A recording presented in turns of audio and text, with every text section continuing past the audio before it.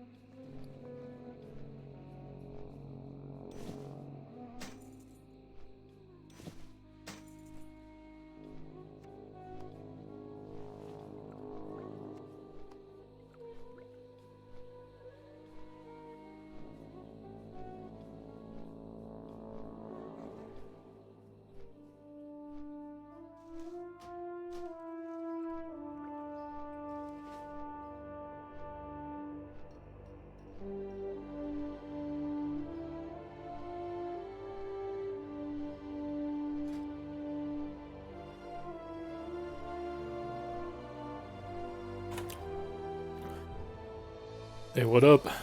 Yeah, we got a scare earlier today. A lot of people thought they were taking the beta down, but looks like we're back in business.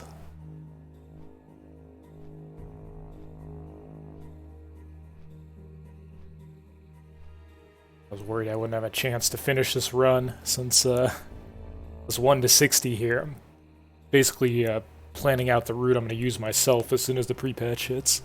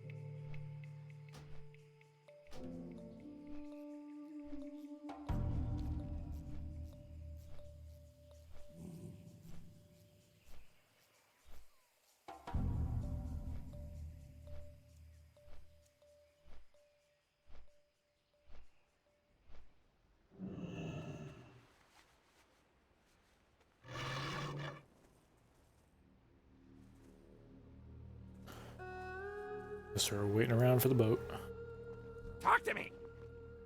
Actually, I have so many potions, I don't even need this many.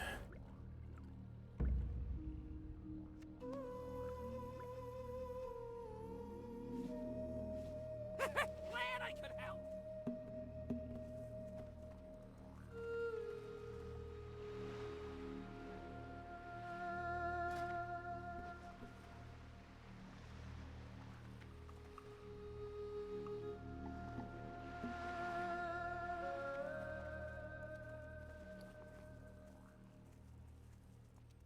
What's up?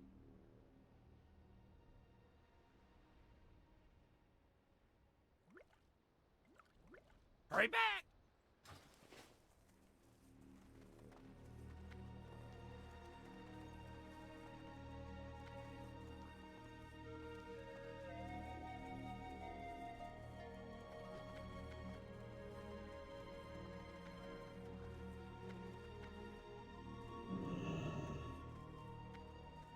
I got what you need.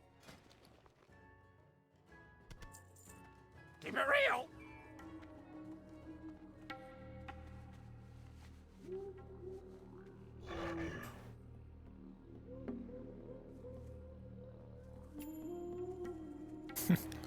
Thought I was stuck there for a sec.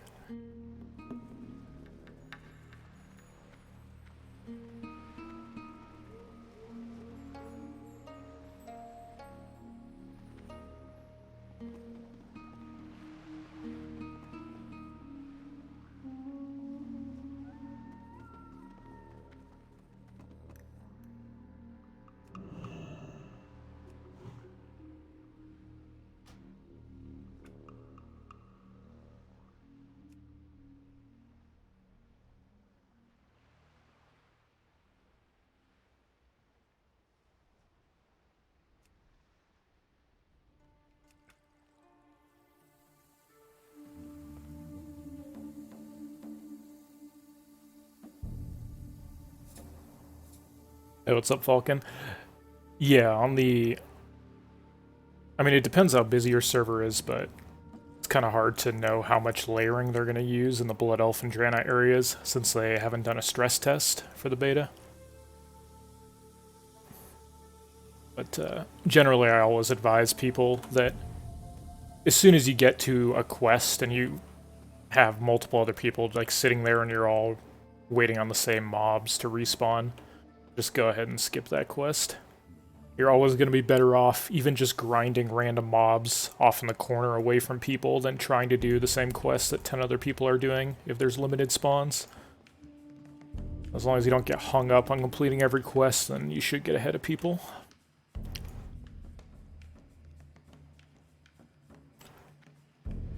Oops. Oh god, I don't have any water walking oil left either. Tragic. I need to stock up more fish oil earlier in the run. There was a point where I was like vendoring a bit of it because I had 40 plus fish oil, but I ended up using a ton of them, so I should just hold on to all of it.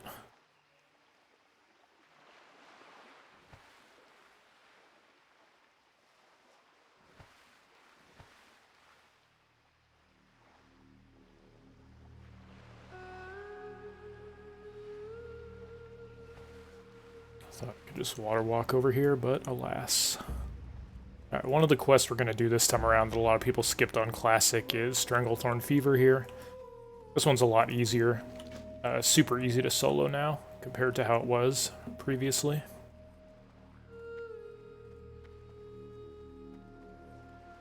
What do you think about the release dates? I mean, What can I do I'm pretty shocked. I thought there was no way that they were going to actually release it on June 1st and just do like a 13-day pre-patch. I'm pretty sure they said that they were doing like 4 to 6 weeks for the pre-patch. Need assistance?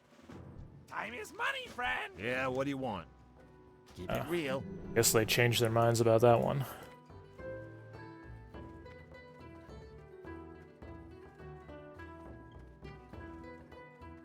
What's up? Time is money, friend. Talk to me. Yo, talk to me.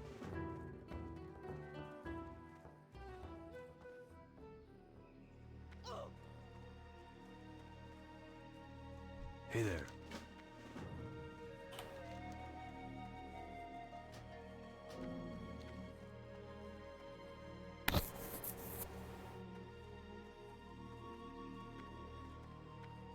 Well met.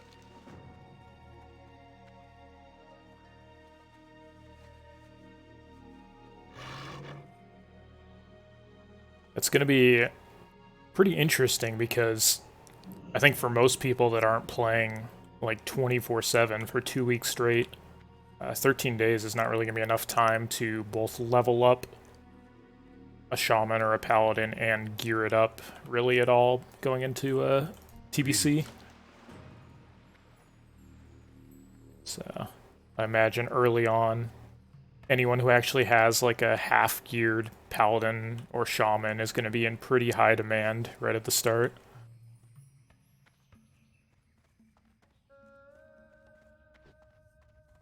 Shamans especially, since every group wants shamans and every raid wants a shaman for every group pretty much. There'll be a very limited amount of them at the start.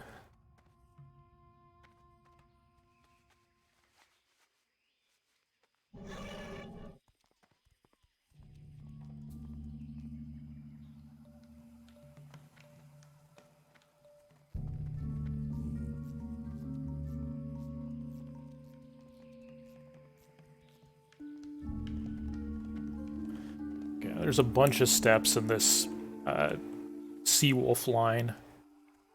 So we're going to start this early.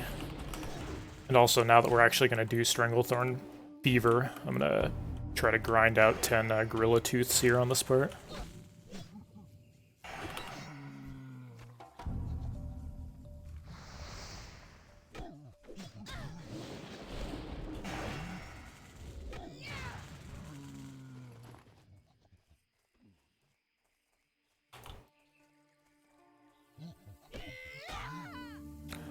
Oh, is that what it is? Is that like the theory behind it, that Blizzard's trying to target a competitor. That's why they kind of did this unexpected release stuff. I guess that would make some amount of sense.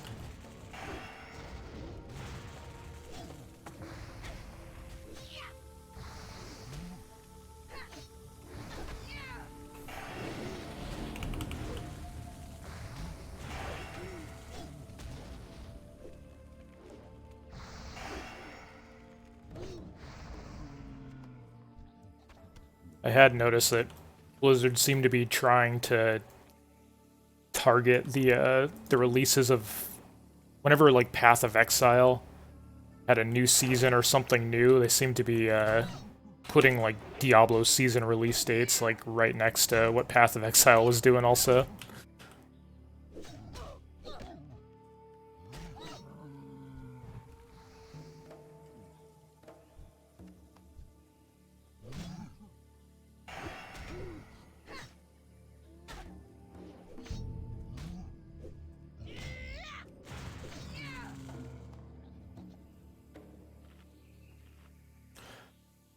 I guess I'm curious on, did they actually say that the pre-patch was going to be 4 to 6 weeks, or was that just like a rumor that kind of got caught on? I felt like I saw it somewhere, but I don't know 100% if they actually stated that.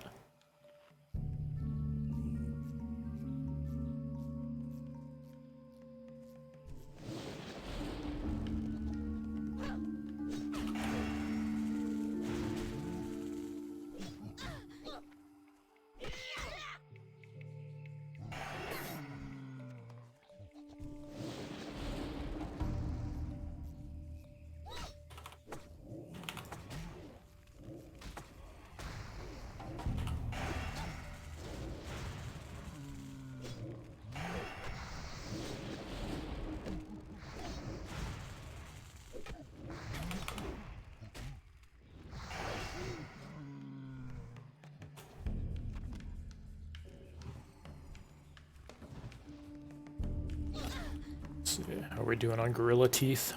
1 Gorilla Fang. Okay, that's not a very impressive number so far. On the other run I was streaming earlier, we had like 13 Gorilla Fangs before I finished the Giblet quest. It appears to be the opposite.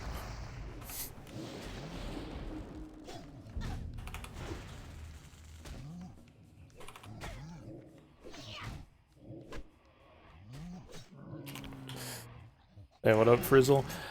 Yeah, I mean, pretty surprising.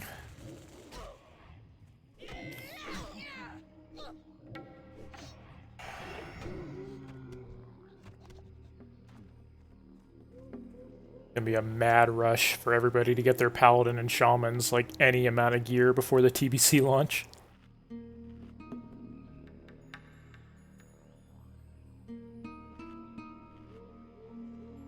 I think me and just about everybody else was definitely expecting like a month minimum of pre-patch time.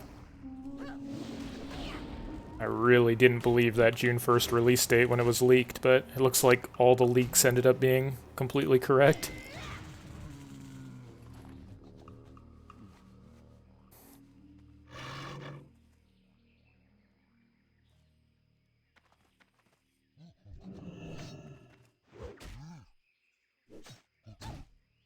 Yeah, Falcon was saying earlier in the chat that it might have been to compete with some other MMO.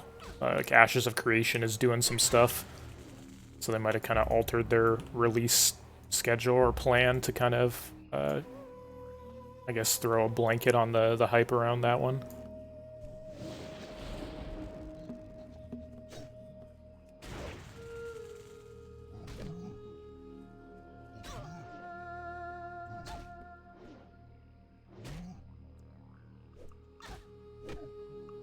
I guess in a way, it's kind of sneaky makes sense also, since, I mean, if they only give people 13 days for the pre-patch, they pretty much have to, if they're trying to get a Paladin or a Shaman, like, geared up and ready to go, or even just to level 1 for, like, the leveling speed of normal players, people won't really have any time to mess around with Ashes of Creation at all.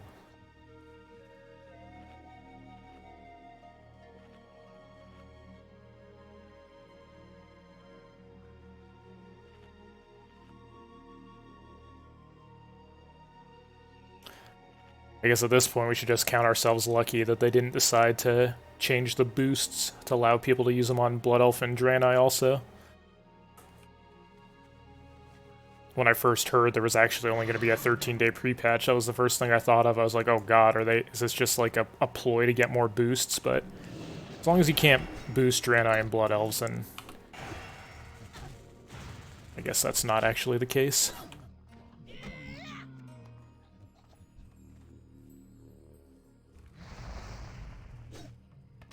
Yeah, the whole stuffing competition thing makes way more sense for the reasons for these dates now. Like, I can understand their perspective. Even if the players are certainly probably not going to be happy with a less than 2-week pre-patch compared to the like 6 weeks people were expecting, and the 6 weeks that they had on original TBC launch.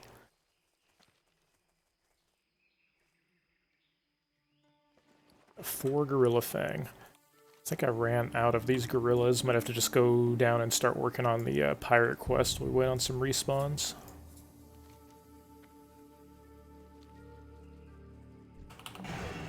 Oh, there's still a few up here. Normally I never really bothered with Stranglethorn Fever, but it's a pretty easy enough quest now on TBC. May as well try to do it. That's why I'm farming out the Gorilla Fangs. The mobs show up like one at a time now instead of these giant waves.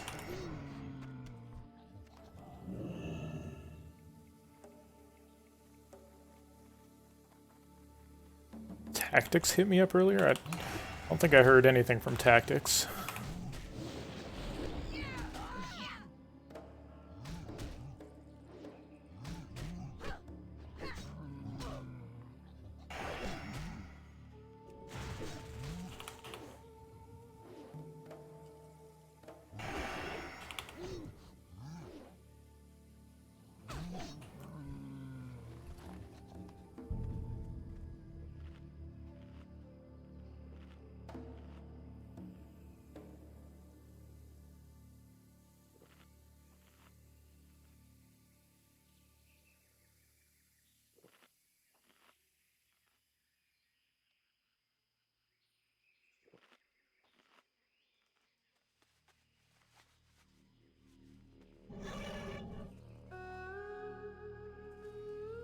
Oh, well, not sure what method he used to contact me, but it might have been on something I don't check very frequently, so not intentionally ghosting him.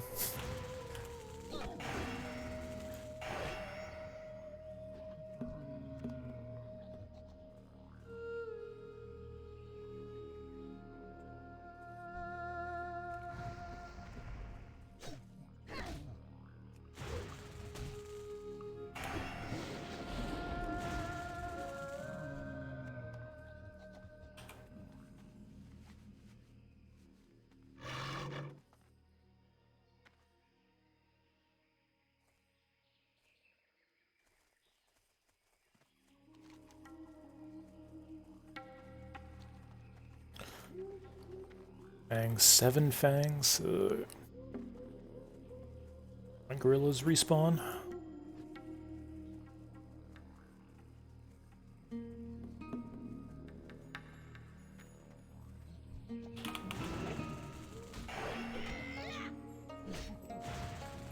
I'm just happy at least to get to finish my like 1 to 60 kind of practice run here and fill out the route I'm going to use, since I was afraid the beta was done earlier today.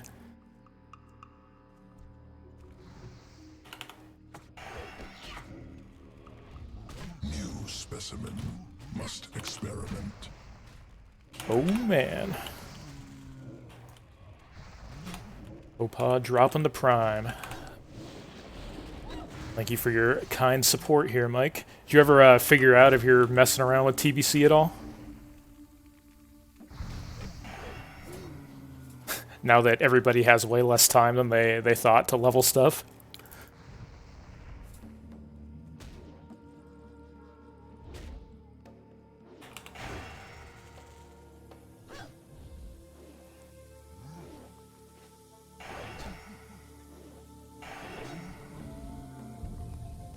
Oh, unfortunate. Yeah, with the release schedule they're doing, it's, I mean, however much of a time sink you thought TBC was going to be before, probably even more so now with the tiny 13-day pre-patch period. Like, once that hits, you pretty much have to, like, start playing full-time to get prepared. So I understand that. Unless you're, like, completely free all day, it's difficult to do everything you need to do in that time frame.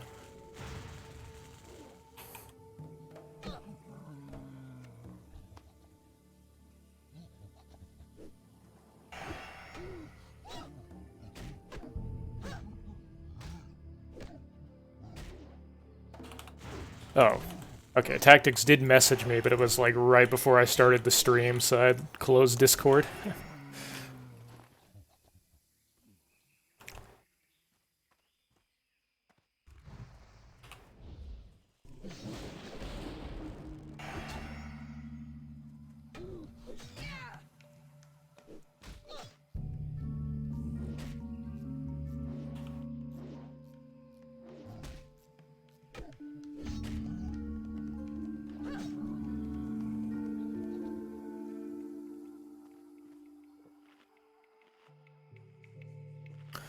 Much rest did you bank?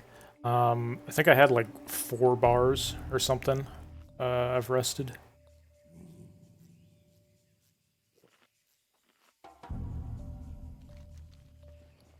Oh.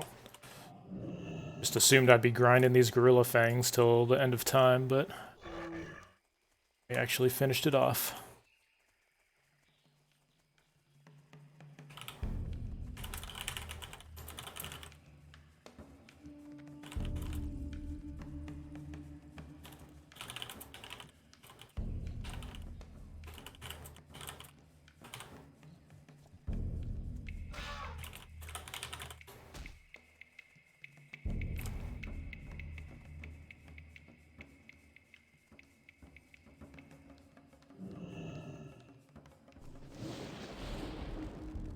Hey there.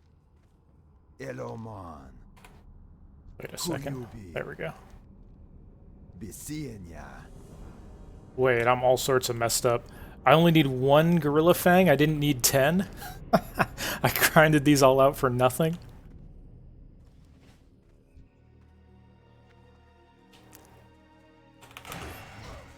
Whoops. Alright, well that's good to know. I just assumed you need 10 of these things like you did on Classic. Apparently it's only 1 now. So this is just the easiest quest ever to finish.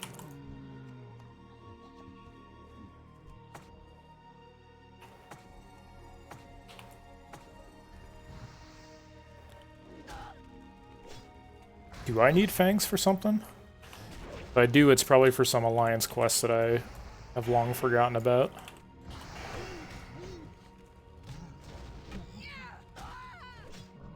Yeah, this quest is a super pushover now. All these mobs come staggered and you only need 1 fang to even summon them. Okay. Oh, easiest quest that ever was.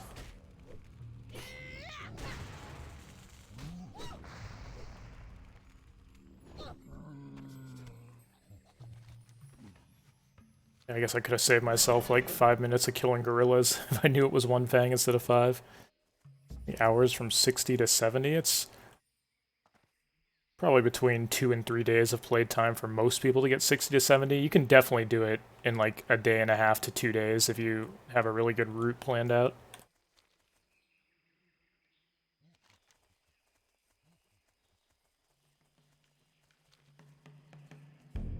Or even less than that if you are well geared.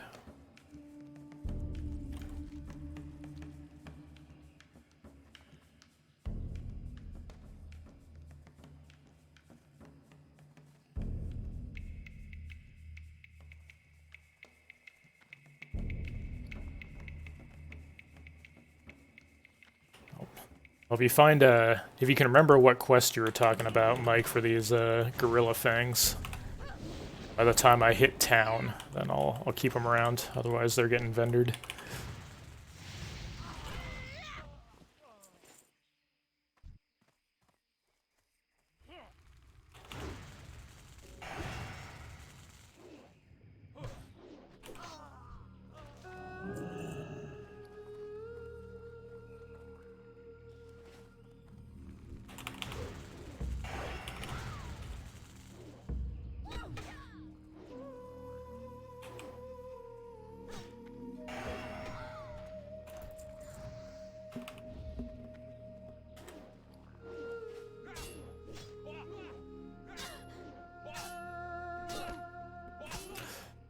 I'm definitely seriously considering the dungeon spam route, because I'm going to be playing on a populated PvP server, so probably not a great idea to go to Hellfire Peninsula on launch. And since we only have 13 days of pre-patch, my gear is going to be just total balls. So I'm not going to really be able to do some of the other tricks like skipping right to Zangar Marsh and stuff like that.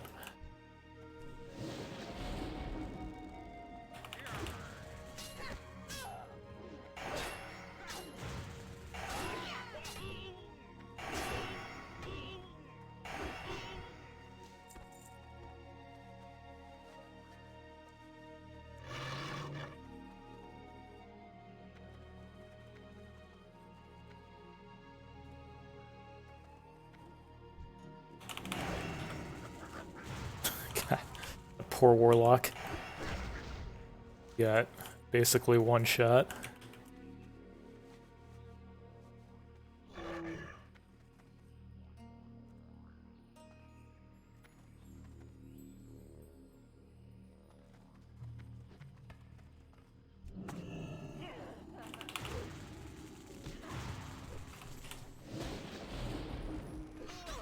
Yeah.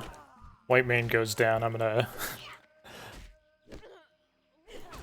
Or if they do that thing where the servers disconnect and you're like stuck in a 9,000 person queue to get back in, I'll probably just play on like the lesser populated hardcore server or something while I wait.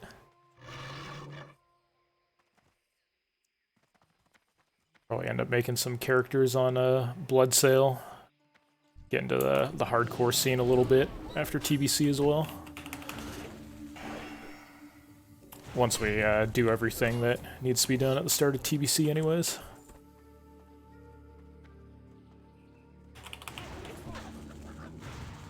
Yeah, the dungeon grinding was pretty safe on Classic launch, but this time around there will probably be so many people dungeon grinding that their servers might actually be stressed.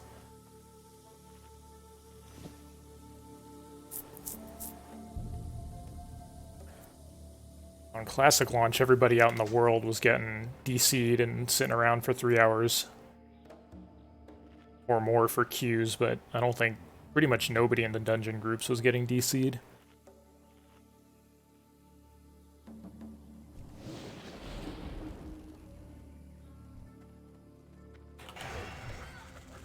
Oh, I was gonna say I might end up fighting 3 of these things at once, but I guess if they just die in 2 seconds, who cares?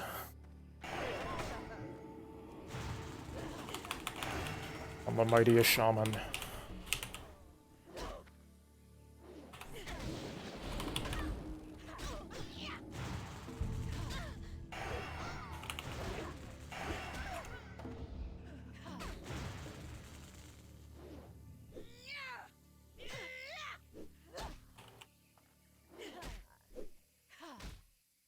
Arena in 25 minutes. Wait, what bracers? Don't you have to get like 12 arena pieces or something? I didn't even know there were bracers you could get without doing a bunch of collections.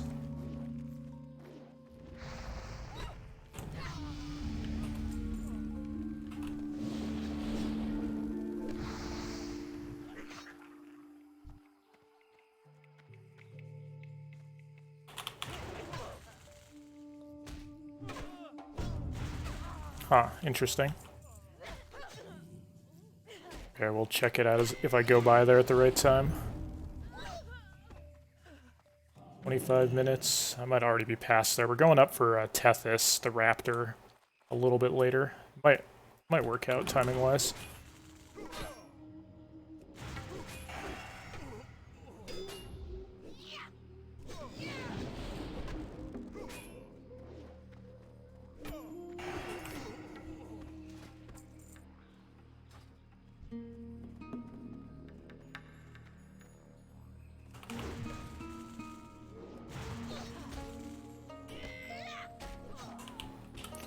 Oh yeah, let's get some more hit going here.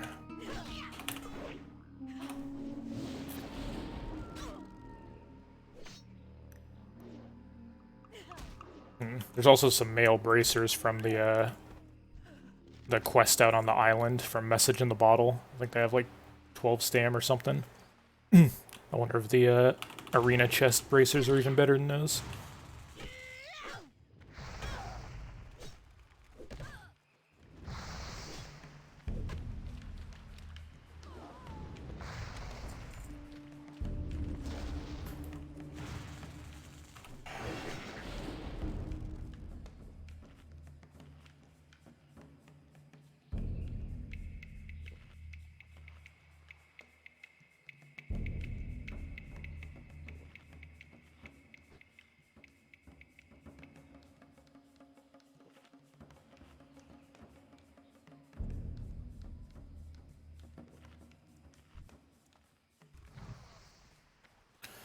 The one downside of switching into male gear is that there's very little spirit on male gear overall, so mana struggles a little bit.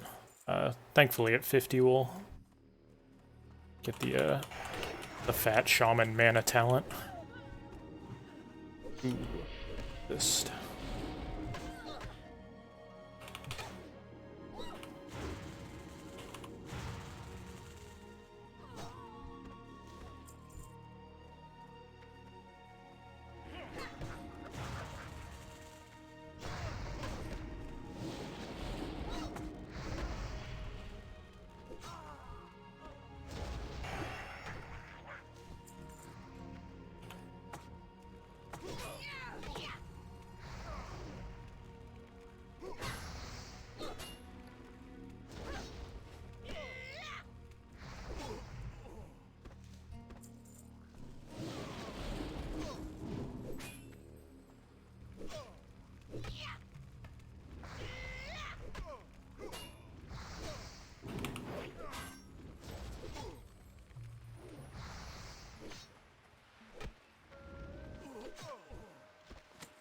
I'm pretty sure there's only like 5 or 6 spawns of swashbucklers unless you like go out to these boats, so I kind of have to wait on some respawns.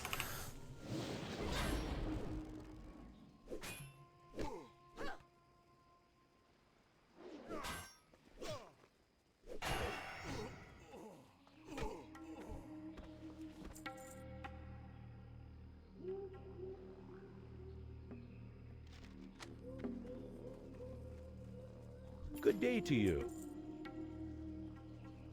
See you around. I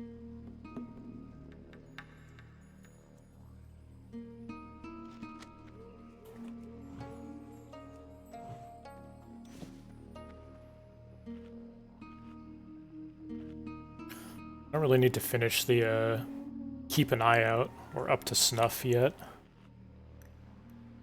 since we have another full pirate quest to do after this. But I do need to wait on respawns for these swashbucklers.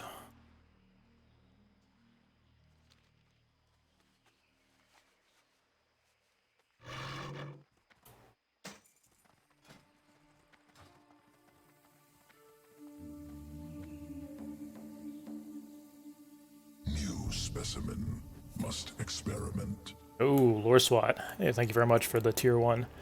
3 months, appreciate that, man.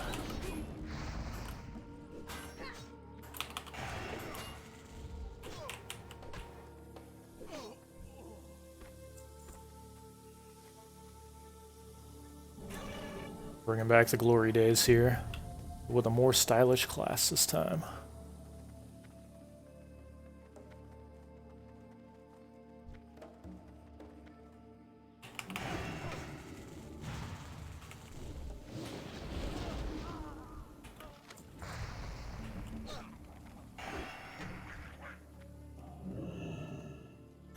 I mean, it's definitely less than I was expecting. I mean, I'm not worried about hitting 60 in that amount of time, but nobody's really going to be able to gear themselves up. So everybody playing, you know, paladins and shamans and stuff at the start of TBC is going to have some pretty dog gear. But open beta stays up long enough here to finish my 1 to 60 run here. My guide's updated till about 50 right now. It's not even really a guide, just the route I'm using, but Hopefully I can finish that up in the next few days here before the beta goes down at some point. Are you leveling one of the new races during those sweet 13 days, Lore SWAT?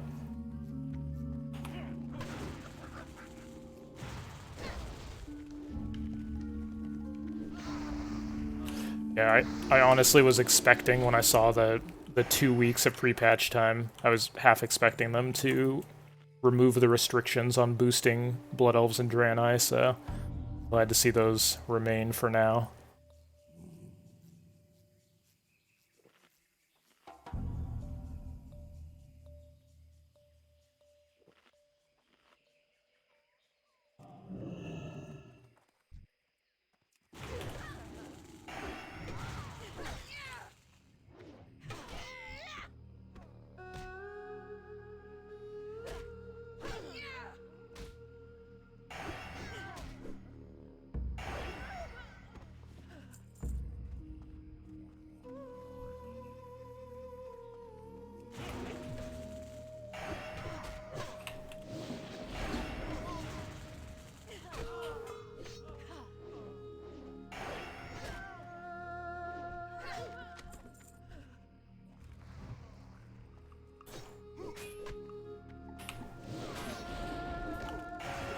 I definitely wouldn't be too surprised if they did, since they kind of force a lot of more semi-casual players or people with not a lot of time over the next couple weeks to buy boosts.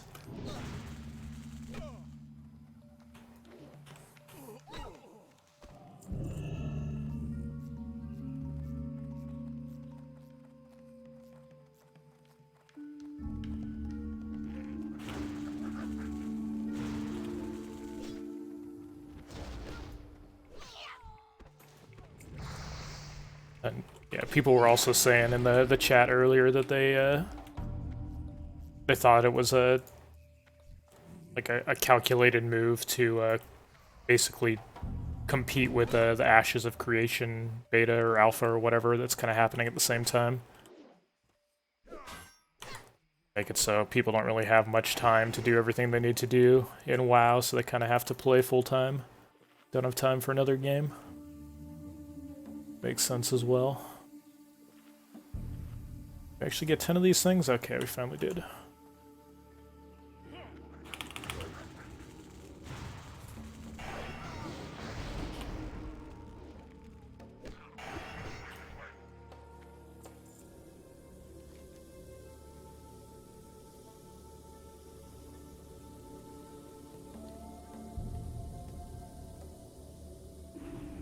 Yeah, you have to buy that package. Time is money. So friend.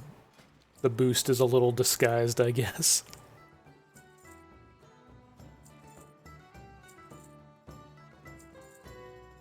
Have a good one.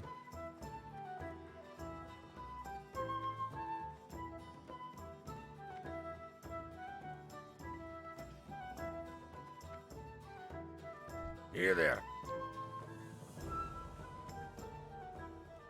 Peace, friend.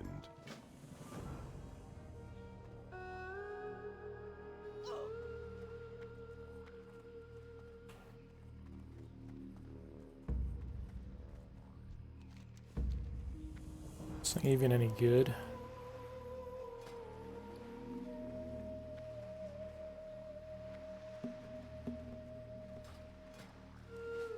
So we could add it to the spirit set.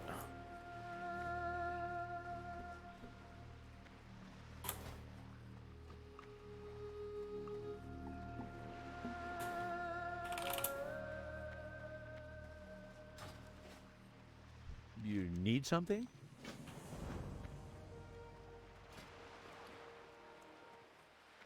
Oh, you get a month on top of that? Okay, I didn't even notice that part. Okay, so a little more reasonable if it's like 25-ish bucks, essentially.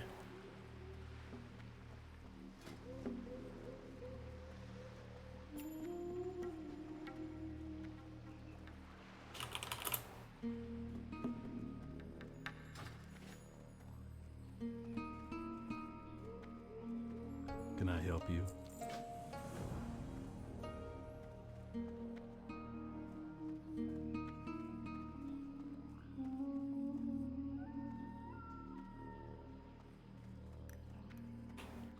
Oh my god.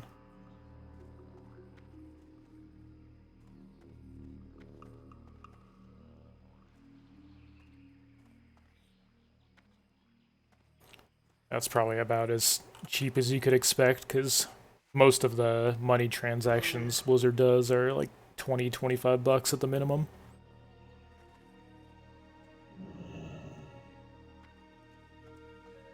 I'm going to be playing Enhancement on TBC as my main.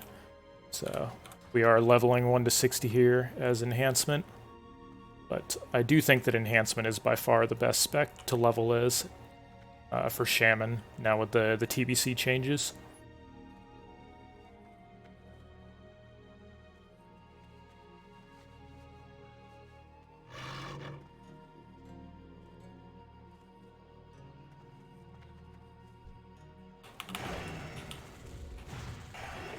There you go. There's some enhancement burst damage for you.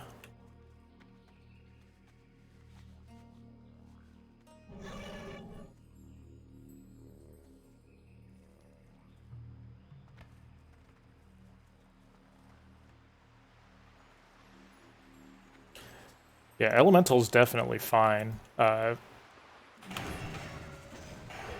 Like, 60 to 70, if you have really good gear, Elemental's fine. At 70 for raiding and stuff, like, yeah, Elemental's totally fine. I would say 1 to 60, especially if you're just kind of like starting off fresh. I think Enhancement is much faster than Elemental for leveling when you don't really have gear and you're kind of starting out fresh now.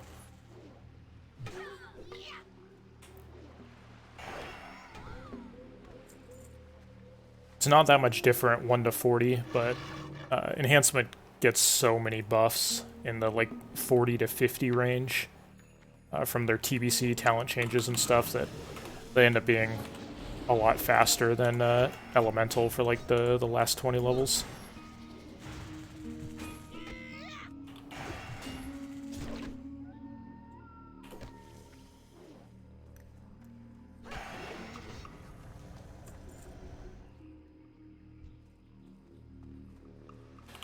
It's definitely not ideal to level with a two-hander. I don't think there's very many one-handers early on, also. I would say if you have the time for it, what I would recommend doing is instead of using a two-hander, just grind out 2 of the High Warlord one-handers.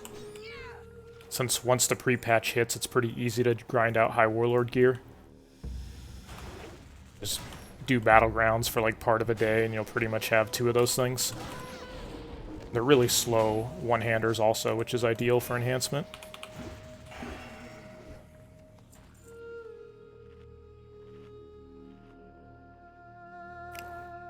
Claws of something.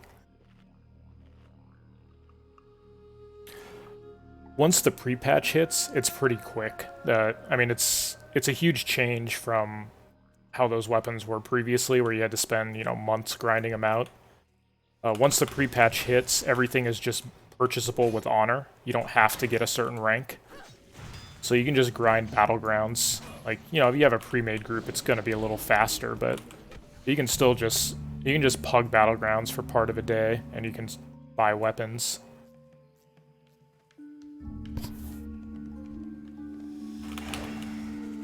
It's kind of a like a big catch-up mechanic they put in for the pre-patch.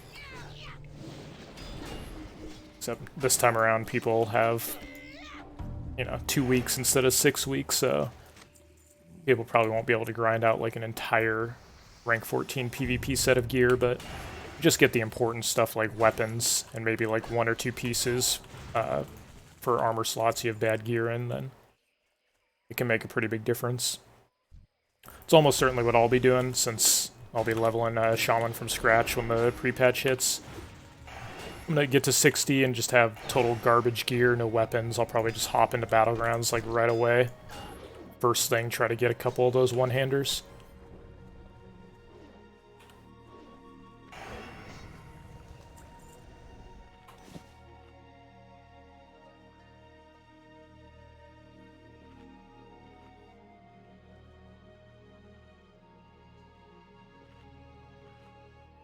Rip, I hope you didn't equip those flurry axes yet. Those are the 1.5 speed ones, right?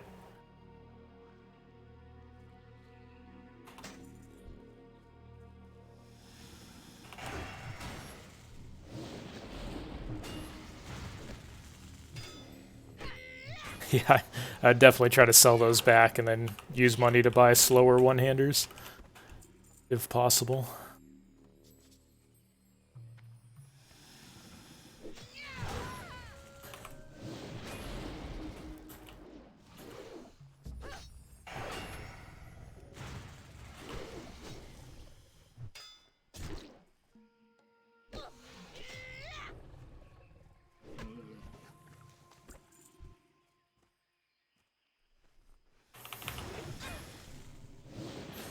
Once you get into the early 40s, the slower your one-handers are, the higher your damage output will be.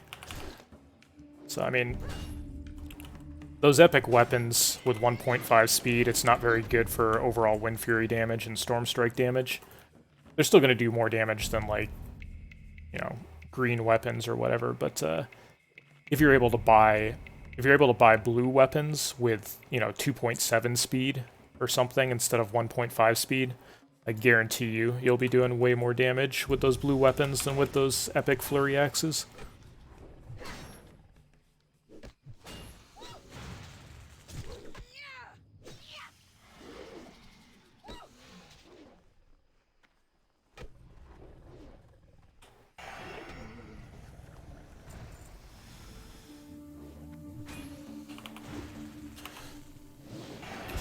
Sorry to be the harbinger of bad news with that one, but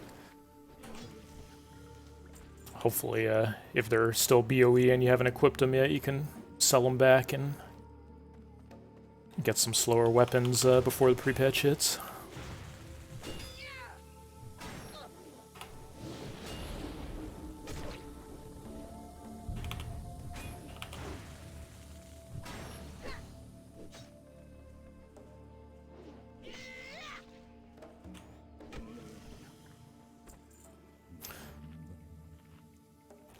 Yeah, it's mostly that the two reasons that fast one-handers aren't good for Enhancement Shaman from like mid-40s onward.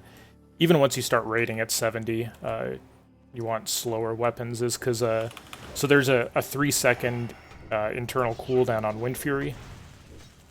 So if you have super fast weapons, you know, especially with extra hits and flurry and all that,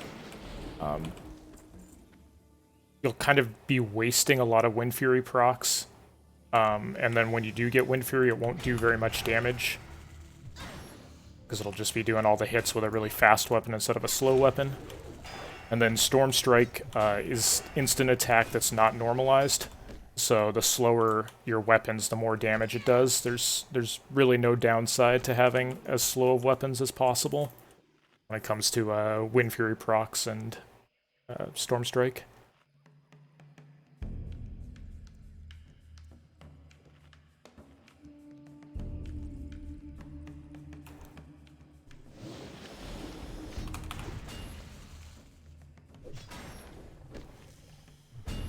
Yeah, I'm actually kind of sad that the blacksmithing weapons are, you know, or the main hand mace is like such a requirement for enhancement shamans, because I am not going to have any time to level my blacksmithing or get any money on a new server going into TBC.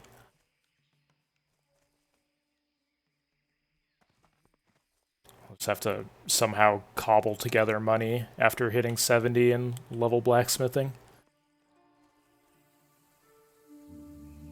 I mean, I guess maybe I could do it during the pre-patch, but I won't really have any money.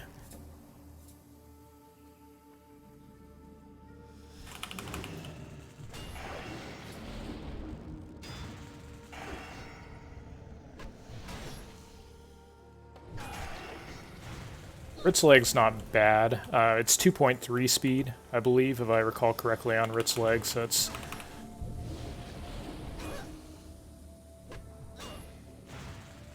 If you can manage to find like a good deal on a 2.7 or slower blue one-hander, that'll get you the most bang for your buck, assuming you can still resell those other weapons.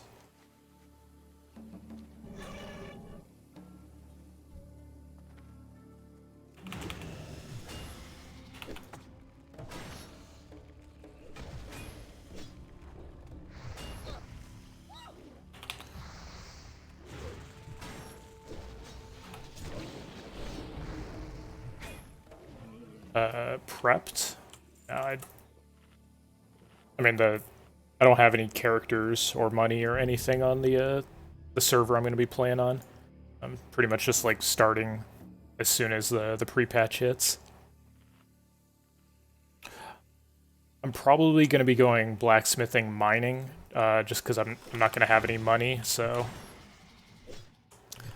I probably wouldn't be able to level up both blacksmithing and leatherworking without a like a farming profession.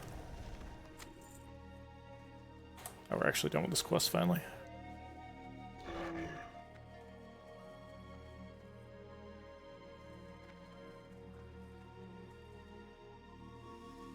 Oh, you mean just like looking at the gear sets? I had like a couple YouTube videos bookmarked on some of the stuff.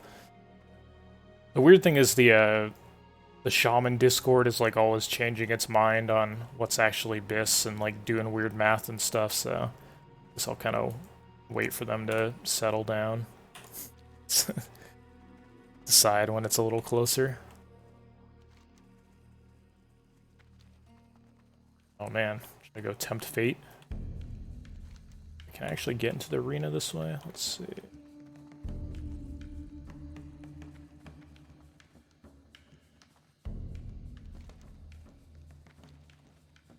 I think Enhancement Shaman's kind of lucky in that a lot of stuff you just get from questing is kind of pre-raid BIS, or at least really close to pre-raid BIS.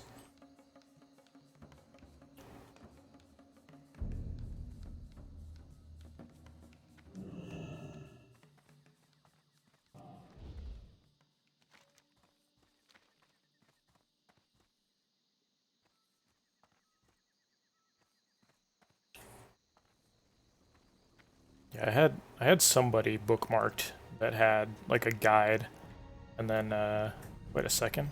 Where's the somebody already grabbed the chest?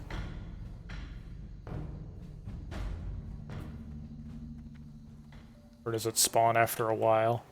I haven't even tried to get this before.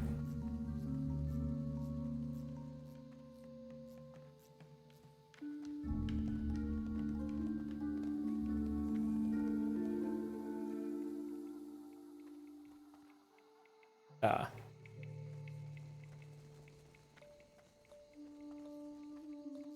Wait, didn't they change the blacksmithing mace so you can't dual wield it anymore? They made it like main hand only till later in TBC.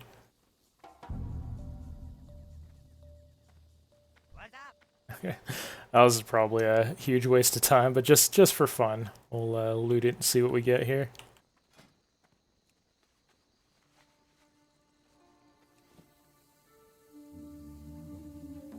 Oh, let's see. Wait, let me look at that. I just assumed it was let's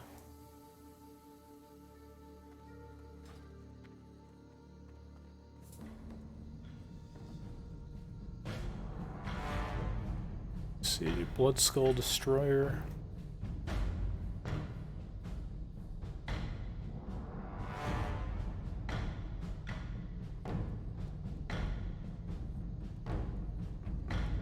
So what are those even from? The Blood Skull Destroyers?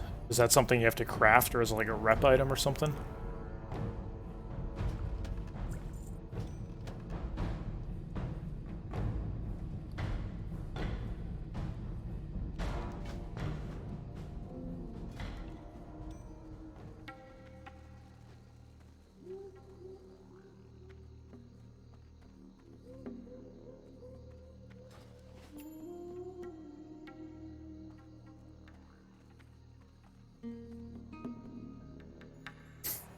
Yeah. Oh. I have like 4 stacks of potions in my bank. I somehow just have infinite amounts of them on this run, but I'll take the 5-stam trinket. That's actually not bad. Okay. Maybe it'll tempt me to go for it on the pre-patch run so I can get slaughtered by 60s.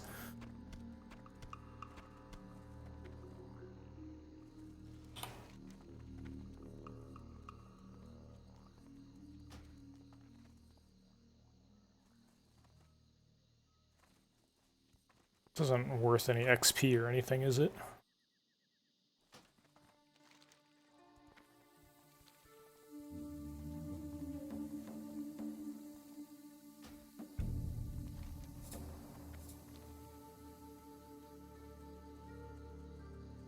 The 2.6 speed is actually kind of nice too, since if you're using blacksmithing for the main hand crafted mace, the Shaman forums are all saying you want your two weapons to be the same speed now because of weird classic mechanics and the way that Blizzard implemented stuff.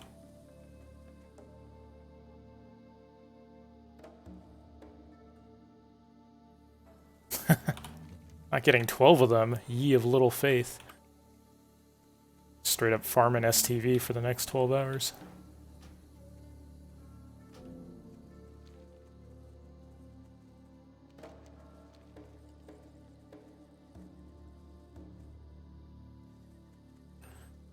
For some reason on TBC, it always takes me forever to find Tethys. Oh, there he is. Spoke too soon. What? When I found him before, he was like way over there in a location I hadn't seen him before. This is more his normal classic location. Not elite wool. At least King Bangladesh is still elite, and also that giant on the coast. They nerfed him, but he still hits like a truck. He's still pretty beefy.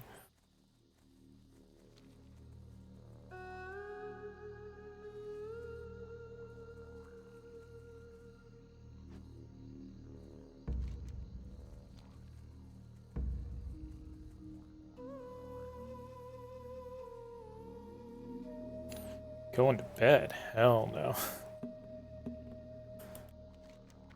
Just started this bad boy.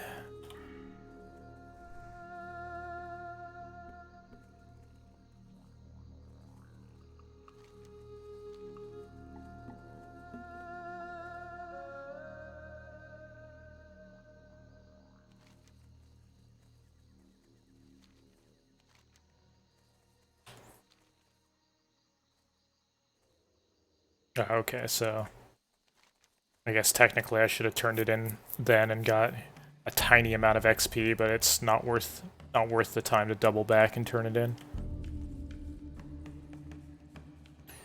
58? I don't know, probably like 2.5 days of playtime on a shaman, maybe. I'm gonna go 1 to 60 in the old world on this run, just because it's basically like a prep for the pre-patch. So we won't be able to go to Outlands at 58 while everybody's racing to level their Draenei's.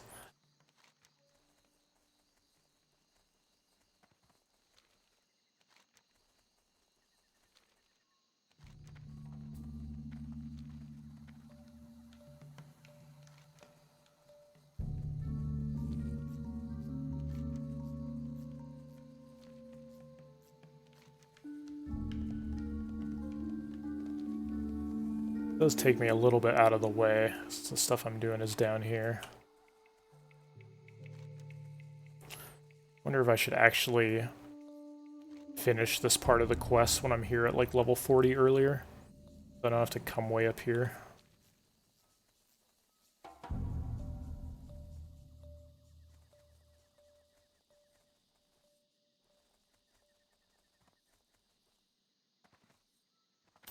Just the way that different people enjoy playing the game.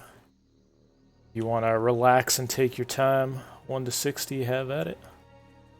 Well, since the pre-patch is going to be less than 2 weeks, I think myself and a lot of people will be trying to level up their Blood Elves and Draenei as quick as possible.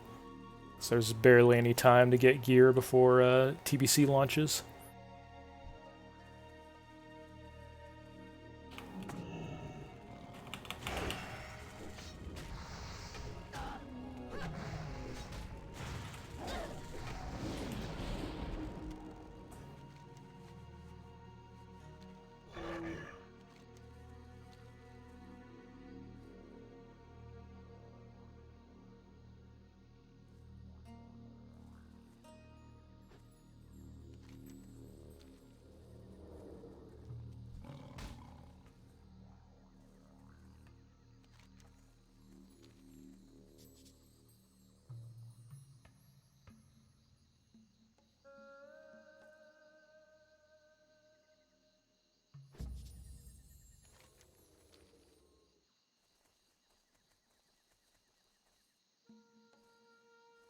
Buying gear now and enchanting it. Yeah, I mean, with the limited amount of time you have to level in the pre-patch, I would say try to buy probably the best investment you can make if you're leveling a shaman anyways, is to buy 2 slow one-handers around level 40. And once you get dual wield and storm strike and stuff, if you have 2 really nice slow one-handers with enchants, you'll tear through 40 to 60.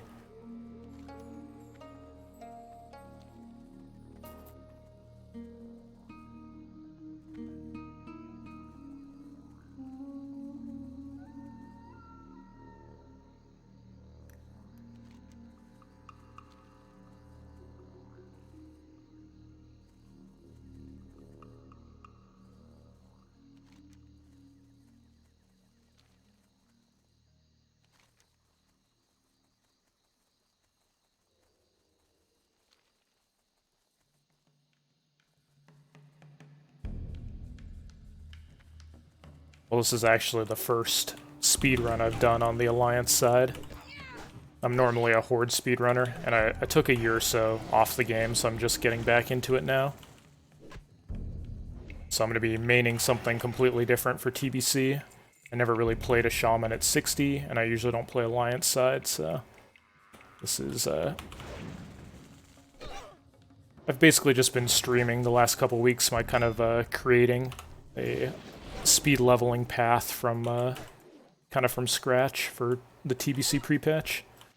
I'll be using it myself, and then other people are welcome to use it if they want as well.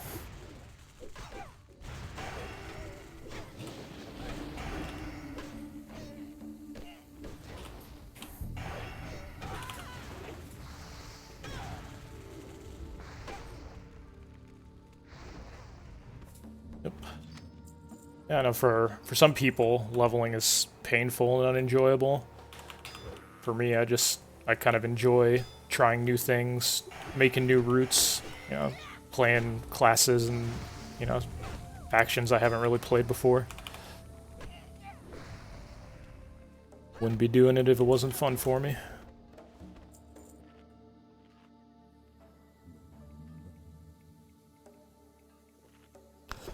Yeah, no worries, man.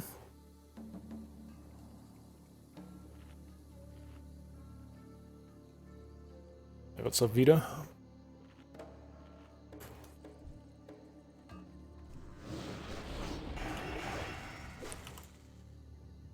How you taking to that 13-day pre-patch? Are you gonna stream your whole run when the patch hits? Yeah, I plan to. It will be on a PvP server, so I might kind of be asking for it a little bit, but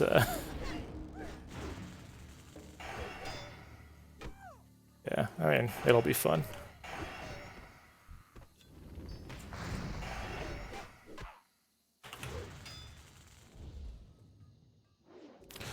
For now, I'm just trying to... Not sure exactly how much time the beta still has up, so... My guides, or my route is updated, the route I'm going to use on this 1 to 60. It's updated till about 50 right now. So I'm trying to just kind of finish off a nice clean 1 to 60 route for my Shaman here over the next few days, so... Probably getting that all together, and then, yeah, just doing some marathon streams when the pre-patch hits. Assuming the servers aren't all down and everything, I'll probably do like a 24-hour stream initially.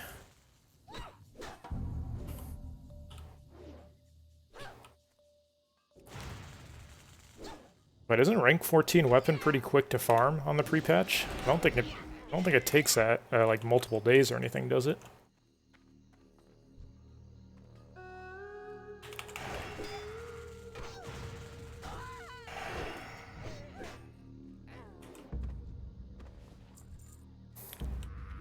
Maybe I just have a memory of it being really fast from, maybe I was like playing pre-made battle groups or battleground groups or something when I farmed stuff previously.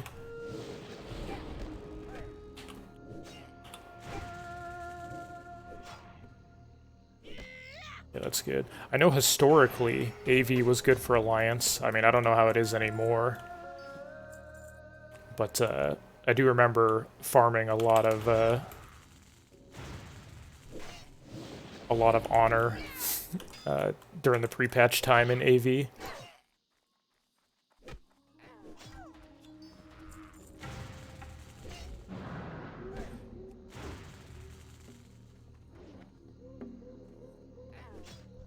Even if it ends up taking a while, I don't really think I have much options. Pretty much higher priority over everything. I think once my Space Goat gets to 60 is probably just to farm the rank 14 one-handers.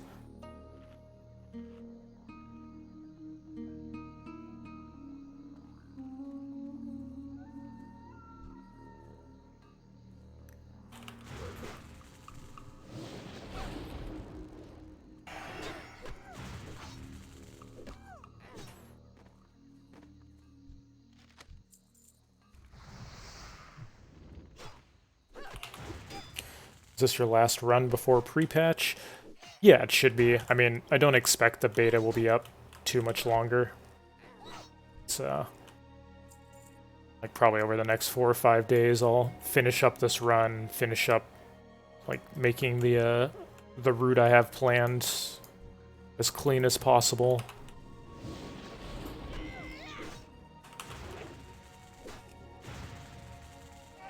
Not really sure what I would do with any extra time if they end up leaving the beta up till like right before the pre-patch. I don't know, maybe I'll take requests or something. Not really sure what I would do with extra time if I end up getting this finished ahead of time.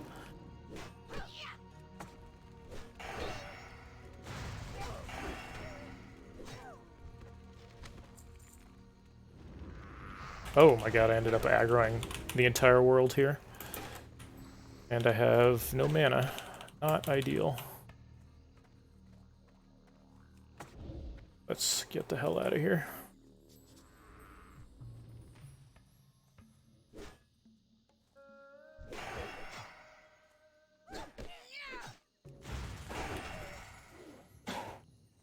Expecting 60 hours played to 60. Or are you continuing your normal work schedule during the pre-patch or something, Vito? 1 sec. Let my cat out.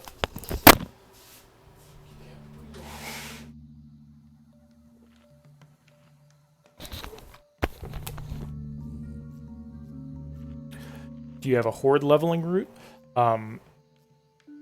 So I have a 1 to 20 Blood Elf guide. It's linked there under my Draenei Shaman guide. I don't have a full like 1 to 70 on Horde side. I've mostly been working on Alliance recently. There is a guide, like a rested XP that's coming out from some speedrunners. So that'll have Horde 1 to 70, but I don't really have anything beyond the 1 to 20 Blood Elf for Horde side right now.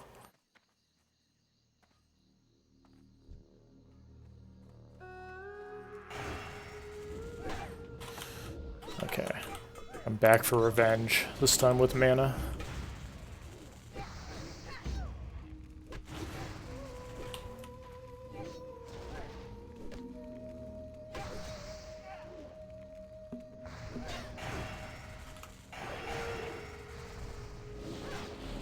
That guy just snap respawn instantly? I think he did.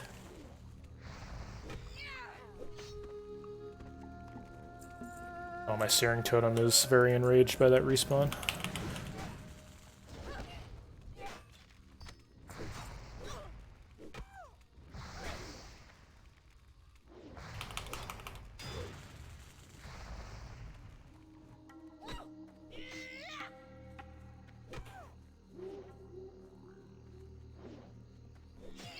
Miss, miss, miss, miss, miss.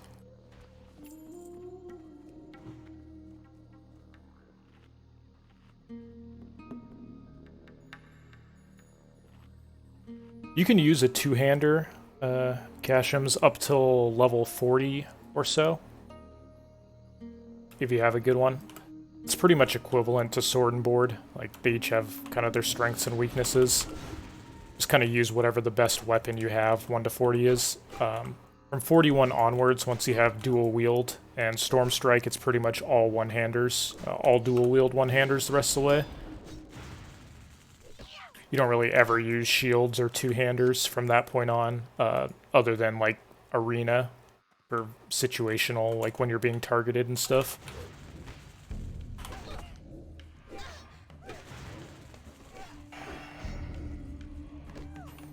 Anything you do for farming, leveling, raiding, etc. will be exclusively dual-wielding one-handers.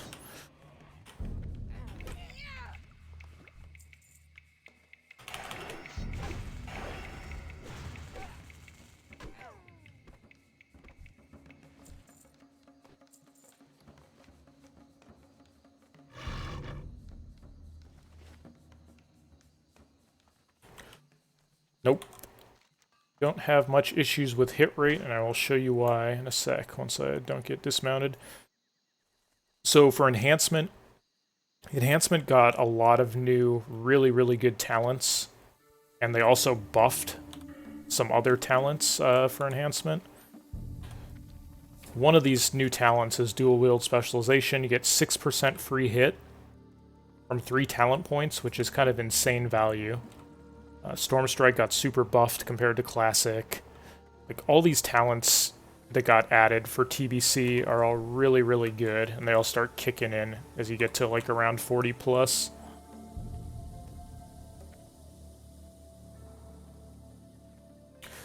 Plus, one of the common raiding specs for Shaman also goes down partially into the Restoration tree. So you can do totem twisting and stuff, and they end up picking up Nature's Guidance as well, which gives you an additional 3% hit for spells and attacks. You kind of end up with 9% hit, just baseline, before gear even. Those enhancement talents are pretty valuable.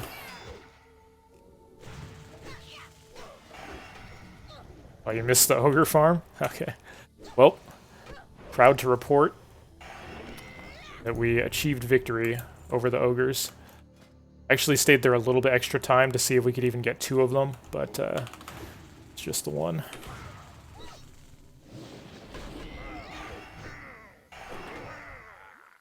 So I got the axe, and I got enough gold to buy my mount. So I have my mount a little earlier this time.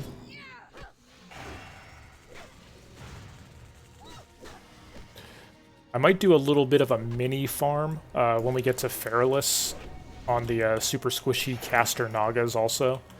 Not for anything in particular, but just because we're kind of at like a power spike right now, and those mobs are so squishy that I might kill them for a few bars just to give myself an extra chance to get the zone drops, you know, those robot chicken escorts, like finding OOX.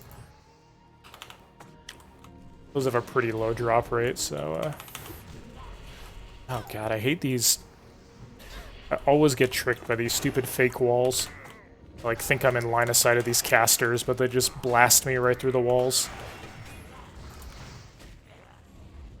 Which would have been super fine if I had actually...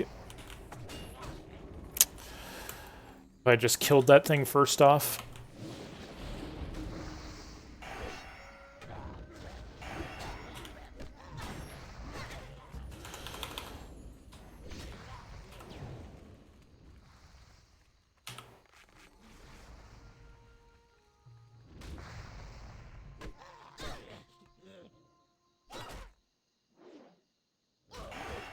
Alright, that was a bit on the close side. That's what happens when you trust these things to block line of sight. I guess I'll just always kill the caster first.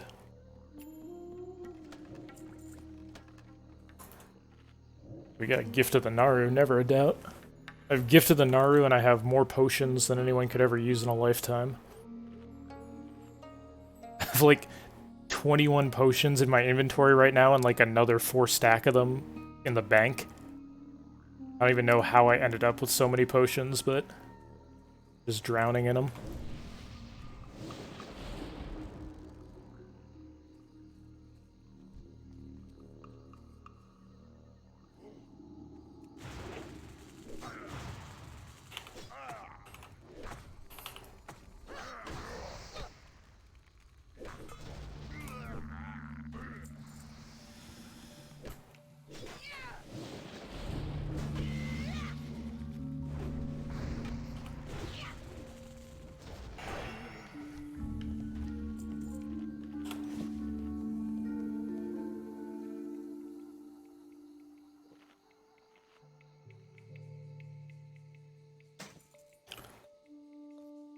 I think this sickle axe from the ogre farm, it was a little bit faster this time. Oh, resist, yikes. These casters are owning me. I think it took maybe like 100 ogre kills or something, and then the previous time it took like 150. So I'm probably ahead of average on RNG for the ogre farm so far. Hopefully my luck will hold up for retail.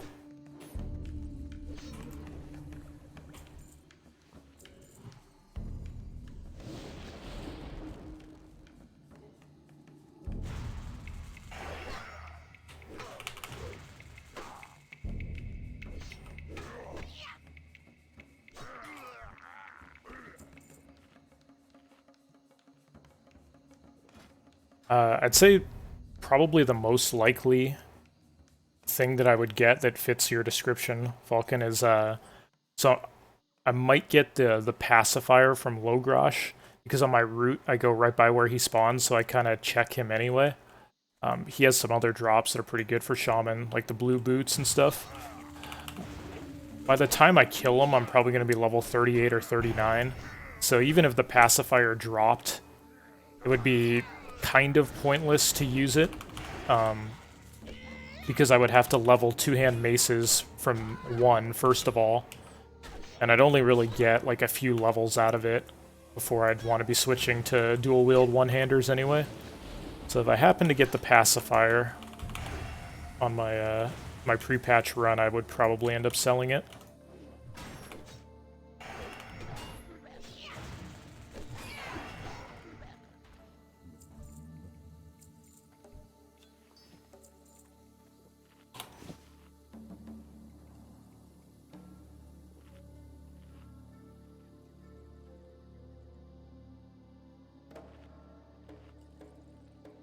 As long as it's an item that I could make use of for a long period of time, I would just use it myself. If it's like a blue two-hander right before I am about to hit dual wield, yeah, I'd rather just sell it off.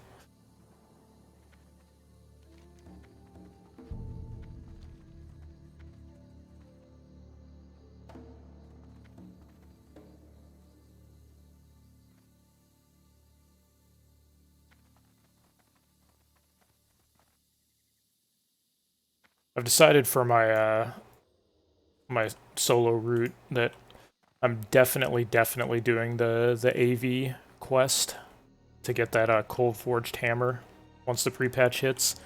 We won't really be able to replicate that here on the beta since there's not enough people to solo queue for Battlegrounds. But I'm kind of curious how much honor you get from just like leveling up in AV. I don't really intend to try to level in AV like 51 to 60, so to speak, but if you did, for some reason, just decide to grind out AV for 9 levels, 51 to 60, and just like, you know, kill harpies in a cave or gnolls in the mines or something by yourself, just kind of slowly grind your way up to 60 while getting honor and stuff from AV, I wonder if that would make a significant difference in getting yourself geared up once you hit 60. I don't know if you get like less honor when you're low level or what. But I'm gonna at least be doing the initial couple quests in AV where you just have to win a game. You get some really good rewards and like 13,000 XP or something like that, so it's definitely worth doing a couple AVs at the very least. Something you can just solo queue for easily enough. They're always running on every server.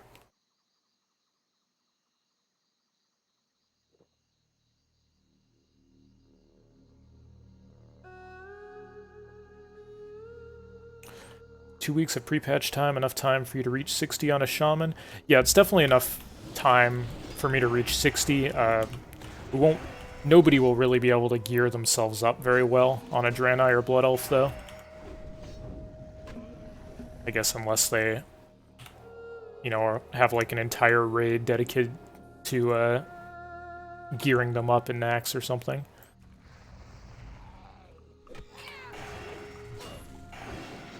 Wow, I only have 4 of these mixtures. Okay. Might be farming this area for the Zanzil stuff for a while.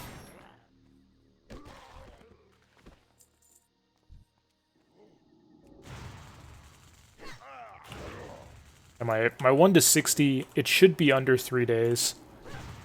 I'm not exactly sure what the full time will end up being, because as I'm kind of new to the Alliance side, so I haven't actually done a full 1 to 60 on this side yet. But pretty confident at this point that it should be considerably under 3 days of played time using this route. And will just be even faster if people, you know, buy themselves gear and stuff ahead of time. So are you planning on stockpiling the AV quests for the TBC launch, Vito?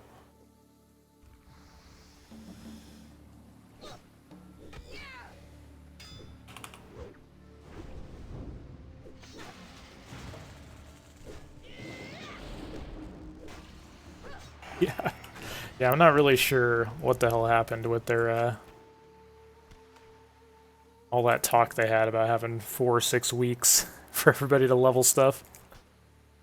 I dare say that 13 days is not enough time for a typical person with like a job and some responsibilities to level up a Blood Elf and Draenei and get them any amount of gear.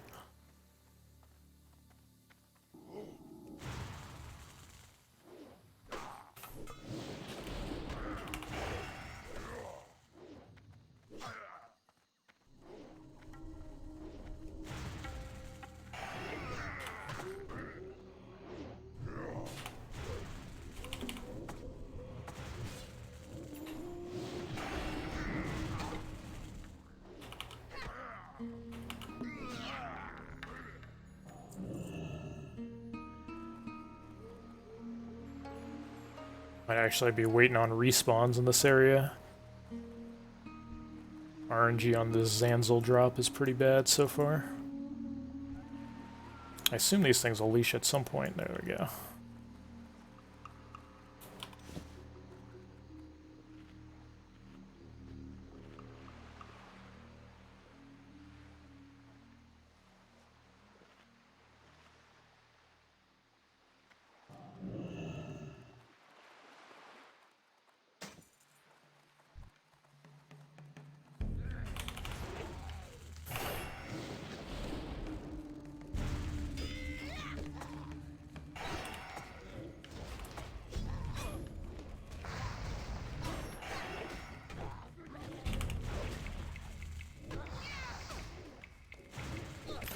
Yeah, I'm definitely right there with you. I was fully expecting 4 to 6 weeks.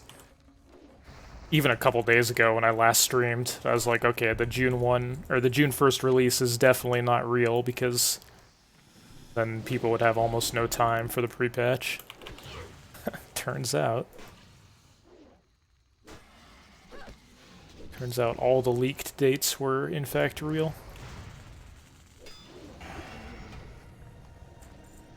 Shit, people knew about that May 18th pre-patch release date for like a month plus at this point.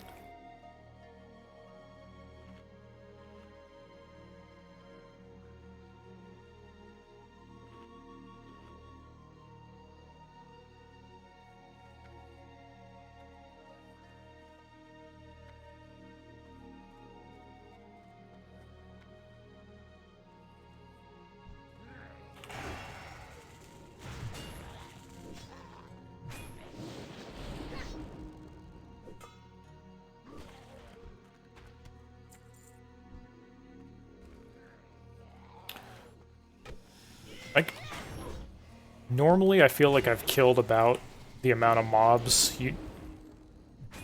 that you do to complete this quest. So RNG is just pretty bad for this one. I might just have to double back to that other area to finish it up.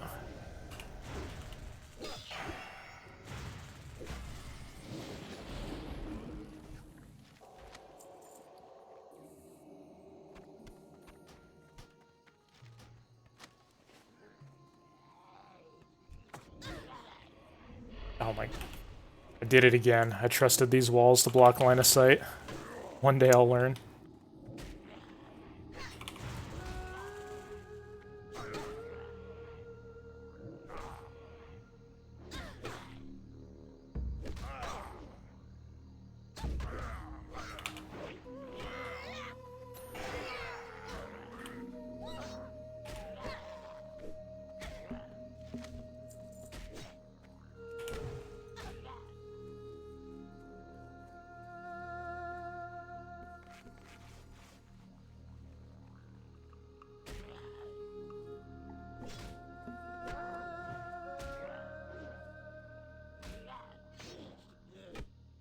Boy, I'm not getting any procs.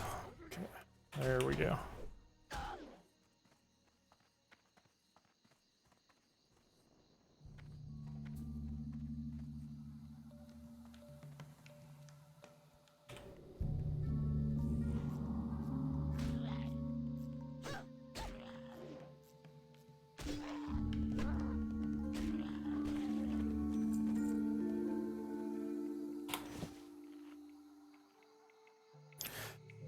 Yeah, I can't seem to make my brain just accept that this stuff doesn't block line of sight. I just keep trying to pull behind these things and group up the casters, and they just turret me down with chain cast spells.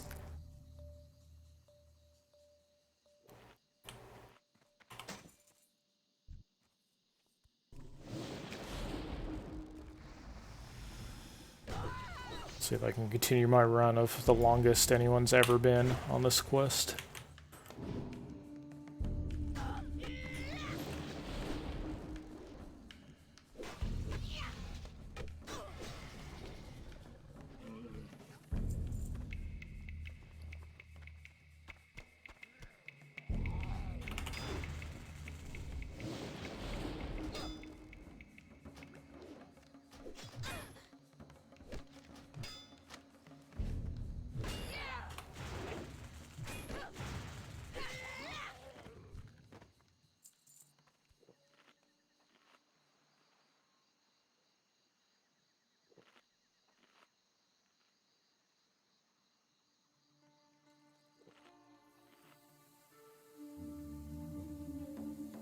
Yeah, I guess I might be able to sneak into some. I'm still gonna do the 1 to 60 part as solo self-found. But once we get there, I may hop into like some kind of raid. I think the group I'm playing with mostly does like GDKP or like partial pug raids, so I don't think I'll be getting any like priority on gear or anything, but might be able to snag a piece or two.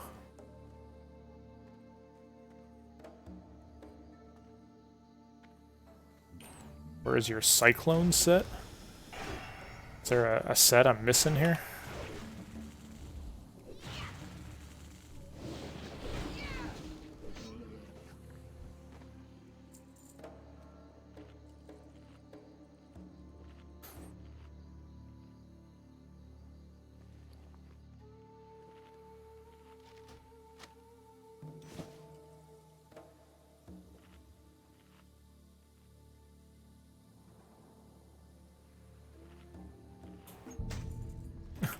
Yeah, I imagine I'm probably just gonna be in a hodgepodge of like questing gear and whatever high warlord stuff I can manage to grind out before TBC launch. I'm definitely not really expecting to get any raid gear. If by some miracle I happen to, I guess it'll just be a nice bonus.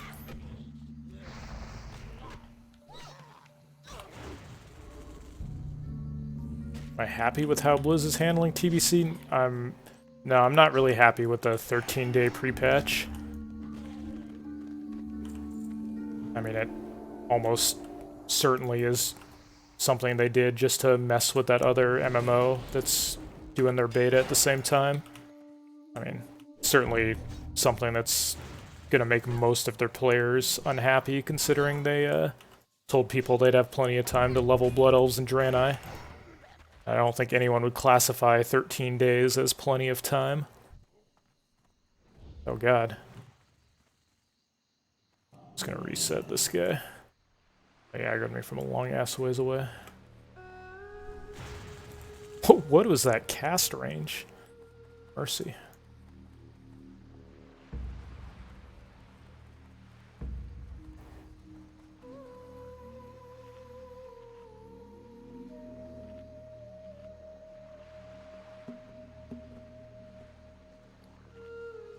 I've actually spent so long on this Zanzil mixture quest because of the bad RNG that I'm like actually almost out of food and drink.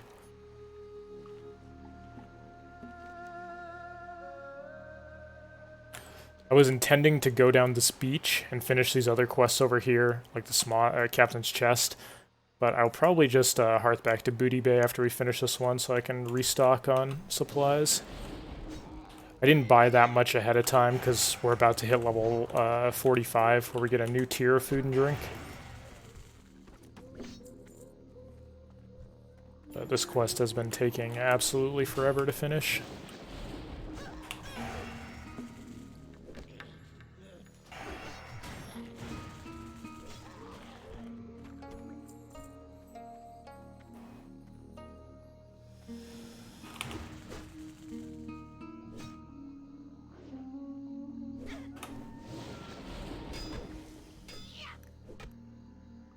Yeah, I think I'm just on board with what somebody else. It wasn't me who noticed it. Somebody else in chat was saying just at the start that the launch date is probably because of Ashes of Creation, and knowing Blizzard, that makes a lot of sense to me as why they kind of chose the release dates they did and why they changed their time frame around to only have a tiny pre-patch.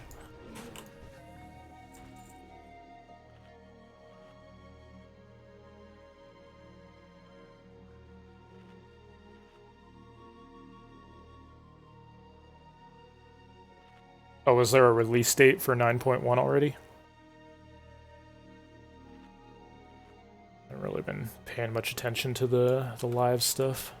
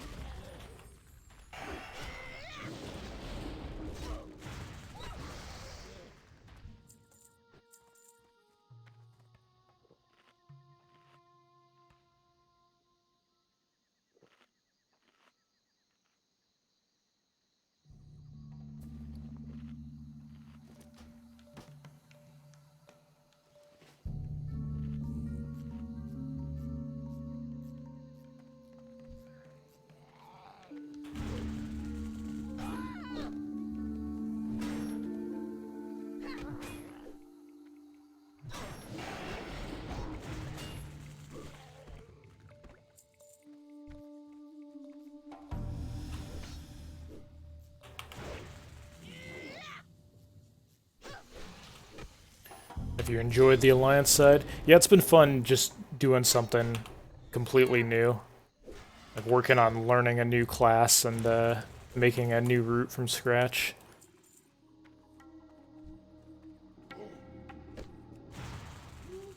And just kind of like streaming the process of it. It's been nice too because, I mean, I'm certainly not an expert on the Alliance quest progression, so there's been plenty of people that have been coming up with good suggestions from the chat along the way. So, I think over the last 2 weeks we've put together a pretty good route at this point. Now I feel like I'm pretty comfortable actually playing Shaman, knowing what I'm doing.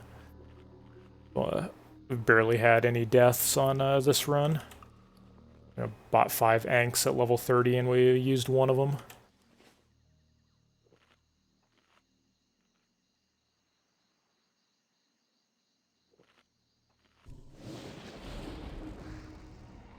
Hope this guy drops his Anzel's mixture. We're officially out of food.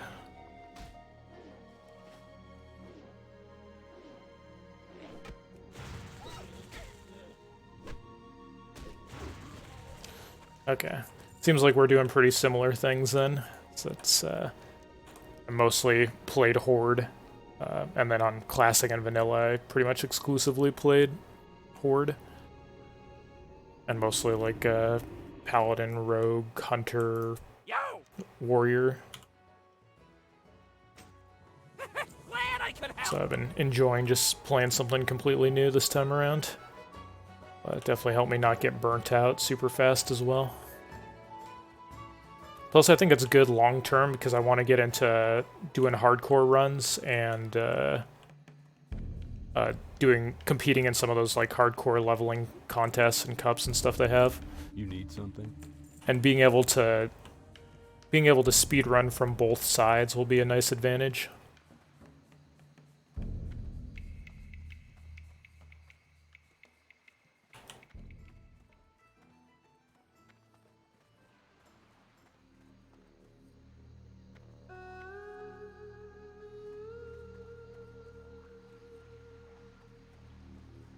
Greetings. See you around. How much time could I save on the next run pre-patch? So far, I'm pretty happy with this route. So I think most of the time saves would just be from bad RNG I got on quests, or like, I mean, I had a few deaths. So I don't know, like maybe an hour, but oops. Probably not too much time saved because this run has been going pretty well so far. We'll have to see if it holds up. You need something?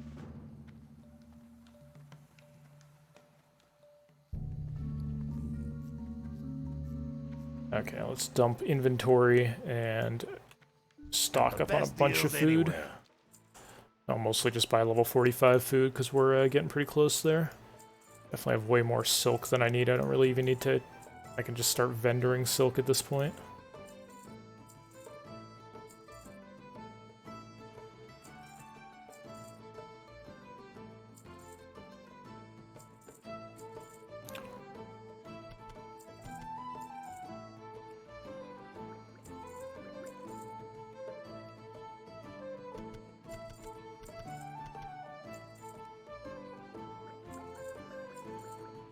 Glad I could help.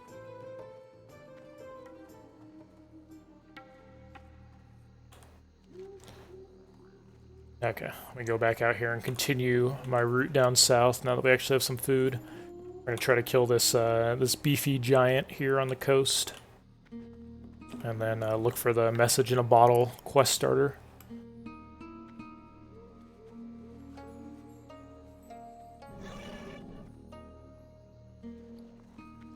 I mean, if you're using the auction house to fill in the blanks of the pages, I'd say it's fine to go for that quest. I almost never am actually able to complete it, just like doing solo style. Especially now, because on TBC you spend a little less time overall in Stranglethorn than you do on Classic.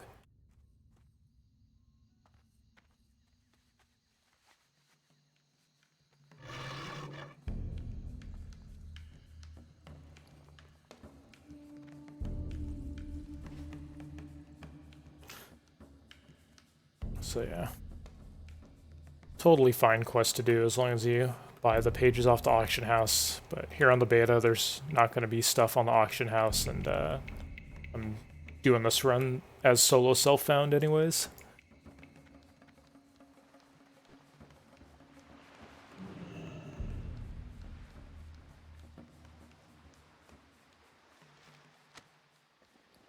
Man, first one. Okay, so we got the quest out here on the island. Go find this giant here, see if we can kill him, and then we'll work our way down and finish up this Last Blood Sail Buccaneer quest.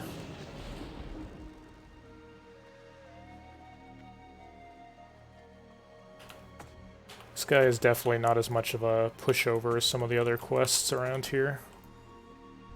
He hits pretty hard. I mean, he's still elite. They lowered his level a little bit, but he's pretty strong. I think I actually want to, like, mostly do spell damage to him and kind of kite him around a little bit.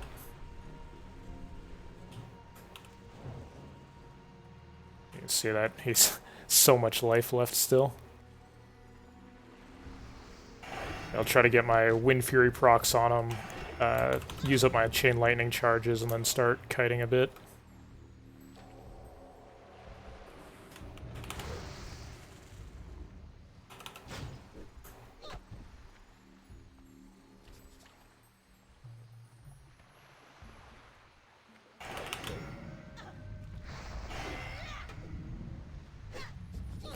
Okay, I'm actually doing a lot more damage to him than I thought I would, so I'll just stand here and fight him toe-to-toe.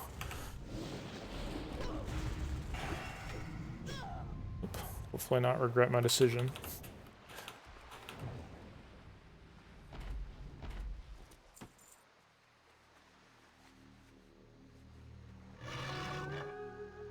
Yeah, professions will definitely be under-leveled. Once I hit 60, I'll probably start working on blacksmithing and mining between, like, AV queues. Oh, I don't even know why I'm looting that. I already have the quest for it.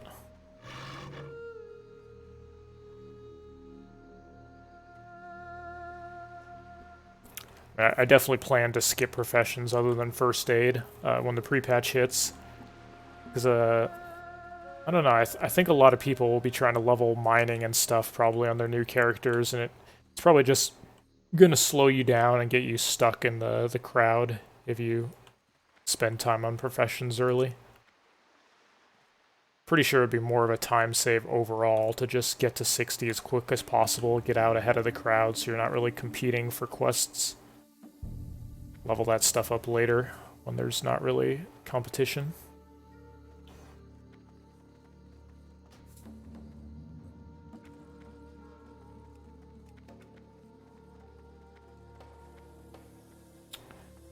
Let's see. Skinning might not be that bad. I guess it would come down to, for me, like, can you level skinning efficiently if you don't really bother with it in the first 10 levels?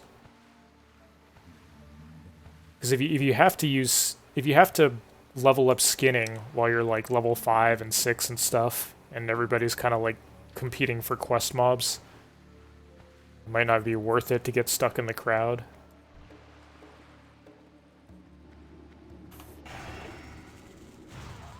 But if you can level it up after you get ahead of everybody, then it's probably fine.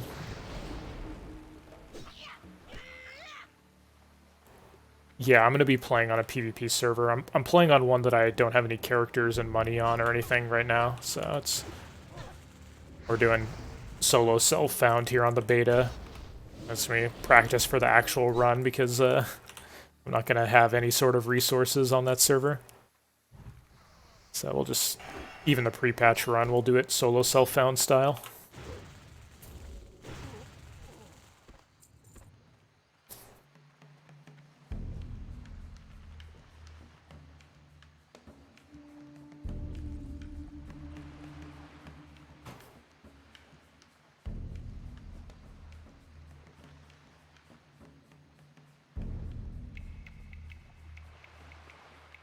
Yeah, so I definitely want, on the bottom of these ships, each of these ships has a chance to have a quest starter, Cortello's Riddle. I definitely want to pick that up. It ends up giving you a lot of experience to zones that you're going to go to anyways later, and then you get, what, like a 14-slot bag or something at the end of it too? Which is pretty big when you don't have any bags ahead of time. Just mostly have like 10-slot stuff right now, I think.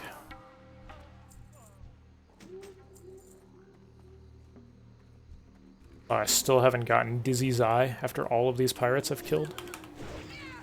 Unlucky.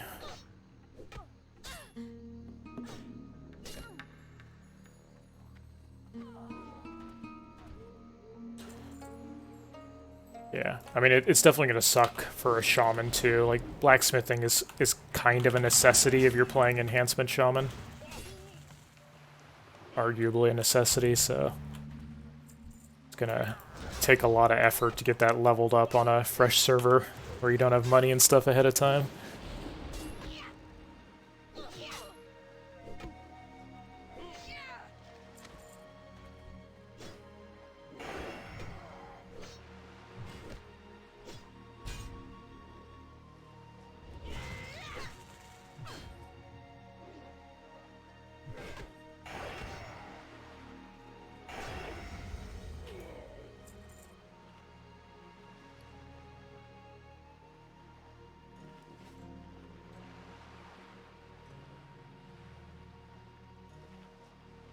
Oh yeah, I can see that. Totems are really dangerous in like multi-level areas.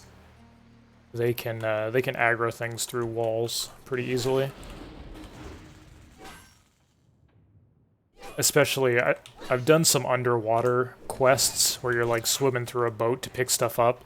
You throw down a grounding totem and it just like aggroes the entire boat from like 30 feet above and below you.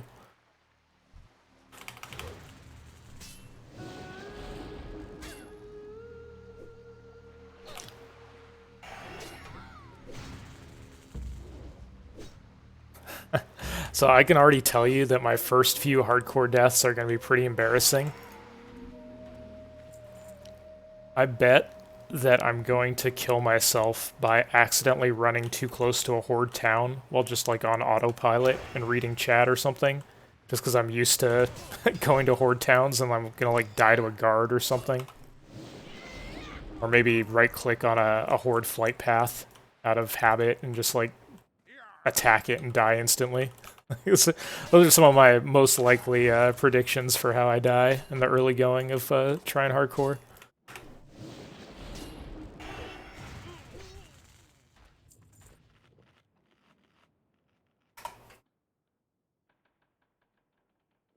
Also, one of my common tactics on pretty much all the runs I do, be it Alliance or Horde side, is anytime I can get a good weapon upgrade, I tend to do the quest at like the absolute earliest possible time, like even if the quest is, you know, 5 levels above me. So we'll see if I'm able to resist that lure on hardcore.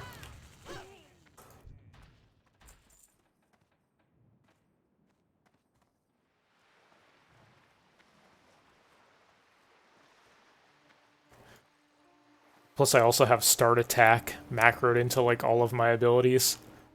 So I might go up to a Horde flight path and just like recast Lightning Shield on myself and then just start attacking it and die. Many possibilities for embarrassing ways to go. Okay, I actually wasn't really paying attention on that boat. I hope the Cortello's Riddle wasn't on there. I like kind of looked for it, but not. I didn't really scour that bottom deck very well like I should have. I might have to backtrack if it's not on these two boats.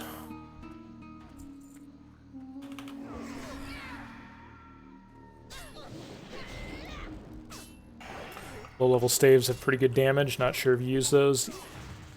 Yep, I agree with you there. We have on 1 to 40, we have a pretty good mix of two-handed staves and sword and board, just depending on what the best weapon we can get is. There is a section where we use a staff called the Icicle Rod from a quest chain in Menethil Harbor. We use that from all the way from 20 to 27.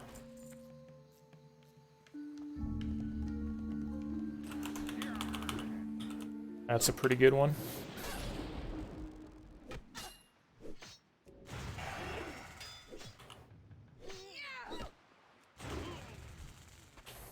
Oh, I finally got the eye.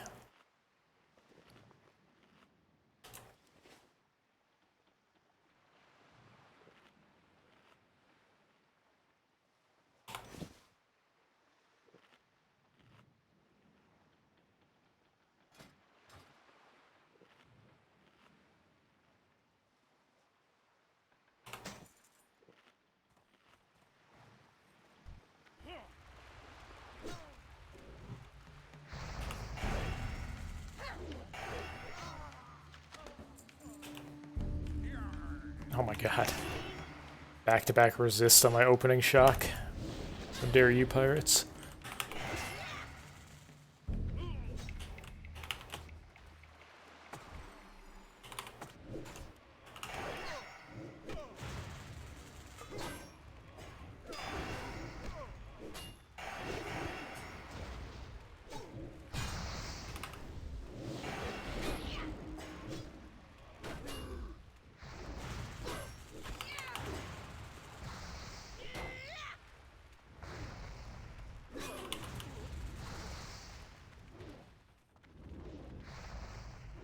Miss.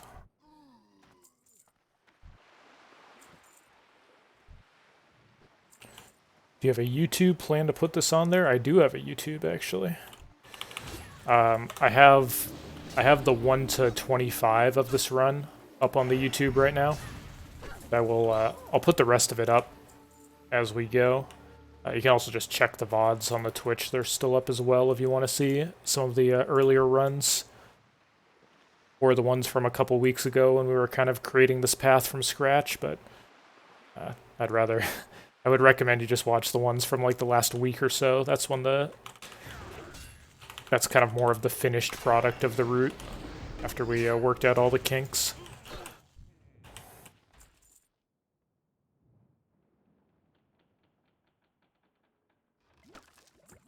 Yeah, there should be links to my YouTube on the channel, and then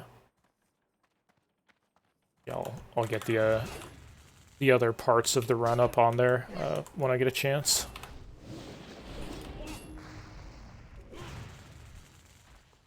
Not seeing Cortello's riddle. We're looking for like a rolled up scroll.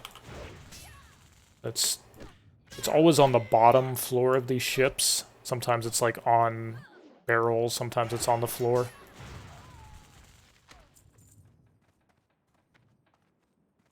Hopefully it's on the final ship so that I don't have to backtrack to the first one because I didn't check it that carefully.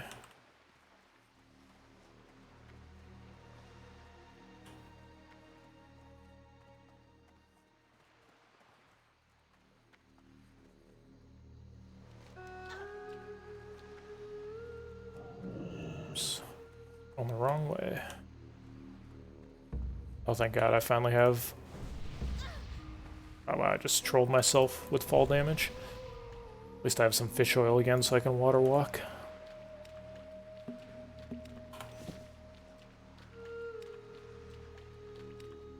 So most of my macros are just the ability plus start attack, so it will automatically start auto-attacking my target. That's pretty helpful, and then additionally, there was a bug on the beta. I'm actually not sure if it's still bugged. But there was a bug on the beta for a long time where it didn't automatically update your skill ranks on your bar. And that's supposed to happen for TBC. It's that stuff's just supposed to automatically update on your bars, but it hasn't been on the beta. So when you have a macro for the ability, though, it automatically uses the highest rank of it, so you don't just have to constantly swap things on your bars, which is nice. When the pre-patch hits, hopefully it just does that automatically for people the way it's supposed to, though. Here's an example of like most of these things are like really, really simple macros. Some of them are a little bit more complex. Like I have a bit of a spirit set that I can swap into for some extra regen while drinking or running around in Ghost Wolf, and then this puts back on my normal gear. But most of the stuff is just the ability plus start attack.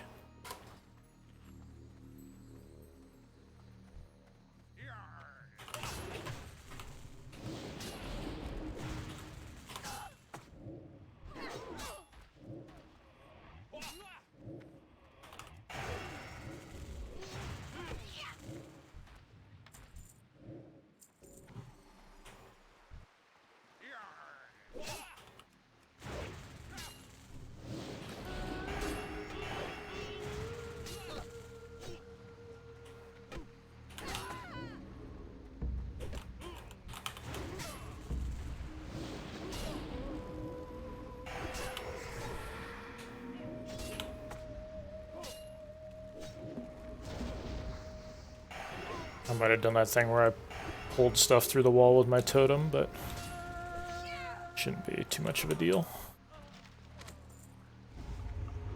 As long as we don't have casters like blasting us from a distance that we can't get to. It's not too difficult to deal with ads. No, I don't use any downranking of spells while leveling. I mean, it's possible that maybe there might be some situation where it's advisable, but I haven't really run into any. Pretty much the only time I could even think of that might be worth doing is for healing. And I honestly, I barely use my heal abilities. They're just kind of like an oh shit button for if things are going badly. Between eating and drinking and like Gift of the Naru and stuff. Very little use of our healing abilities while leveling. You always kind of want to avoid having to use heals in combat unless you really need to because they reset your weapon swing timers.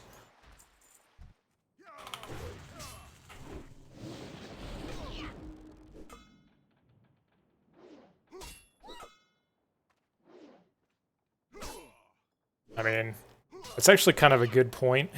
I wish there was no pre-patch at all, because at least it would be authentic to the TBC launch, where you couldn't level like Blood Elves and Draenei ahead of time. They're gonna give everyone only 13 days, I mean... almost why even bother?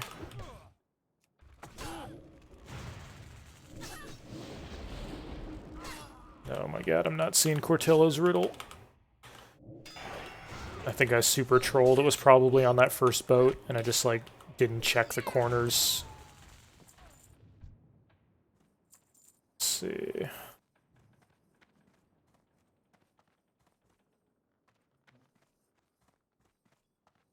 Yeah, I trolled. Back to the first boat we go.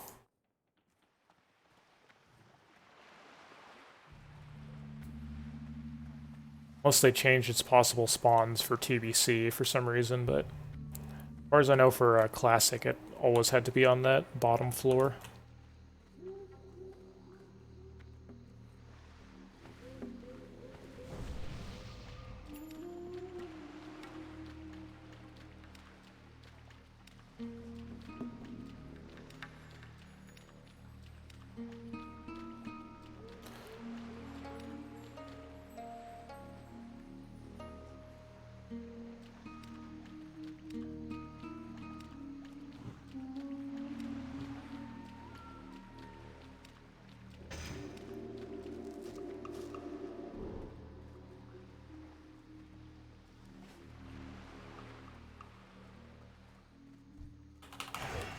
Alright, working my way back down to the bottom of this boat as punishment for not finding the Cortello scroll the first time I was here.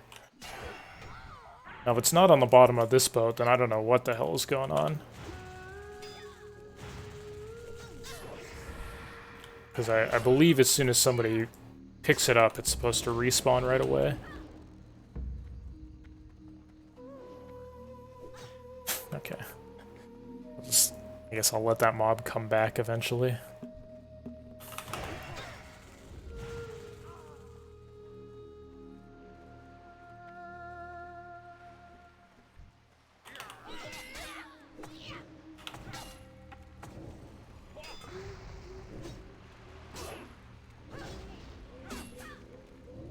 Oh my god.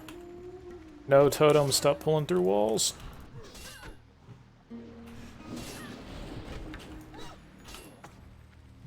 I don't know why I can't. I could not kill that last pirate. She lived forever.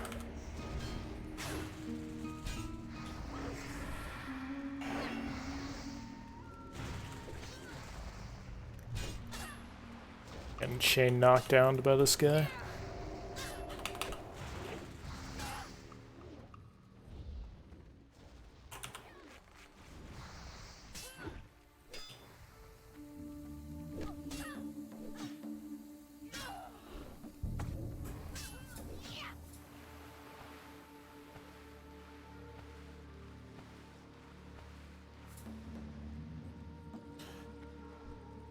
And I want to finish the guy at 1%, but I'm getting zoned out by this. Let's see.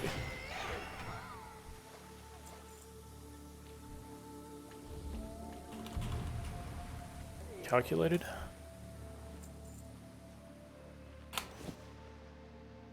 Yeah, this is beta.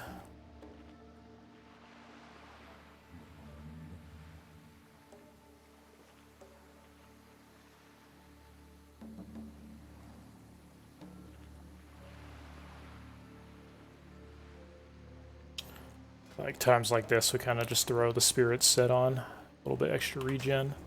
Fortunately, we're about 45, so I'll have a new tier of food and drink. So my mana regen is only 40 in my normal gear.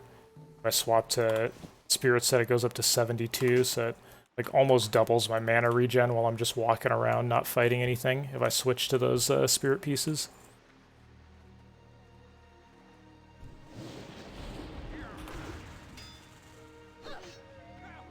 It's all just random spirit gear we found from quests and stuff.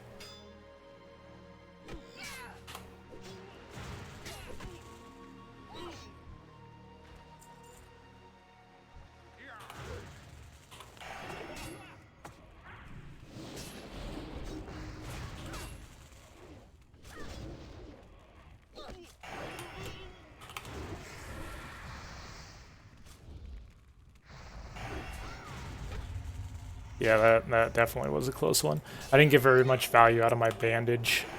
Was the main danger there. So my slow totem like pulled things through the wall, and then I didn't save up enough mana to like slow one of those mobs. I should have been able to get maybe like 5 ticks of bandage or something, but I only got 1 or 2 because I didn't slow everything properly. So I was a little closer than it should have been. Okay. I still do not see Cortello's riddle. I don't know. Am I blind? Has anyone else seen a scroll on the ground on these ships? I've never had any difficulty finding this thing. But it is just not here.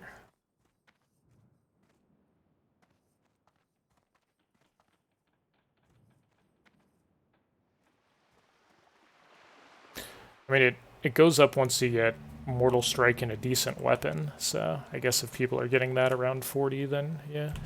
Okay. Man, do I have to just, like, check every level for this riddle? I thought it was only on the bottom that it could spawn. I'm very upset now.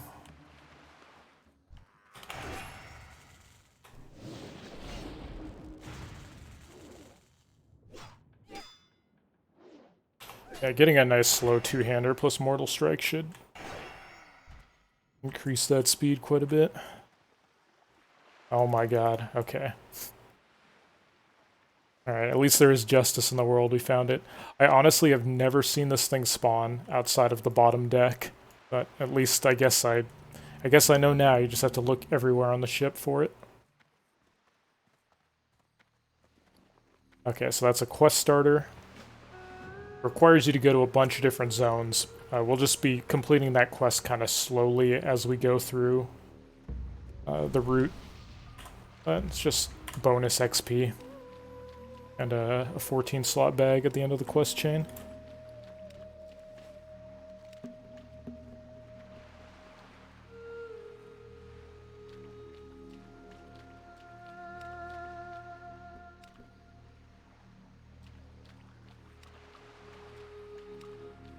I'm glad I ducked into that random room that had absolutely nothing in it to find that scroll.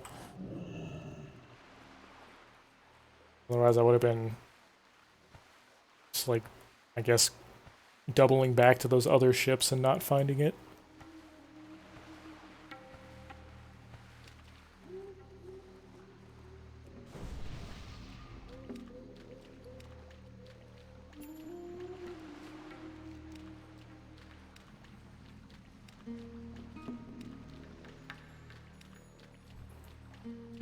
So they made King Mukla on this island a lot easier as well. You can do this quest in like the early to mid 40s really easily now instead of having to be 50 something like on Classic.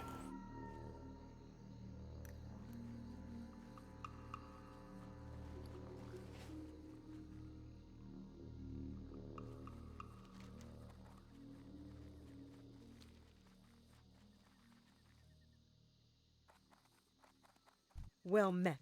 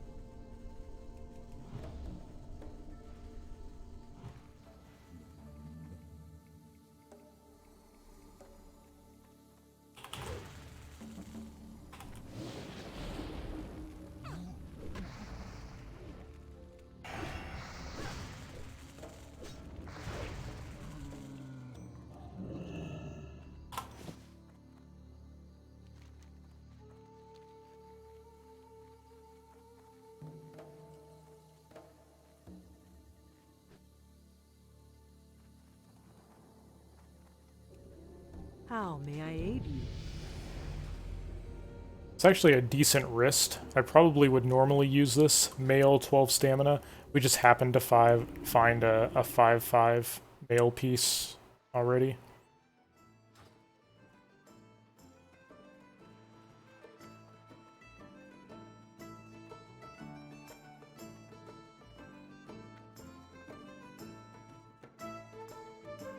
Since we're not playing hardcore, I value strength a little higher than stamina. How may I aid you? It's Blackwater Tunic, though.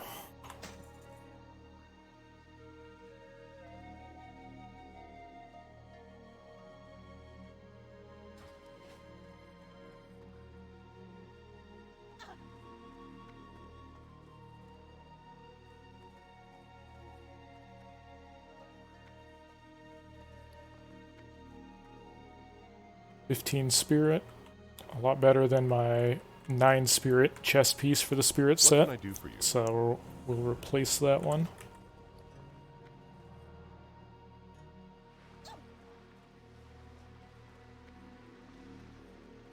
I think I'd rather have the strength than the stamina.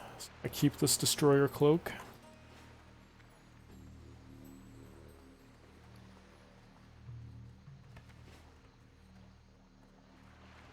Can I help you?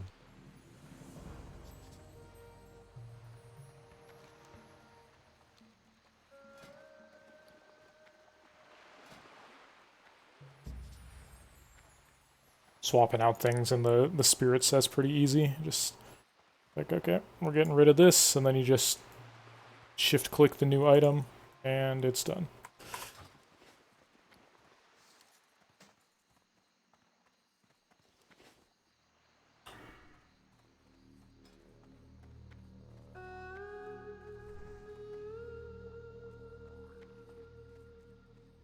Yo.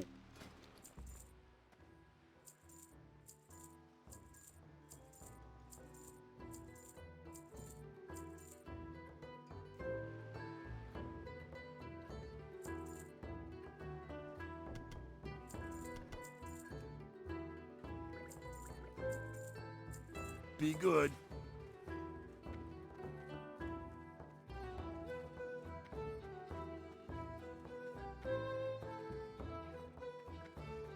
Oops. Yep.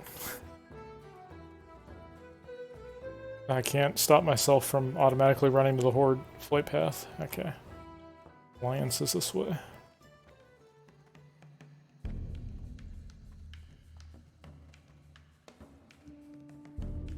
What's on your mind? Be good. We're mostly done with STV. Have a small handful of quests still to do up in this area. We're going to do Big Game Hunter. We're going to do Kuzrin quest in here.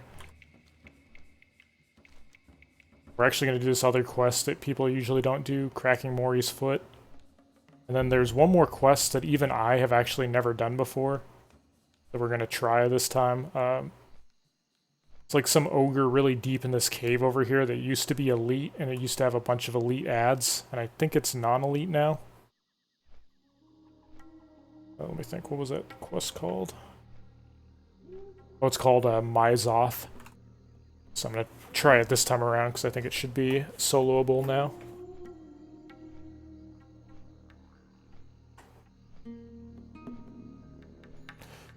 Nah, I just have a macro to do it manually.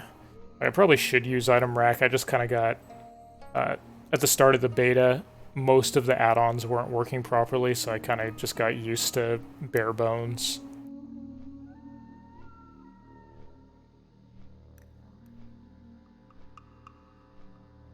But some point in time I should probably do a run through and check and see like which add-ons are updated for the pre-patch and whatnot.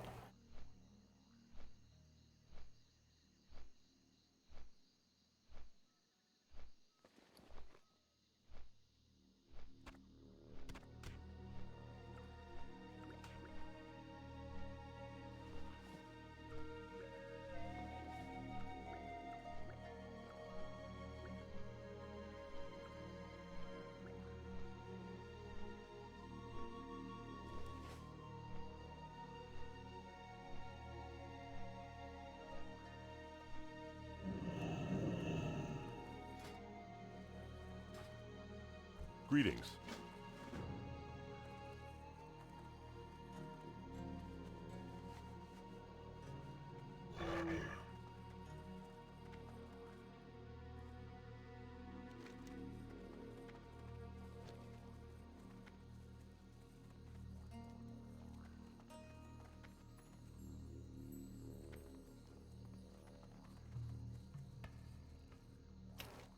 Got 2 of these animal quests to turn in. At least King Bangladesh himself is still elite, but all the other parts of the quest line are no longer elite. But now that we're level 45, should not be much of an issue to solo him anyways.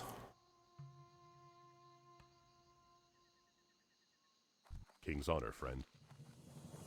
You got my attention. Safe travels.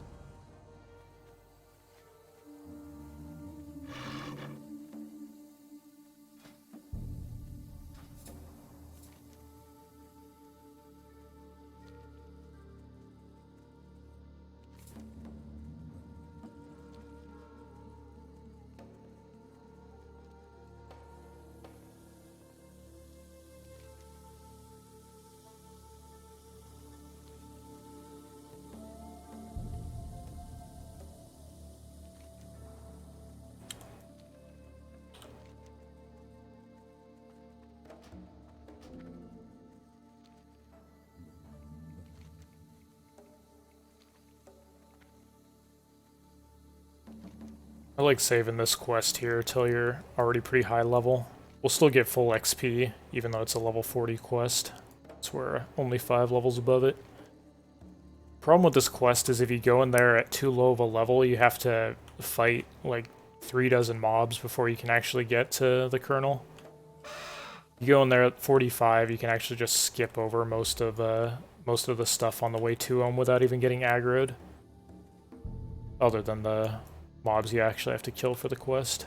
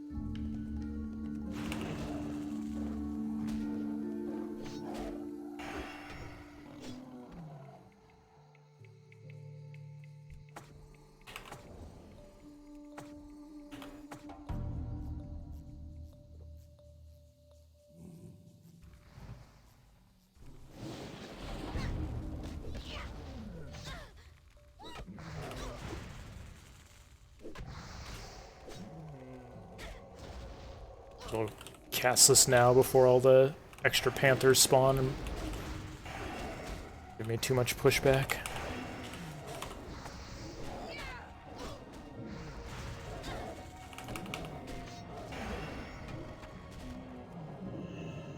Easy clap.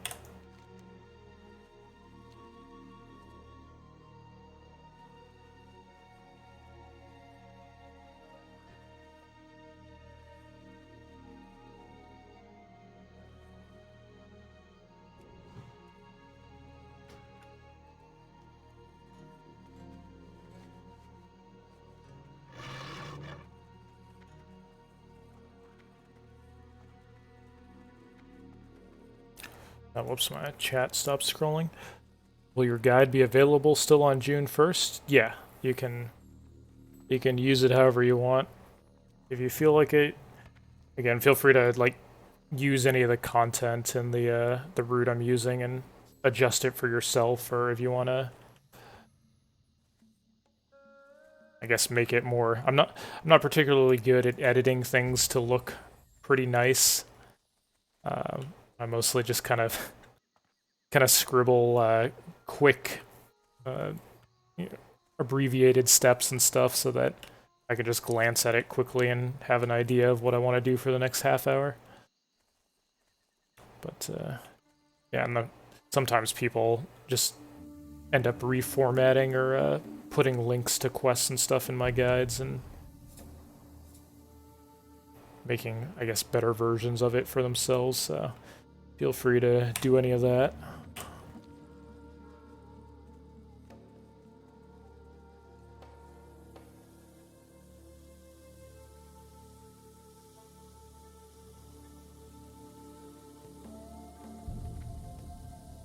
Nope, no problem. Pre-patch being so short, are you going to try gearing up at 60 before launch? Yeah, I mean, I'll be spending most of the week leveling the Shaman up from scratch, and then probably the first thing I'll do is try to get the High Warlord one-hand axes from farming Honor, and then I guess just try to gear up however I can after that to prepare for TBC.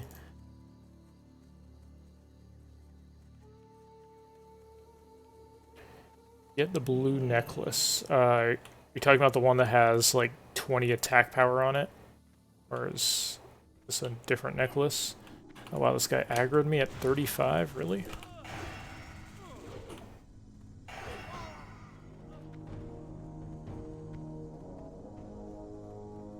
I'm still using this necklace from Dust Wallow right now.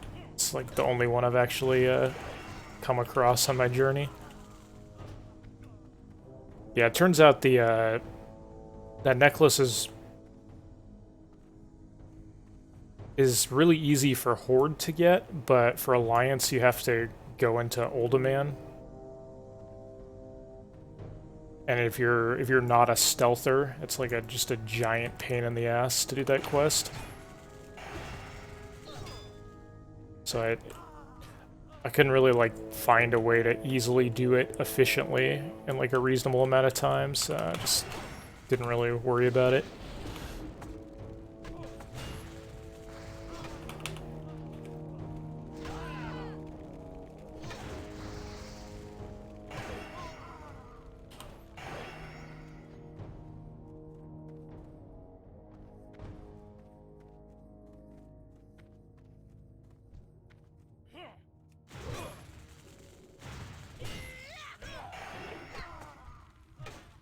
I'm surprised these witch doctors seem to be aggroing me from further away than all these other mobs for some reason.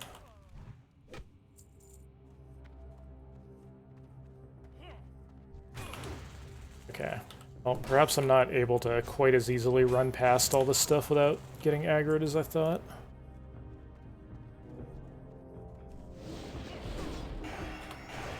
At least we made it past all the stealthers without having to fight any of them.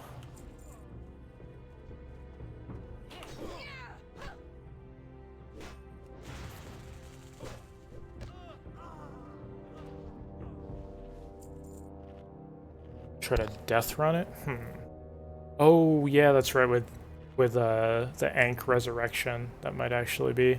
So I ended up just cutting Badlands out of my route completely. So I don't know, like I guess if it ends up being something that's really easy to do solo, then I could consider putting it back in.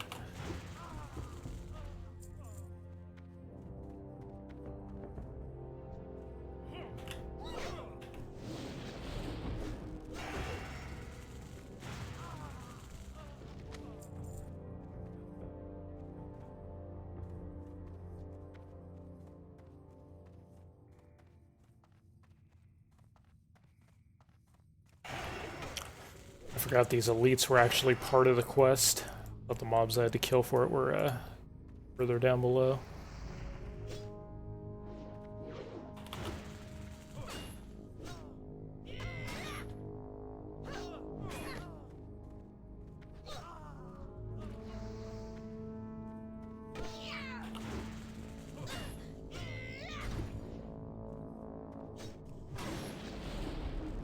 Yeah, I ended up like not even trying it. How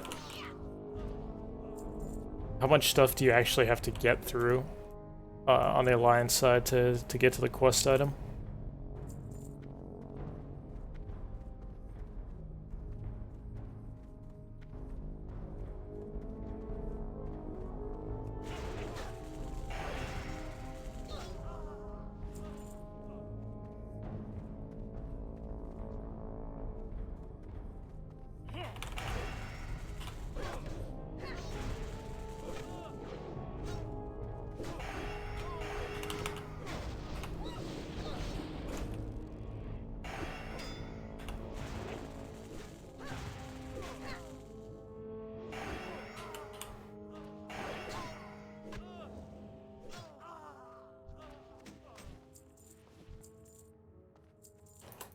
Okay.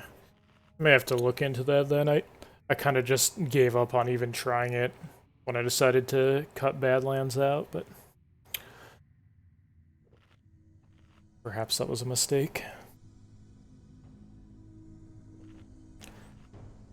Yeah, the price for mount and training together are 45 gold baseline, and then if you have reputation discounts, like for this character, it ended up costing me like 39 gold or so to get the mount into training.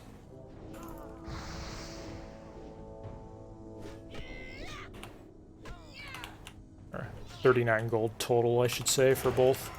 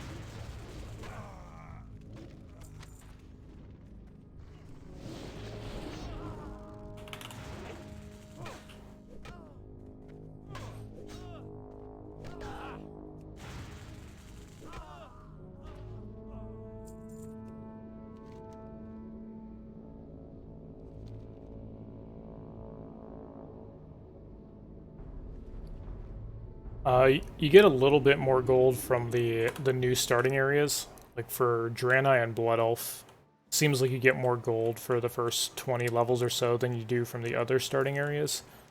But it's not... Oh, whoops. Get out of here. It's not super different. I wasn't able to get my mount on this run until level 43, I think.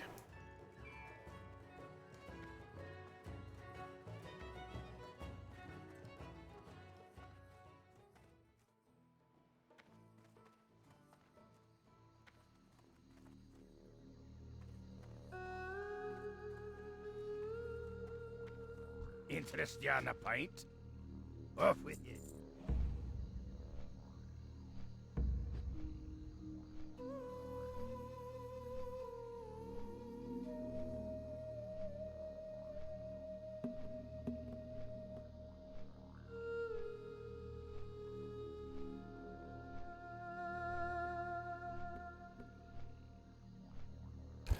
Yeah, I saw that also. I was super trolled at first. I was like, oh my god, does everybody have to, you know, pay the $70 for the collector's edition now because of that? But yeah, apparently it just scales to your riding skill, so you still have to pay the normal 600 or whatever for the epic riding skill. It's a little cheaper in TBC. Maybe it's like 500. Yeah, especially if you could actually use that at level 40, the way people were thinking at first. Pretty much everybody would have to buy it for leveling up their Blood Elves in Draenei, if they were trying to do it as quick as possible. So, thankfully that's not the case.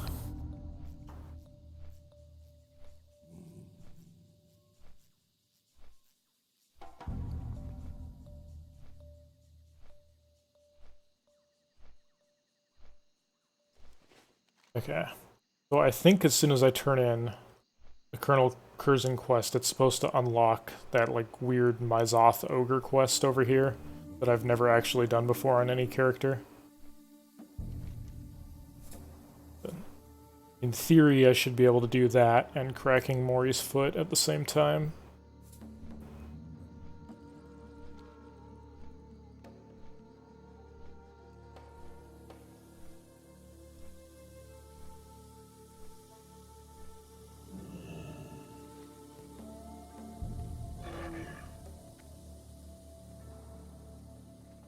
Need help? How are you? Oh, plan's working out so far. Alright, all I know is that there's a named ogre somewhere in this cave over here. That drops this mind's eye. It's a pretty garbage-ass reward here, but experience should be pretty good.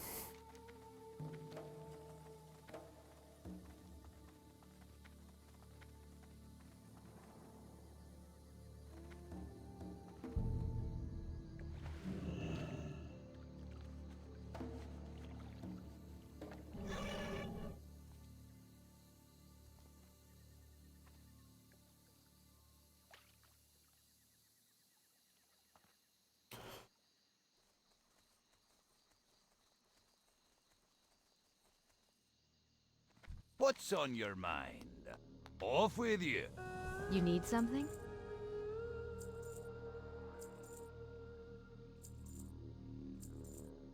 Be careful.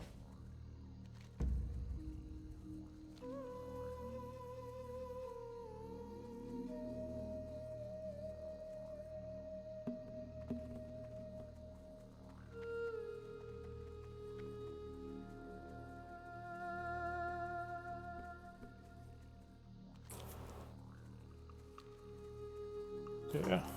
I guess it would save you a little bit of gold, but they did change it in TVC so the mounts are the cheap part and the training is the expensive part, so it would just be like a little 10 or 15% discount on all your characters, I guess, not having to buy mounts.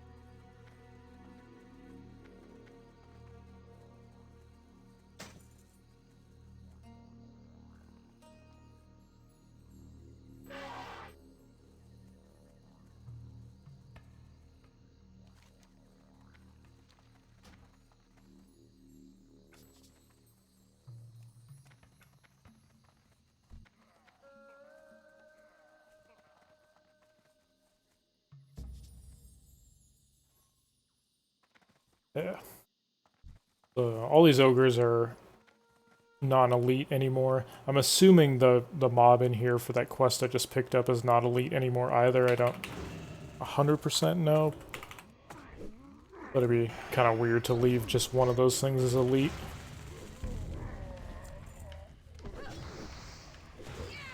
Plus, we're probably strong enough to kill it anyway, even if it is elite.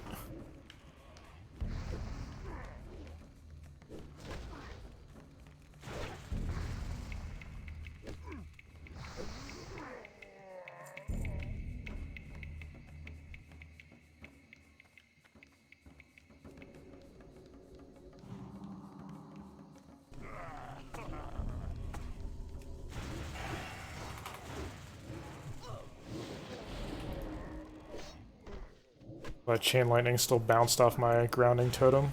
It's not particularly useful.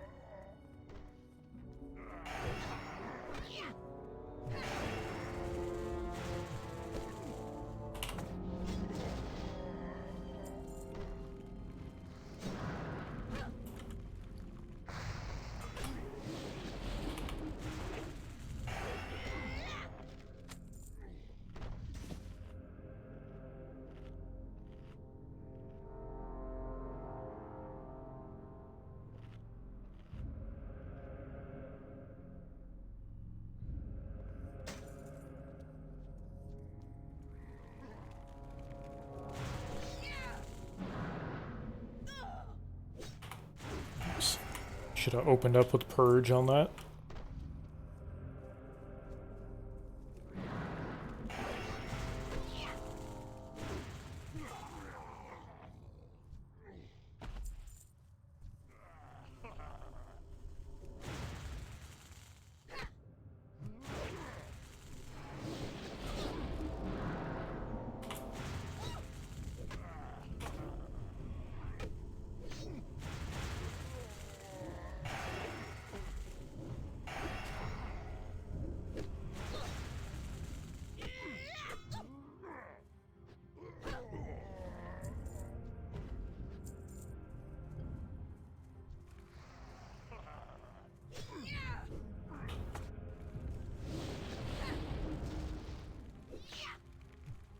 Like, somewhere down here.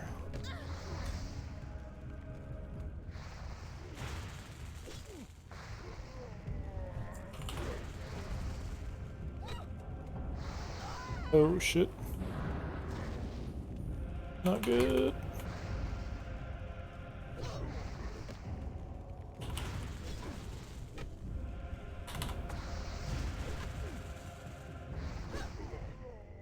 Oh, where the hell that Shaman came from? It snuck right up on me.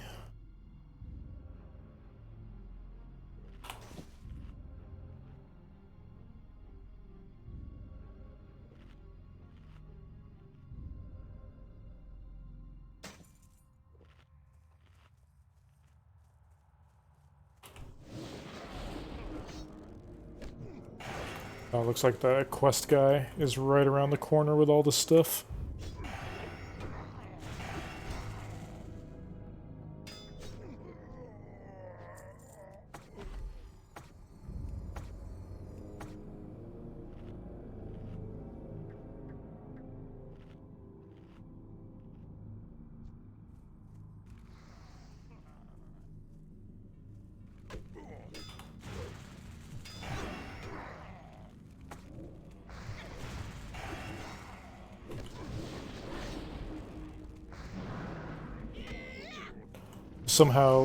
Somehow ended up with a fourth ogre from nowhere.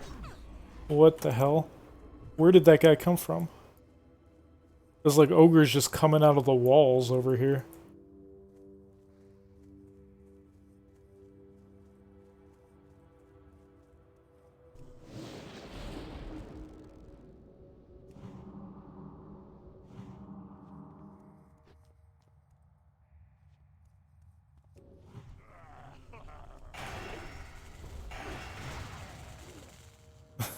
I guess these things are just like snap respawning behind me as I kill them.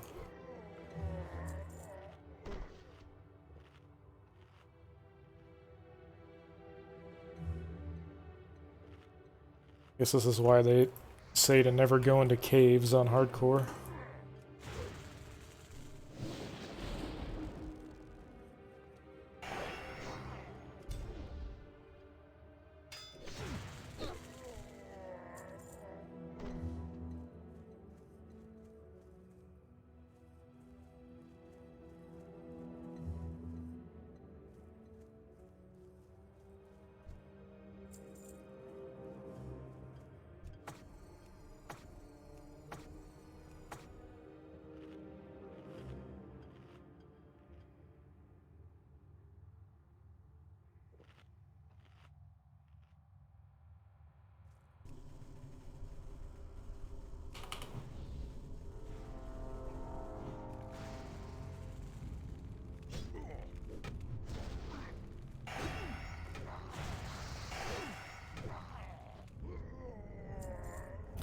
Wow, this guy didn't even come this time. I thought these two ogres were linked to him.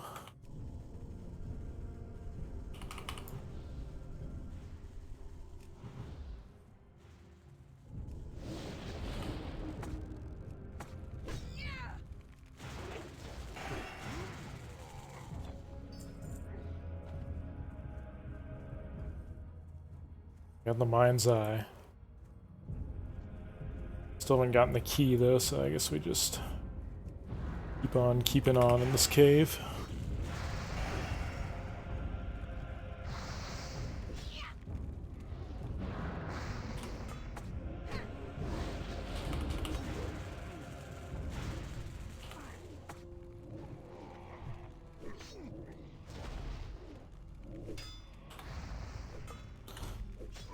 Hey, what's up, Kala? Yeah, I'm an Alliance Master now.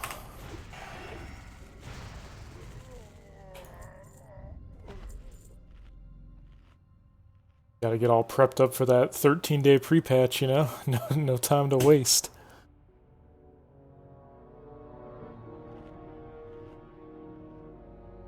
I'm definitely looking forward to being able to, I guess, to play from either side for leveling races and stuff in the future.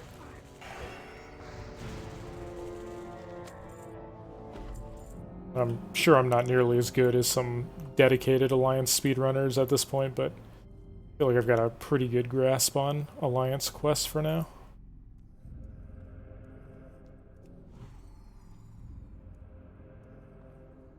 How are you enjoying the big titty goth vampire game?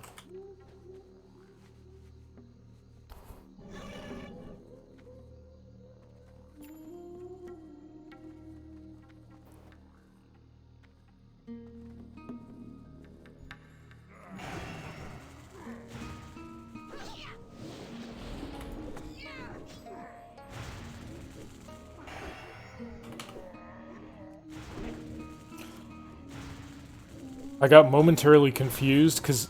So you said you were playing hardcore, and I thought that meant, like, permadeath, but it's just the hardest mode on that game, right?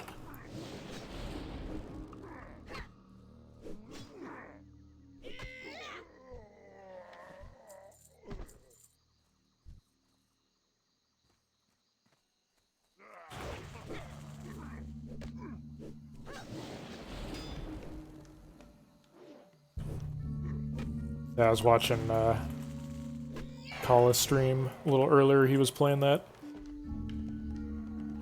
that game. It's been memed a little bit, but it looked pretty cool actually. Or the one I think that's the game where you have those like giant 10 feet tall big titty vampires chase you around and try to kill you. Once you're done killing their minions and stuff, right? Or is that a different game I'm thinking of?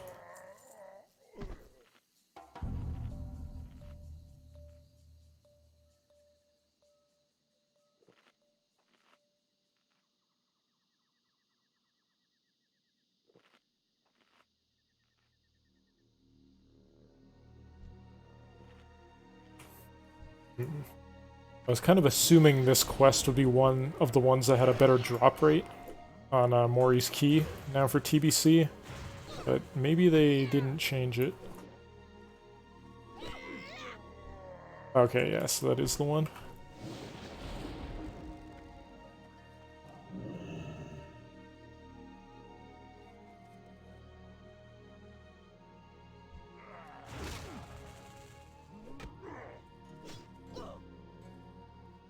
Maybe I should just go back in that cave. Those casters in there are pretty squishy when they're not coming out of the walls to attack me.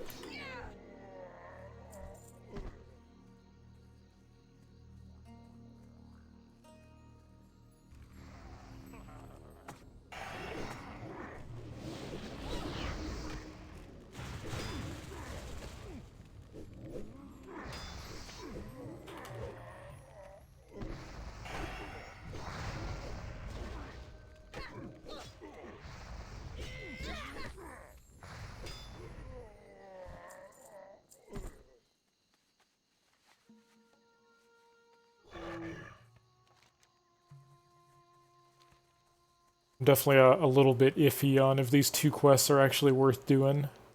If the drop rate is still pretty garbage for this thing.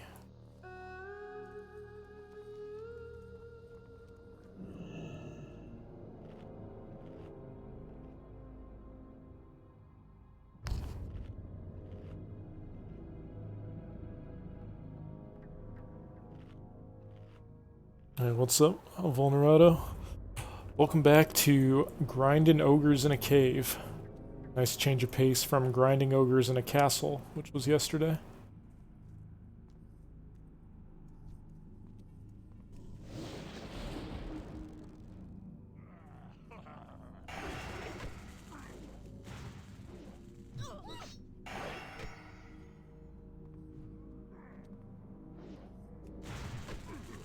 Definitely wasn't intending to grind on these, but apparently the drop rate on this Mori's key is still just mega low.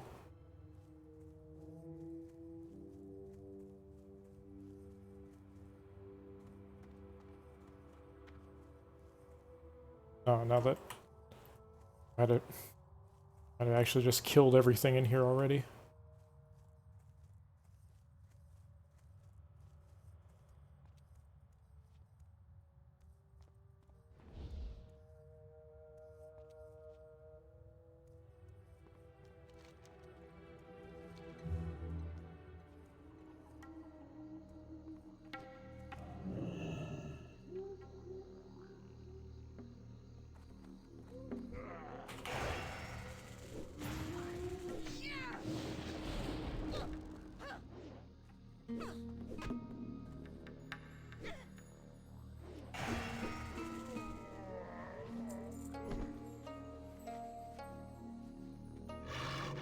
Now that we have the normal mount, I'm not using Ghost Wolf nearly as much, since normal mount doesn't interrupt our mana regeneration. Ghost Wolf ends up costing more like 200 mana instead of 100 mana because it actually interrupts your mana regeneration too for 5 seconds.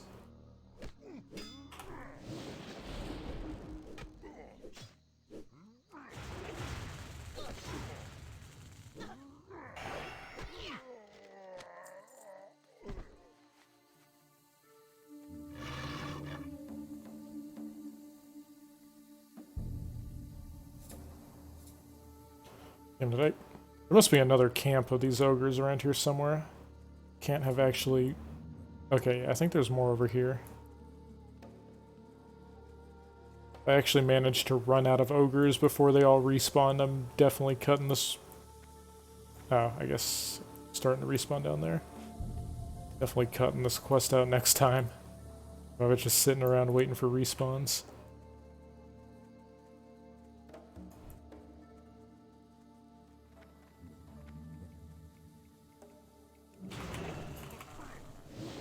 Quest is feeling pretty iffy right now.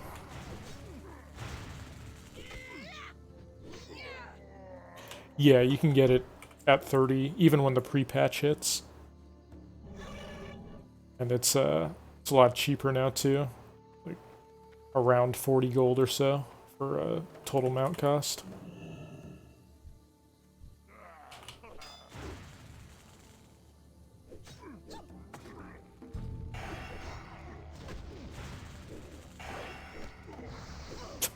I don't know about this pole here. Oh, there we go.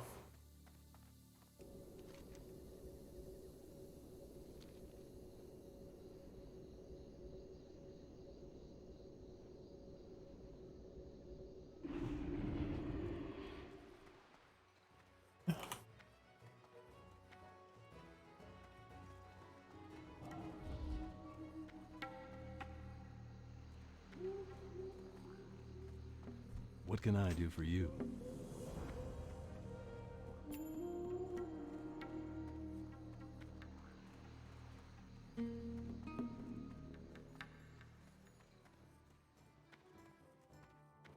Alright, we are out of here. That's enough STV for now.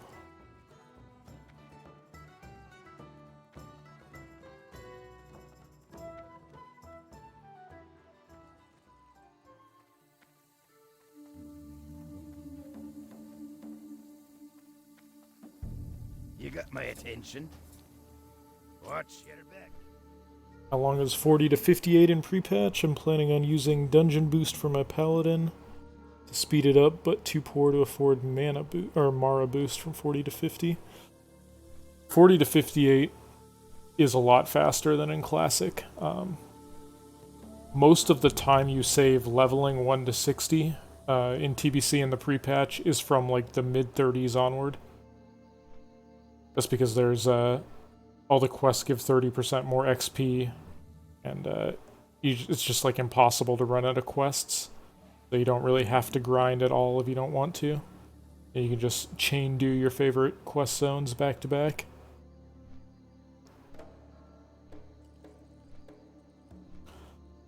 So while level 1 to 30 is not that much different between TBC and Classic, it might be like 15% faster of that, like 10 or 15%. 30 to 60 or 40 to 60 is way, way faster.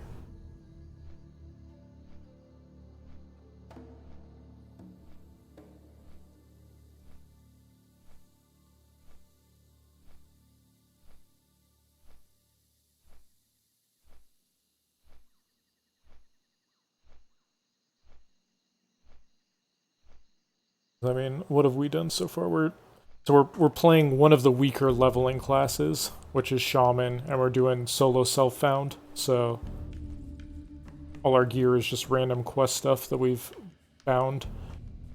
And we're leveling through the 40s at what, like maybe an hour and a half per level or so. So it's not taking that long.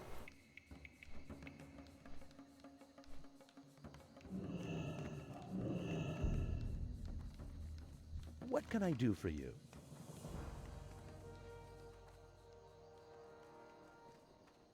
Talk to me.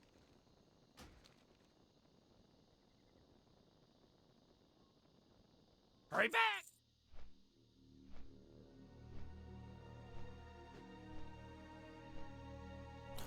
Want to speedrun a Paladin? We're gonna have so much honor to farm on my rogue, yeah. Yeah, that's the shame about the 13-day pre-patch. Because I think a lot of people were planning on gearing up characters through the honor farm. That's kind of hard to do both now with such a short period of time.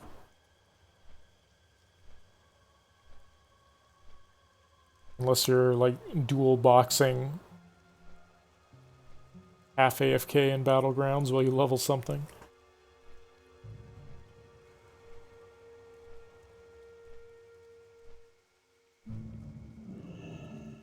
Places say to switch to Elemental at 40 for Classic.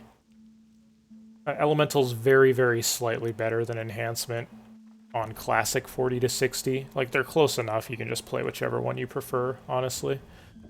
But on TBC, all of the new talents that Enhancement got are super, super good, and they all kind of kick in right around 40 in the early 40s. Light be with you.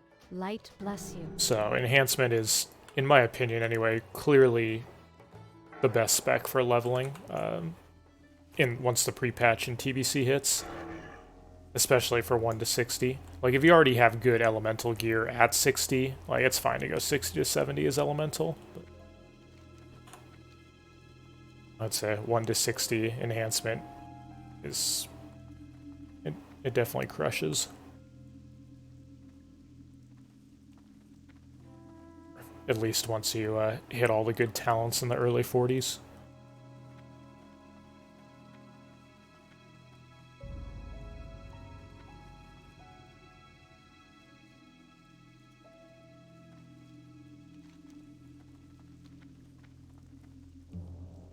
Alright, making a quick jaunt into Swamposaurus over here.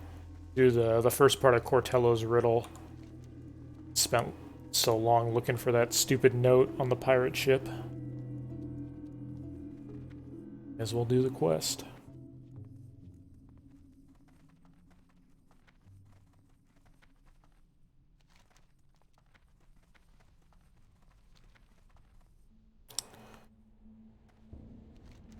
Actually, it might be faster to fly to the Blasted Lands Alliance hub and run into Swamposaurus rather than Duskwood. That's probably close enough that it doesn't really matter. The quest is kind of on the west side here. Just in case we didn't get enough of a low drop rate quest as I was grinding for that key, we still have this Mazen's Behest quest to finish as well.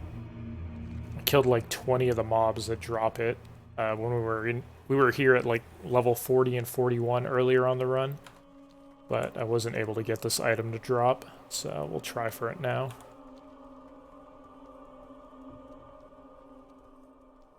Should be able to just kill the mobs that drop it pretty much instantly at this point.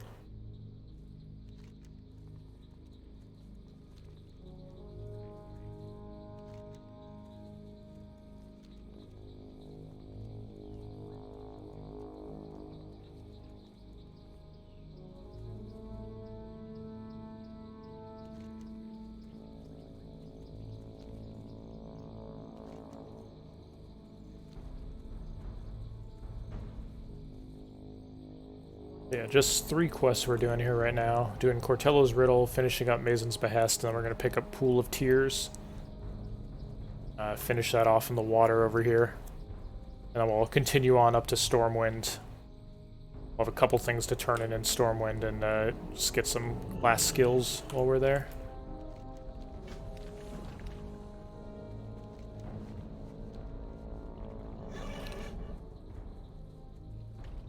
I'm going to clear this area up here first before I start working my way over. Just get more chances for this thing to drop.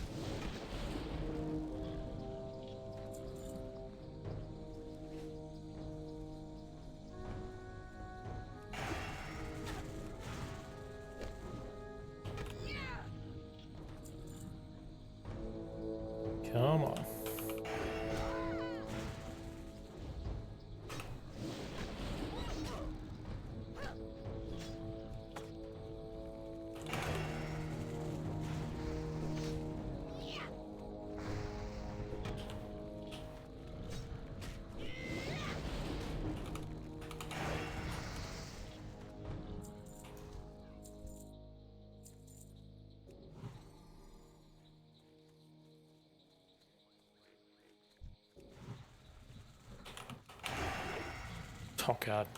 This poor Swamp Walker.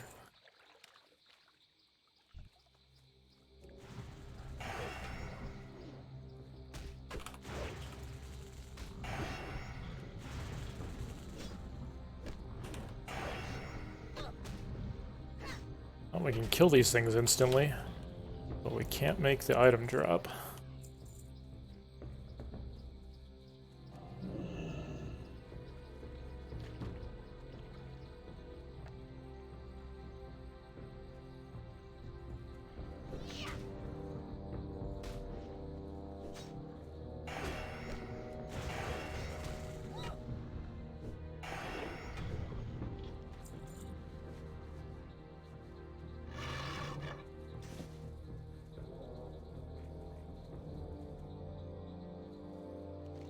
There's a bunch more of these things on the way over to the pool of tears anyway, so I mean, we'd have to be pretty crazy unlucky to not finish this quest here, because there's like a dozen spawns in there, another dozen over here, and then when I come back to turn this quest in, we can clear out the Misty Valley again.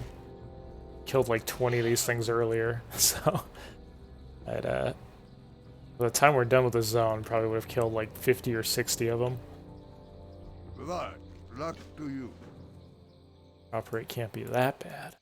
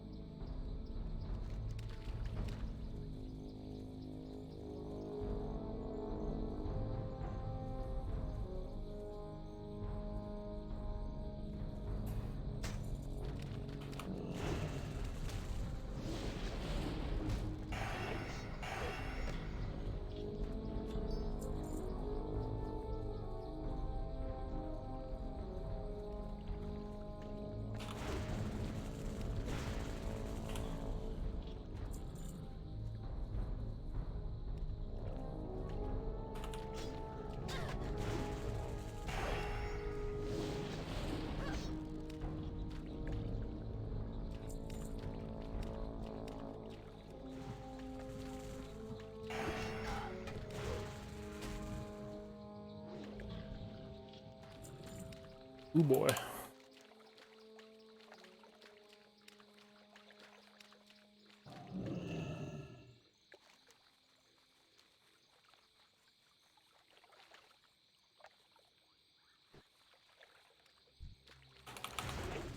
We did the previous run, we got this after only, I think it was under 10 kills, so I didn't really check to see if this was one of those famous 1% drop quests or something on the Alliance side, but I don't know, maybe it is.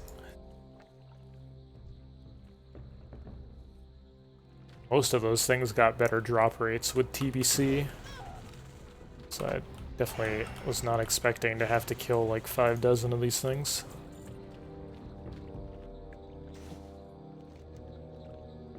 Or super squishy at least.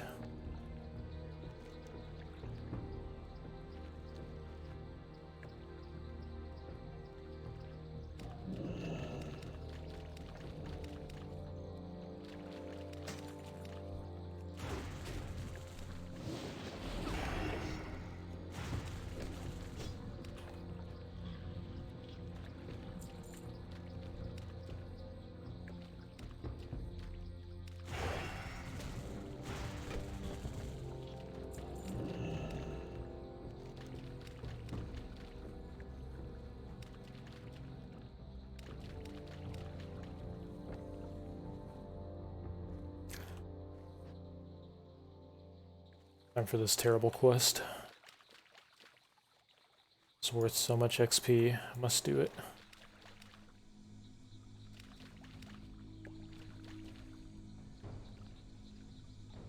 I made this quest because I just have so much trouble seeing these things, these artifacts, unless I just kind of spam mouse over.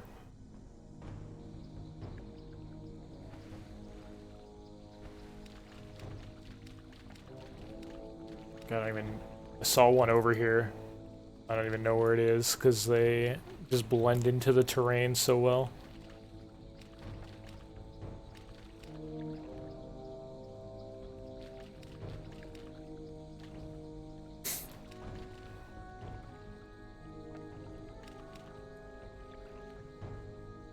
Jesus. Looks exactly like all the other random grass around.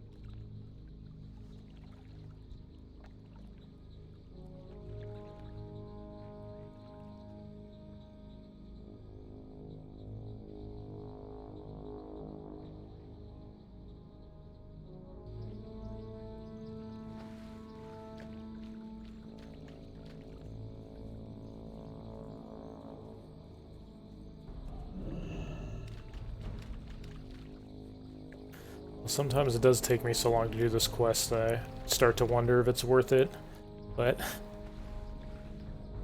maybe most people don't have the same trouble seeing these things that I do.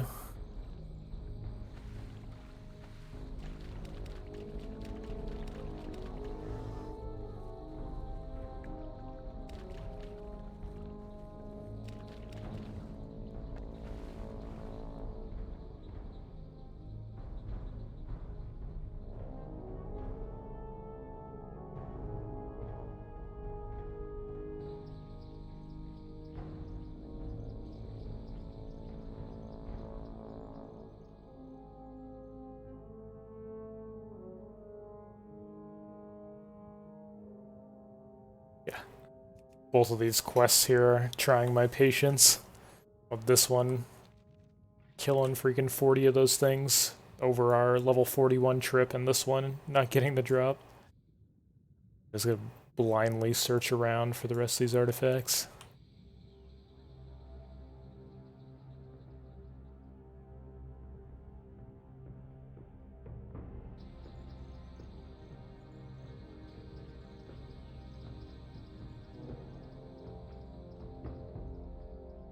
Yeah, I might just get better XP, just freaking grinding Naga and Feralist than doing this. Oh, there's one.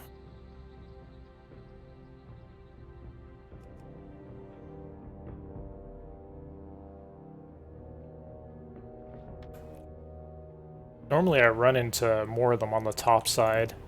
I like actually get half of it done before I have to start going into the water. But I'm just not seeing any on the top side this time around.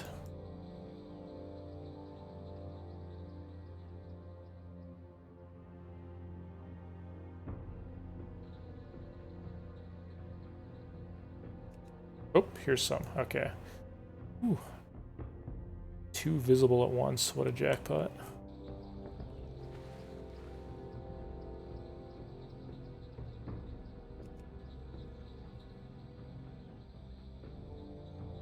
Every time I'm right about to just start complaining about how much of a waste of time this quest is, then I start finding them all.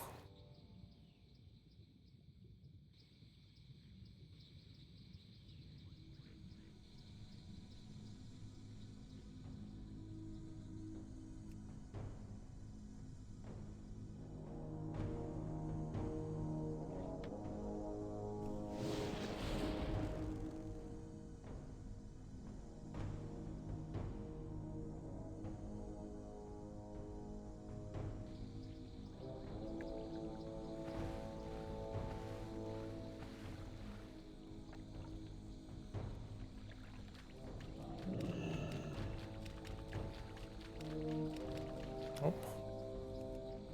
Getting there.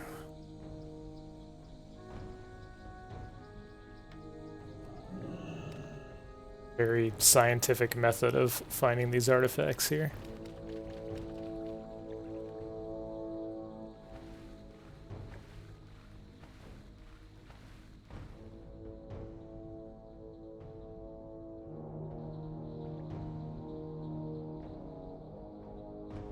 And if any quests needed those, like, those sparkle things that quest items have on the retail version of WoW. It's anything to do with underwater quests.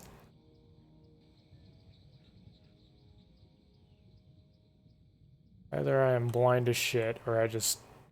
all these underwater quests, I just, like, cannot... I can barely see any of the stuff. It just, like, all blends into the terrain with me. Wave my mouse cursor until something pops up. Oh. One's somewhere over here.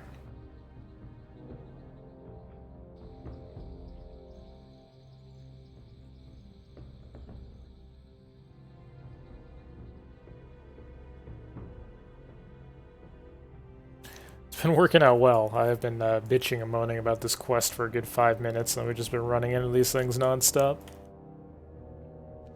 Seems to be the winning plan.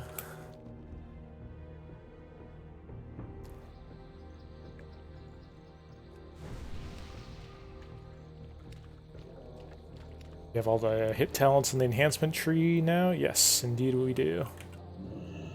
I'm working on finishing up weapon mastery. Earlier on, mental quickness is a lot better than weapon mastery when we only have one weapon and we don't have Storm Strike, but now that we got dual wield Storm Strike, definitely want to finish maxing this out.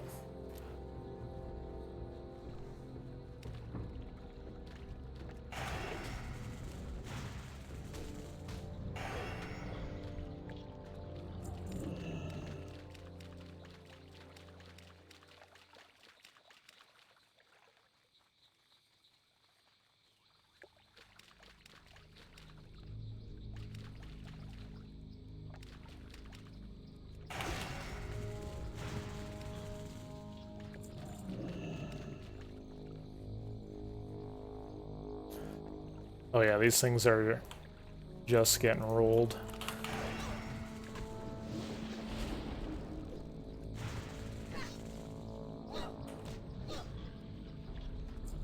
Enhancement Shaman power spike in the 40s is a sight to behold for sure, considering this isn't even good gear I'm using.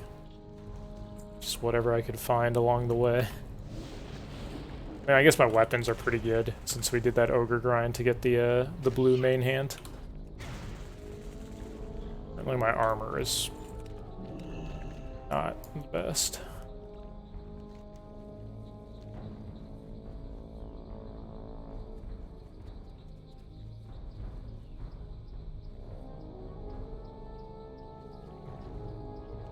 Okay, turning this in. We're giving this one more try over here at the Misty Valley. These things should respawn, so we'll go kill another dozen of them. And if this quest doesn't drop at that point, that would have been a good at least 50 we've killed on this run. If we don't get it by the time we clear this out again. We'll probably leave it in the route though, because like, honestly, those things are so squishy, they die right away, and we're kind of mostly killing them as we're just running around to other quests anyway. So it's not like it's a total waste of time. At least getting, like, half decent XP for massacring them as we go around. It's just kind of annoying to kill dozens and dozens and not get the quest drop. I thought they mostly fixed those kind of drop rates for TBC.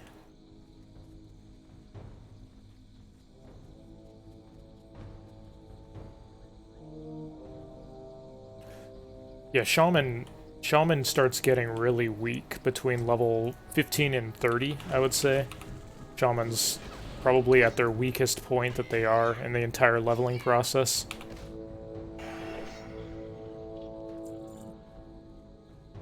You usually just try to do the best you can by going out of your way to get whatever weapon upgrades you can. By doing like higher level quests, and then always being sure to have just a ton of the highest tier of food and food and drink. As a shaman, you have to eat and drink constantly in the earlier levels. Like 15 to 30, you're just going to be pounding food and water like every few mobs. If you want to level at any reasonable speed.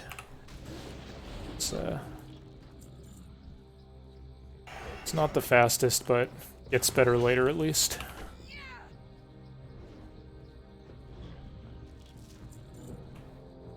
There's actually so many of these things. There's more than a dozen in this area.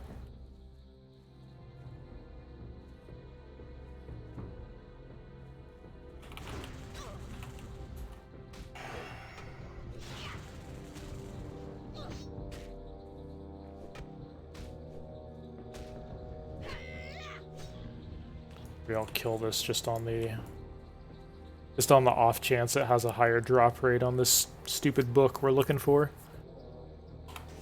This thing's part of a Horde quest chain, but apparently it can drop this book also.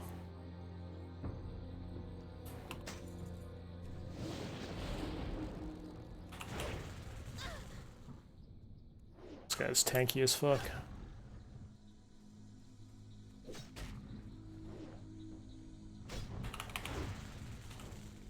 Also appears to be immune to nature damage, which is never a good sign if you're a shaman.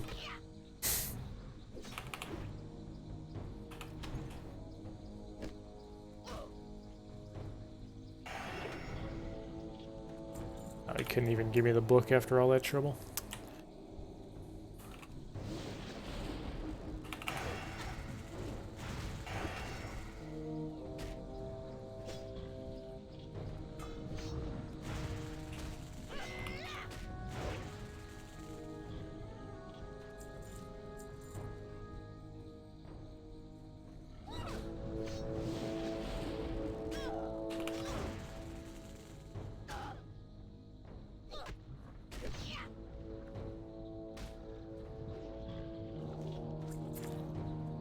I just have to start complaining, like, maybe that's it. I just gotta whine about these quests before they put out.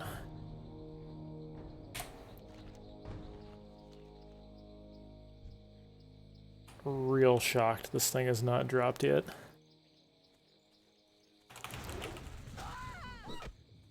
I'm pretty sure we've killed like 3 dozen of these things just since we've gotten here at 45, and then we had 20 kills before. Come on. Give me a break, RNG.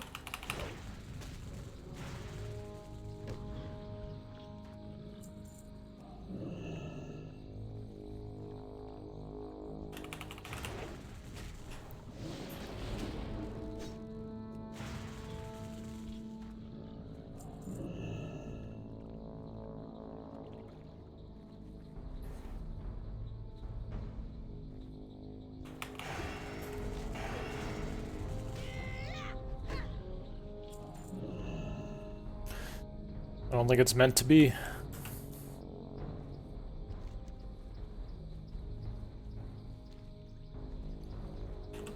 Screw this quest.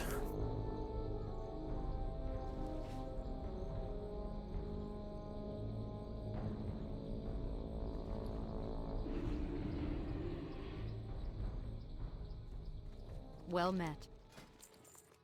My bags for what? Pretty sure I didn't get it.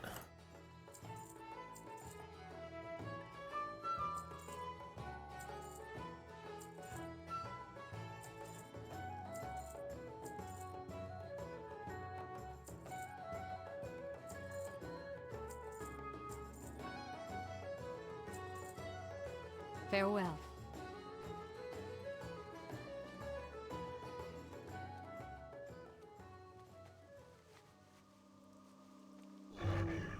So that quest gets turned in.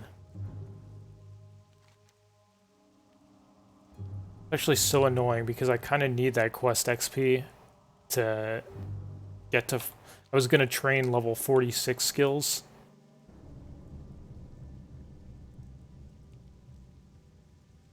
that gonna be enough anyways? Maybe not. Screw it.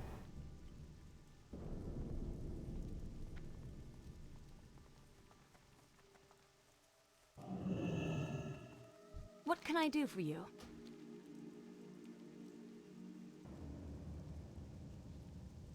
Safe travel. I guess that quest wouldn't have been quite enough XP to get me to 46 now anyways.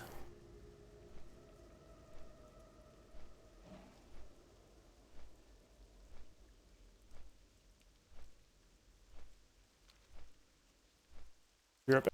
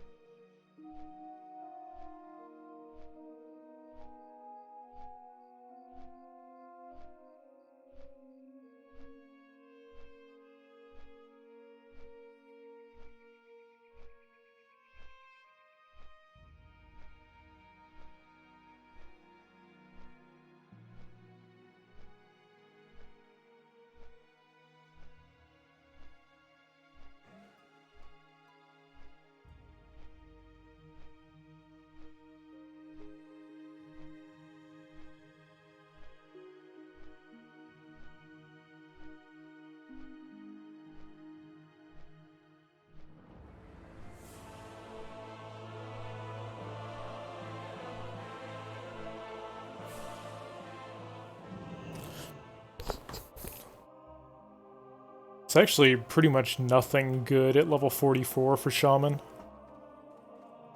I mean, honestly, you could kind of... If you had to go from 40 to 48 without training a Shaman, it wouldn't really make much difference at all. You get like one kind of useful spell at 42 and one kind of useful one at 46. But nothing super huge.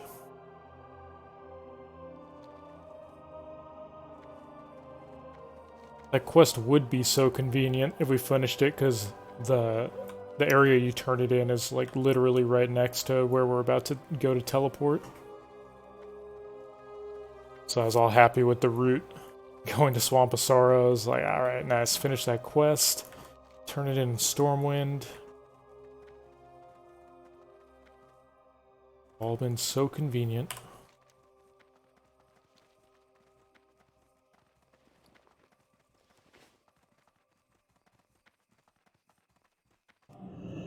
Light be with you. Light bless you.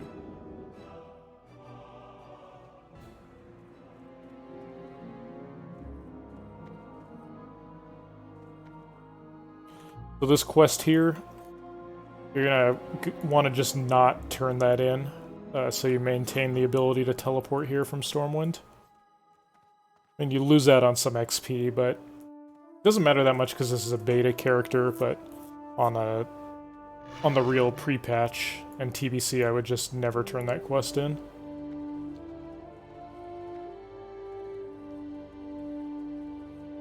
No, for Ellie it's different.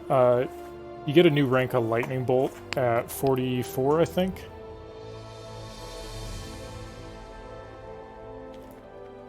At 46, you get a new rank of Frost Shock, but we're mostly using Earth Shock at this point. At 48, you get a new rank of Earth Shock and Lightning Shield, so that's a huge level. But at 42, you get Grace of Air, but we kill stuff so fast, it's Good day to you. It's almost not even worth putting down totems most of the time, unless we can just pull 5 things to the same area.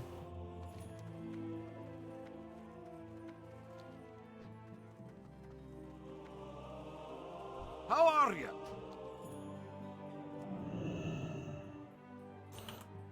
See you soon.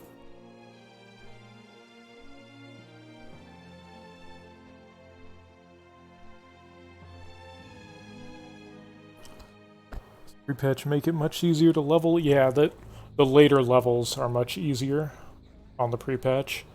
Like, all the XP bonuses and stuff, they go in past 30.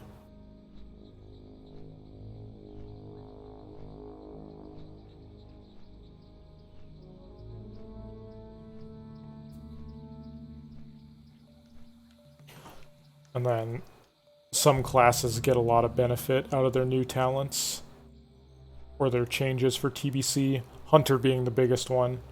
Like Hunter gets by far the biggest boost to their leveling speed of any class with the TBC pre-patch changes. Warlocks get really good too. Just pets in general get like a lot of additional scaling to do more damage and be tanky, just baseline. Enhancement gets really good from 40 plus.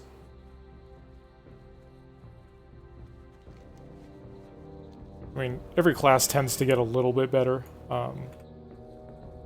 But yeah, certain classes get pretty significant bonuses to the leveling speed compared to Classic.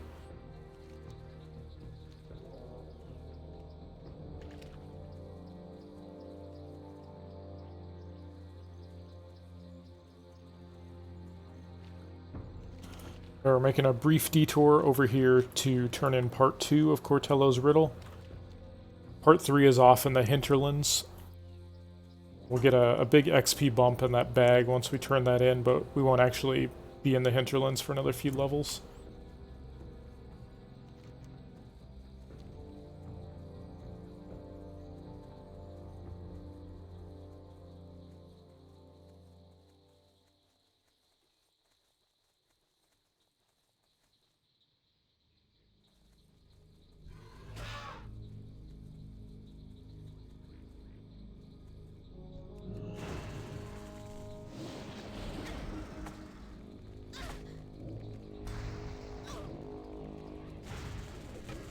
All these things disarm, that's right.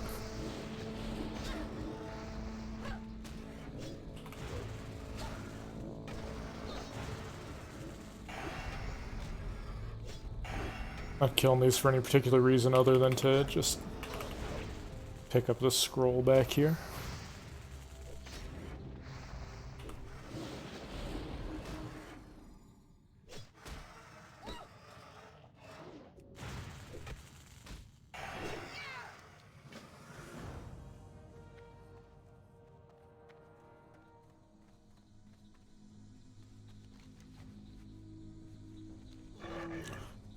Alright, we're going on a bit of a journey now. We never actually went to 1,000 Needles at any point on this route so far. So now's a good time to go, now that we have our mount finally. And we had to come down here for Cortello's Riddle anyways. So now that we're pretty close to 1,000 Needles, may as well begin the journey.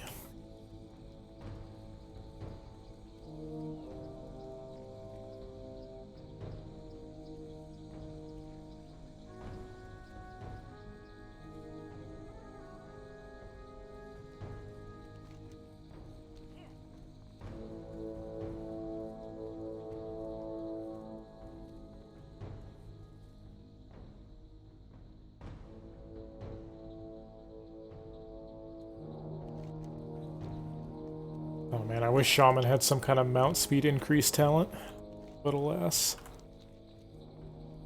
That's the awesome thing about Paladins in the pre-patch, is they get their mount for free at level 30, and then they also just get a talent which makes their mount much faster on top of that. Paladins be freaking zipping around from 30 onwards.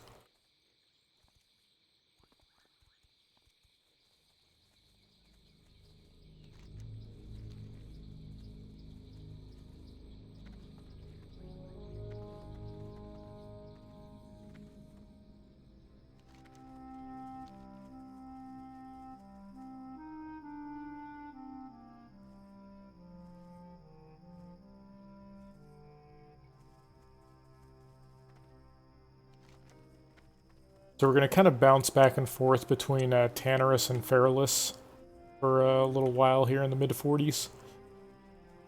Feralus is one of those zones that people seem to love it or hate it. I think it's a better zone on the Horde side than it is on the Alliance side, but I don't know, I just love that zone, so I'm still going to do it. It's certainly a zone that if you don't really like it, you can cut it out for TBC.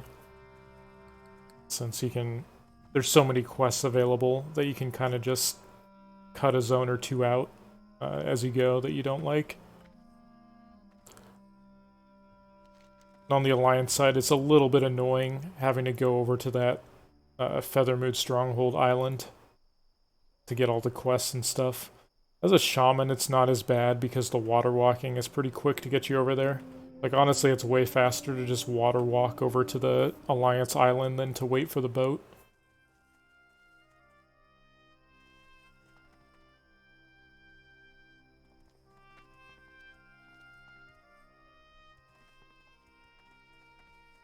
And also, since Shaman have the pretty much infinite Hearthstones, they can get back and forth to the island a lot easier than other classes.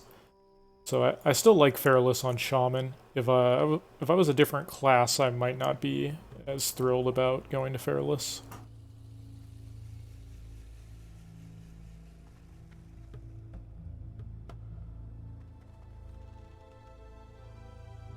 Yep, this is TBC Beta.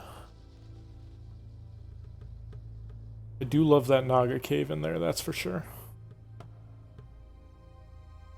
Not gonna grind too much because we're actually kind of doing okay on XP right now, but that is a spot where if you do find yourself wanting, you know, part of a level, you can definitely grind out those Naga for a while.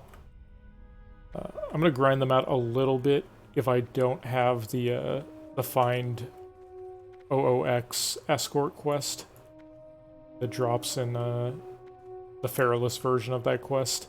If I don't have it by the time I get to the Naga Island, I'll probably grind it out a little bit to try to get it there. Since we go do the Yeti quest that's in the same area as that escort pretty soon after the Naga cave.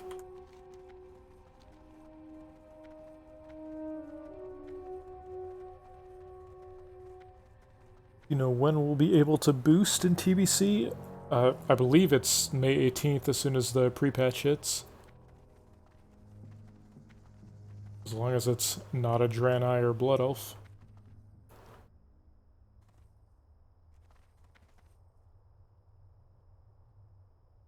Oh, you like the Yeti cave? Oh man, I'm all about those Naga.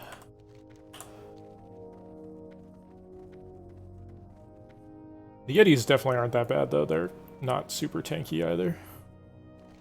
But the you'll see when we get the Naga casters in the cave are just like a whole new world of squishiness.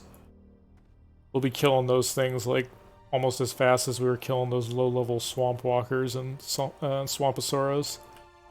And these Naga are like level 45.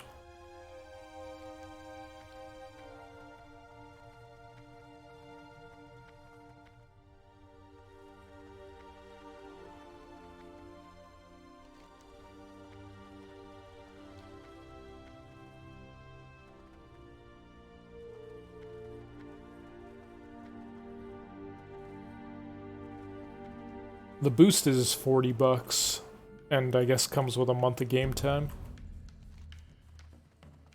So, 25-ish or so, essentially.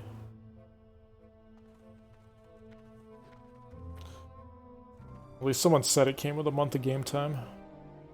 I don't actually know for myself.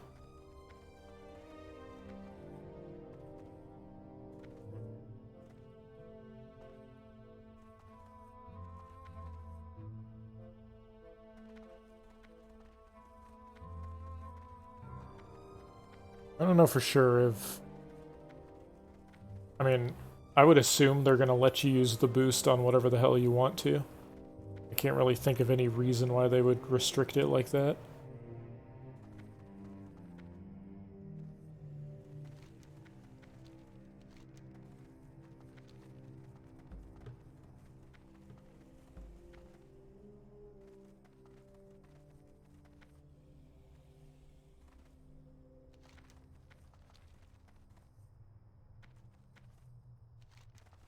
Yeah, this part sucks a little bit. Riding around for flight points, we're grabbing this one for later. And we're just kind of riding down to Gadgetzan now. It's a bit of a journey to be sure.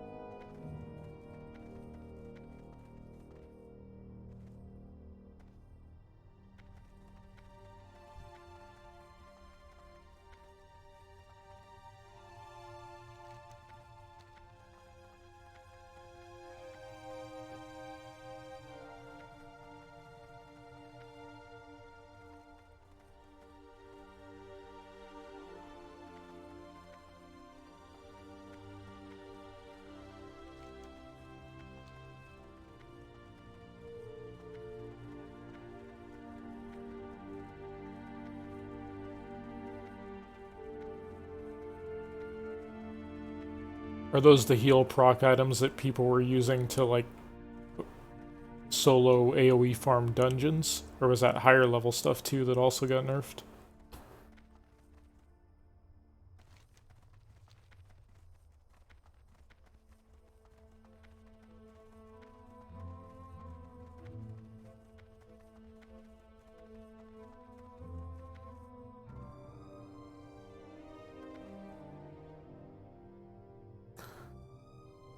TBC, yeah, TBC will be popping for probably at least the first couple months. If they're staggering our first arena season till a few weeks into TBC. So a lot of people will come back for arena at that point too. Oh, I'm maining enhancement shaman for TBC. That's what I've been working on in terms of making a quick leveling path, since this is what I will be doing as soon as the pre-patch hits, is leveling a Draenei Shaman on a new server. Try to do it as quick as possible because there is not very much time for TBC launch.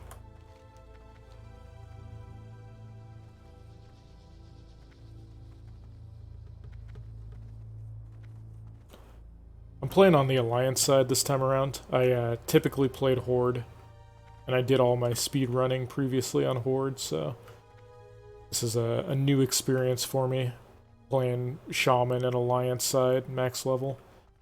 I did play an Alliance Warrior as one of my mains on TBC before, but I've never tried to make like speed leveling routes on the Alliance side. But it's been pretty fun so far. Kind of just wanted to do something completely different this time around for TBC. Play a class I hadn't typically played before and switch up the faction.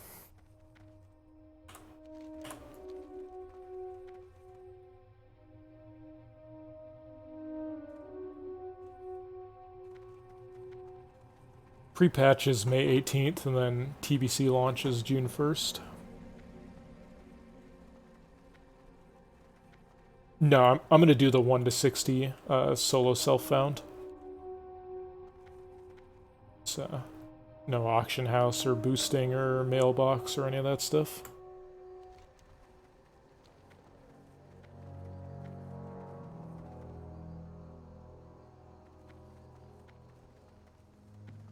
What are we at here? Yeah, 36. Yep, that's the time for this run so far.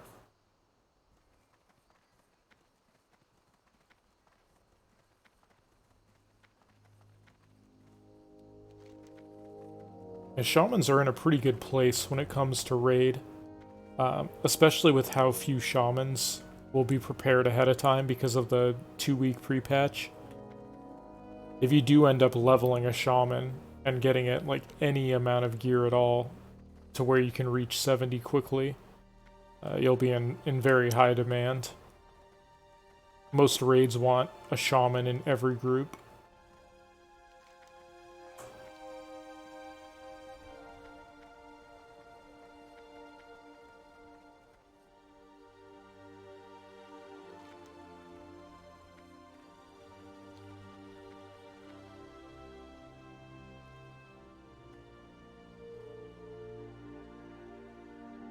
On Faralina, that's where my Horde Hunter is. I was actually the first person to hit, the first solo person to hit 60 on Faralina on Classic launch. There were a bunch of dungeon grinders that hit 60 before me though. I was back when the people could just go into like a raid of 10 people into ZF and just get like 1 billion XP. It was super bugged and pretty lame.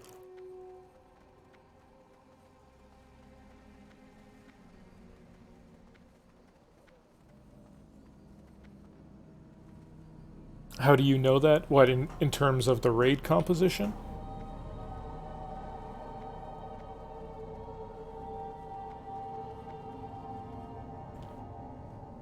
Just mostly what I've heard from I mean, the people I'm going to be playing with that know more about raiding than me. And I've also just kind of read some things on, like, ideal group compositions. The thing is that Bloodlust is only group-wide, it's not raid-wide in TBC. What's up? Keep it real. Time is money, friend. So, having a Bloodlust for every group is one of the reasons to have a Shaman in every group, but they also just, like, buff the shit out of their group. Good day to you.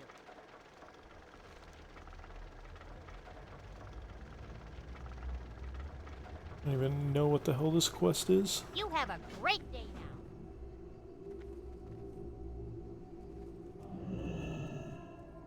What's up? Well, what is going on with this inn? Everything is, like, wigging out.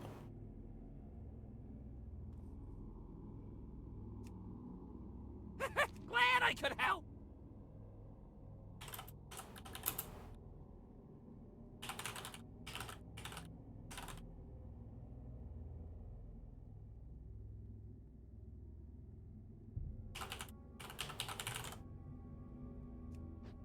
Yo! Hurry back!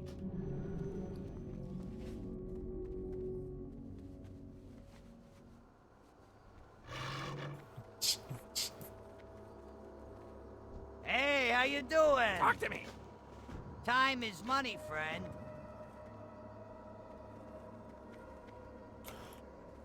Okay, so we're only going to do a small handful of quests right now in Tannerus. I'm trying to get the really low-level quests out of the way to make sure I'm not, like, minimizing my experience for later. Time is money, So we're going friend. to do part of this chain. We're going to do these quests over here to do with the lower-level Waste Wander bandits and stuff.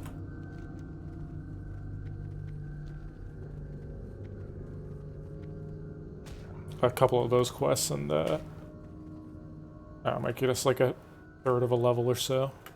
And we're gonna cruise on over to Fairless.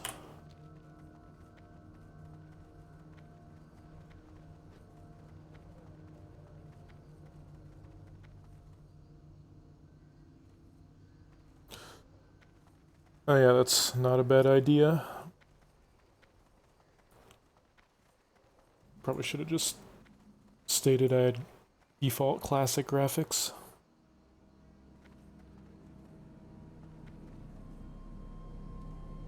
Oh, how do you know you were the first solo 60? Just because a lot of people were like watching the race of the people leveling. Fairlino was like a giant monster server that had a lot of big streamers and stuff on it.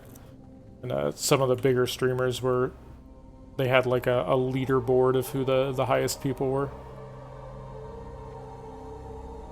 So other people were keeping me updated on where the Alliance people were, and then I could see all the people on the Horde side. There was a couple other people that were really close to me, like hit 60 within an hour or so of me doing it.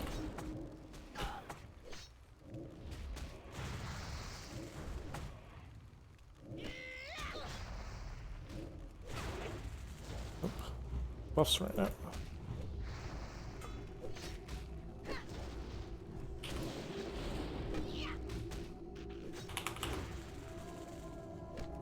I don't even know why the hell I'm bothering to fight these things, actually. You kind of just drop the thing and then run away normally.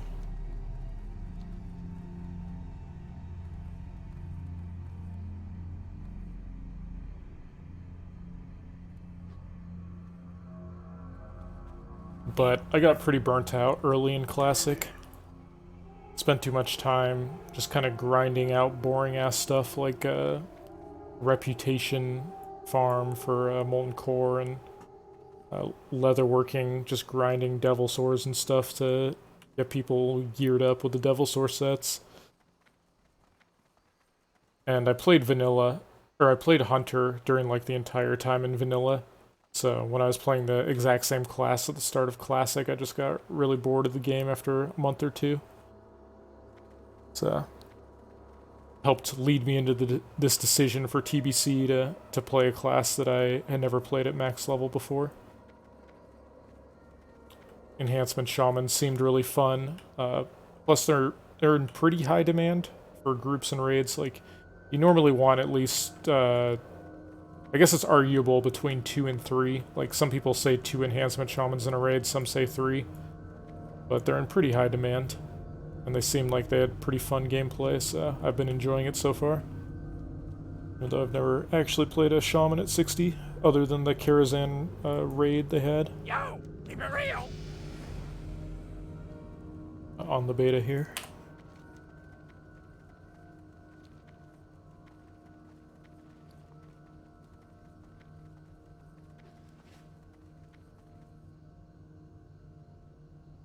Well, I actually slept a ton because that server was... Basically, the race was like just a disaster because that server constantly was just disconnecting people and then they'd have to wait in like 6-hour queues to get back in. But none of the dungeon grinders got disconnected. So anyone who was in a dungeon grind group just ended up getting like way ahead of the solo levelers. Partially because dungeon grinding was, like, arguably faster anyways, with, like, the raid XP bug. But also because they just didn't get disconnected and have to wait in, like, a 7,000 person queue. So it was kind of... The whole race was kind of meh anyways. I think on the 3rd day of Classic being out, I spent 21 hours in a row offline. Because a combination of, like... disconnected, waiting in queue, and then a power outage, and waiting in queue again. So I got plenty of sleep, not by choice, but just because, like, the servers were so freaking bad on Faralina that you ended up just sitting offline for hours and hours at a time, waiting in queues to get back in.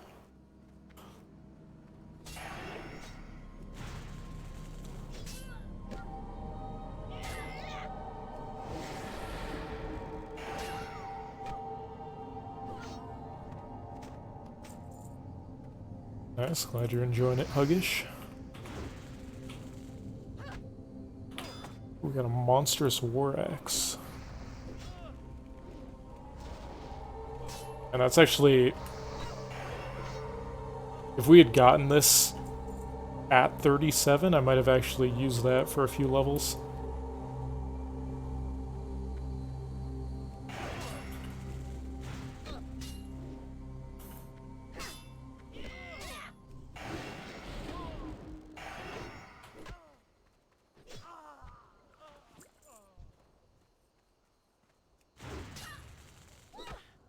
Yeah, all things considered, like, the race to 60 on Faralina was kind of a wash anyway. It just probably came down to, like, who got screwed more by waiting in queues and stuff. I got pretty screwed, but there might have been other people that got screwed more.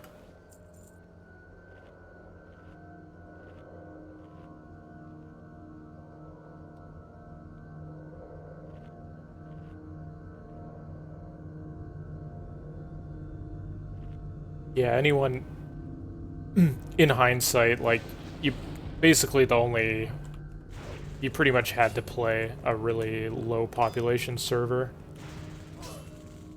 Otherwise, just the chance of getting disconnected and having to wait in huge ass queues was too high.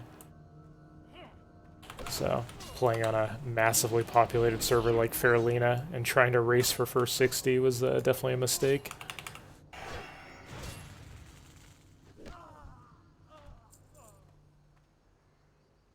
Not that I would have beaten Jokered anyway. Jokered was...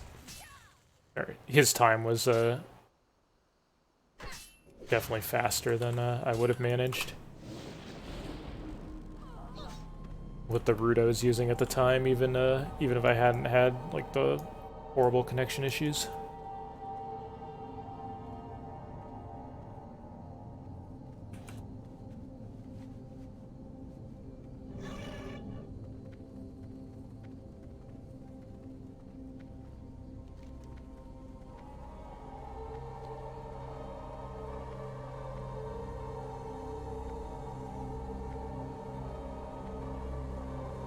Yeah, there was a good handful of servers that didn't go down.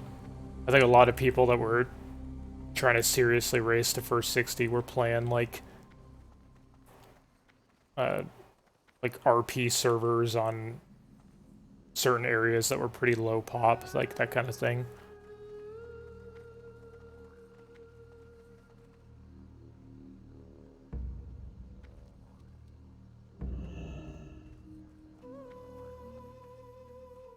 Hello. Okay, we're mostly coming over here right now just to grab this Screecher Spirits quest. We're gonna do the majority of Tannerus later. Doing just a little bit now, but Relax. we can finish this Screecher Spirits quest while we're over there.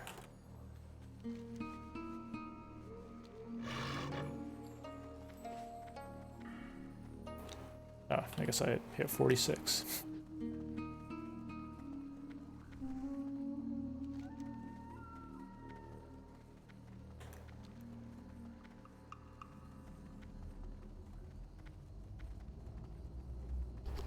I played Hunter in TBC, but that was the same thing I played throughout all of vanilla, so I got pretty bored, burnt out quickly.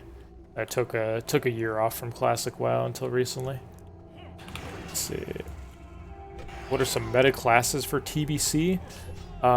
If you have any interest in Warlocks, this is probably like the best time to play Warlock of any expansion, maybe. Warlocks are... yeah, they're pretty much top tier at everything. Or at least high tier.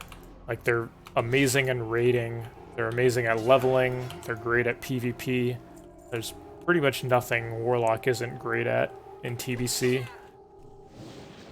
It's a little bit the same with Hunters. Hunters are a lot weaker at PvP, though, in terms of arena.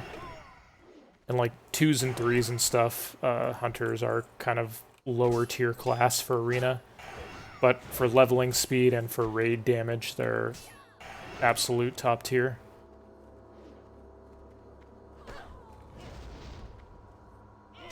Ooh. You hate to see that. I'd like to loot this chest, but there's an evading mob right next to it. Let's see if we can kill him. Oh, that's true. They are really good at BGs. I guess I was thinking from an arena perspective. What level do you think I should switch from Fiery Weapon to Crusader? Oh, man.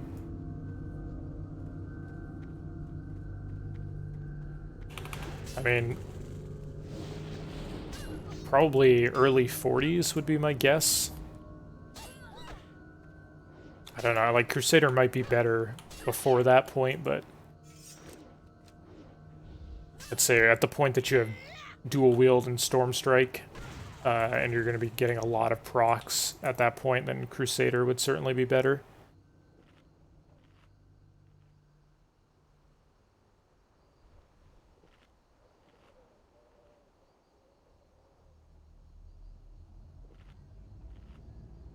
Yeah, I actually already even reported that one before. Not that I really expect these random evade bug mobs that I report on the beta to get fixed, because a lot of them are, like you said, like that on Classic as well.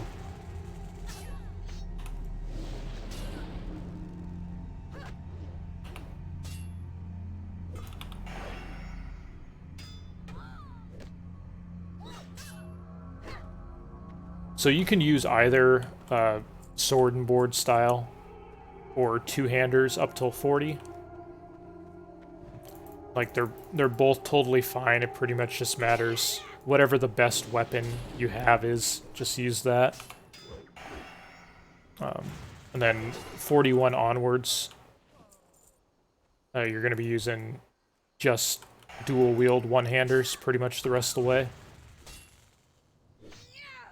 Almost everything you do from that point forward will be dual-wield one-handers. Leveling, raids, etc. They'll always be using dual-wield one-handers. It's like pretty much only in arena. You might want to swap to shields if you're getting focused, but pretty much every other content Enhancement Shaman's always dual wielding.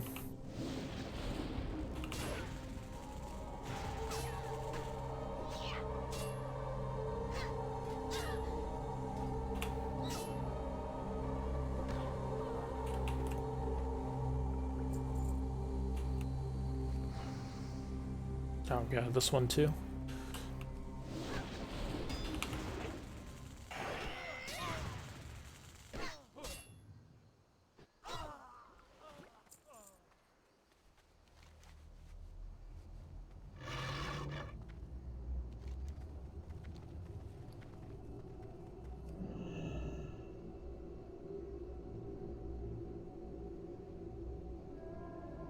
Yeah, there's definitely situational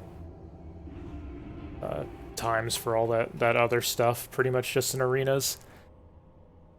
I haven't actually done an arena on enhancement before, but I heard people say that if you're playing a comp that kites you a lot, where you don't have very much uptime on your target, then two-handers can be really good for that.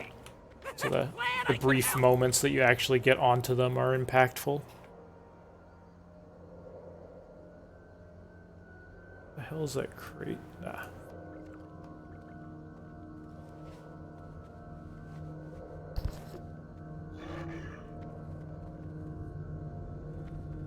Are any Shaman spec meta?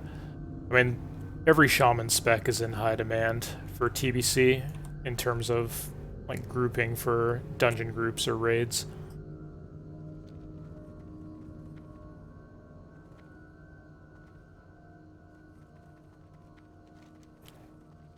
Generally, Shamans just make the rest of their group so much better that even Elemental or Enhancement can find groups pretty easily. And then Resto Shamans are really solid as well.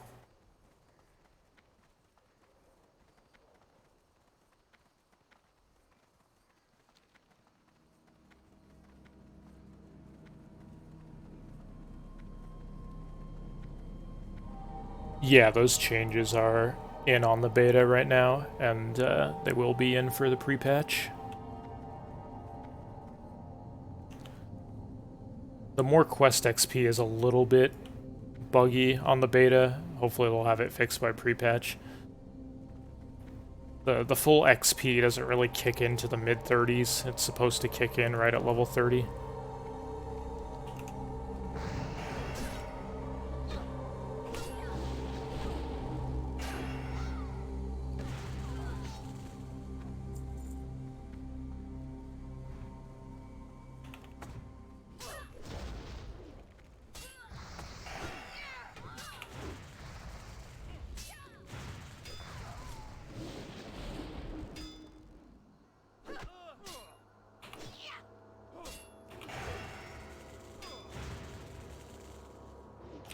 You level as a resto if you're... I mean, you can, but... if you're leveling with a friend who's enhancement, you're probably better off just being a double DPS duo. Because with enhancement, like, what you see right here where my health is pretty high and my mana is fairly low is pretty typical for enhancement leveling. You tend to run out of mana way faster than you run out of health. So having a healer wouldn't actually even really do that much for an enhancement, since you have to sit down and drink pretty frequently anyways. You're just going to be full health by the time you have enough mana.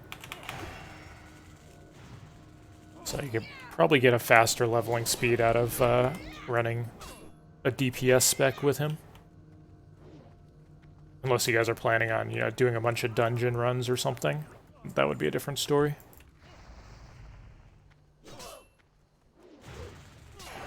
Yeah, enhancement leveling seems a lot more fun on TBC, definitely. And it gets pretty fun once you get to the early 40s. It's mostly the same as Classic from 1 to 40. Just slightly better, mostly because of this talent here, Shamanistic Focus. They got rid of the talent that you had to put a point into to use two-handers, and they replaced it with Shamanistic Focus, so... it's a pretty good talent.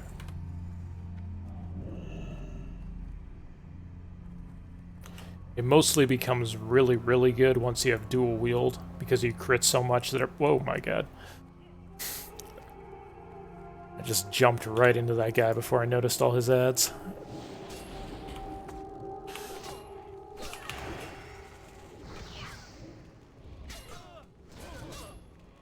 Yeah, at the point you have dual wield, you crit so much that most of your shocks have that that reduced mana cost.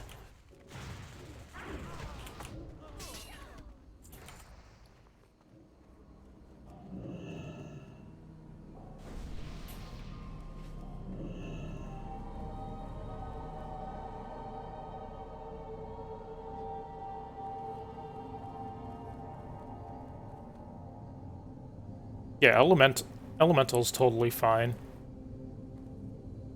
Like, Elemental Enhance would be fine. Plus, Elemental's pretty reasonable at healing too, if you absolutely need to. Like, you can heal dungeons as Elemental as you're leveling.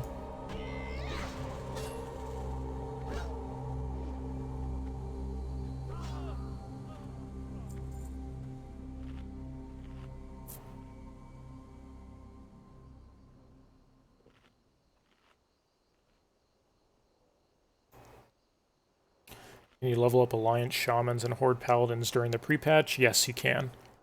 I mean, you'll only have 13 days to do so, since they made the pre-patch really short, but yes, you'll be able to. And all the leveling bonuses that are on the beta will be in for the pre-patch as well.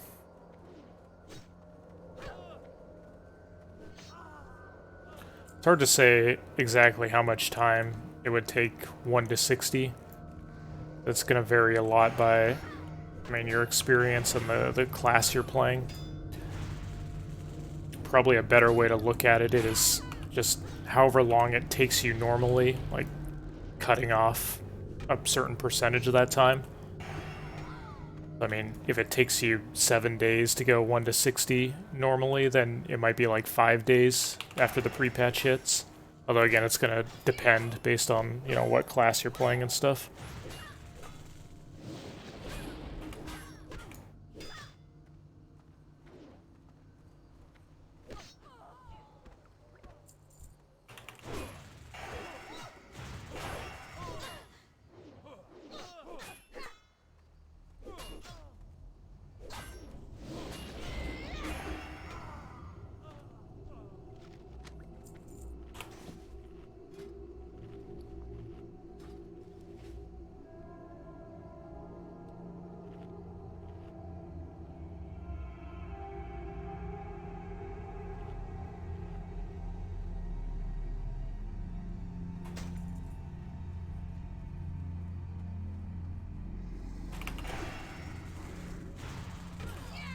Enhancement destroys casters so hard.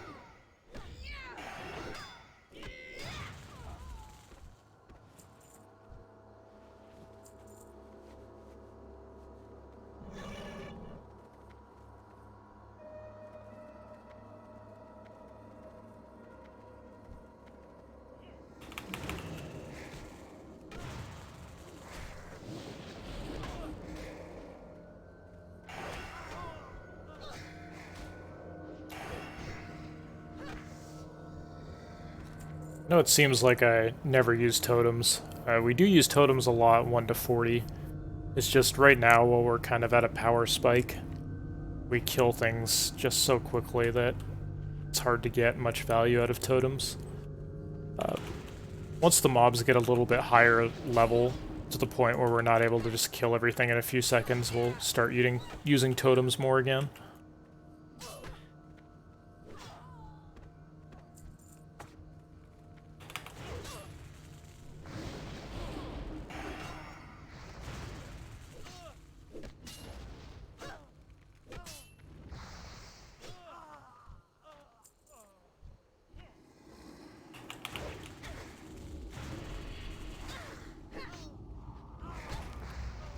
weapons. So we're offhanding this Blackwater Hammer, which is from a quest in Arathi Highlands. One of those quests that's in the water area. And then we're main-handing a Sickle Axe, which we intentionally farmed. There's one type of mob in the game that drops the Sickle Axe. And on Classic, it's an elite mob, but on TBC it's no longer elite. So we can kill them very, very quickly. And at level 42, as part of my route, since I'm playing solo self-found, we kill a bunch of the ogre that can drop this axe. So I think it's called a Crush Ridge Warmonger. They're pretty squishy too, so you get decent XP even just killing those things.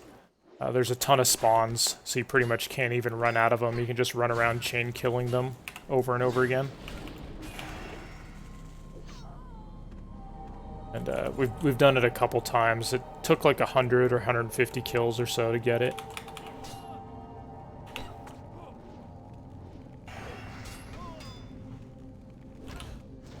No, it's a bind on equip. It's only a level 34 axe, so...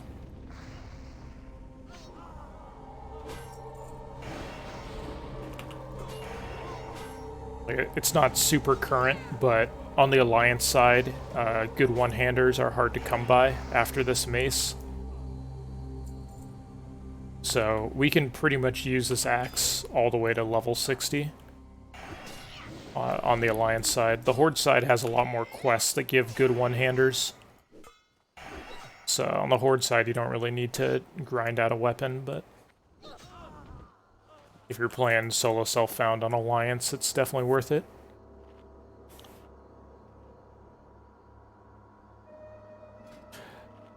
If you're gonna get weapons beforehand, you can get a better weapon than this. This one's level 34. If you're gonna buy weapons beforehand, I would try to buy more like level 40-ish weapons. Level 40 blue one-handers as slow a speed as possible. There's a lot of them that are right around... Oh, whoops, I already killed that guy. There's a lot of those weapons that are right around level 40 and have 2.7 or slower speeds that you can buy on the auction house.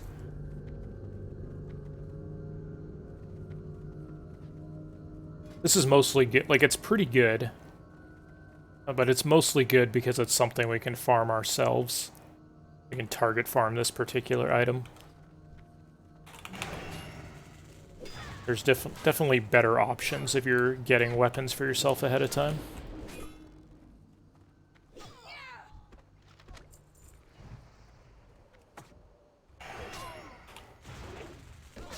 Yeah, Heaven's Light is a great example. Those type of things. There's a good amount of those blue one-handers right around the early 40s or late 30s level range that are going to have a little more DPS and a slower speed than this axe.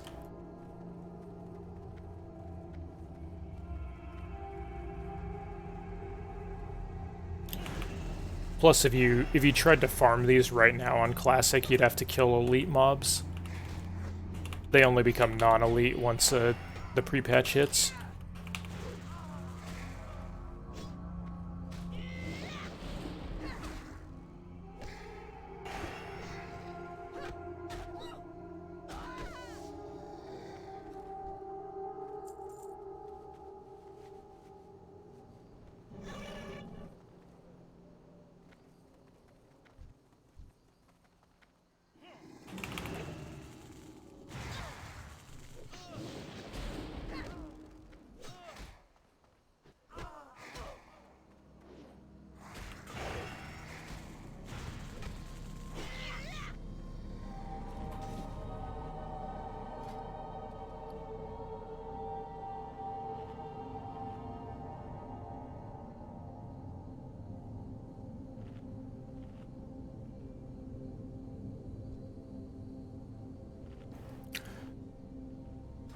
Yeah, they did remember to lower the XP.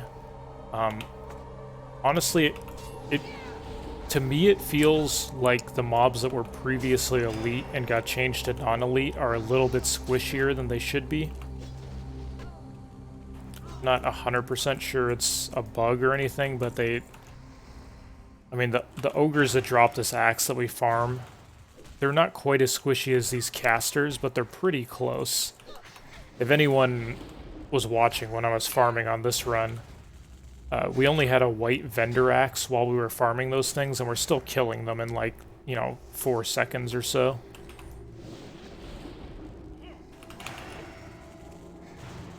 There's some other examples too. All of those mobs that are kind of in the southeast corner of like Hillsbrad foothills, they used to all be elite. So those are no longer elite, and they also feel really, really squishy. So there might have been some sort of issue with the transition from elite to non-elite, where they're like missing a little bit of stats or something.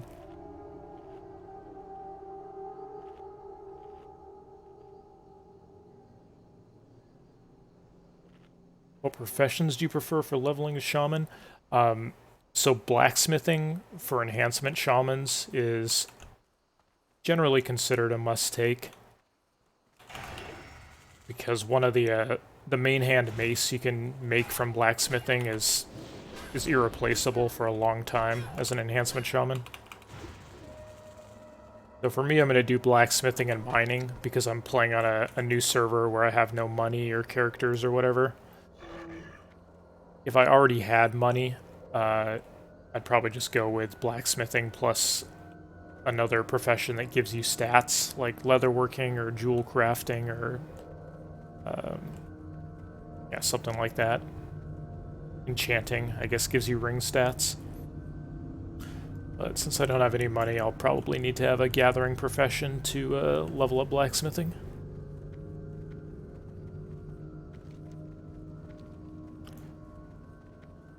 Two more casters. They all go.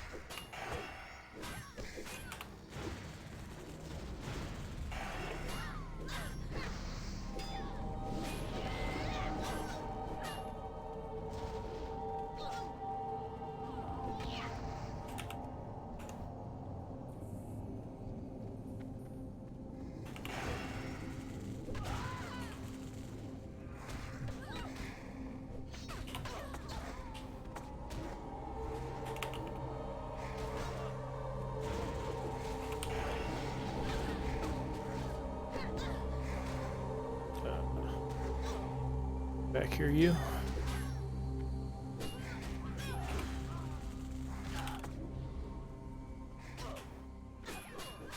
Okay, mistakes were made.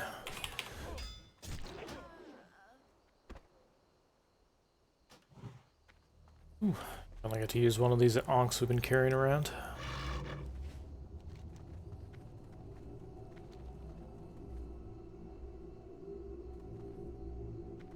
I got too greedy and I didn't actually have to kill that second caster. I only needed the first one for the quest. I just couldn't resist chasing it down.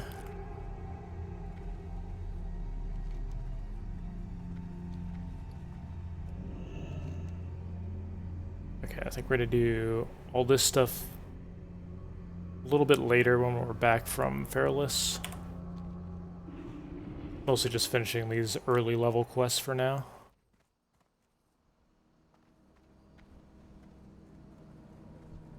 How you doing?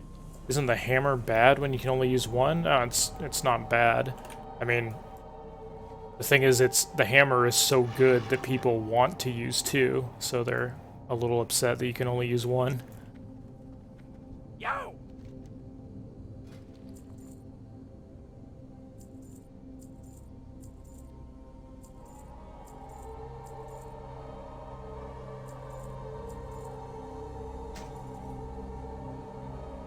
Oh, that was a problem. Okay, I'm a noob. Hurry back! I was in my spirit set. I forgot to switch it back to my normal gear, so I was way squishier than normal because I was wearing like cloth stuff instead of mail gear. I got run over by those mobs there.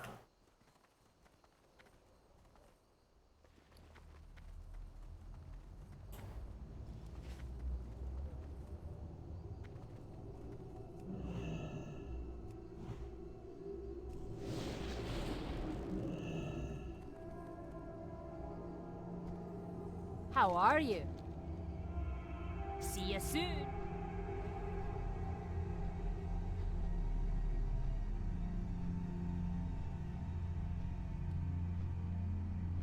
So yeah.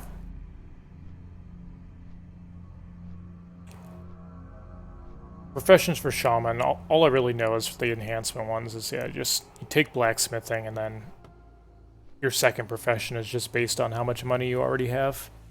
If you don't have a bunch of money, you take a gathering profession, ideally mining, to support the blacksmithing.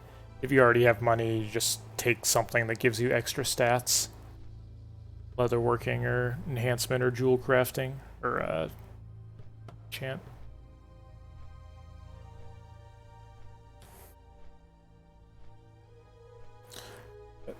Blacksmithing's definitely the default choice for enhancement shaman.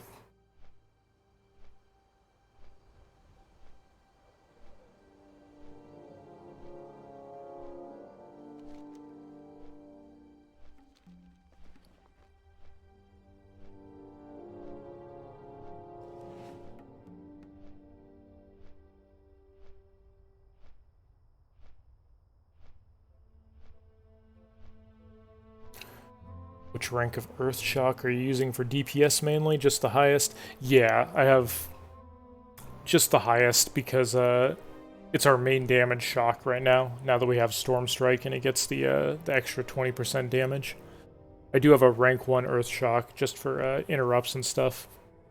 Well, occasionally use, but the thing is, with this new talent, Shamanistic Focus, now that we're dual wielding, we crit so often that this this buff is very frequently up when I shock, so you can feel free to use the highest level shock that does the most damage when you're just constantly getting Shamanistic Focus procs from dual wield. This is one of the talents that helps a lot with mana conservation, which was one of the biggest issues with enhancement previously. Because they would just run out of mana so fast in any dungeon or raid. The other thing that helps with that is Shamanistic Rage, which we don't have yet, but will be a big bonus when we get there. You'll notice that most of the time, when I'm not like running into 5 mobs with my spirit gear on, most of the time we're running out of mana way before we're running out of health. So having this 2-minute cooldown here, which is basically a full mana restore, will be huge for our kill speed. Just overall, like, grinding efficiency.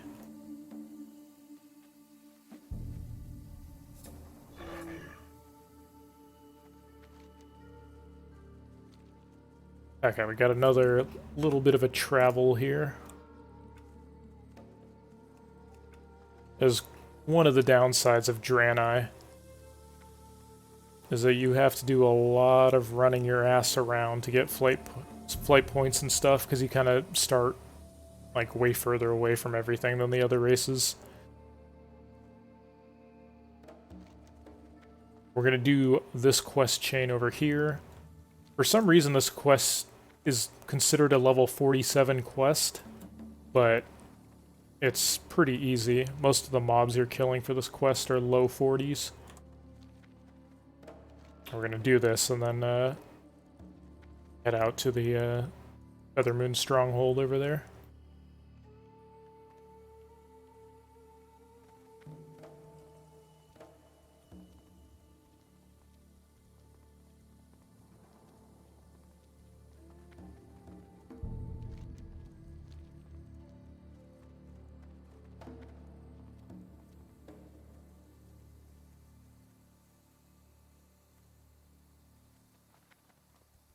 Oops. Almost ran into those guards. They used to go into that Horde town.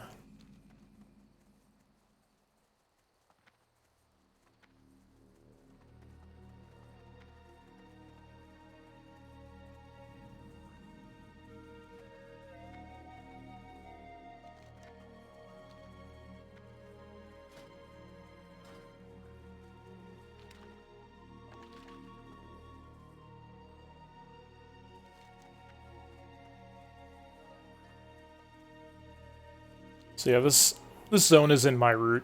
Like I was saying earlier, I think this zone is pretty good for Shaman still. This is definitely something that, if you don't like Feralus, you could cut it out in TBC and just do other zones instead. But I'm a fan of Feralus.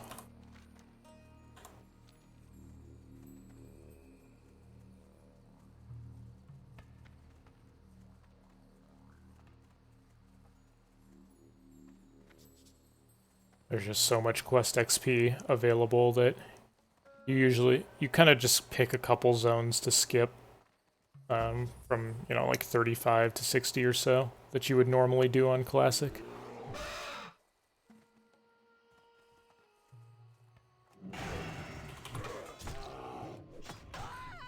For me on this run it was Badlands. I just skipped that. Not really to say Badlands is worse than Feralus or anything, I just don't really like that zone that much. I do like Feralus.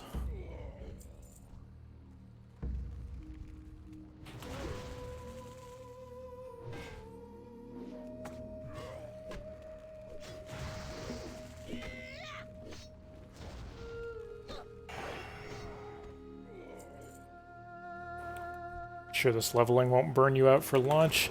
Nah, I haven't actually even gotten a Shaman to 60 yet, so this is all still pretty new for me.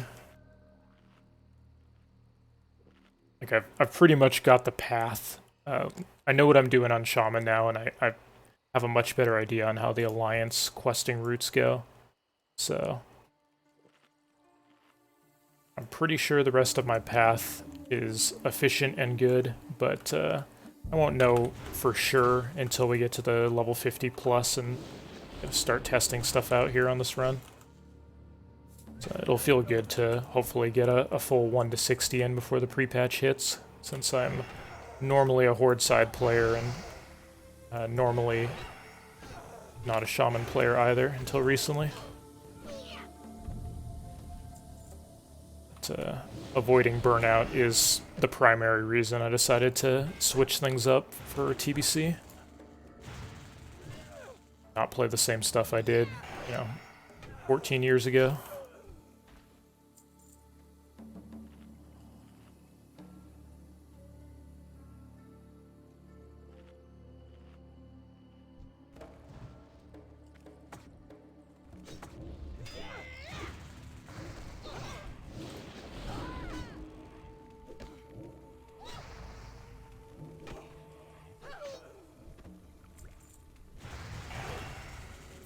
So I don't actually have a quest to kill any of these guys yet, but the quest we're about to pick up is going to be to let these fairy dragons here free.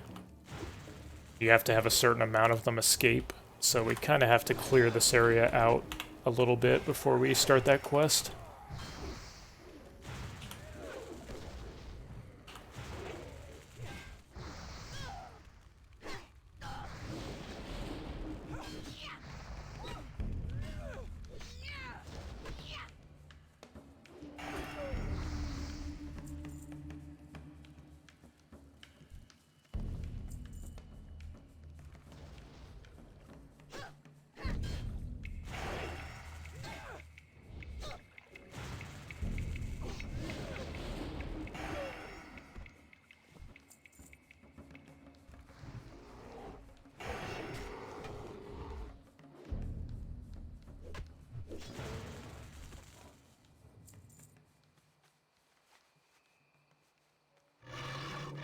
That should be good enough.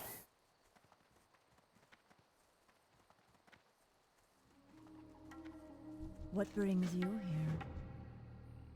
Greetings. Asha Fela.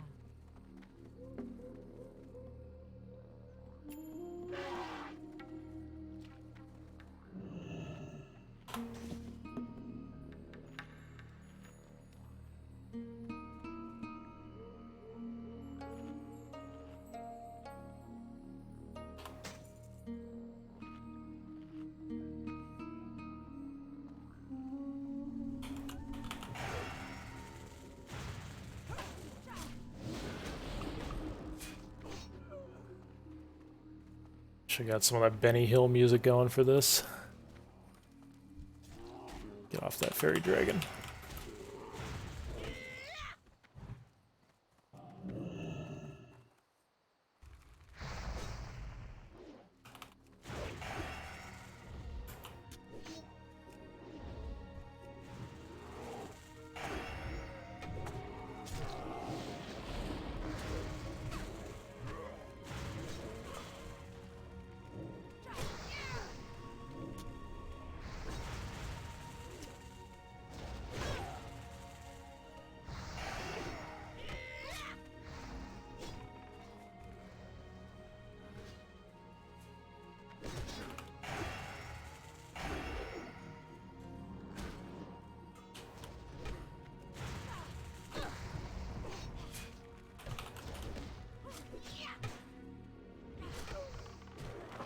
Oh my god, I've been netted.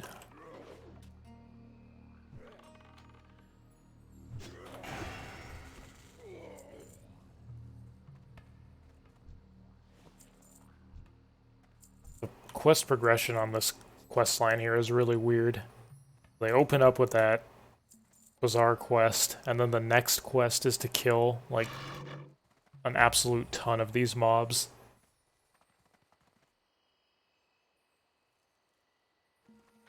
But we pretty much, you pretty much have to kill like 24 of these things to even do the first part of this quest.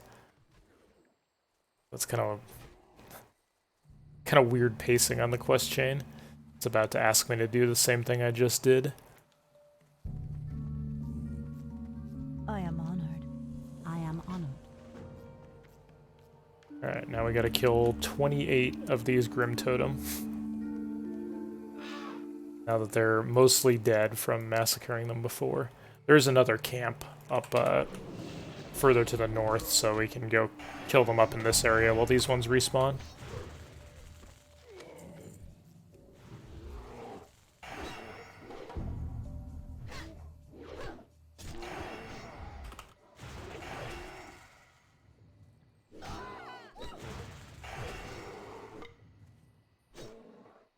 Yes, you do always have to carry the totems in your bag. Shaman, -4 bag slot class.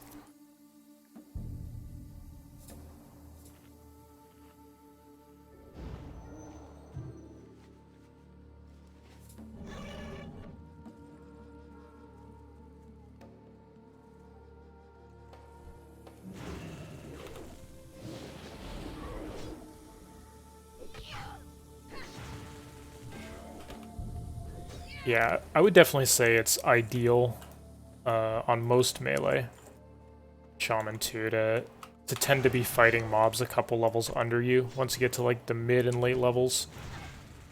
Just because you kill stuff so much faster, but you only really lose out on like 10 or 15% XP compared to killing mobs at or above your level.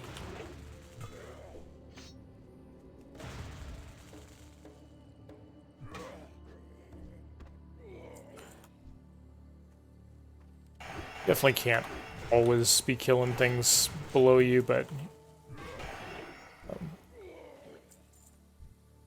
when possible, I try to set the roots up in such a way that are 2 or 3 levels ahead of the quests.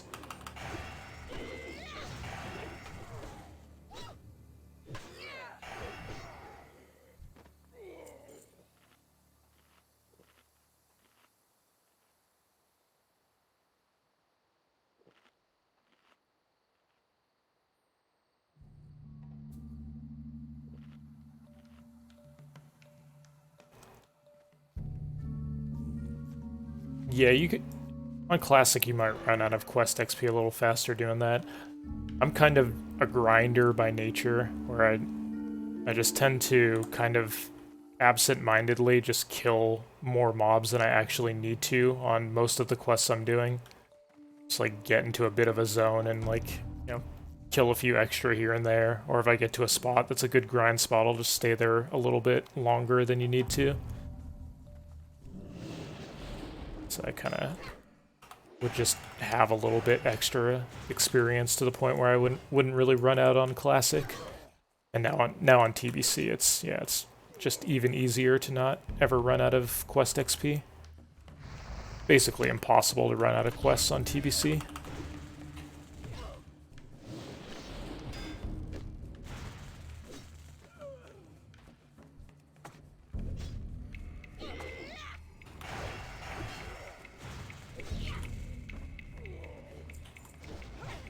That Searing Totem alone.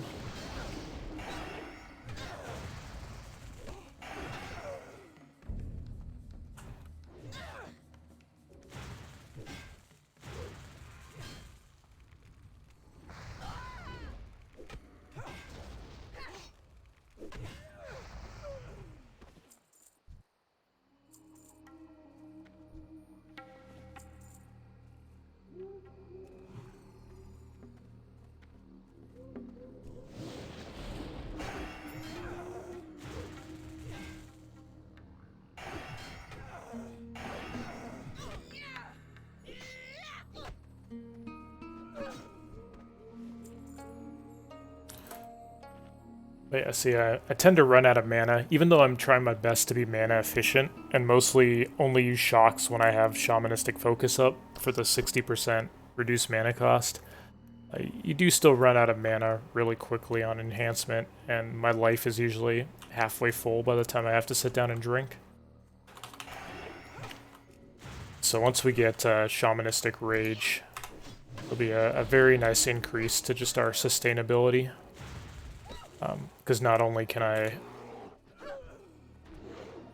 refill my mana every 2 minutes, but I can also just use Gift of the Naru more proactively to reduce downtime on my health.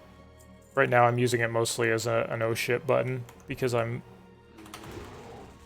almost never lower on health than I am on mana.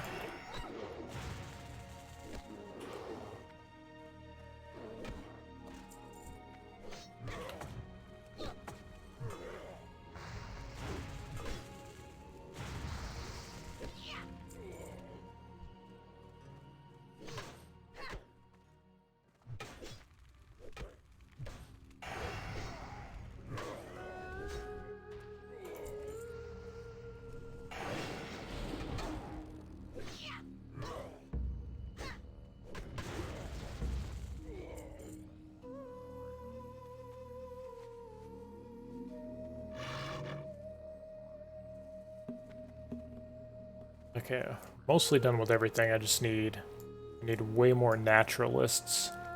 Hopefully the ones down at the southern camp have respawned by now.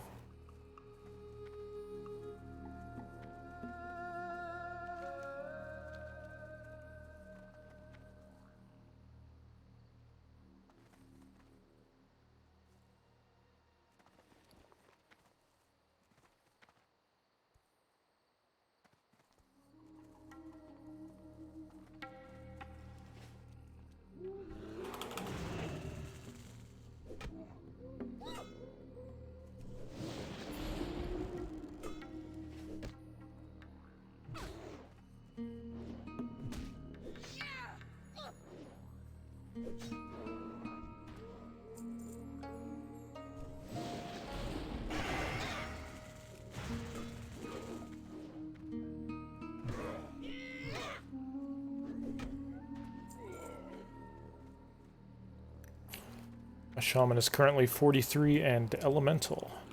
Should I still level him, or rather wait till pre-patch and spec enhance and level up? That's just, I guess, a matter of how much free time you have.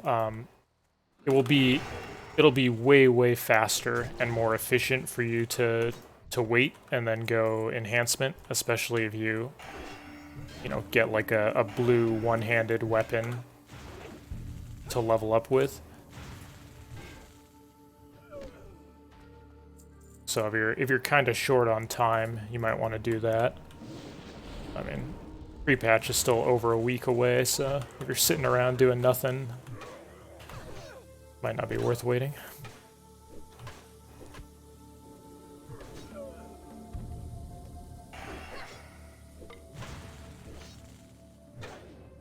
Oh, wow, I was not expecting back-to-back heals. Could have saved my shock.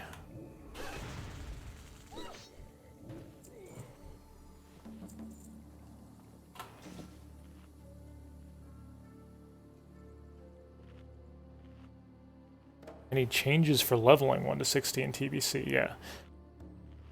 The 30 to 60 range is much faster on TBC because of the bonus XP you get from quests, mostly.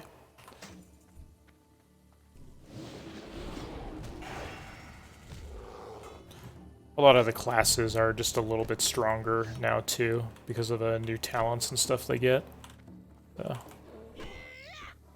You need less XP per level in TBC from 20 onwards. You get more XP from quests from 30 onwards.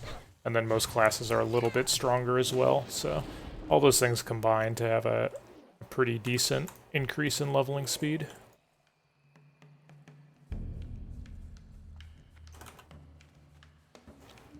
Where are all these naturalists?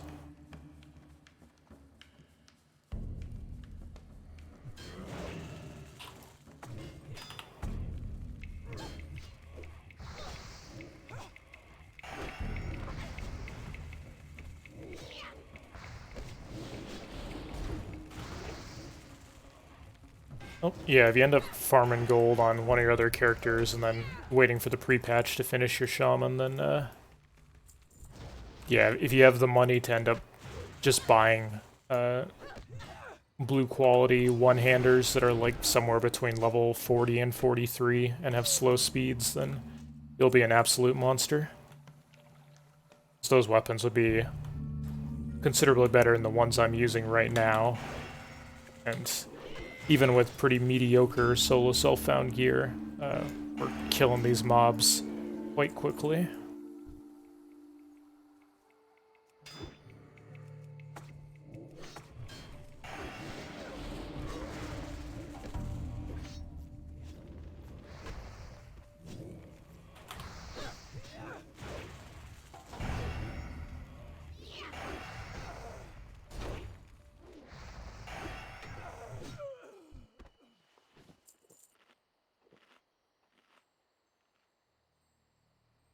Dang, I might actually have to go all the way back up to the north camp. For some reason these naturalists are way more rare than the other mobs.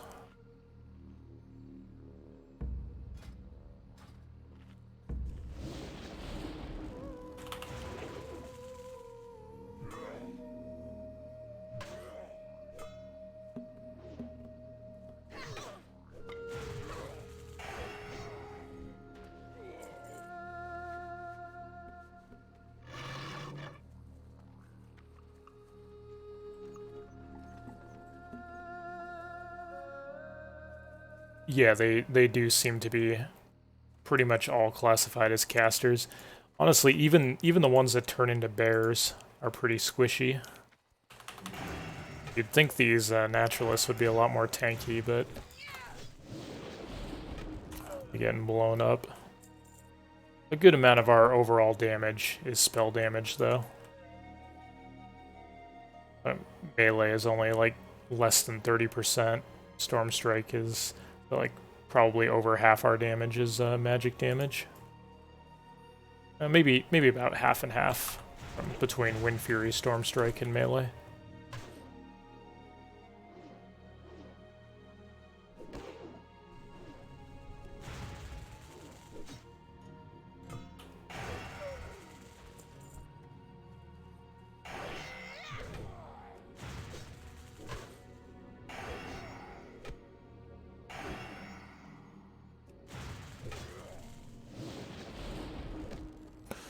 I guess I'll just kill these random shaman until a couple more Grim Totems respawn. Naturalists. my god, I keep using my Earth Shock way too early, just as like part of the normal damage rotation. I need to be saving it to actually interrupt the heal on these guys.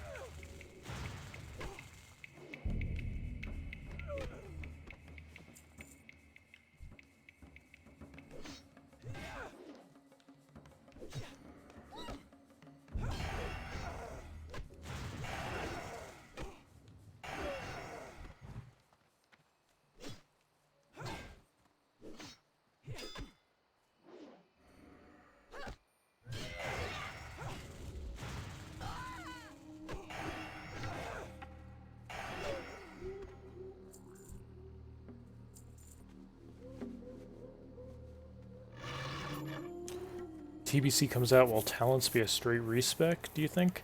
Actually a good question. I don't know if they plan on giving everybody a talent reset or not. Not sure. I don't recall seeing a Blizzard post addressing that. Maybe someone in chat has heard something about it, but I haven't.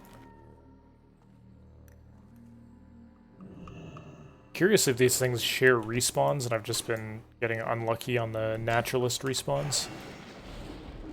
Like, goddamn, there are way less of the naturalist than all these other types for some reason.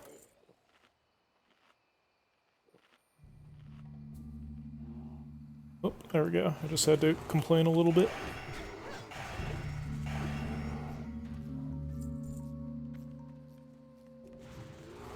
Hey, look how fast that bear died.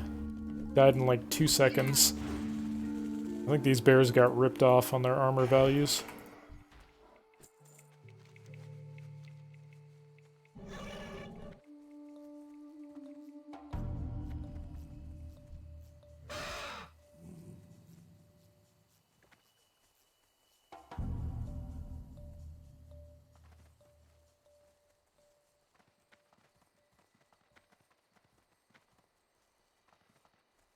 İşnu daldiye.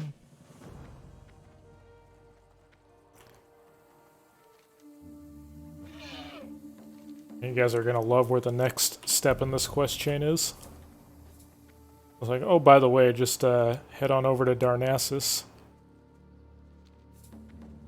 We're going halfway across the world.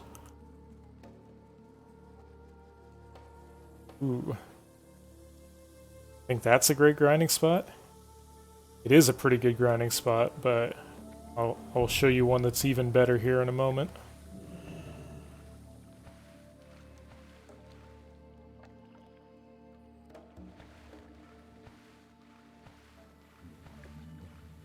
The spot is really good. Basically, the only downside is that some of the mobs are 41, which is a little bit low.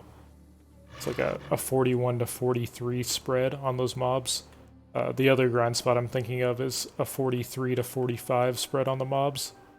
So get a little bit better XP.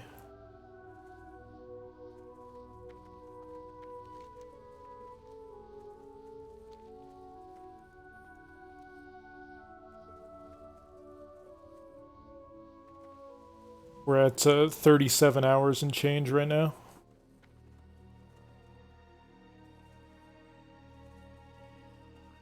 So I don't know, maybe like 43 or so hours by the time we hit 50. Hopefully the beta stays up long enough for me to put in another couple days of work and finish the guide and the route all the way to 60.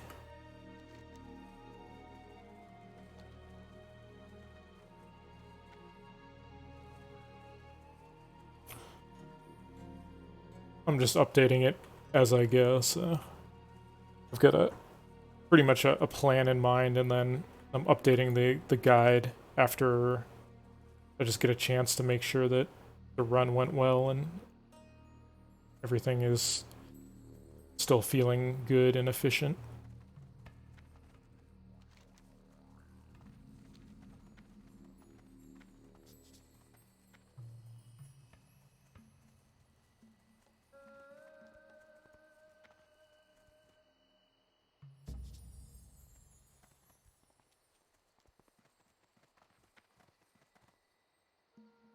The times that it's comparing to over here, where it's like here at level 41, we're 8 hours faster in the previous run, 10 hours faster at level 46. I just did an initial kind of a trial run that I streamed a couple weeks ago. Went 1 to 45 on an enhancement shaman.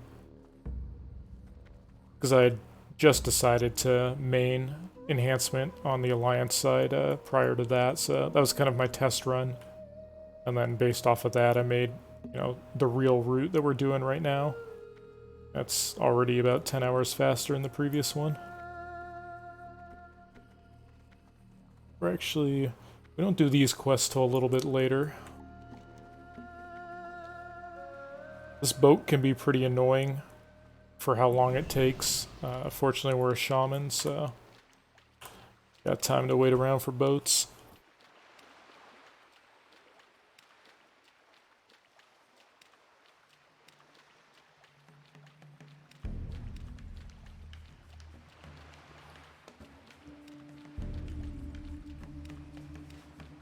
How many hours a day do you plan to spend on leveling come pre-patch? I'm gonna try to get it done as quick as possible because there's such a small amount of time to actually get gear at 60 before TBC hits. I'll probably do a 24-hour stream right when the pre-patch is released, and then after that it'll be a little bit more normal. Get like normal amount of sleep after that point, but I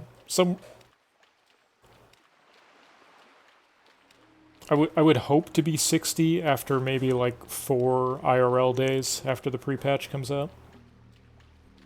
Assuming we don't run into any unforeseeable problems like server downtime issues and such.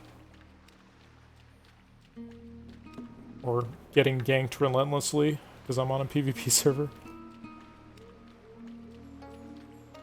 Oh man, yeah, that would be real awesome if I could mount or Ghost Wolf while water walking, but alas.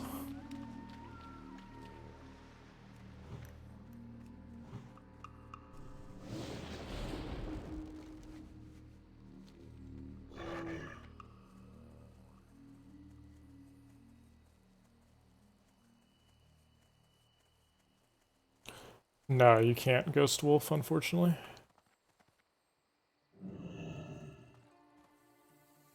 It will just immediately take the buff off you, regardless of if you're on water or not, as soon as you Ghost Wolf.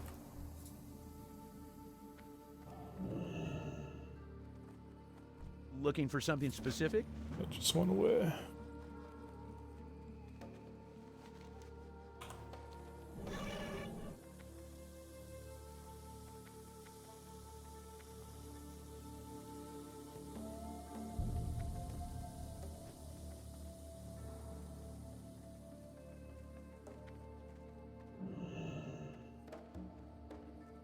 How may I help? Peace be with you. Goddess bless you.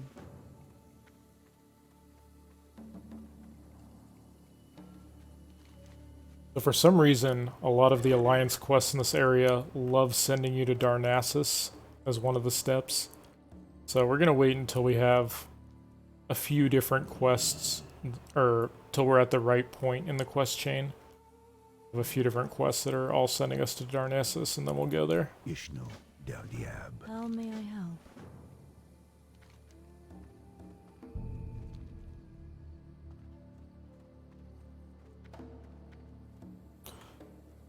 Oh man, yeah, if you played Enhancement in Classic, playing it in TBC is going to be a treat. It's not a meme spec at all anymore. It's a very in-demand spec for raids. It's a pretty good leveling spec, pretty good overall damage spec.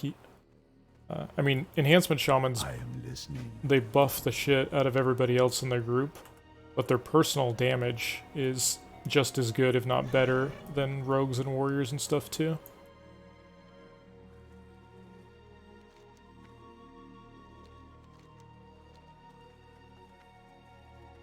Set my hearth here. I am listening.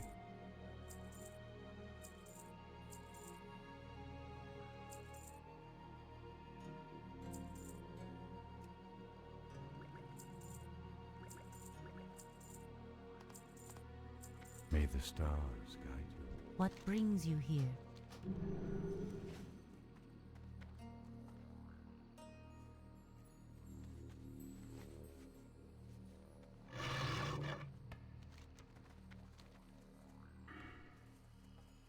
Yeah, they actually reduced the base cast time on Ghost Wolf from 3 to 2 seconds in TBC.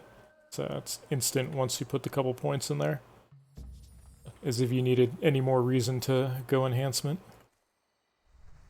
Can I show my base stats? Sure.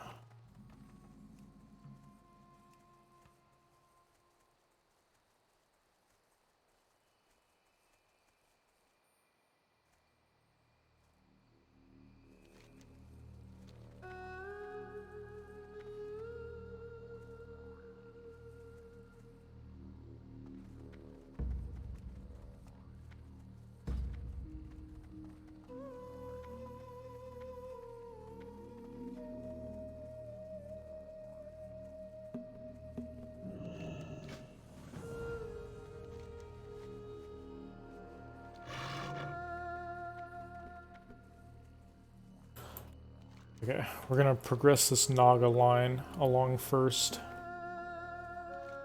I'm gonna try to get all these quest chains here in Fairless to the point where they're all lined up so I can go back to the mainland and just do everything here all at once and not have to make multiple trips.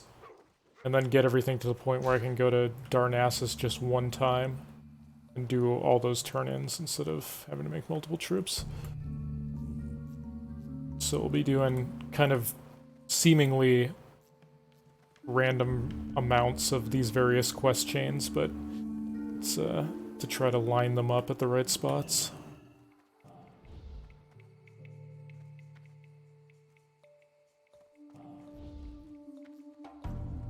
Ishnu Allah. Greetings.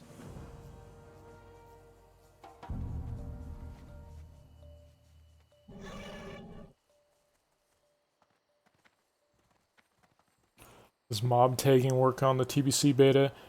Yeah, it still works. Whoever gets the first 70, like I'm almost positive it's just going to be someone who has like 40 people mob tagging for them. That's pretty much how it went on the original TBC. And, people have been planning on doing that as well for this launch. I'm not gonna be going for the first 70 or anything, just because it's, I don't know, it's that kind of play doesn't really interest me, of needing to like rely on a full rate of people to boost you.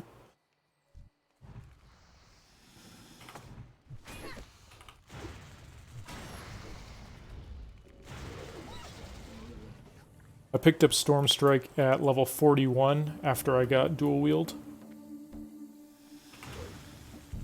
Then I put the next 3 points in the hit talent.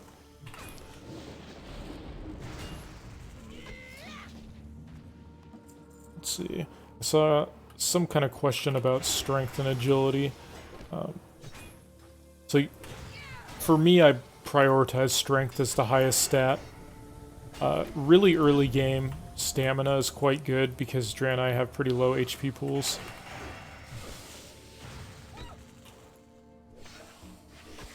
Agility is not very useful at all.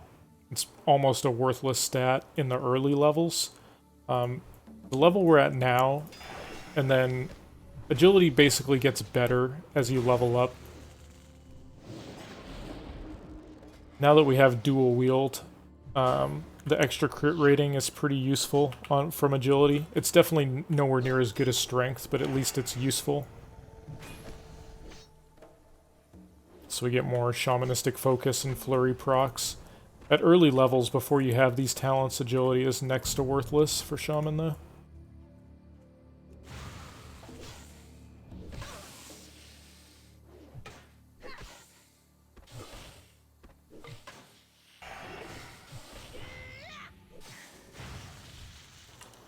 I'm actually kind of planning on leveling the same way Kashima, or Kashims?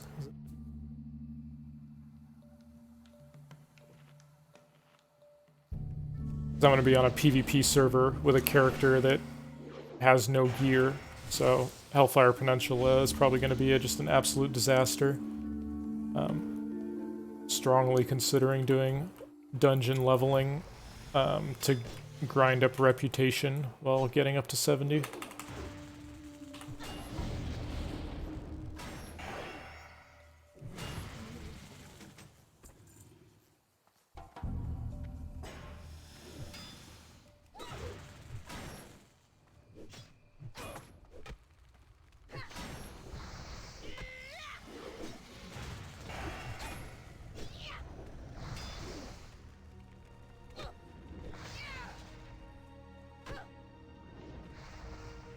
Yeah, that sounds about right. I think strength is 2.2, just because of, well, I mean, not that I have Blessing of Kings, but just from like the raid perspective. So I'll have Blessing of Kings for raids.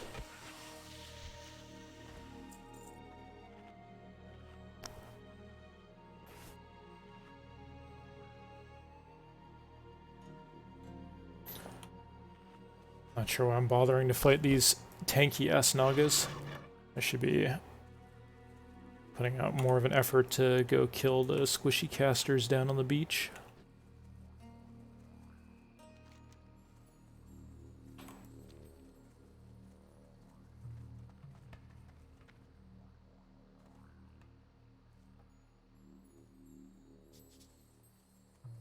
Ah, thought there were more Naga on the beach here.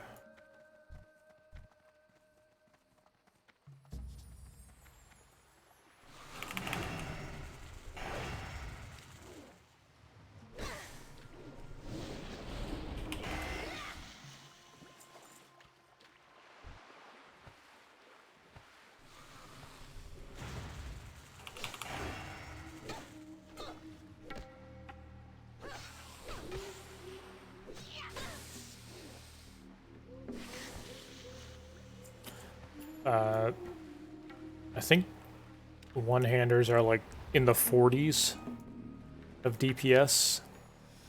I mean, if you have raid gear, they're going to be higher, of course, but just like baseline stuff you'd get at level 60 from like quests or greens would be in the 40s, and then blues are 50s, and then raid gear is like 60s or something, unless you have super high-end stuff.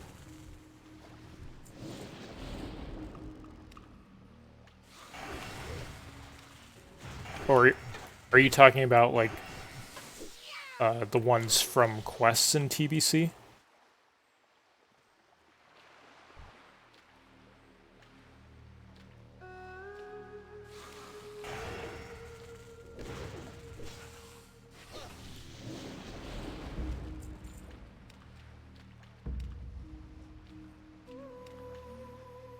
I think for some reason there's actually, like, barely any melee one-handers in early TBC from quests, from like 60 plus.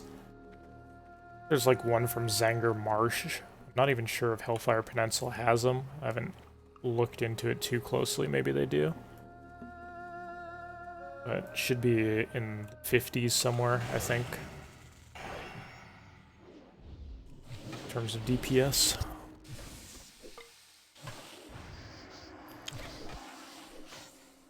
The two-handers from Hellfire are like right around 60.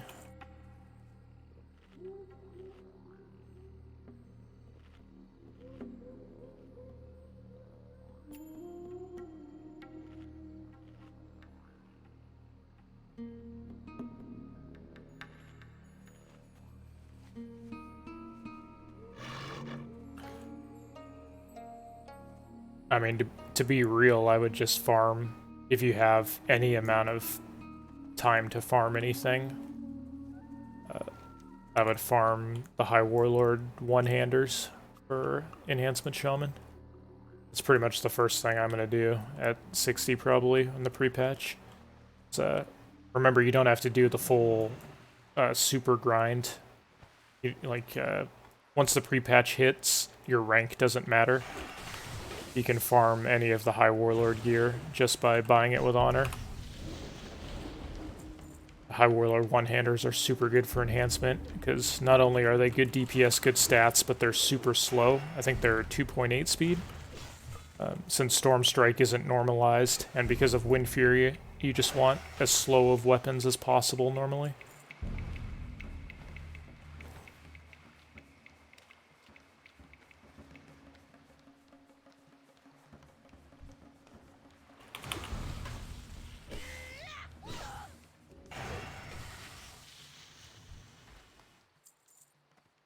Side quests. 2 one-handers from Zangarmarsh. So were there no one-handers in Hellfire? So someone was telling me in chat the other day that there was like no one-handers. Oh, we actually got this thing. Okay, nice. So I was gonna grind out those Naga in the cave to get this thing, but since we already have it, don't really need to grind out too many of them. I'll just maybe do a few bars while we're there to kind of show people the spot.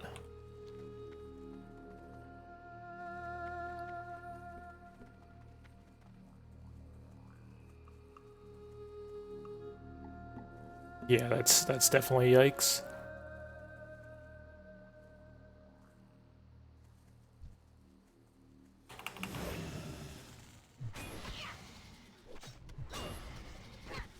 Oh yeah, if you were getting close to rank 14, and now the pre-patch is gonna hit, it's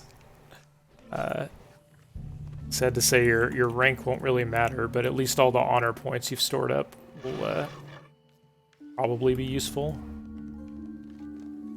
I don't really know if Blizzard's doing like a reset on honor points or anything. But once the pre-patch hits anyway, it doesn't take too long to farm up a piece of gear.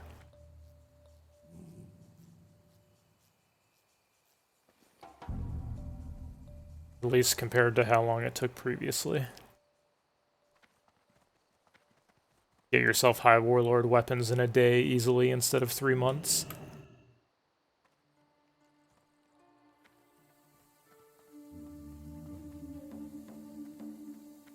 Can I assist you?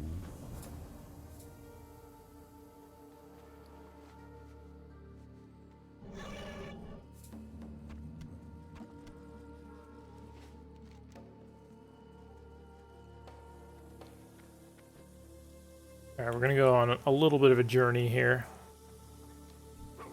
Water walking my way over to grab this, and then over to here. It's because to continue this quest chain, you have to come back to Feathermoon.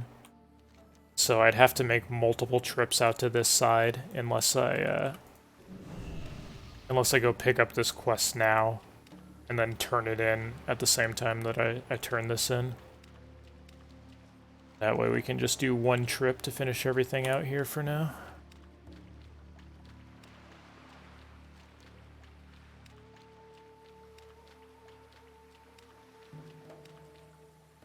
The boats in this area are actually surprisingly slow. Even if the boat was at this dock when I got here, it would still be faster for me to water walk across here than to actually ride the boat to Feathermoon Stronghold. Which is kind of sad.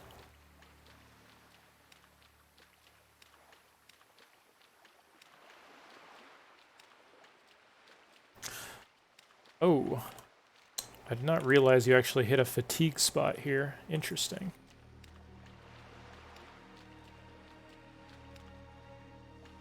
Perhaps my plan was not as foolproof as I thought.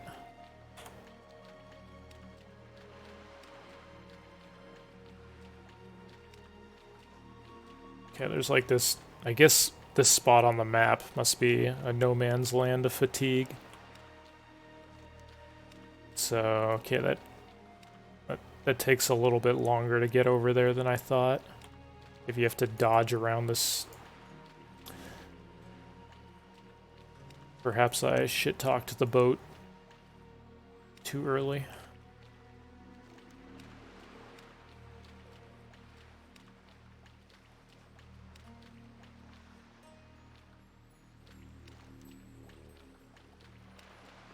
Okay.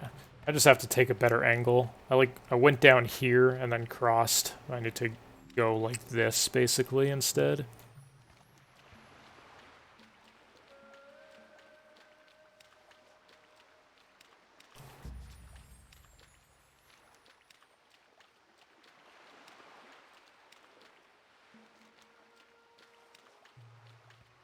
Hopefully I can just cross from here back over to here and then cruise up to the cave.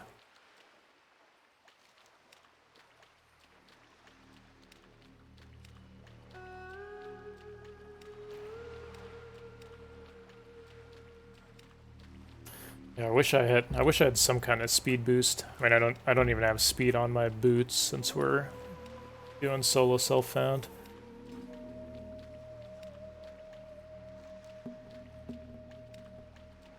Bit slow here.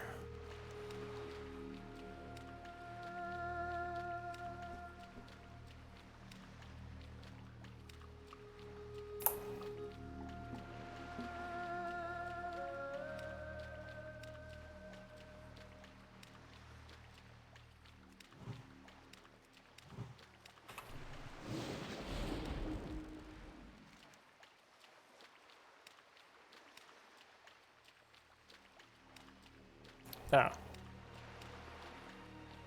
I've never seen one of these before.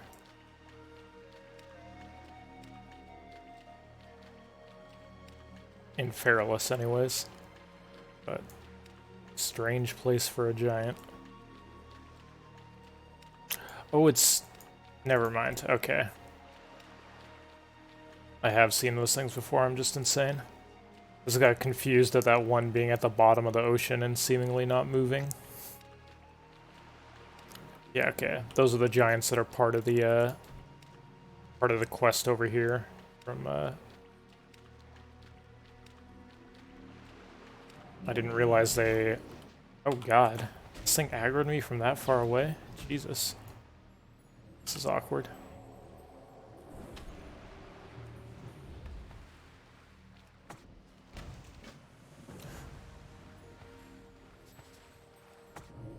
Where are these things coming from? Oh my god, this might be the end of our hero. Can't really run away in the freaking water. I have no idea how I ended up with 3 of these things on me.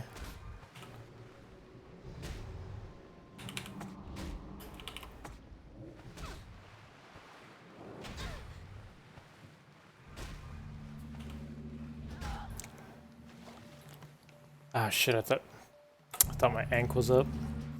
Okay, well, that sucked.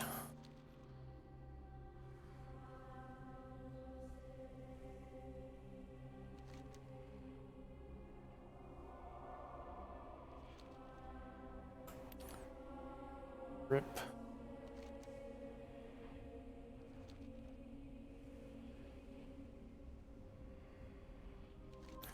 I thought I was gonna get one of those things on me, maybe, but I don't even really know how I ended up with 3 of them. Maybe they just have a super long link range or something. It was not really close at all to the other 2.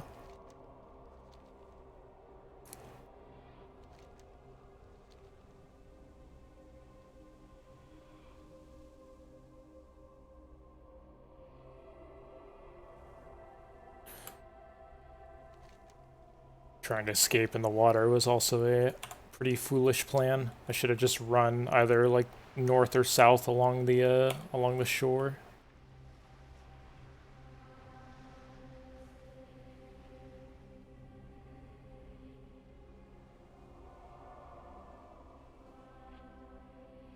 I think I just matched my total for deaths. on this entire run in the last hour.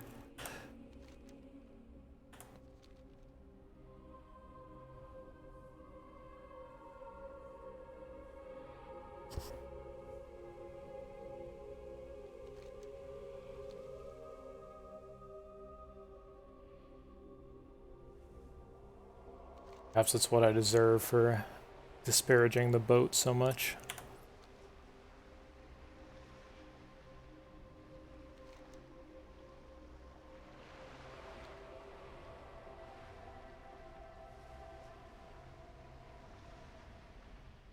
Oh yeah, and water walking wolf form doesn't work. As soon as you go into wolf form, regardless of if you're on the water or not, the water walking buff just immediately gets taken off of you. Oh, these things are... That third one that aggroed me was probably just underwater and I didn't even see it.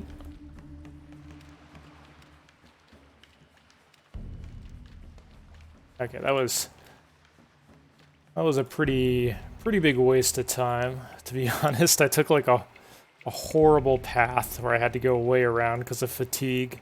Took a bad angle, took a death, a few minutes of walk back. I kind of wasted like 5 minutes there, but at least I'll know when the pre-patch hits next time around to approach this a little more intelligently. Avoid this big patch of fatigue, which I'm apparently running into again.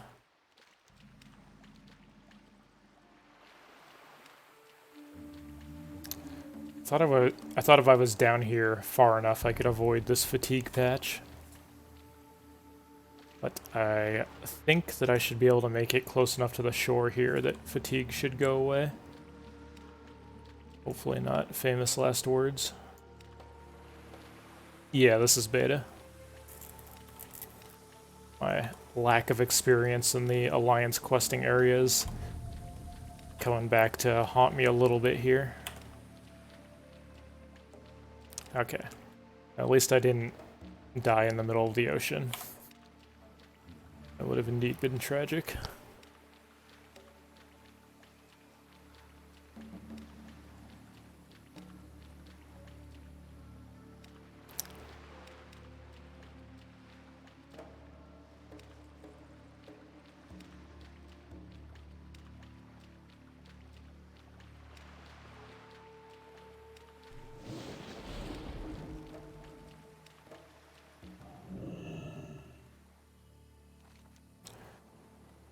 Okay, much more of a detour than I initially expected that to be, but we're finally here to the glorious Naga Cave, which is one of my favorite grind spots in the game. This was a cave I actually found on the way back in vanilla. I think now it's actually pretty well known. You'll see a lot of people grind here or try to farm golden pearls here. But back in the day, you could pretty much always go to this cave, and unless someone was doing this Chalzaru quest, nobody was ever here.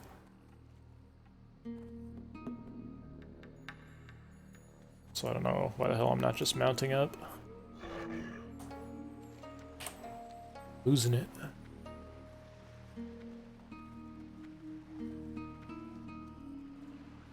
It's been fun just trying to basically create a new route from scratch. So we did one trial run where I got up to 45, and at that point I figured I knew enough about Shaman and enough about the Alliance side to kind of restart the run and do like a full speed run, which we're doing now. So the time has been pretty good so far, but there's still occasional hiccups like what just happened where I run into some issues from my unfamiliarity with the Alliance side.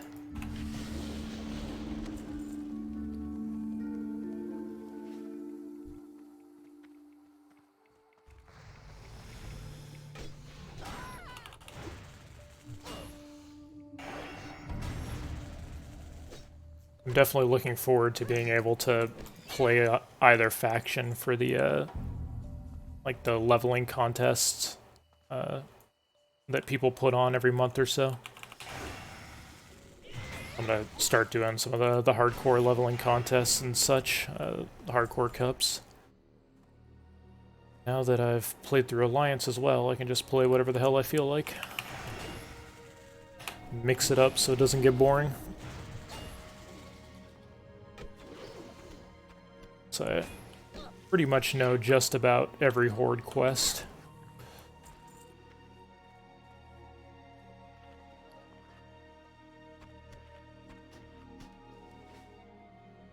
Yeah, we're playing solo self-found on this run.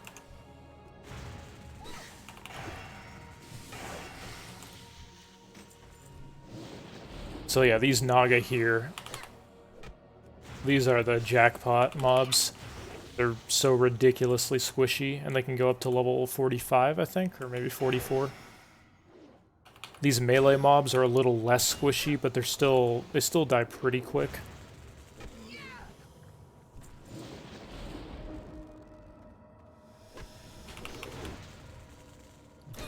I already happened to get this distress beacon earlier, but on my route, assuming I hadn't gotten this beacon by this point, I would grind these out for a little bit until I got it.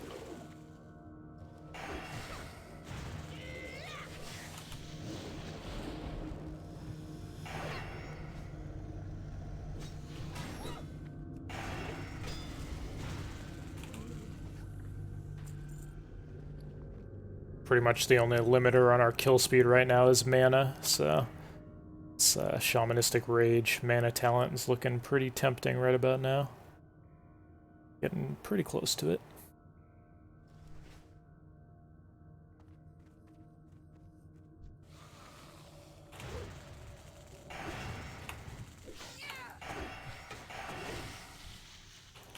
Actually, enough mobs around here that I can even use totems.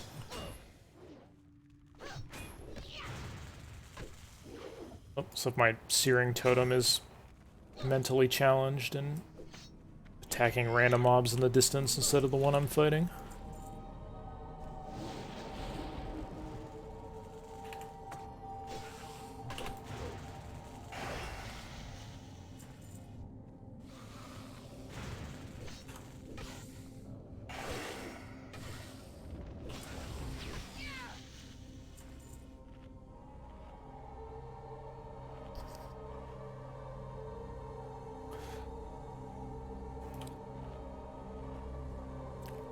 I have most of that stuff available right now. You can do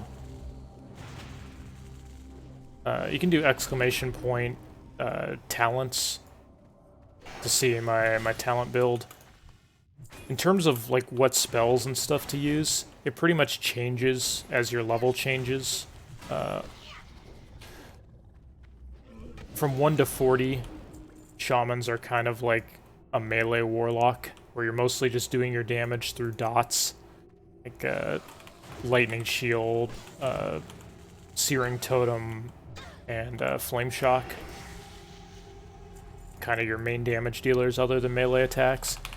But then as soon as you get to the early 40s, and you pick up dual wield and storm strike, your playstyle changes quite a bit, and we're now like a burst damage class, kind of akin to playing like an ambush rogue, where we just kind of blow up squishy mobs in a couple seconds, as long as we have resources, which is mana in this case.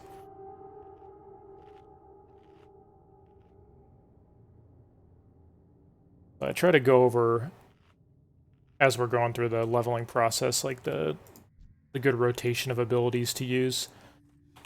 Right now you want to Storm Strike to get the extra nature damage debuff onto mobs. And then you want to wait for your Shamanistic Focus to proc, so that your Shock has a 60% reduced mana cost. And whenever you hear that sound there, it's a reduced mana cost Shock. And fire it off.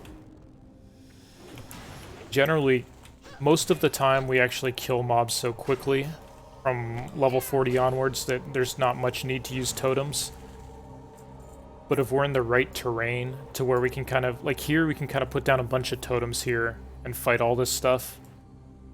So totems are good in these situations where you can pull, you know, 4 or 5 mobs into the totem castle. But when you're just kind of like running from mob to mob, chain killing them, totems aren't really worth the mana.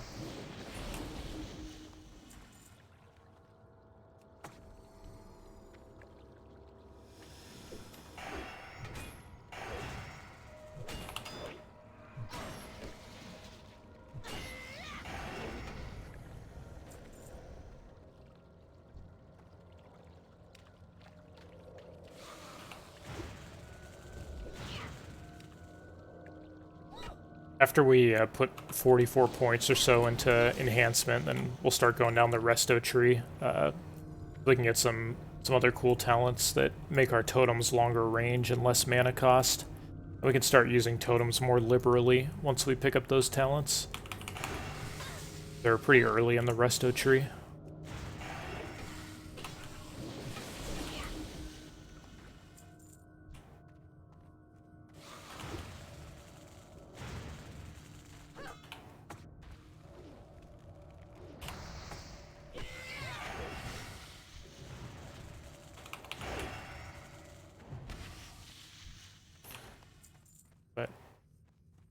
Yeah, these mobs are so insanely squishy.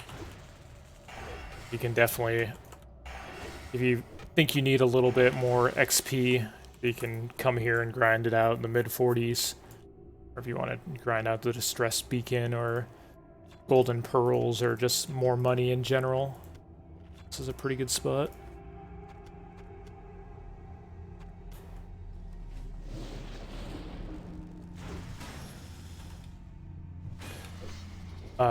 No, I actually don't really know about priest leveling.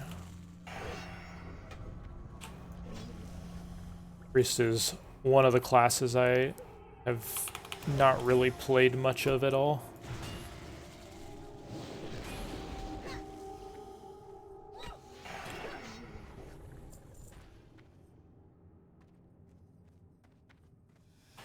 Let's see, did you use a stave in the early levels? Yeah, we pretty much went about half and half on using a staff and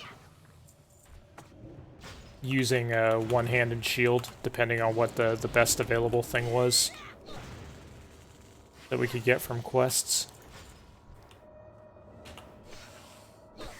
And then from 41 onwards, it's all dual wield all the time.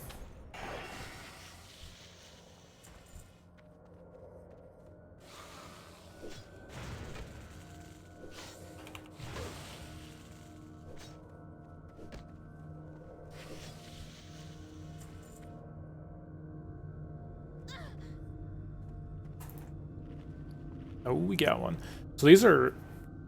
Actually, I'm not sure if they're still valuable. When I was still playing Classic, like in 2019, before I took a long break from the game, these were pretty valuable. I'm not sure if they still are, but...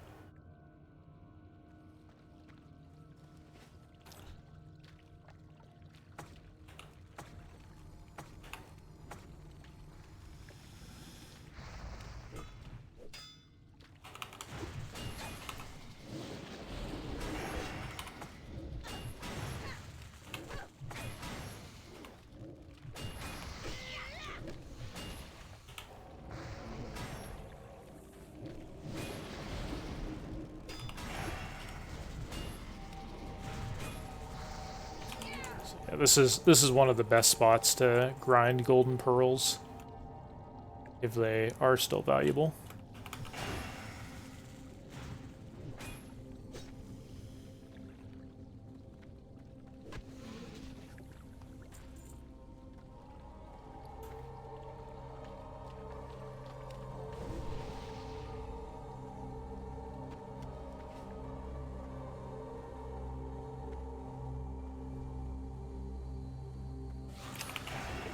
Alright, good to know. Well, considering when the pre-patch hits, I'll be playing on a server where I have no money or anything. I guess I'll spend a little bit of time in this area. Grind it out, maybe sell a few of them on the auction house for money. I'm still gonna do solo self-found 1 to 60 when the pre-patch hits, but once I get 60, I'll be playing normally from that part, or from that point, so... Having some gold then will be nice.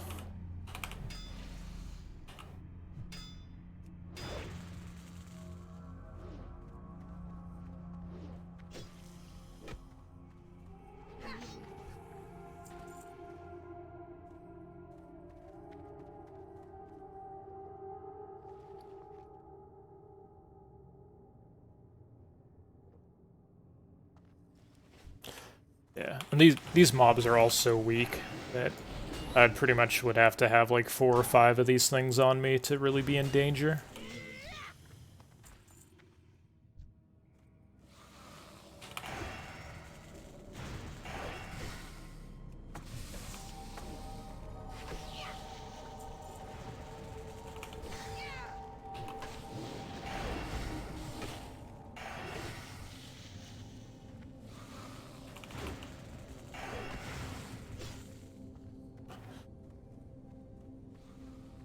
Inconvenient way to run.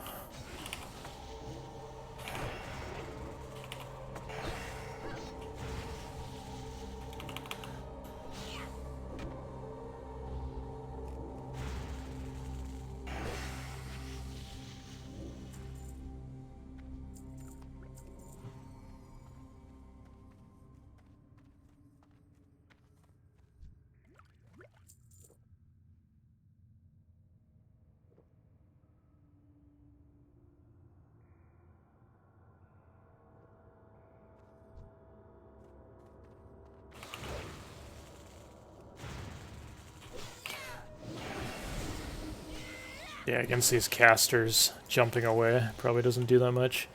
Probably a habit from just running around. I usually try to drag mobs with me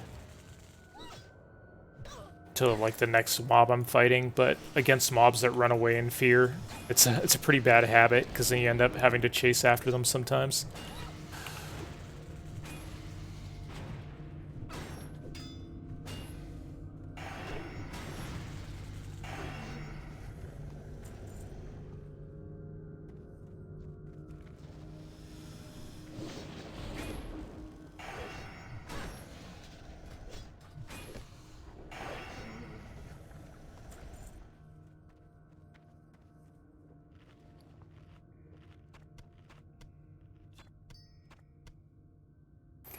Not much we can do with these pearls here on the beta, other than vendor them. I don't really have any use for gold at this point, now that I already have my mount. Pretty much just use it for buying food and water.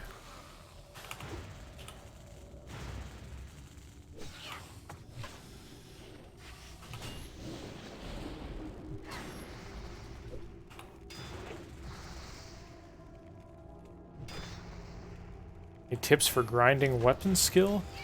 I mean, Shaman get weapon skill up pretty quickly. I would say just try to buy the fastest weapons you can, like from a vendor. Maybe you're trying to level one-hand maces or whatever, just try to buy whatever the fastest low-level maces that are cheap from a vendor. And then you put Wind Fury on both. Wind Fury plus Flurry. You should be leveling up weapon skill in no time.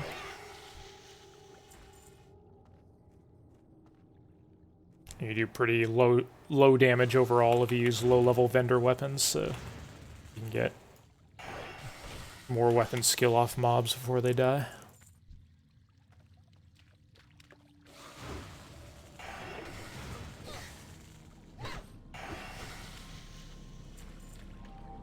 Okay. I think that'll do. Really need to grind out any more of these since we already have the distress beacon.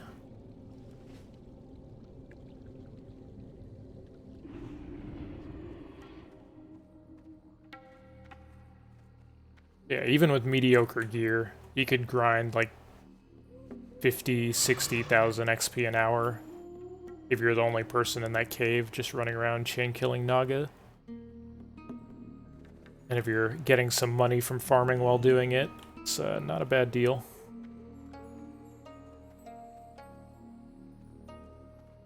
Hello.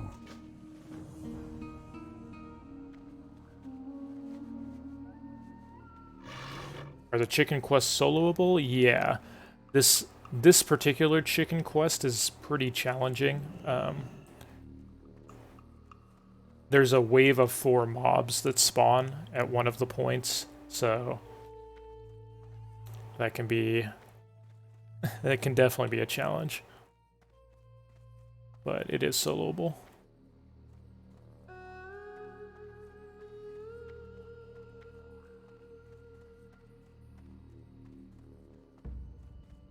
Peace be with you. Good luck, friend.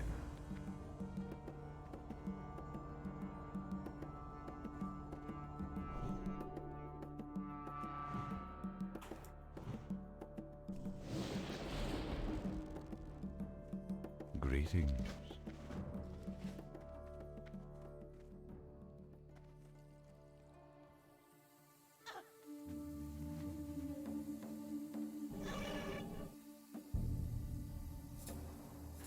Stormstrike also costs less after a crit? No, it's just shocks. Stormstrike is really low mana cost in general. It's quite an efficient use of mana. What was it? I have a macro for it, so you can't really see. So it's under 100 mana. It does pretty good damage per mana on its own, but it has a lot of hidden benefits also. One being that it gives you extra chances to proc Wind Fury when the Wind Fury isn't on internal cooldown. And then it makes one of your Lightning Shield charges and your next Earth Shock hit harder as well, with the 20% bonus. Ishno Daryab.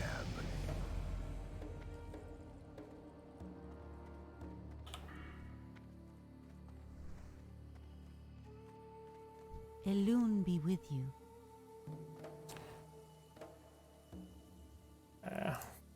Elune light your Will I do a Night Elf guide? No, I don't really have time for much other than working on this. I mean, the beta is going to go down pretty soon, and the pre-patch is going to come up, so at this point I'm just trying to finish the 1 to 60 run here before the beta goes down, and make sure the Draenei 1 to 60 guide I have is optimized, which is updated to like level 50 right now, but I still have to do the last stretch.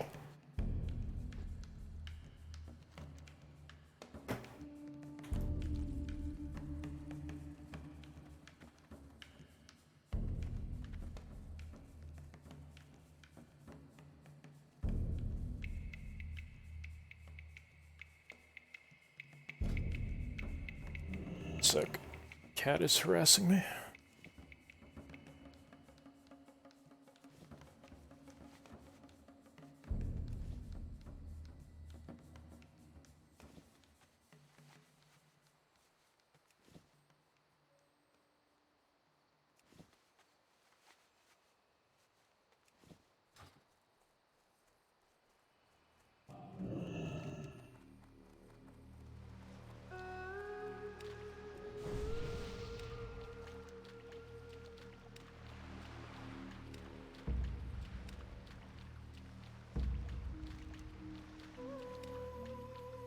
Yeah, it would probably be useful. Most of the time when you're just grinding, you kind of just want to open up with a Stormstrike. Just because it's such a good, efficient use of mana. I want to get it back off of cooldown since it boosts the damage on your other abilities. But there are situations where you might want to hold on to it. Some examples would be, say you finished a mob and you're running to the next one, but you haven't cast a spell in like, 10 seconds or at least 5+ seconds, so your mana regen is going. In that case, if your first auto attack got a Wind Fury, you might be better off just waiting until the internal cooldown is gone to use Stormstrike, so you get a few extra seconds of mana regen, if your mana regen is already going.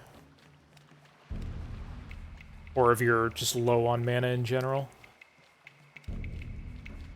That way you can maximize your Wind Fury procs if you barely have any mana.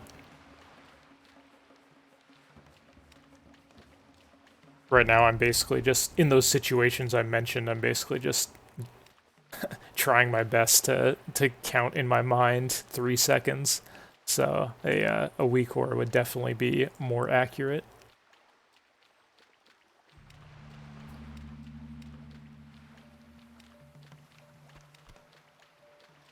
Probably should have cleared out my inventory. Is this guy a vendor?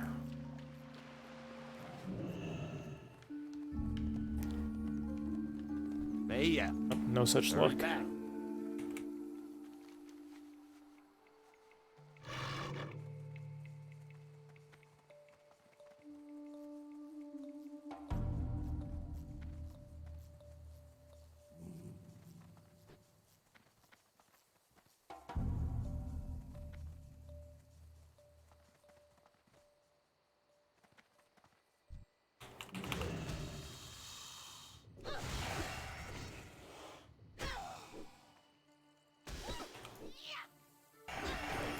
Now that we're going out to fight normal mobs again that aren't insanely squishy. We'll just be killing everything in 2 seconds. Where the hell is this?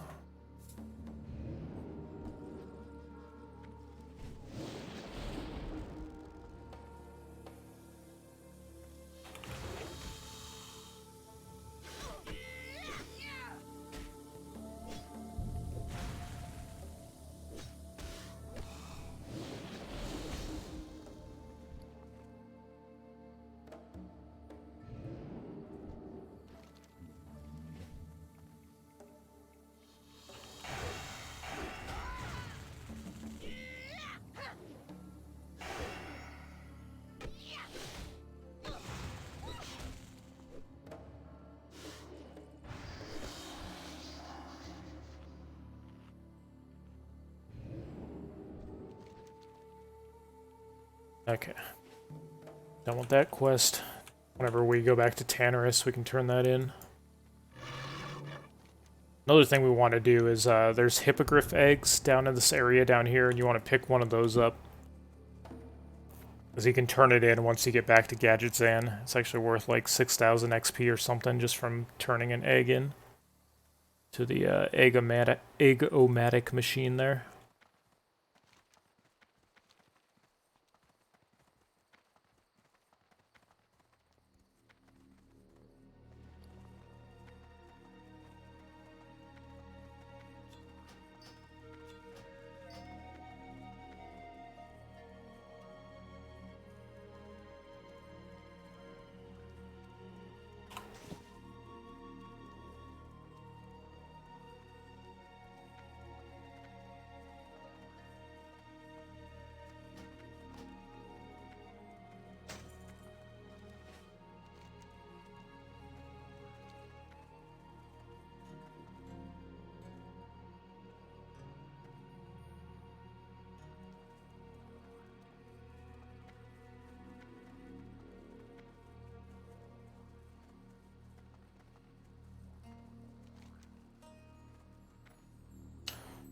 Might look like we don't have too many quests over here, but it's a decent amount. This quest chain over here leads to another couple quests as well, so we'll have a good amount of stuff to turn in once we finish all this stuff. Plus we have the escort now as well.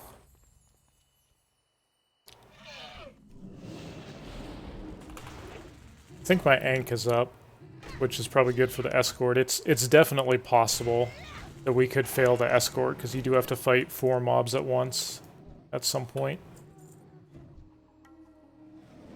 I think I'll be able to handle it, but you never know. Might get super unlucky with procs or something and kill the first one real slow.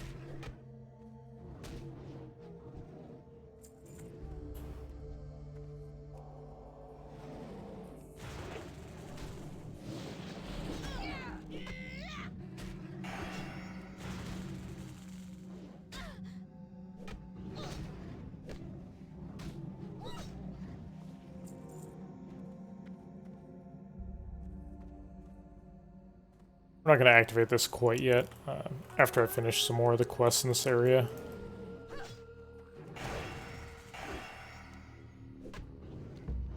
This thing actually takes you on a long-ass journey before it's done.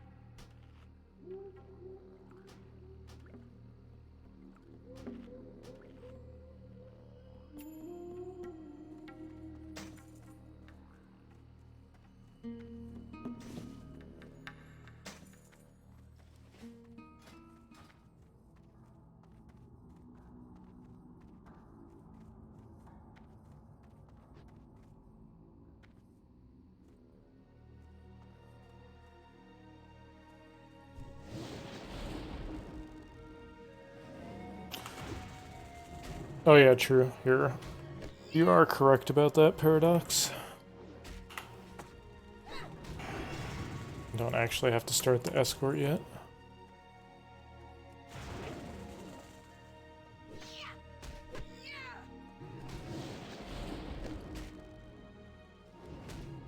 Usually I have to kill at least a couple dozen of these things to actually get the 10 hides, so I was just gonna clear out this area, then go do some of the other quests while I wait for respawns, but ideally, yeah, it would have been better to turn that in.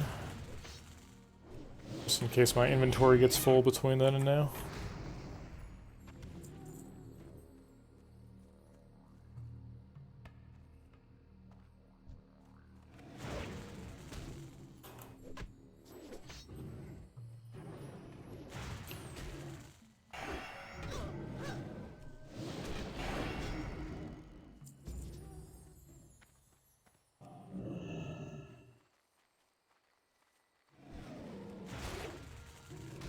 Is it worth leveling professions? I don't plan to level professions while I'm going. Plan to do it just when I hit 60. The main reason is when the pre-patch hits, if you're leveling a Blood Elf or a Draenei, you really don't want to get stuck in the crowd with everybody else. If you're leveling, a lot of professions kind of require you to start out with the really low-level stuff that's by the starting areas, so if leveling professions causes you to kind of get stuck in the crowd and not get ahead of everybody, then I don't think it's worth it. If you can manage to, you know, do that at the same time while staying ahead of everybody so you don't have quest competition, you know, then by all means, but it seems like that would be difficult to do. Maybe certain professions it's easier. Tailoring and stuff is probably fine. You can probably level that easily as you go, but stuff like mining or professions that require you to have some sort of gathering profession to level it up might not be worth the effort early on if it causes you to get stuck in the pack.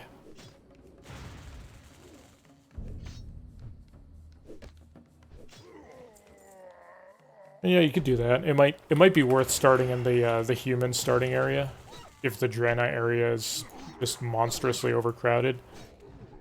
It's hard to predict since Blizzard hasn't done a stress test for the TBC beta like they did for the original Classic.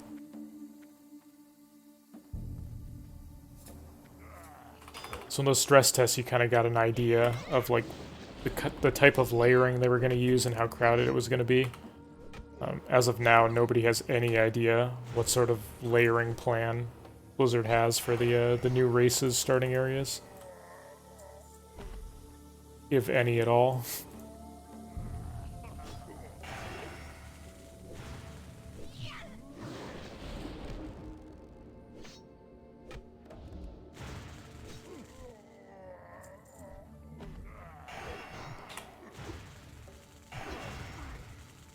So yeah, it's definitely hard to predict things exactly. I mean, like, maybe they use super hyper layering and there's barely, you know, a few dozen people in the new race starting areas, and in that case, it'd probably be pretty easy to level professions as you go. But there might not be barely any layering, and it might be like 24 people fighting for the same mining nodes and the same quests and stuff. In which case, it would probably be a huge mistake to level professions early.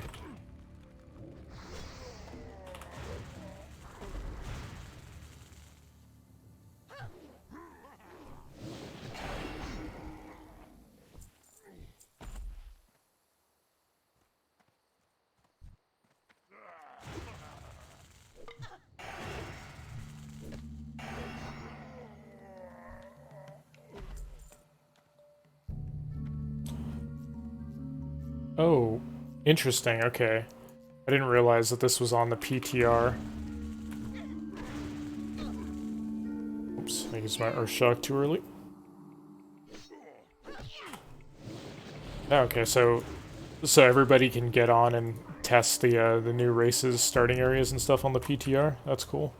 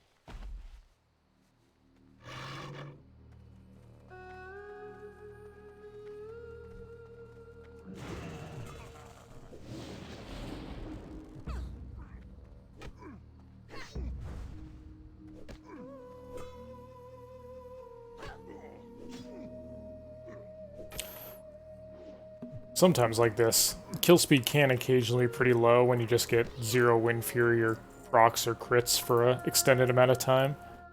So you're holding onto your shocks and stuff, but it's pretty rare that a mob like that happens where you have like 10 seconds of nothing happening.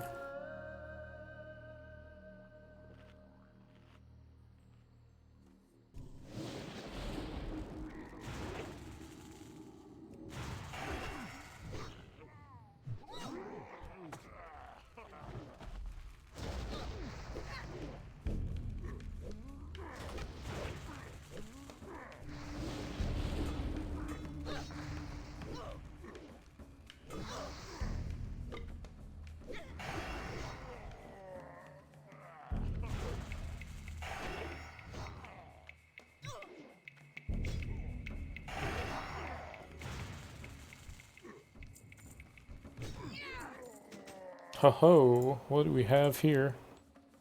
Why'd you have to be a two-hand mace?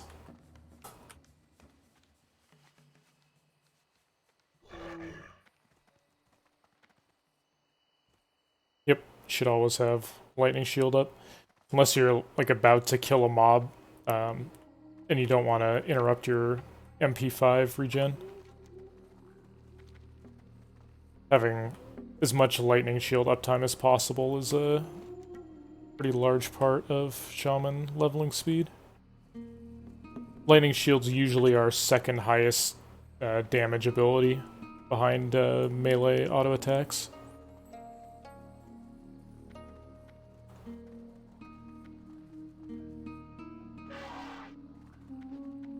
But right when you finish killing a mob or whatever, it's better to reapply lightning shield right before you fight the next mob, so that you don't interrupt your mana regen as you're running around.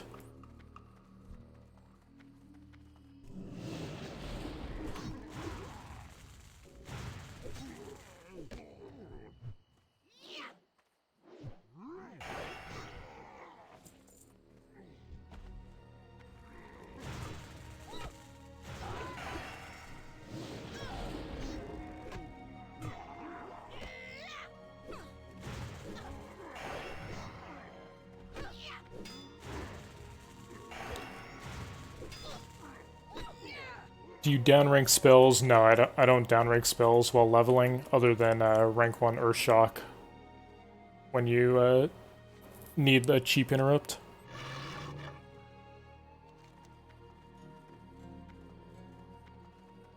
Still need a bunch of warlocks.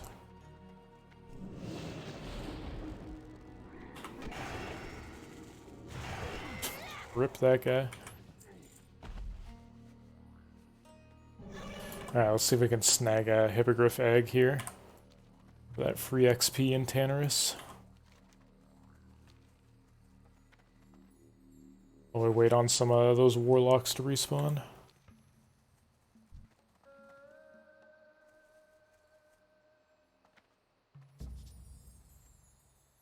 I went enhancement from the very start. I'd say the first, up till level 20, it doesn't really matter what you go. Like, the early talents in all the Shaman specs are pretty meh. But once you get to 20 plus, I think enhancements look pretty clearly the best. A Shamanistic Focus being a new talent that they got is really huge. And also, Ghost Wolf is instant cast when you put 2 points into it. So, I mean, that's a pretty big deal as well. And then enhancement gets real good in the early 40s. You start doing a lot of burst damage. I'd say from 20 to 60, I think enhancement's definitely the best the whole way. Compared to Classic, where Elemental's a little bit better than enhancement for the last 20 levels.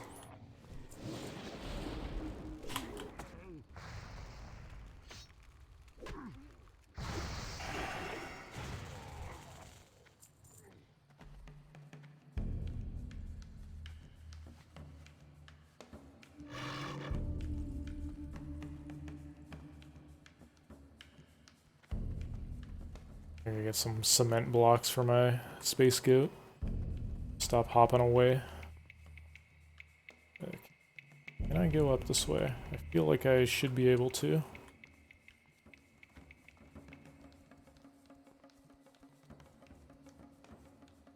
Maybe my elephant is just too fat.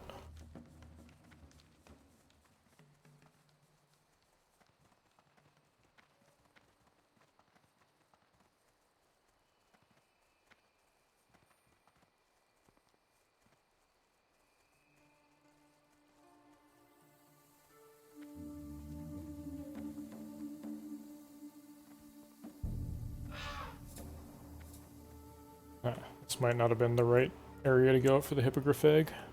I thought I could get up to the mountains through that way. So apparently I can't go up here for some fucking reason.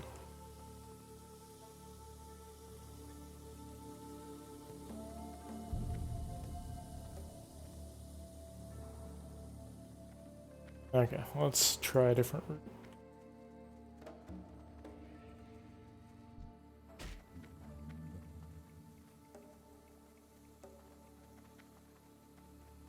Aha.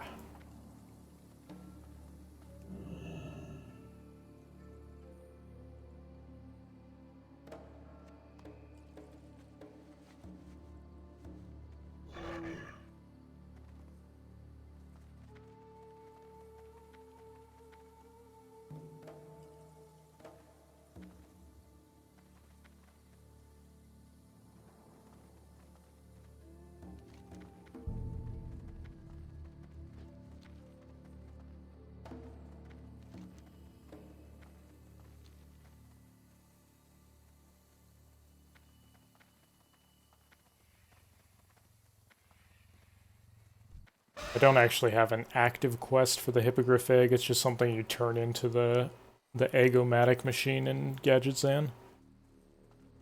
The first time you do it, you get 6,000 XP or so.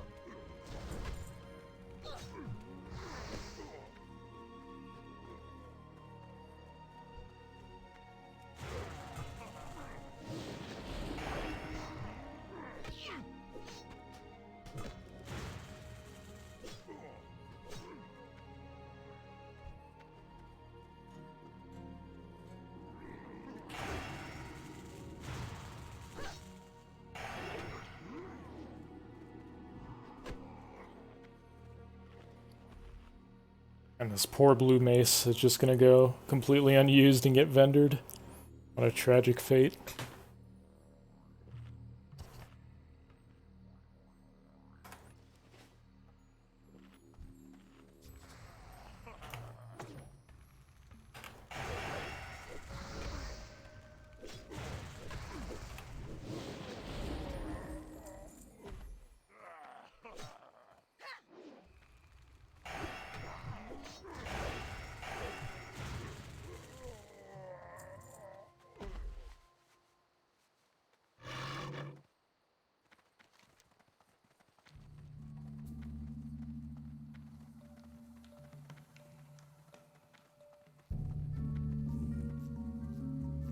Should try. I never even trained two-handed maces. I don't think. If I did, I have one skill in it.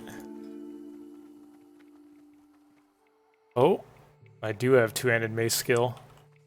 I put the hurt on these ogres with my one.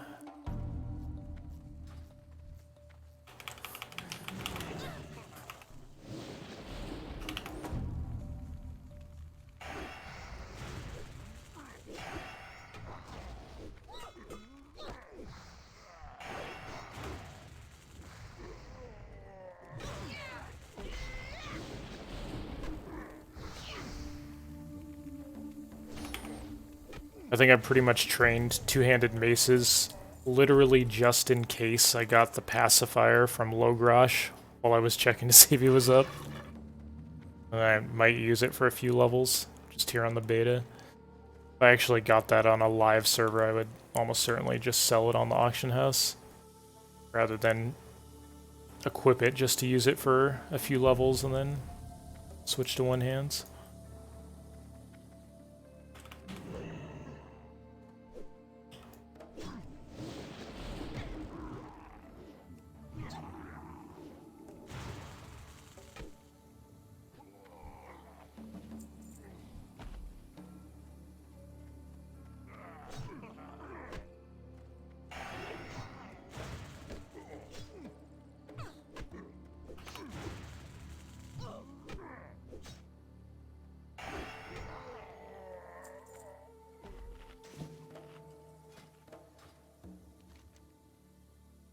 Okay, let's finish off these hides and do the escort.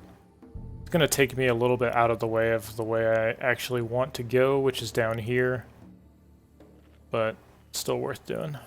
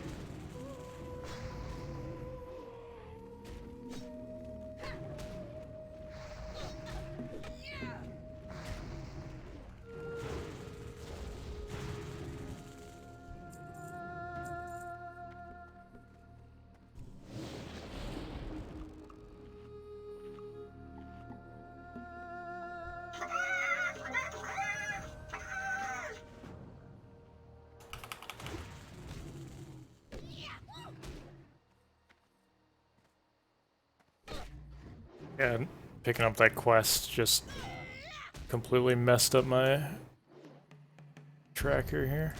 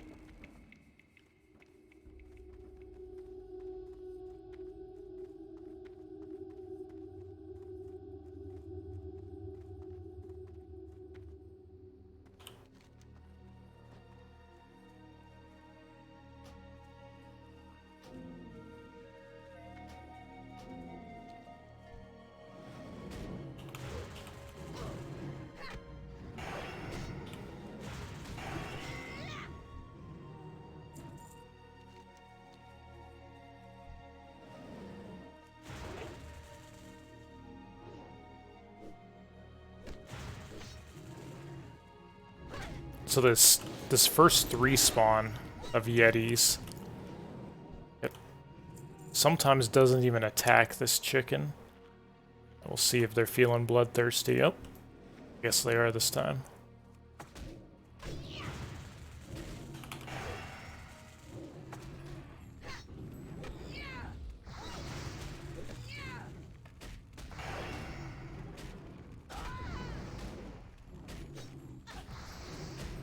This is what I'm afraid of on the 4 spawn. It took me forever to kill that first mob because we got kind of unlucky with procs and stuff. So if there were 4 mobs here instead of 3, I might actually be in trouble.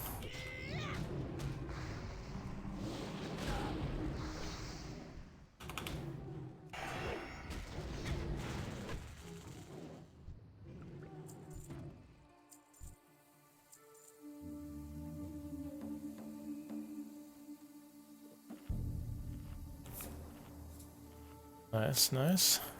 I'm really chill for now. I'd be raging out when my chicken dies to the 4 spawn coming up here shortly.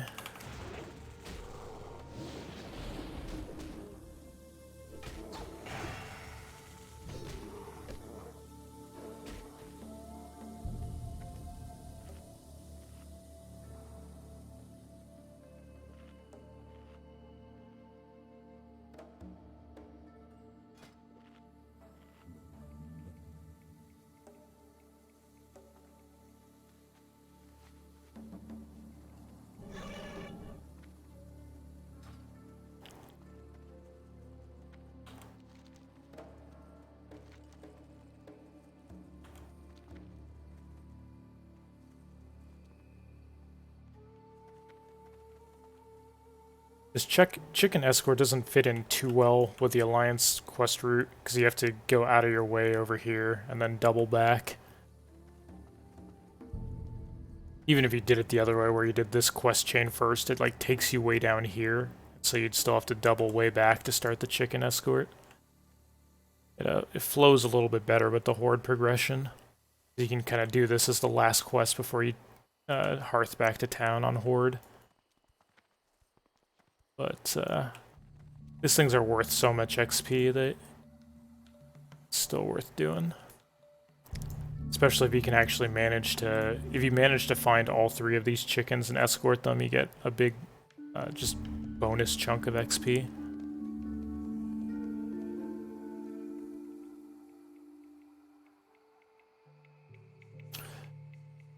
I'm not even sure I'll have time to go 1 to 70. I'm not sure how long the beta's up for. But I also might be doing some like dungeon rep grind leveling since I'm playing on a PvP server. Heavily populated PvP server, so Hellfire Peninsula is going to be a disaster.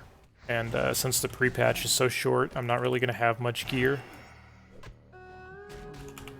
So I can't really do some of the other cool tactics like skipping right to Zenger Marsh, since my gear will be too shitty for that. So might be doing some dungeon runs early. Farm some rep for heroics for later while we level. Still kind of figuring out what I'm going to do, 60 to 70. It's a little more up in the air now that the pre-patch is so short.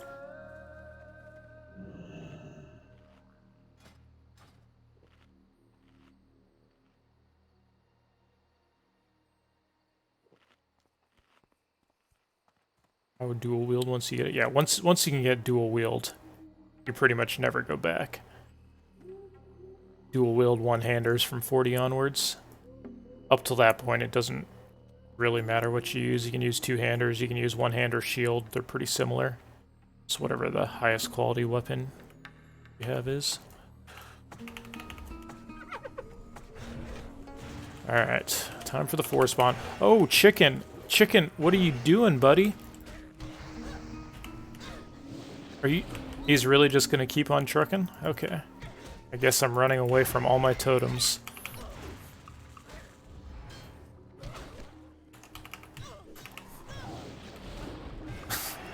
Thanks for that sick help, chicken.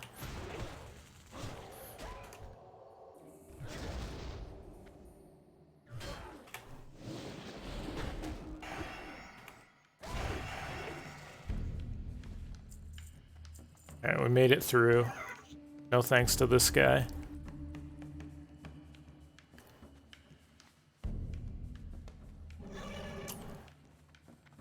Maybe the chicken had the right idea. It was actually kind of easier to fight those things as we were kiting away, instead of just letting them all sit there and beat on me. I'm gonna stream on TBC launch. As long as it'll be... Like, I'm definitely gonna stream the whole pre-patch, 1 to 60. As long as I'm doing something remotely interesting for TBC launch, I'll stream it. I don't know, if we end up doing dungeon grinding... Is that even fun to watch? I don't know. The very least, I'll be streaming the content as soon as we're out of the dungeons, or if I just end up leveling normally out in the world.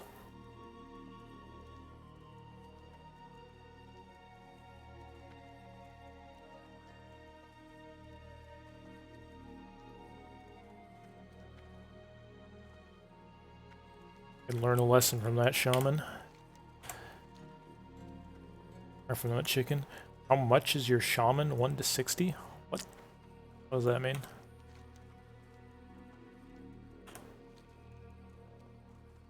If you're talking about playtime, all the playtime stuff on the run so far is here.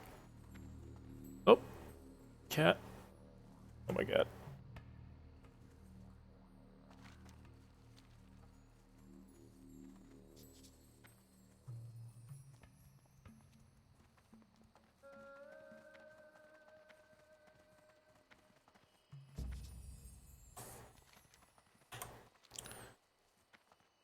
Well, it might be fun at least trying to optimize what enhancement does in 5-man dungeons, since pretty much everything I do at level 60 plus on enhancement will be somewhat new to me. I know how to do their rating rotation, I know how to do the totem twisting, and like the proper builds and gearing and stuff. Just from kind of looking up the info and doing a pug raid on Karazhan, but I haven't actually put that information into practice yet. It might be fun.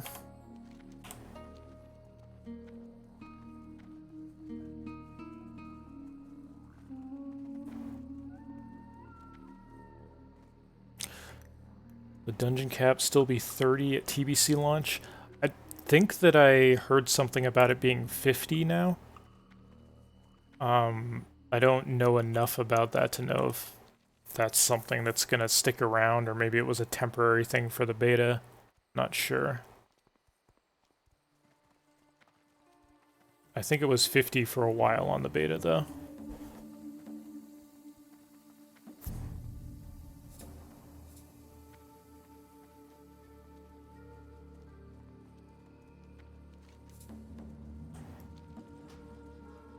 Okay, we got this quick little quest chain down here to do. Then we're close to being done with Fairless for now. We still kind of have another round of Fairless quests to do in a couple levels later on. All these quests here, these ones up here, and then some of the chains are on will lead to more quests as well, so we maybe have another like 6 or 7 that we'll finish up in a couple levels. But for now, almost done with this place.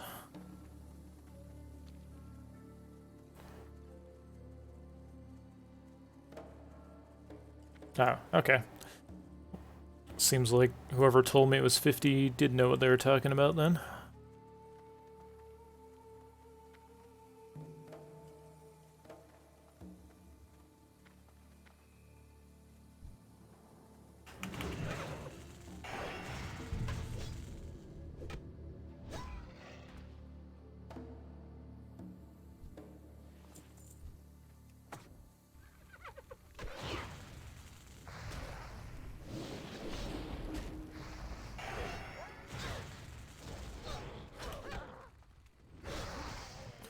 Okay, so this thing here, you click on it to complete a quest, but then it also sneakily puts an item in your inventory that you actually have to click to start a second quest.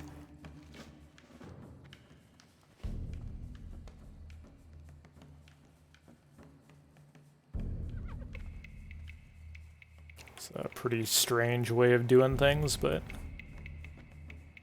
we'll take it.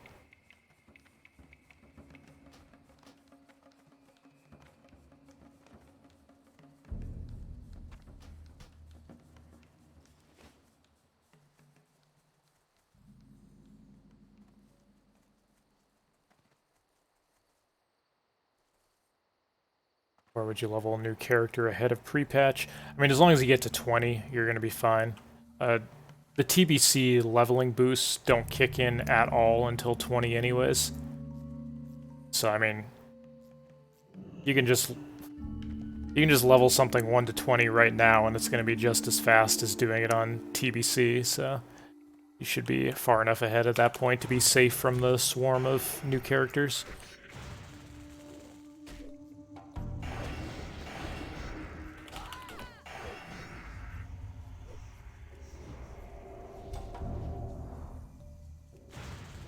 Oh, this is the named mob for the Horde quest. I was like, why is this freaking bug messing me up so bad? It's actually a special mob. Disarm and a knockdown. Oh my god, leave me alone, bugs.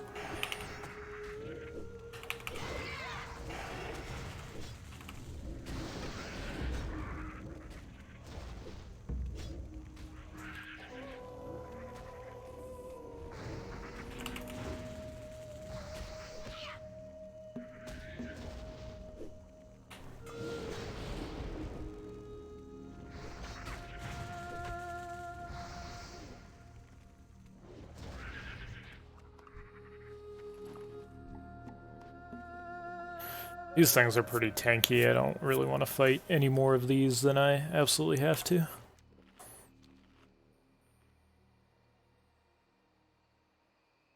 No problem, my dude.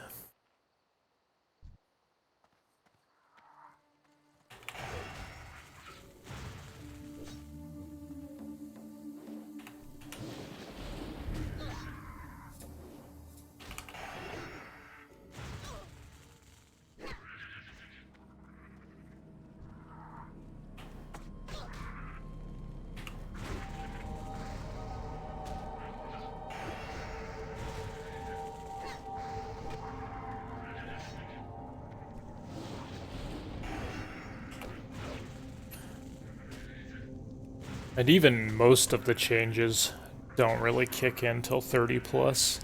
So if you're not leveling one of the new races, whatever you plan to level on the pre-patch should be a pretty decent idea to get it to 30 now if you have the time to do so.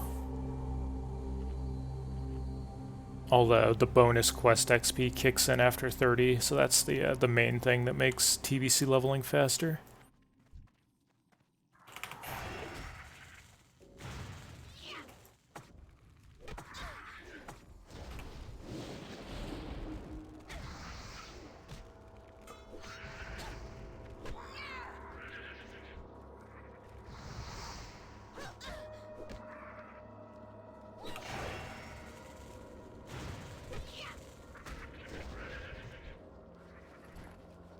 At least a Horde Pally can do the Weapons of Spirit quest.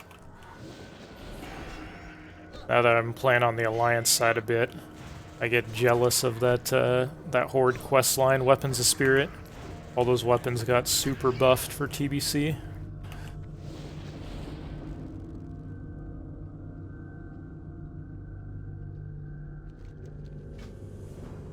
Greetings. Naked elf in this cave. Hello. I am listening.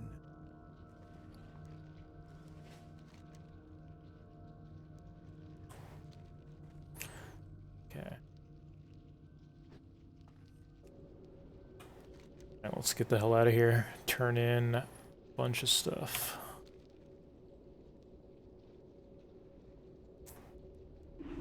We're almost to the AFK portion of the route where you get like a 5-minute break, if not more. Once I turn in all these quests, What can I do for you? we're going to be progressed enough in a lot of these quest chains that Hello. I'm going to have 3 different quests that want me to go to Darnassus to turn in various things. And as you might imagine, this is nowhere near Darnassus. So we got a bit of a flight ahead of us.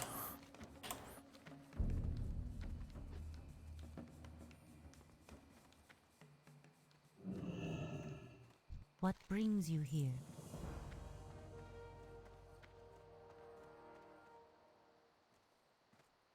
How may I help?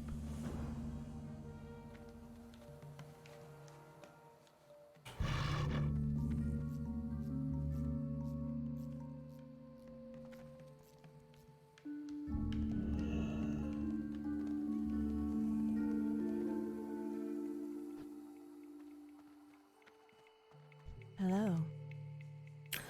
Somebody was mentioning this weapon yesterday when we were talking about the weapon grind as being a potential, like, offhand on the Alliance side, if you just weren't able to find any good weapons.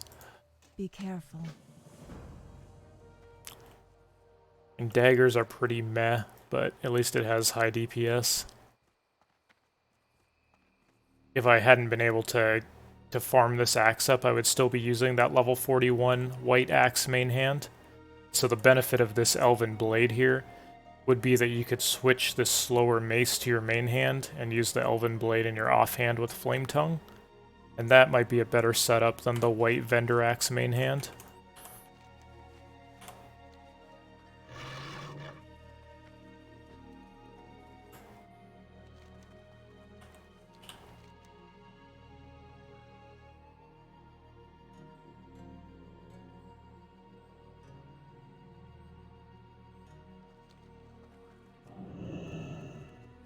Ishnu Allah. Alright. This sweet flight path we got ahead of us here. Be careful. Okay, well, I guess this is the part of the run where you go get food for a few minutes. Be back in a bit.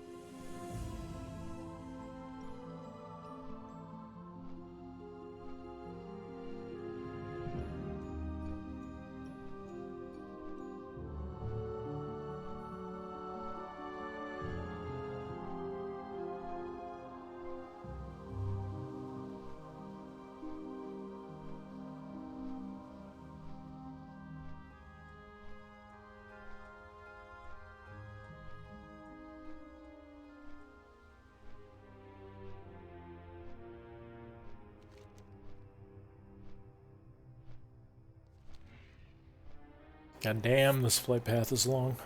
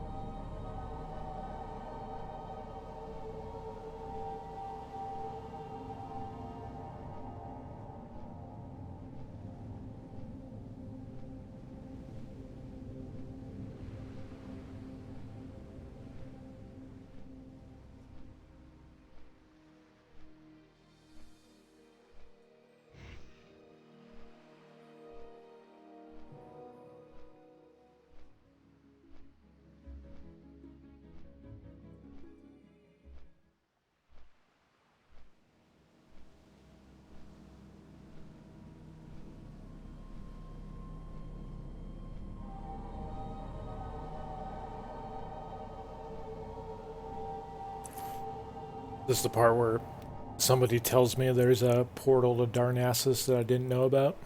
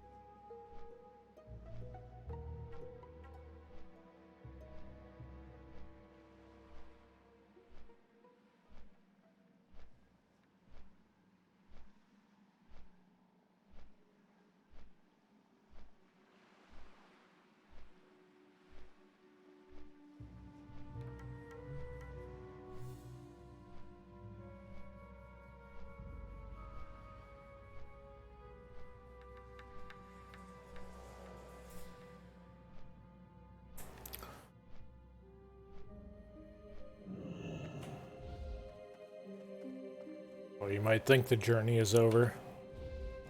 We actually have to take a boat, too, to get to Darnassus. We haven't been there yet, so we don't have the flight path.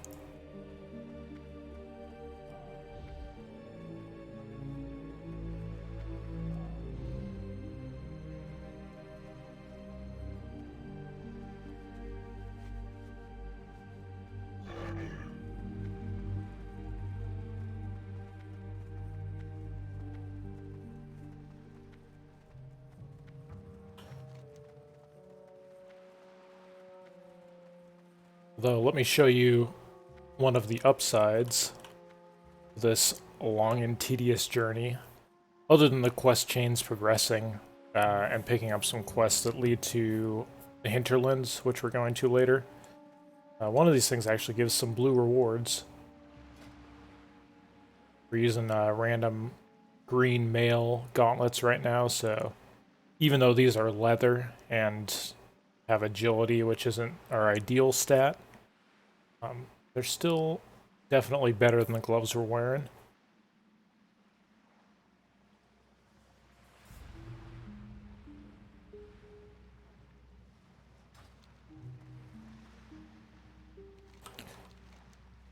I'm guessing that this is one of those quests that got randomly buffed rewards in TBC.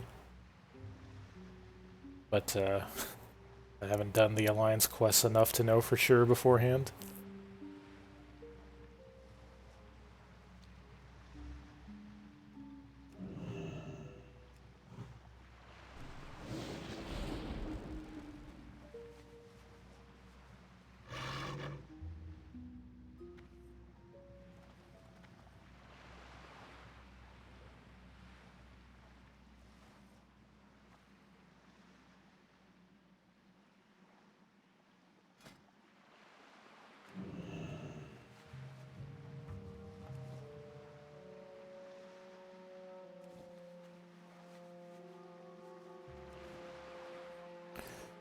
Could also do some cloth turn-ins while we're in Darnassus. We will be back here a little bit later, though, so it's super imperative we do them right now.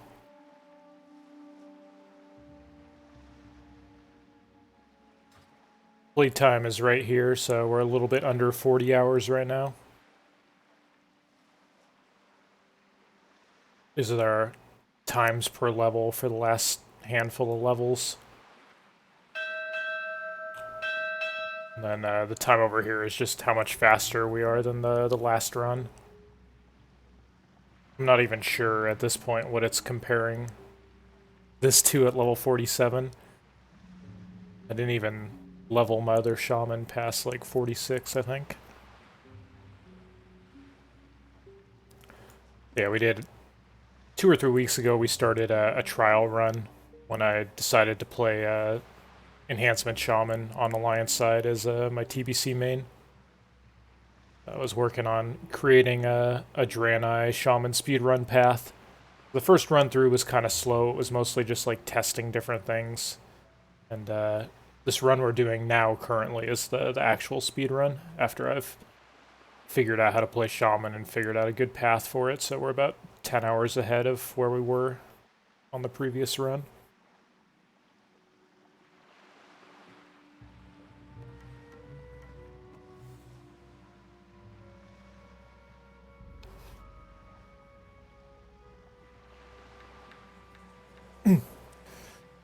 I was hoping to get under 3 days for the 1 to 60 in the pre-patch, but I think we'll actually get quite a bit below that at this point.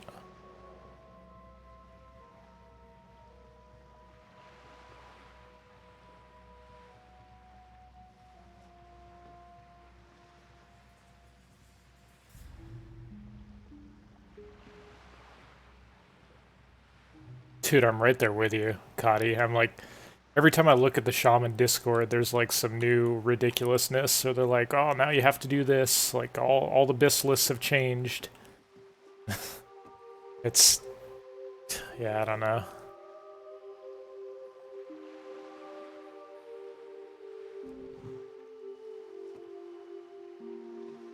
I'll just hope they know what they're talking about, I guess.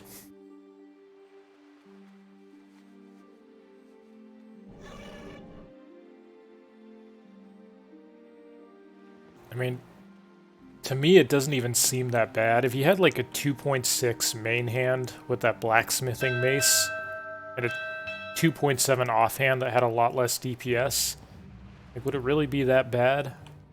Because your main hand would get... Hello. How may I help? Your main hand attacks would be a little bit ahead of your offhand attacks early in the fight, and so you would get more main hand Wind Fury procs with your higher DPS weapon. Greetings. I don't know if that's stuff they actually take into account when doing the sims, but it doesn't seem that bad to me.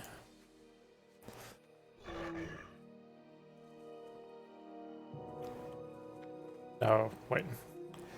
Right. I forgot I have to dig through her bookshelf over here.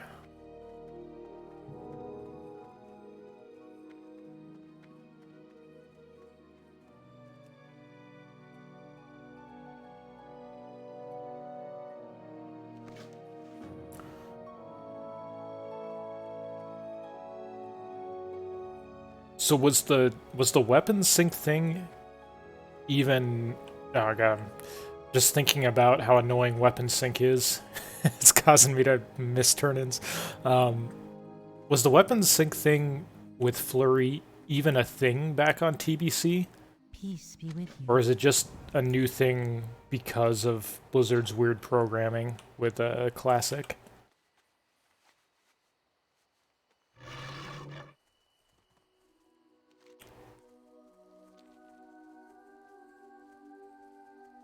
Okay, I thought so. And that, honestly, that makes it even more annoying.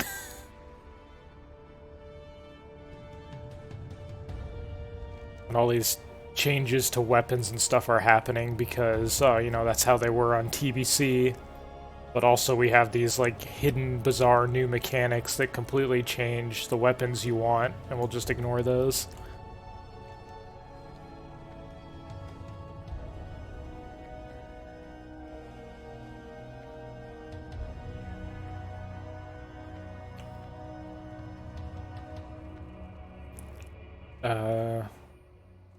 Is the name of it. I'll check when I get a sec. It has a bunch of like TBC stuff as well. I think I'll do this cloth turn in like a little bit later level when I'm back. Feel free to browse.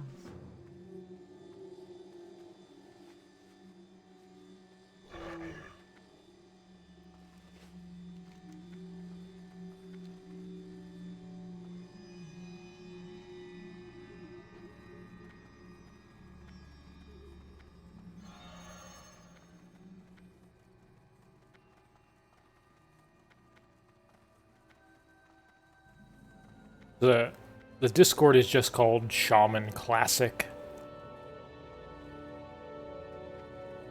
But it's got a lot of different sections that are pretty active on theory crafting and TBC leveling and stuff like that.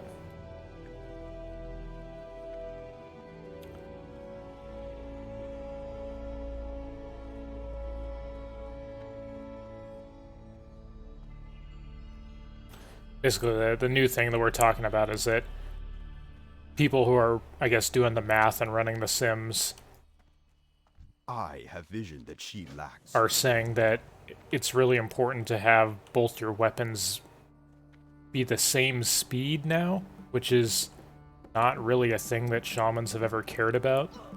And I think it's just because, as far as I know, and I haven't really looked into it too much, it's basically because there's like a weird bug with flurry, where you get more flurry charges if your weapons are the same speed. And so it's, to me personally, it's kind of annoying that shamans would have to gear themselves around this kind of weird bug slash mechanic that is only in the game because Classic is slightly different from how actual TBC was. So I'm not really a fan of having limited weapon options because of weird programming in the game.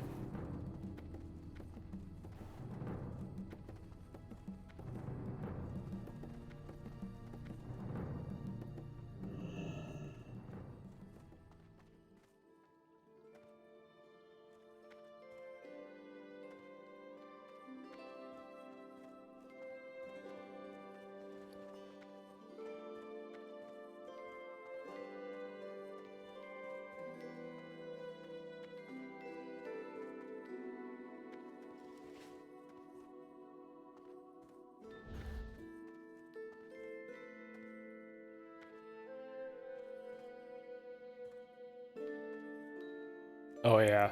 I mean, the Draenei totem quests are way less annoying than the Horde ones for sure. They're still plenty annoying, don't get me wrong, but My heart sleeps in the emerald. okay, so we actually have some pretty good gear here from these two quest rewards. This one's not amazing, but it has similar stats, but most of it's weighted towards strength instead of stamina, which I'll take. And then these give How may I help? really good leather gloves. I mean, we're downgrading from mail to leather, but the stats are considerably better.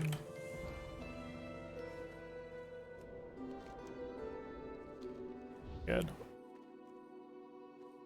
I just realized as I was starting to Hearthback that I still need to pick up the flight path here. Freaking... Oh god, I hate this town.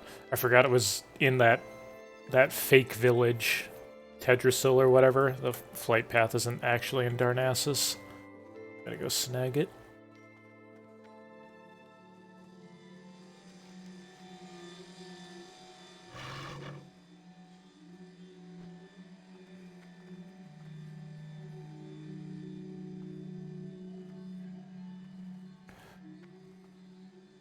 I know that some friends of mine that are putting together raids, pretty much their only rule is they're like, oh, you know, you can play whatever you want. We need some shamans. Your friends can come. Like, tell them they can play whatever, just no rogues.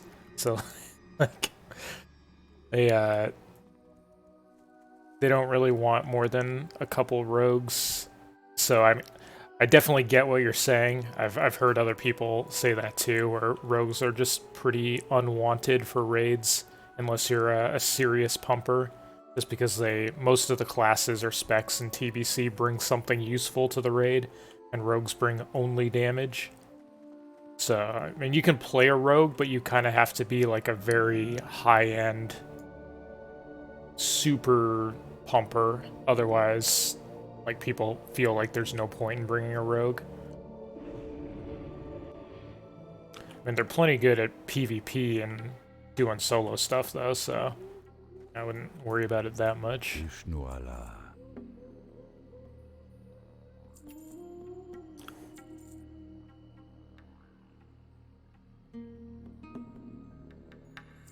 Vendor this blue weapon.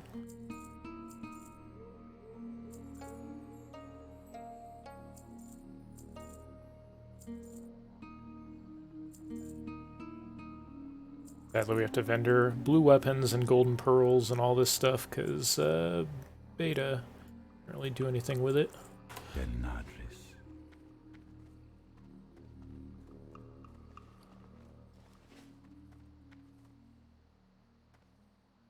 Can I assist you? Where are we going here? Okay. Good luck. So this weird item in our inventory that I told everybody to click to start a quest. So we're flying over to Tannerus now to do more quests in that area. But you just want to make a quick stop off. Wait a second.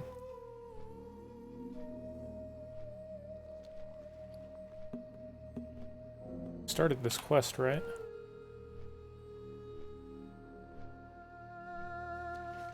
I should have a quest to turn in, like right over here, but it's not showing up on the map, so I'm momentarily confused here.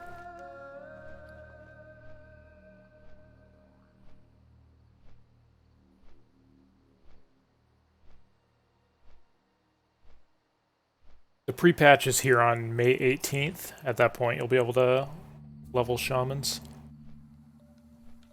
Oh, the add-on in the top left is called Speedrun Splits. I don't think it's even been updated in a couple years, but it still works just fine.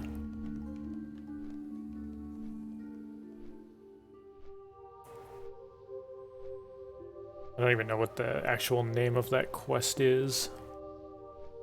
This one, I think.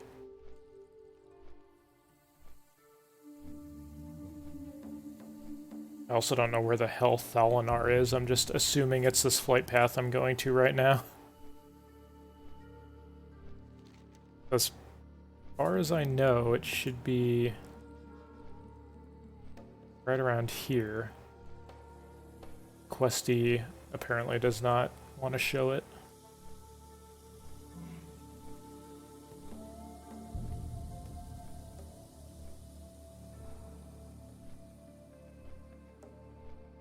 See, Shaman can't do ZF. I mean, everybody technically can do ZF if you buy enough consumables and engineering and get the AoE food and stuff, but doing solo self-found. Shamans aren't particularly great at ZF, I don't think, without extra stuff. I'm just gonna do a solo self-found, like, world questing leveling route. We're not doing any crazy dungeon grinds or anything. Pretty much the only crazy thing is that in my route I actually tell people to go solo queue for an AV at level 51. Because you get a... Okay, I guess the quest is here, it just wasn't showing up on Questy. I'm listening.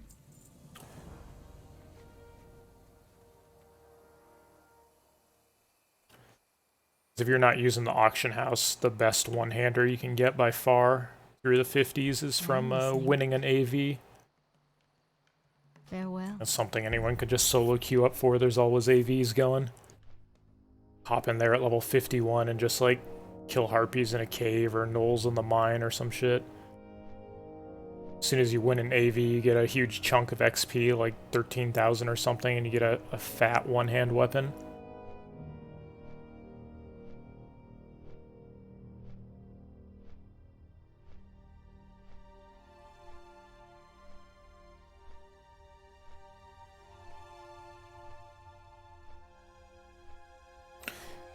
Yes, the XP increase from 20 to 60 is in pre-patch, and the quest bonus XP from 30 onwards is in. So, it's not technically on live servers, we're on the TBC beta here. But I'm pretty glad that just questing out in the world is fast enough now that people shouldn't really feel like they have to do the ZF grind or to get boosted.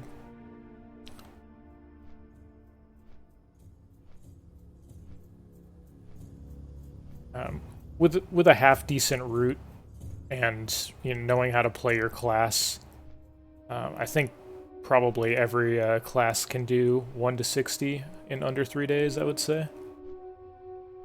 3 days of total play time. And it's just going to vary based on the class you are, like hunters. Like a really, really good hunter player, high-end, could do a bit under 2 days, 1 to 60, and then some of the slower classes will be like closer to 3 days if they have a good route. So overall, should be a lot faster. People shouldn't need to feel as much like they have to do dungeon grinds or boosts and all that. So I feel like the game would be a little more enjoyable to play without having to do that stuff.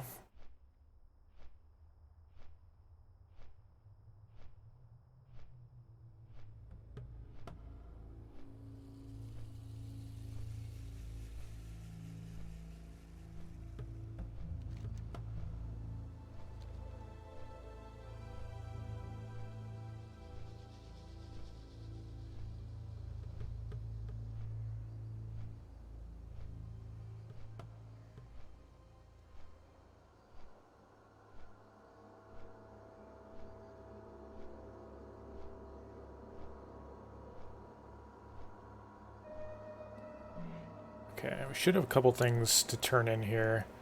I feel like Questy is trolling me slightly right now. I'm not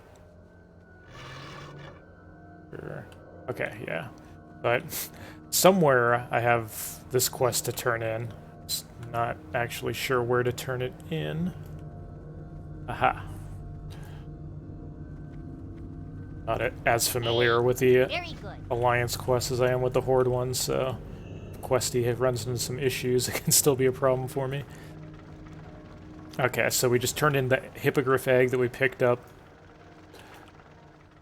And, Hi, you're a tall one.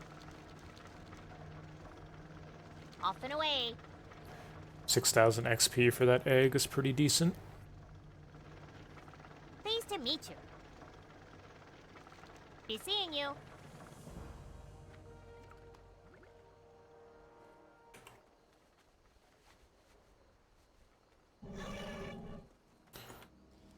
Let's set our hearth back here in this glitchy inn here.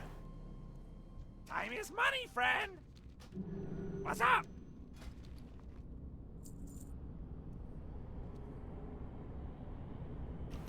Be pretty low on food.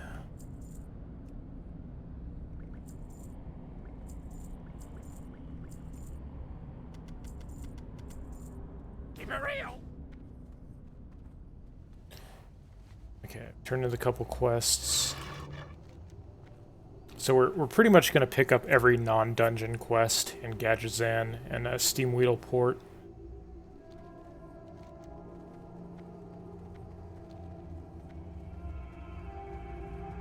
Let me try reloading here. See if we can get Questy working again.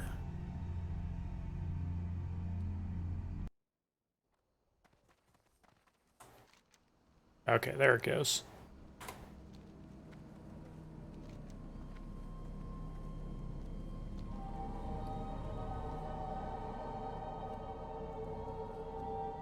So we're going to run down here and do this quest real fast. The follow-up to this quest is another quest that's way down here, but it fits better if we do this one now, because it allows us to basically do every quest all in one giant circuit, as long as we progress this quest chain to the right point. Just quickly gonna go do this and then hearth back to town. And then we'll pick up all the quests here, and then just do a giant circuit, completing just about every quest in the zone all at once, hopefully.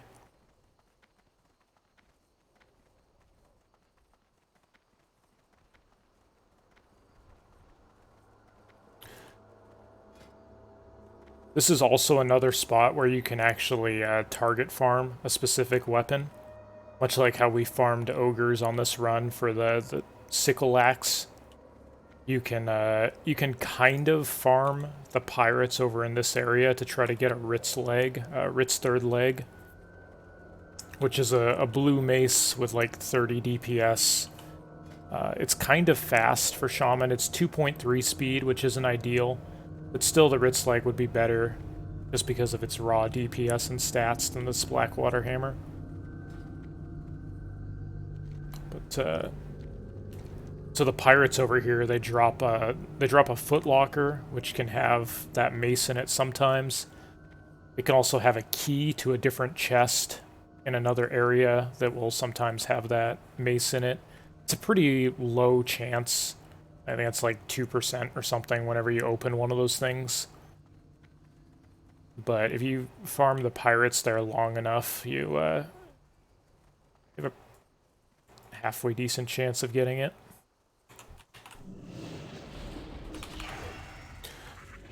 I don't care enough about getting that mace to really bother farming it. I'm happy with the weapons I have for now. Since we're on the beta, we won't really be able to do that AV trick I was talking about to just go level up in AV and then wait until you win a battle to get the one-hand upgrade.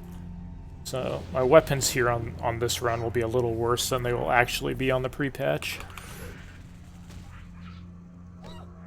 But we'll make do.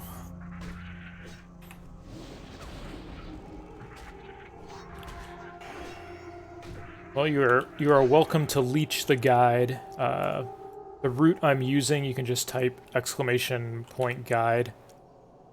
It's updated up to level 50 right now, and then I'm hoping to finish that up here before the beta goes down for the rest of this 1 to 60.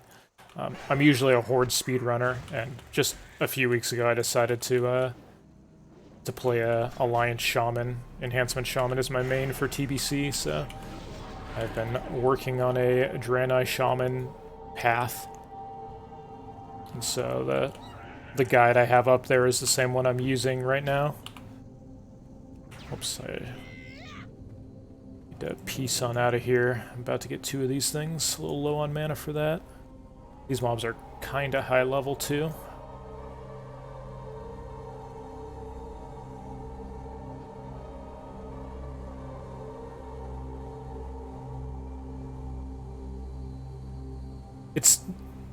I mean, the guide is specifically tailored to Draenei Shaman. You could probably use it as a Draenei of any class as long as...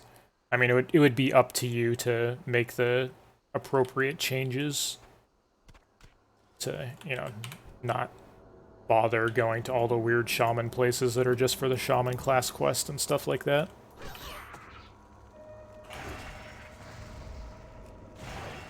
I'm not trying to, like, replicate a Joanna guide or the Rested XP guide or anything. This is kind of just... I've been working on the route that I'm going to use myself when the pre-patch hits, and other people are welcome to use it if they want to.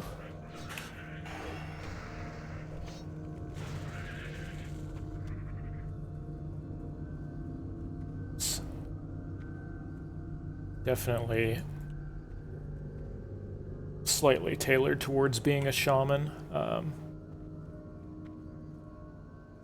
In some ways, like Shaman, for example, have basically infinite Hearthstones once they get level 30. So there might be some stuff that would be a little bit annoying for other classes because their Hearthstones aren't up as frequently. I guess they would just have to, like, walk a little bit more to get back to town after quests. But mostly minor stuff like that. Oh, this guy is just booking it.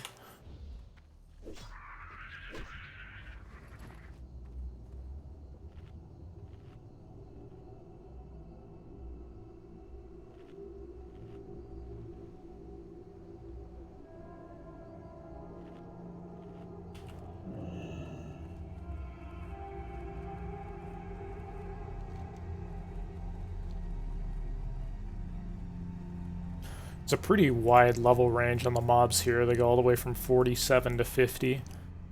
So ideally, try to fight some of the lower level stuff. Okay, apparently it was all over here. All the low level mobs. This quest is pretty quick though. The drop rate's pretty high, so... Even though I definitely wouldn't grind these mobs, they're quite tanky. You'll be able to finish this quest pretty quick and line up the follow-up so it fits in better with the circuit we're about to do.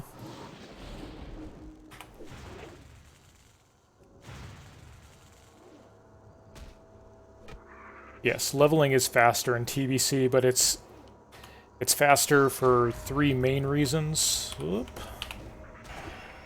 It's faster because from level 20 onwards you need a little bit less XP per level. From level 30 onwards you get more quest XP per level. And then a lot of classes are just a little bit stronger because of the TBC talent changes that go in with the pre-patch. So those are the things that make leveling slightly faster.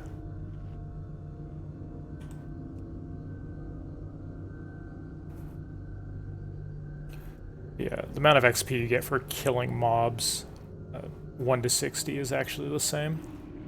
It doesn't go up until you get into Outlands.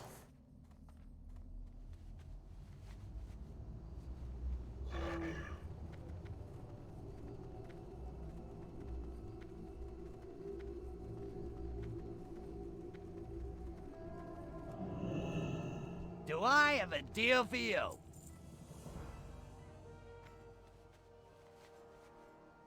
So the follow-up for this quest we just turned in is slightly weird because it comes from this guy up here, not the guy we actually turned the quest into. And let's pick up all the non-dungeon quests here. Can I assist you? Talk to me.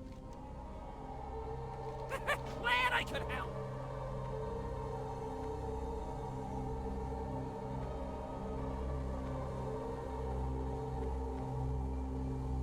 Can I help you?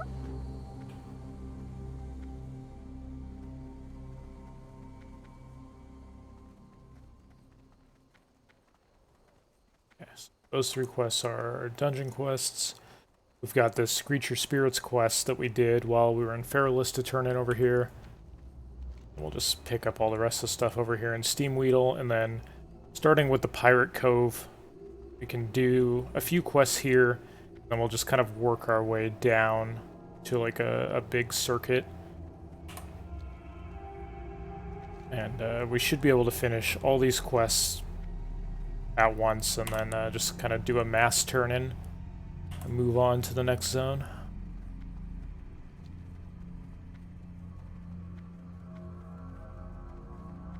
Assuming I don't run out of food and water on the way, but I think we restocked enough. I've got about 3 stacks of each.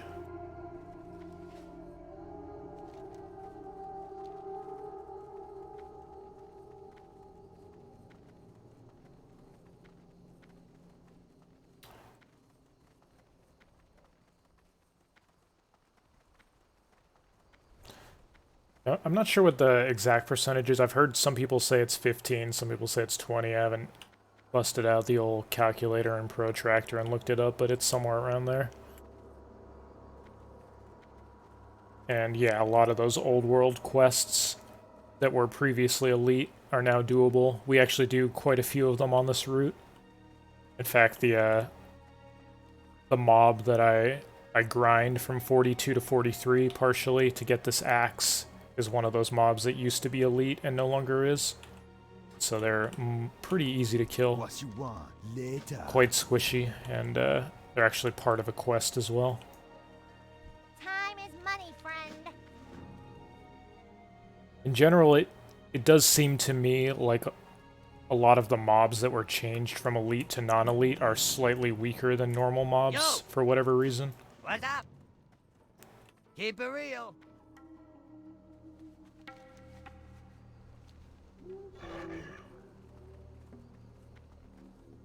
I'll be playing this class as my main in TBC, Enhancement Shaman.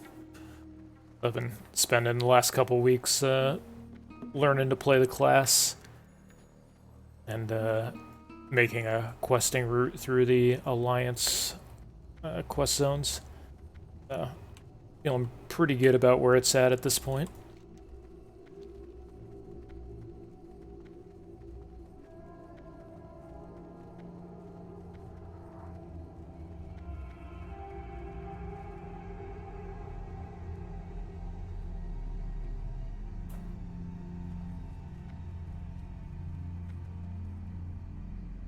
No, I'm gonna be Alliance. I normally play Horde, and I normally do speedrun stuff as Horde. But I've got some friends from old like Heroes of the Storm friends that are playing on the Alliance side. I'm gonna play with them because I kind of wanted to just play something completely different this time around too. On Classic, I played the same thing I played back in Vanilla, and honestly, it kind of got old.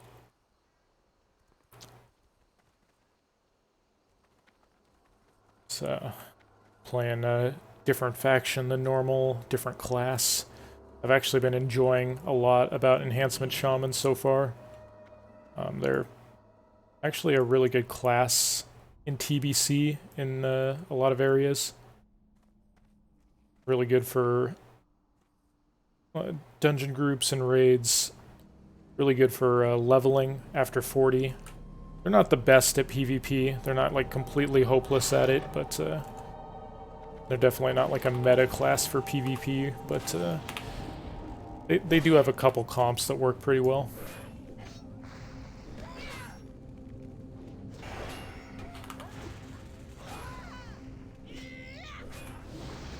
No, I'm just playing it because this is what I'm gonna be leveling as soon as TBC pre-patch goes in, so been working on getting as fast as possible because we only have like 13 days of pre-patch.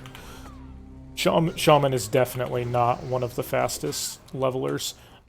They are a lot faster now than they used to be. Once they reach like level 40 and beyond, they're pretty fast. But they don't compare to Hunter or Warlock or Paladin or Mage or anything. Like, nobody really speedruns Shaman typically.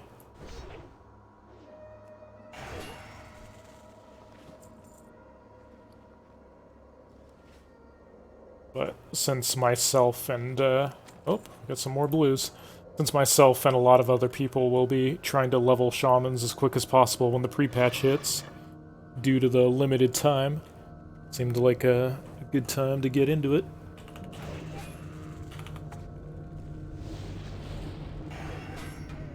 No, I won't be going for first 70. You can't realistically go for the first 70.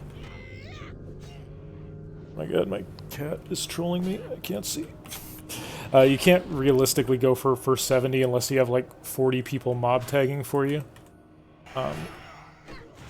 So, as far as I know, the only way to compete for first 70 is basically just have a full rate of people helping you. That doesn't really interest me.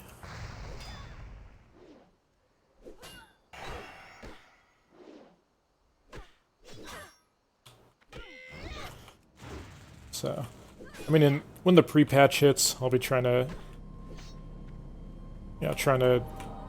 ideally get the first, solo self-found Shaman to 60, but it's not like I'm not like super obsessed about it or anything. If people get boosted and beat me, whatever. Just kind of having fun playing something new for TBC and just enjoying kind of a different style of speedrunning. It's not a class that's typically considered to be one of the fastest ones, but not everybody can level mages and hunters and warlocks. Yeah, sometimes you need some other classes as well for raids and whatnot.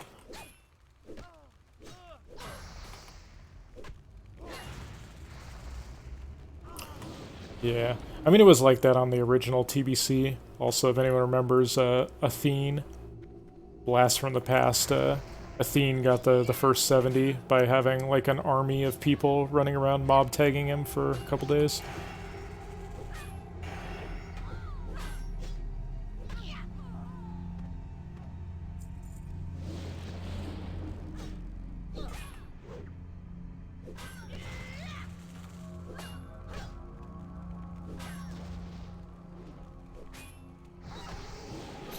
I think people are a lot better at mob tagging now, so it's probably going to be considerably quicker.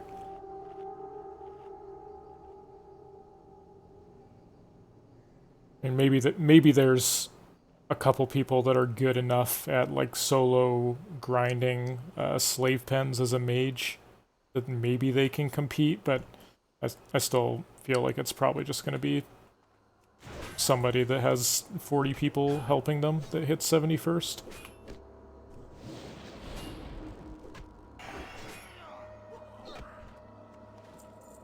You know, by all means, go for it. And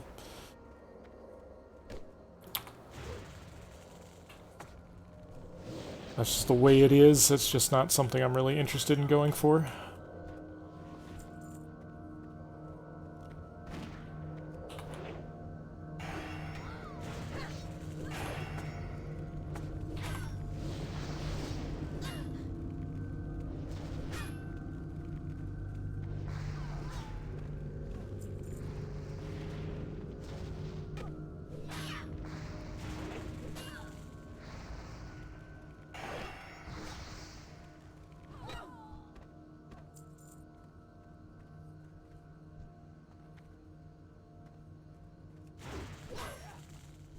Yeah, it was...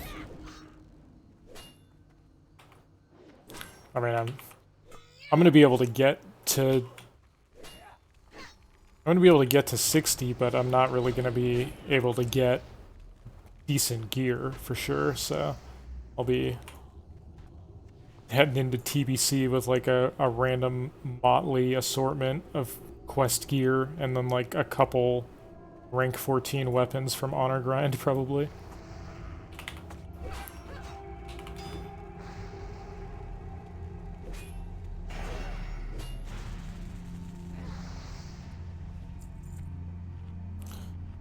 And you're leveling shamans, you're welcome to use my route, but yeah, it still will probably, you know, take you a good between 2.5 to 3 days of playtime.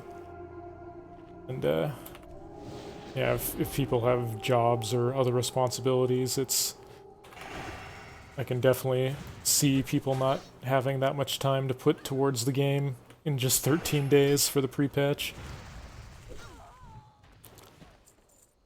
I was pretty surprised Blizzard decided to take this route, since they, I mean, they did say that they were going to give people, quote, plenty of time to level Blood Elves and Draenei.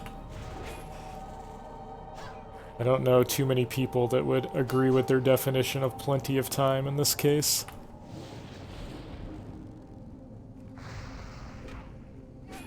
Yeah, I mean, the original TBC pre-patch was over 6 weeks. I think everybody was anticipating like 4 weeks minimum for sure. I couldn't believe that June 1st was actually the real date.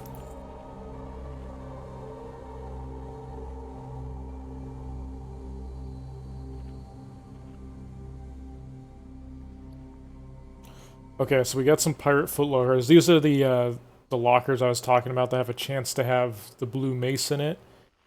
They also have a chance to have a quest starter in them, and a key to a different chest. Let's see what we got here. We got a gray mace, almost as good. Okay, well, that was pretty trash. Okay, we got one of the 3 map fragments, which can lead... It leads to a quest that gives no XP, but a couple items. Nothing impressive, for sure.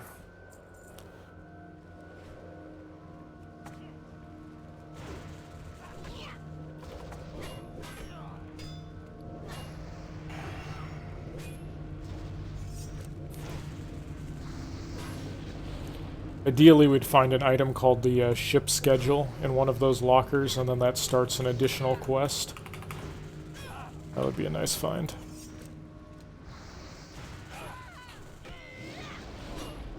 Plenty of time to level 1 to 20. Yep. Nailed it.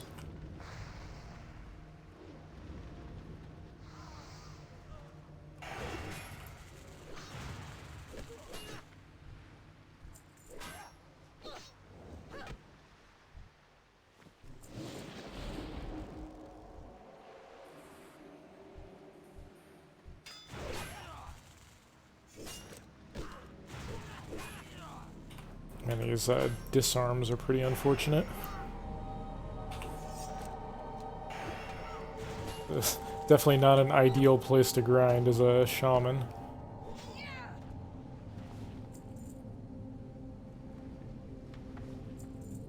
Not that I intend on grinding here, but... Let's see, ooh, there's that ship schedule. Bam. Extra quest. That just gets turned in up here with a bunch of the other quests we're about to do. Just snake a free 7,000 XP or something there.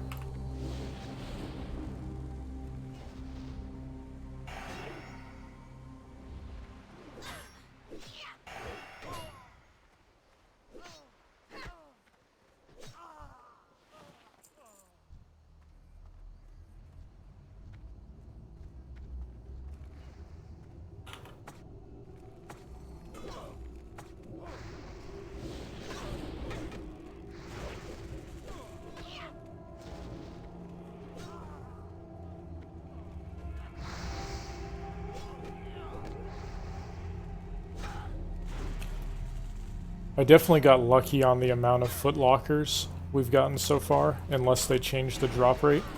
I mean, I've gotten 4 and I've been here for like 5 minutes.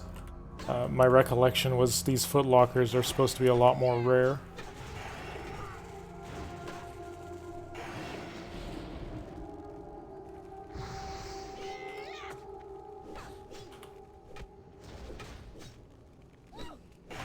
And no, this isn't the pre-patch, this is the beta. Pre-patch starts on the 18th.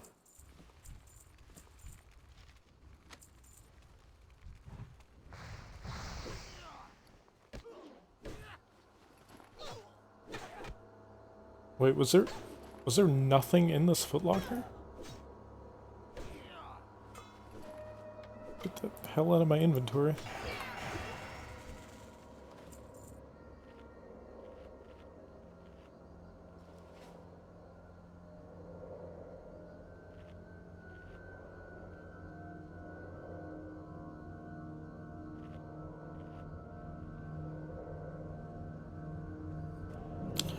Well, we'll see if the good luck streak on the footlockers continues.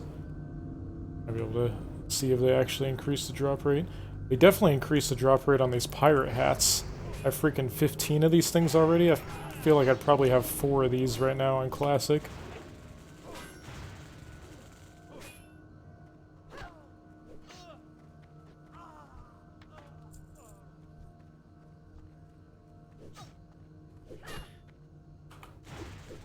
There doesn't really seem to be much rhyme or reason to which quests got their drop rates buffed on TBC. It's kind of just... I mean, there was that quest we were trying to do earlier in Swamp of Sorrows, where I killed at least 50 of the mobs to try to get the drop. And it's not even one of those quests that's considered to be, like, horrendously bad drop rate. We still just never got it.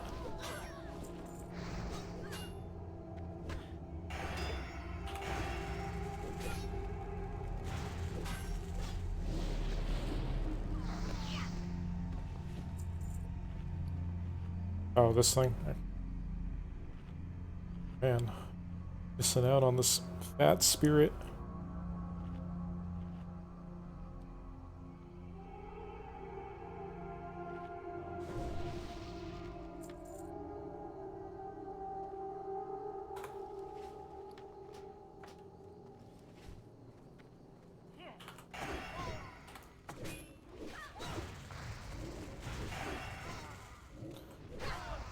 That's unfortunate.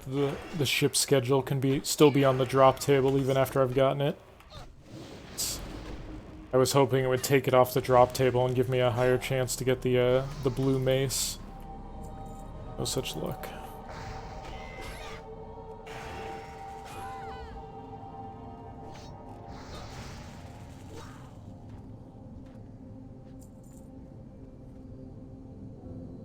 Oh yeah, we already started that one.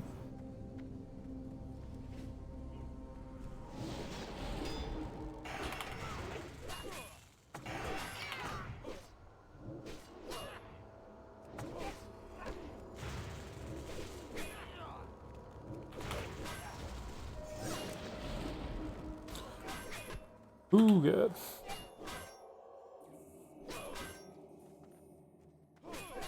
Freaking disarm mobs.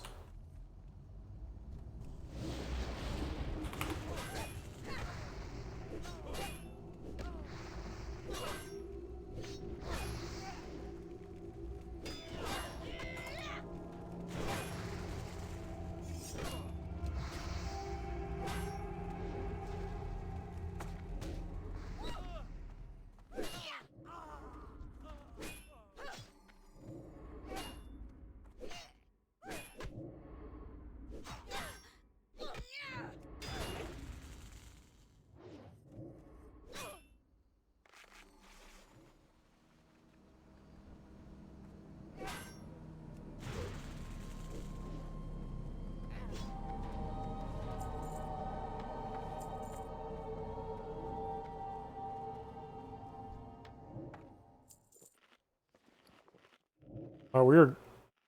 Dude, honestly, farming that blue mace is probably pretty easy now. The drop rate on these footlockers is insane.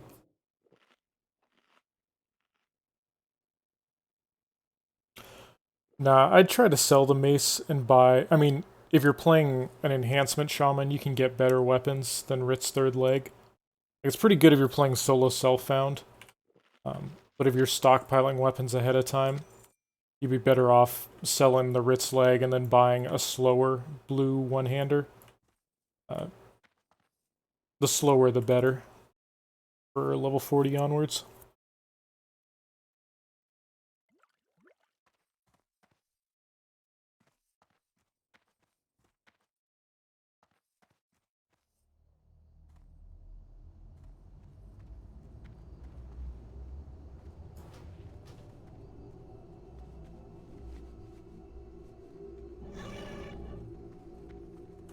Low indeed, Robin. Good. Farming pirates, getting disarmed. Apparently finding out that all of the drop rates from these pirates are super buffed here on the beta. This could be a decent chance to farm. If I wasn't able to find this axe off the ogres on a future run, then maybe farming here instead to try to get Rit's third leg could be a decent backup plan.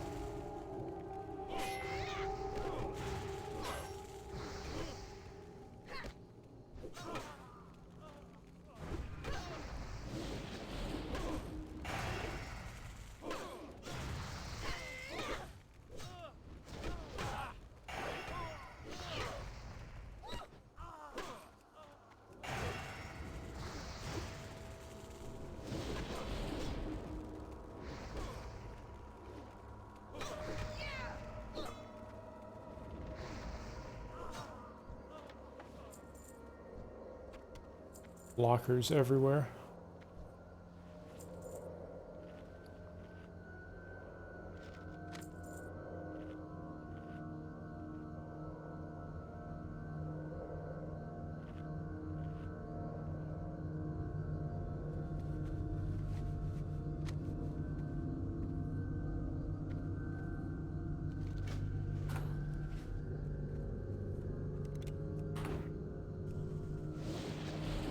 Yeah, definitely been going a lot better than our first run. We're kind of trying things out.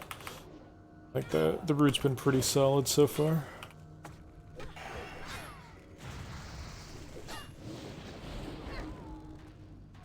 Okay, so I'm pretty sure that on Classic, that quest we just picked up, Cuergo's Gold or whatever, I'm pretty sure that quest did not give experience. I don't know if it does on TBC. I mean, the allure of the mystery might cause me to go try to find out.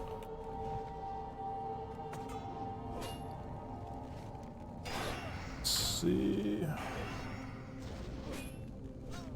Nope. Well, Questy still thinks it gives 0 XP. Okay, almost certainly not worth the effort then.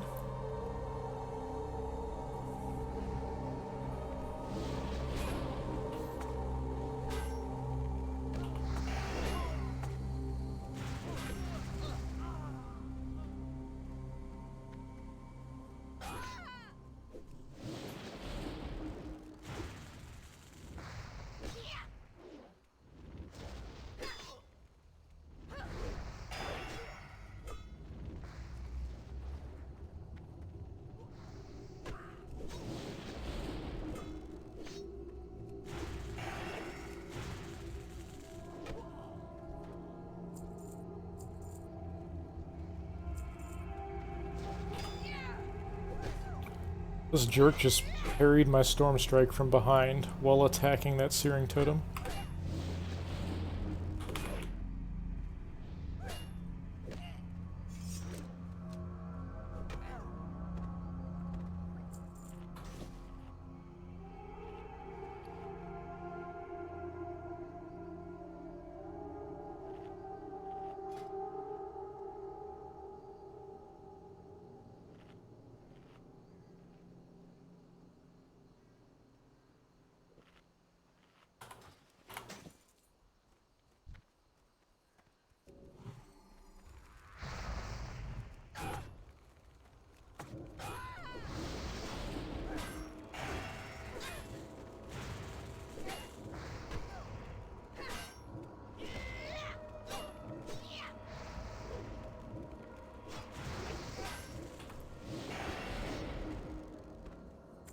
I think my mind's still stuck in classic mode, where I just get here and I assume I'm going to be killing pirates for an hour until these quests are finished, but it's actually almost pretty much done.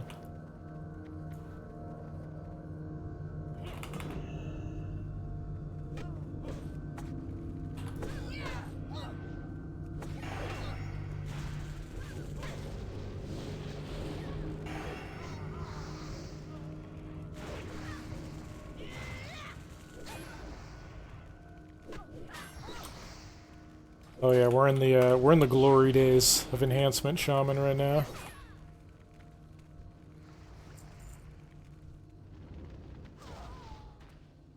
It's pretty hilarious how much the same class's playstyle changes, like as they go. The way you play enhancement shaman 1 to 40 is just like completely different from the way it gets played 41 onwards. How's this guy coming to the party?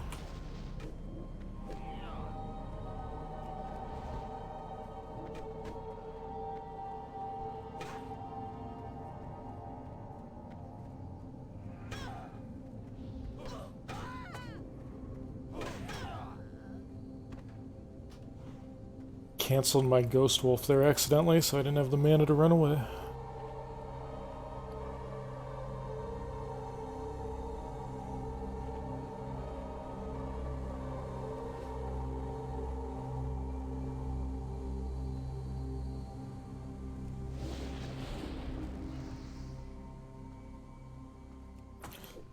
I haven't been tempted by anything yet. For a moment I thought I might have to buy that mount if it was actually 100% speed at level 40 like people were saying, but it turns out it just scales to your riding skill. I guess I'm going low-ball TBC at this point. I don't think there's anything that has tempted me.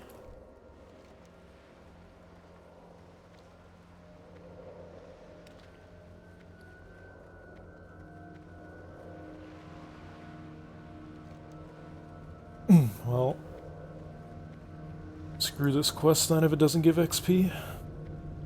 Technically the mace can drop from this thing too, but I don't think it's really considerably higher chance than the normal pirate footlockers.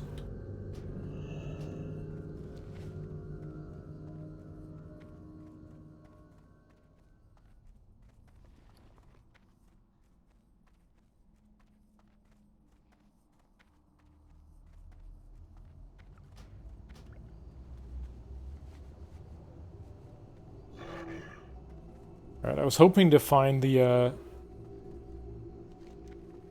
So the way I do the escorts in this zone is, I guess, kind of all or nothing. So if I happen to find the robot chicken escort, then I think it's actually worth doing both the escorts, the one from the turtle down here and the robot chicken, because you can line them up and do them at the same time. You just start the turtle first, and then you run it over to where the chicken is, and you do them both at the same time. But if you can't do both of them, it's kind of not worth doing either.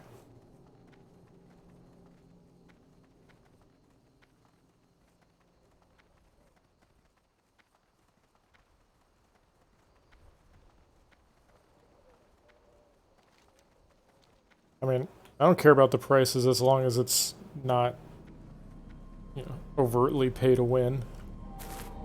People can spend if they want to. If they actually had that 100% speed mount in the game and people had to pay 70 bucks for it, and it just was always 100% speed, no matter what your riding skill was, then yeah, that would be a different story, because that would be something that's so good that, like, everybody would feel like they'd have to buy it.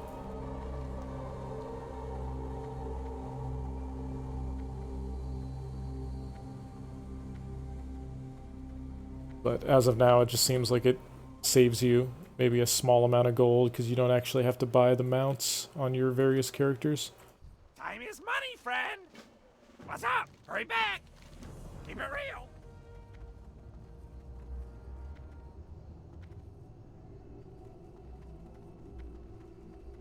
I mean, you can only boost once, right? Like, per account. I mean, most people that hate the boosting seem to think it's something that's going to be exploited by botters. So, or gold sellers or whatever. I mean, if that's the case, then yeah, it's going to suck.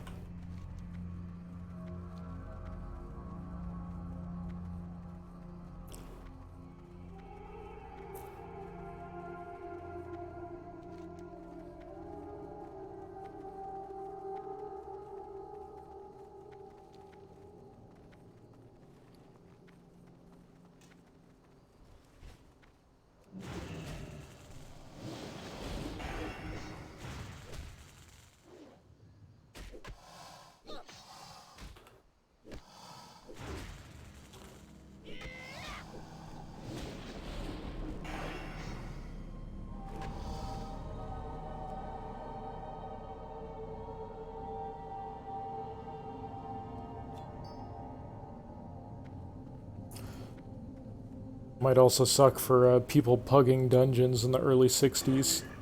If the people in their group just boosted to 58 and have no idea how to play the class.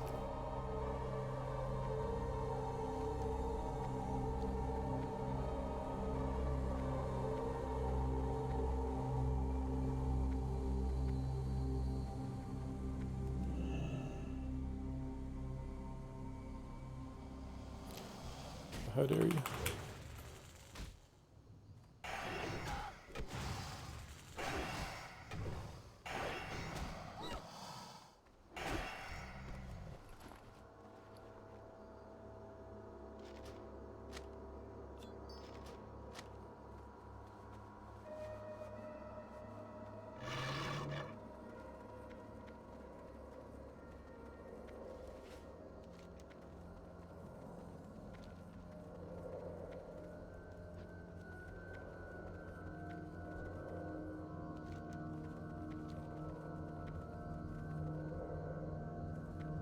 Well, we still got plenty of stuff to kill in this zone to complete all these other quests here, so we might find the robot chicken escort still.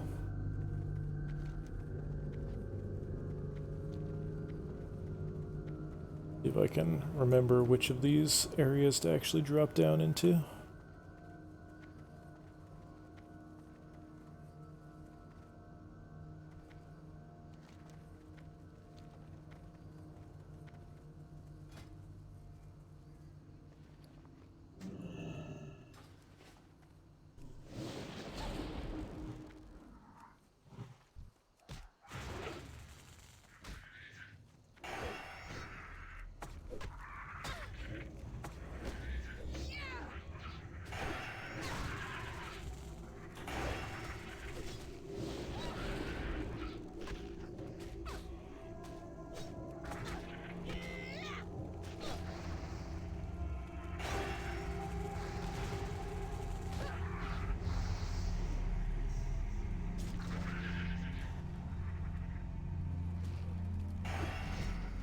Okay, these insect mobs are really annoying.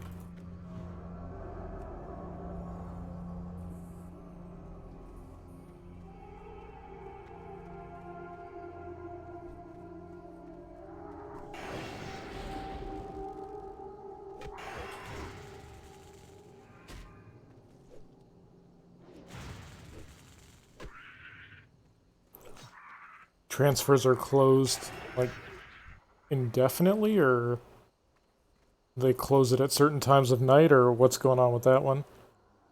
That's something I was planning on maybe doing as well.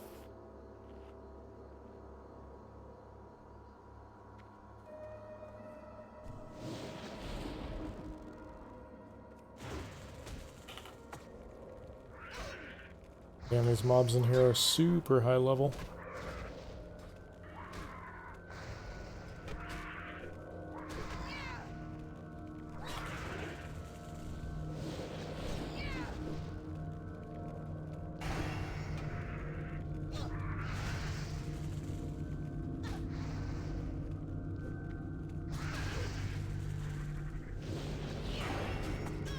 God mercy.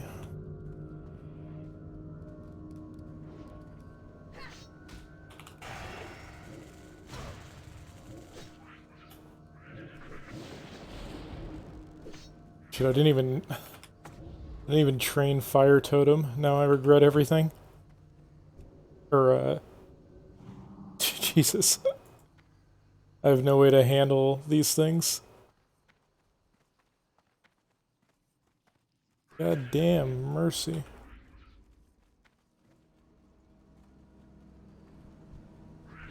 Apparently these little things aren't gonna leash.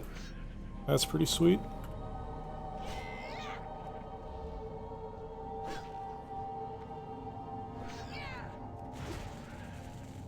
Oh, good fun.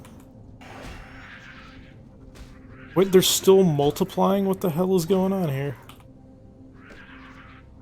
All these mobs in here are the most annoying things of all time. I didn't even yet train Fire Nova Totem because I pretty much have not experienced anything up till now where I even needed AoE.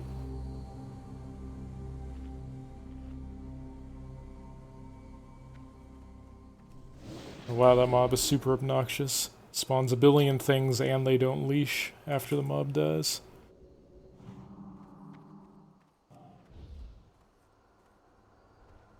I didn't remember how annoying this place was because I think the last time I did it was on a hunter. It doesn't care about anything. Everything's easy for hunter.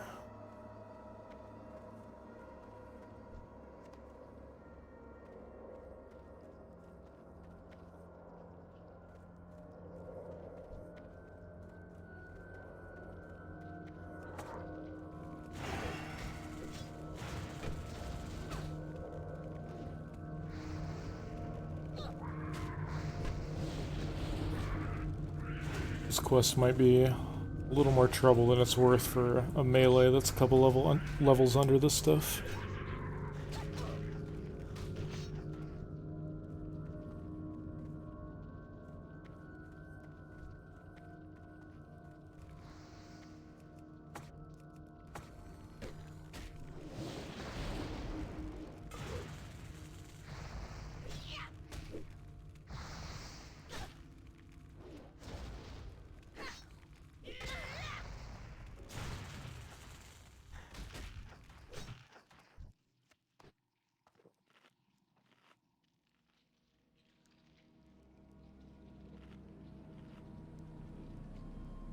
So do they let people transfer after they've chosen which era?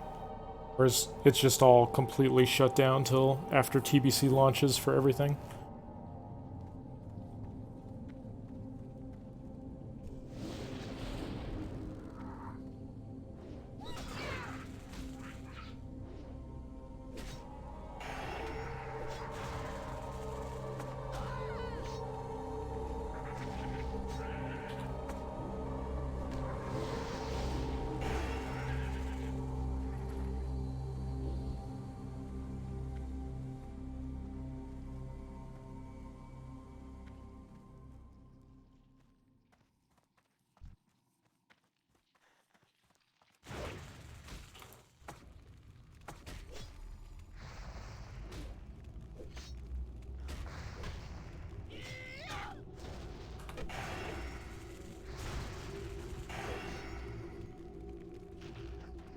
Oh, okay, so they will open back up again before TBC launch. Okay.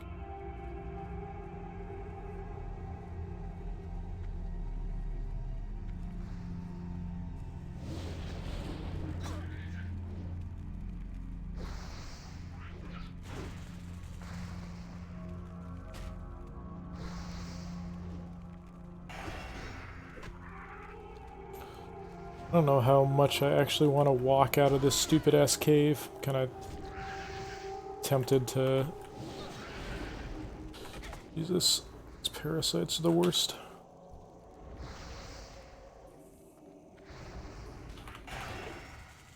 Tempted to just hearth on out of here, then walk down, finish all these other quests from town. These are gotta be like the most annoying mobs in the zone in here, so I don't really want to have to deal with respawns behind me.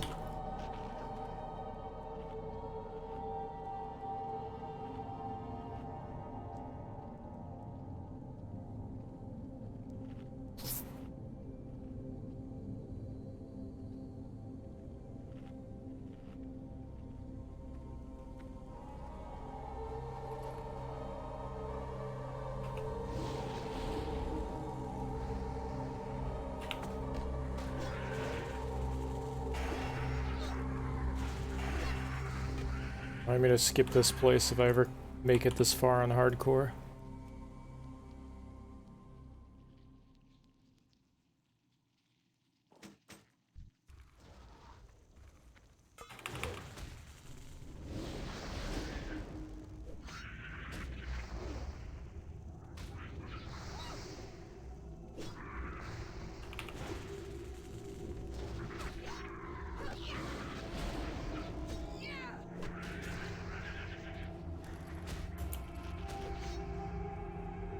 Okay, let's see if we can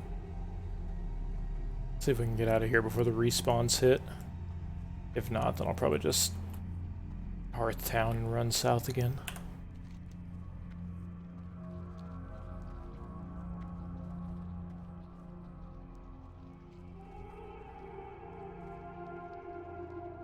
Oh my god. I give up.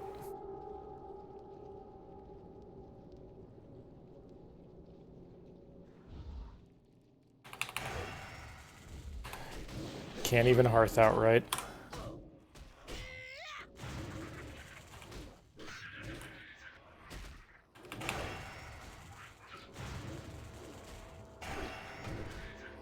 For some reason I thought that the Shaman version of Hearthstone wouldn't actually be interrupted by combat. I don't know why the hell I thought that, but the spell is not quite as cool as I thought.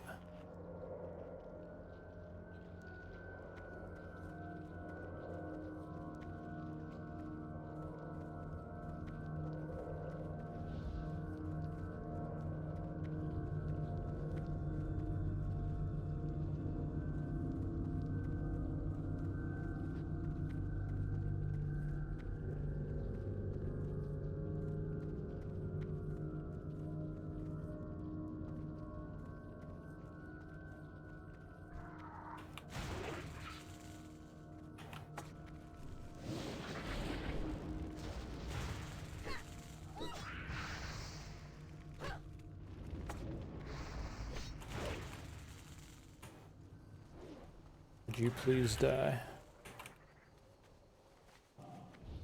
Okay, this is the worst area ever. Can't freaking Ghost Wolf anywhere within like a 1,000-mile radius down here. All these mobs are super obnoxious. Definitely skipping this quest next time.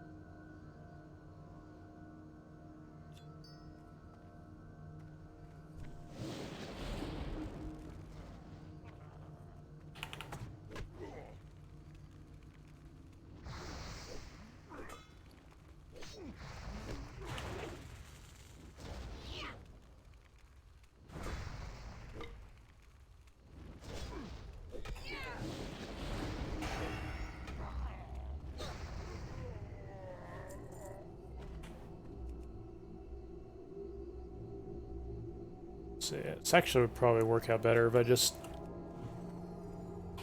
put on my spirit gear and ran around looting these things for a little bit between fights.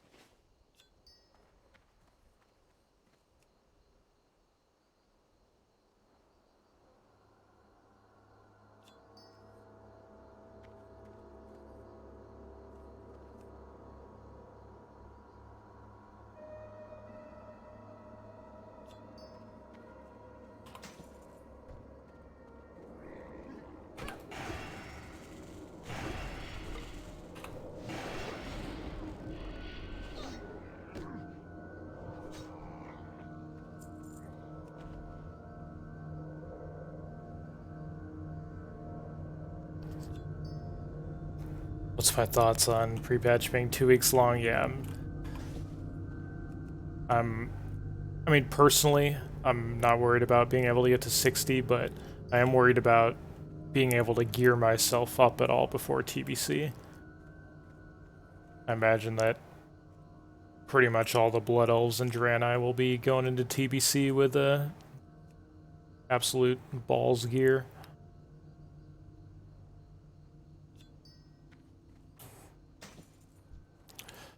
Personally, I'm just kind of annoyed because just the way that Blizzard phrased things, where they specifically said they would give people plenty of time to level up Blood Elves and Draenei, and they also said the pre-patch would be like 4 to 6 weeks, and 13 days is a pretty big change from that.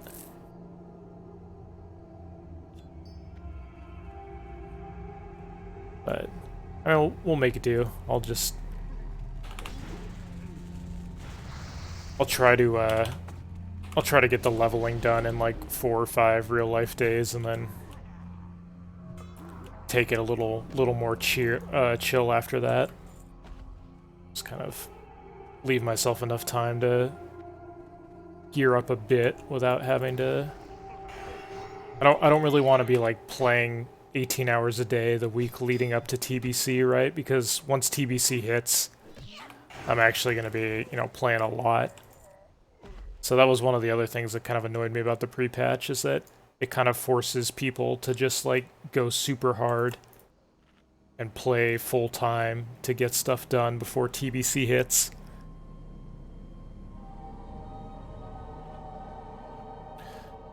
I would rather just like kind of have a chill week before TBC hits. I mean, you play a little bit, but you don't like burn yourself out doing 18-hour days for the week leading up to it. But it's going to be a little harder to do now.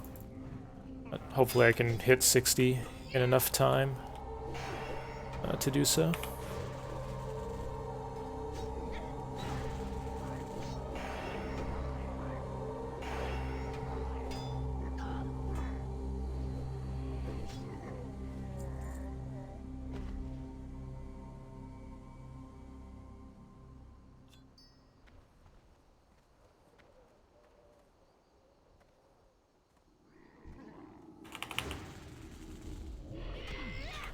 Yeah, I mean, it's definitely at odds with their previous statement about giving people plenty of time. For the average player, it's nowhere near enough time to level up if they have, other responsibilities like job, family, etc.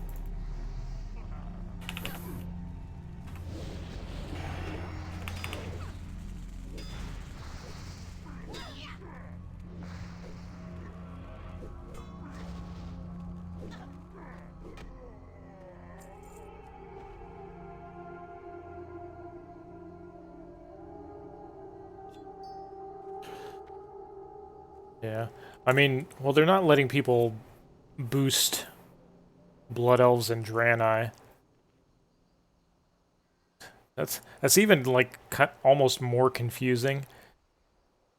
I feel like I would understand it more if it was just like a naked cash grab where Blizzard was trying to get everybody to just boost stuff by making the pre-patch so short. But they're not giving people enough time to level Blood Elves and Draenei, but they're also not letting people boost Blood Elves and Draenei. So I have trouble making sense of that.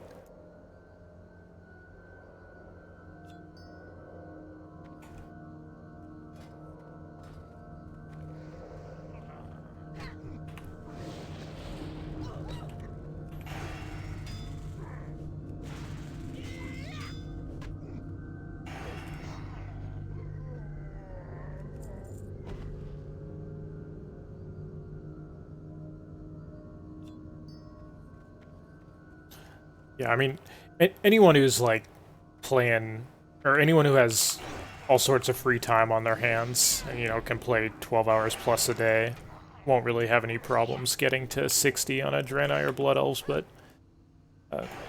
considering Blizzard usually caters in WoW to like the slightly more typical player, it's kind of surprising to see them go this way.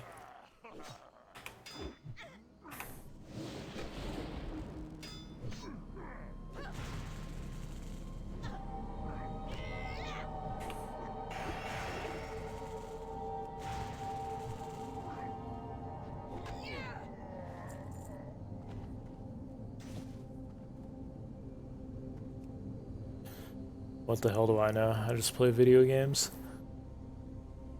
Let other people figure out the hard decisions.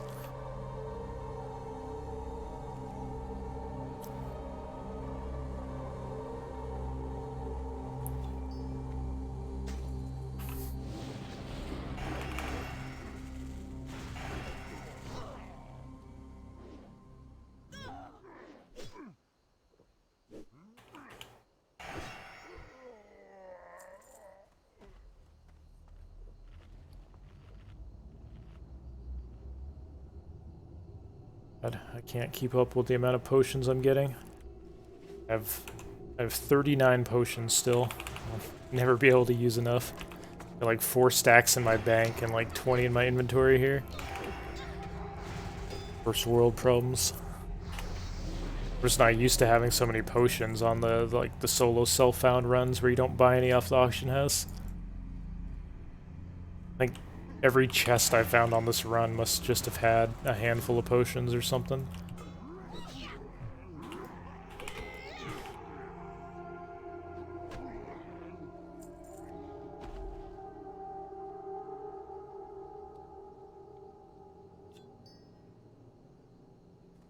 Personally, I have no idea what Blizzard's plans are for sharding things, either in the new race areas or on TBC, since well, I guess on the beta they haven't had a stress test. I guess the PTR, they have the pre-patch up on the PTR, so maybe they have some sort of sharding stuff in place then, or there, but I haven't been on that yet to check. That's something I'm wondering myself, is how much, if any, sharding is going to be going on.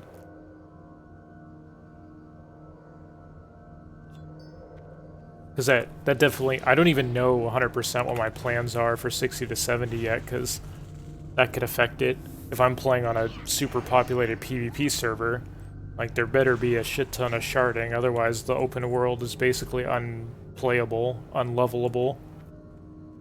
Especially if you have trash-ass gear like I'm gonna have.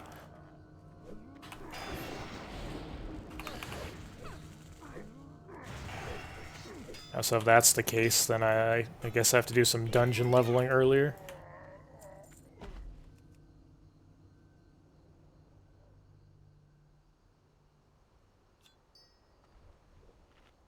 Yeah, I would have wanted to go with what I actually did on the TBC launch 14 years ago, is I just freaking skipped right to Zanger Marsh and just didn't even bother with Hellfire Peninsula. But I had decent gear, and I was a hunter, and hunters don't give a shit about what level mobs are. They can fight stuff way above them in level. On a melee shaman that's gonna have god-awful gear, that's definitely not gonna be a realistic option.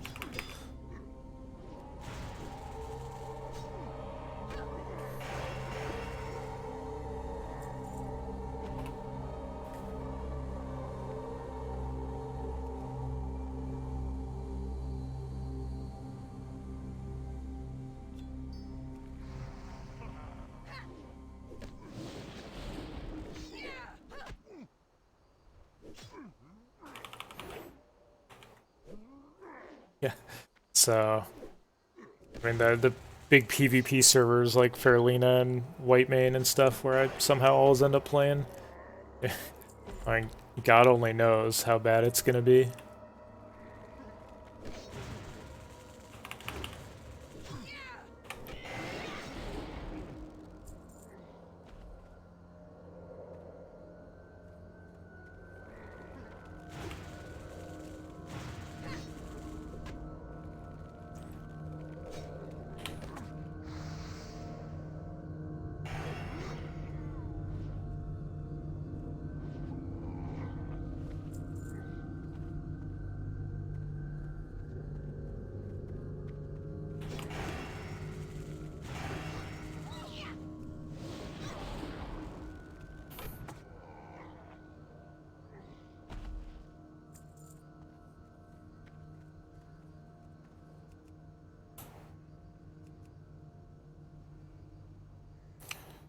And they definitely handled the instance servers well from a tech perspective.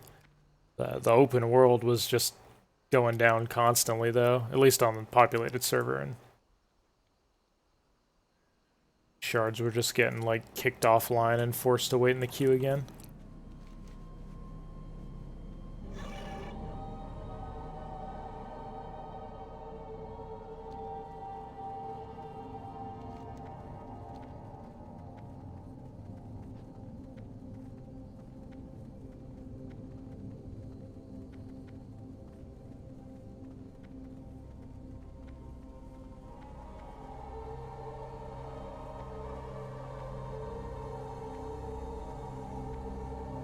Koopa the Quick. Yeah, I'm gonna be playing on Whitemane with some friends as well. I don't have any characters, money, etc. on that server, so when the pre-patch hits, that's gonna be making this enhancement shaman is gonna be the first character I have there. So it's yeah. I mean, dungeon leveling is sounding more and more tempting. The more uncertain we all are about how much sharding, if any, is going to be going on those super populated PvP servers.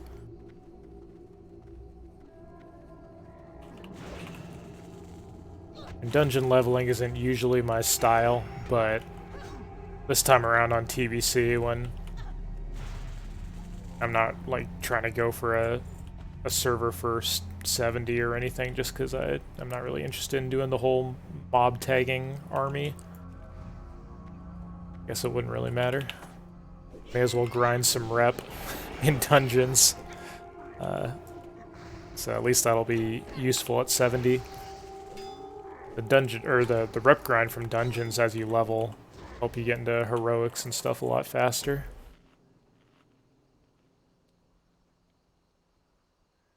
Yeah, I'm gonna be Alliance.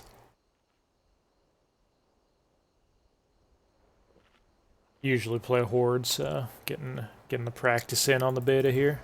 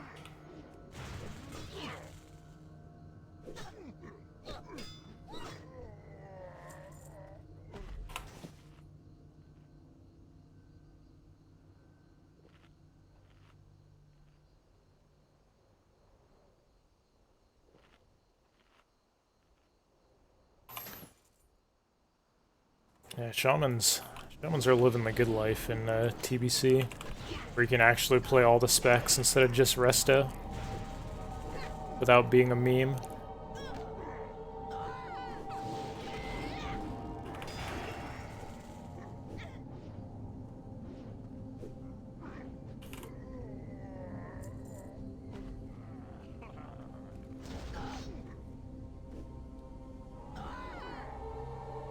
Well, I mean, I guess elemental shamans, if they got enough gear on Classic, were actually kind of decent.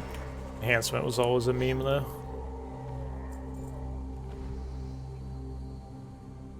And all of a sudden, they become like one of the most desirable classes for raids out of nowhere.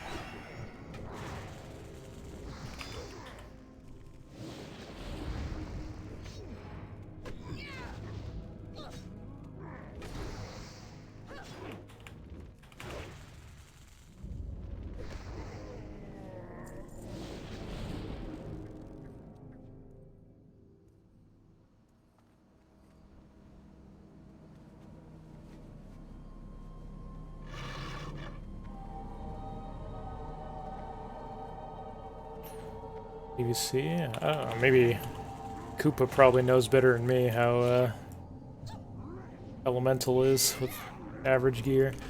I never played Shaman at max level on TBC or anything.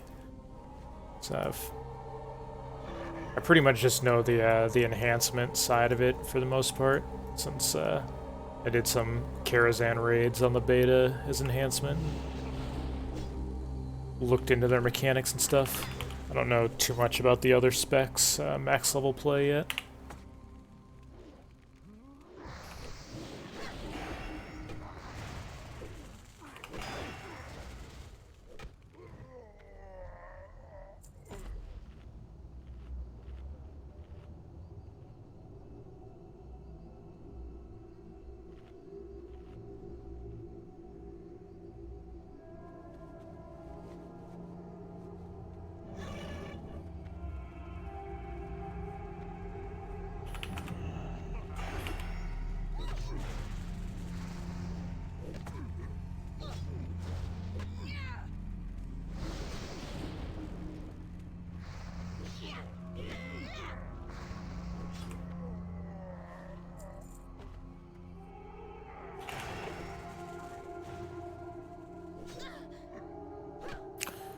As far as I know, resto shamans, they still just press chain heal and top the meters.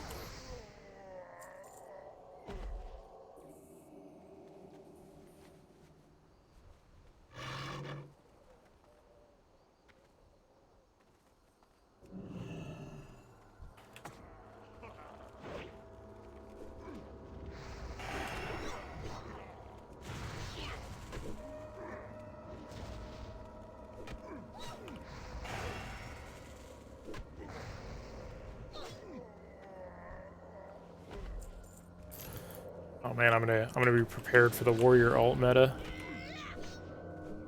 That was my TBC experience back in the day. Started out as hunter. Can farm anything early on. And I was like, wait, hunter blows an arena. Time to reroll warrior, and then just immediately smash everything.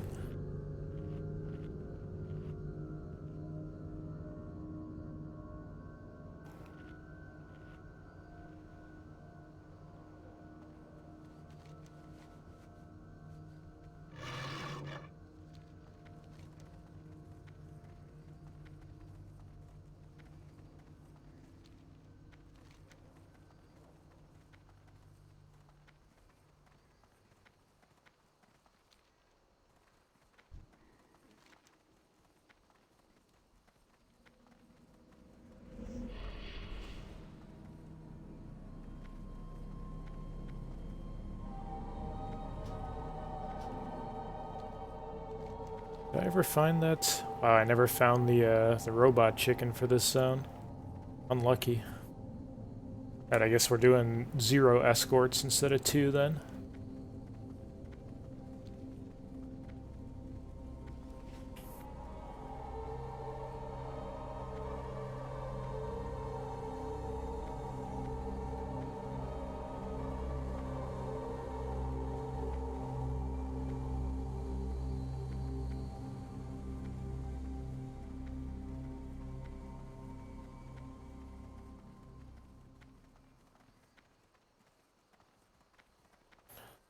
All I know is I want a druid on my team for doing any arenas enhancement, just because I really enjoy the concept of like, you know, getting people down to 60 or 70% Cyclone and then dropping the Fire Nova totem and lining up a fat Storm Strike to all hit at the same time when they come out of the Cyclone. Bursting people down. That seems fun.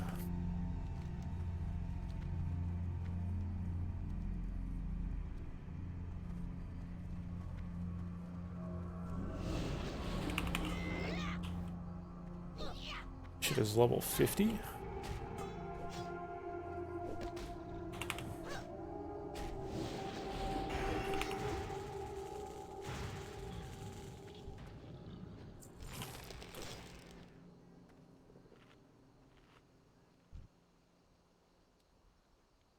I guess 50 is the absolute maximum on the level range these guys can be. Okay.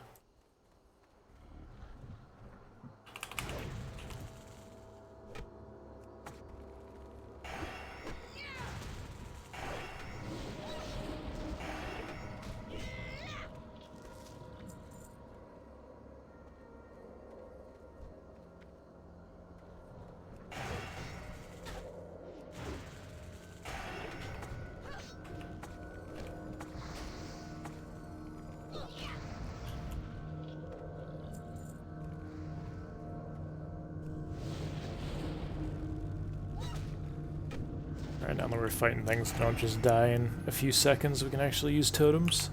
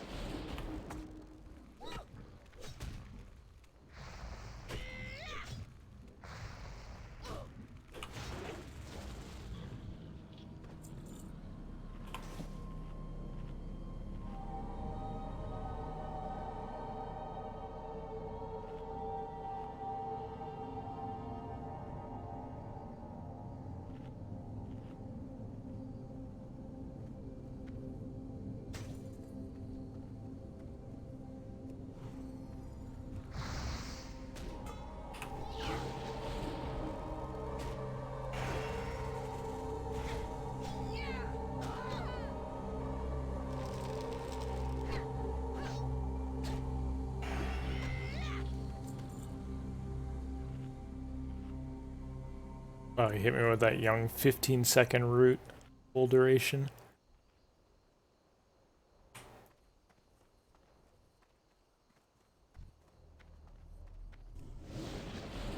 Actually, I have to pay attention and interrupt that.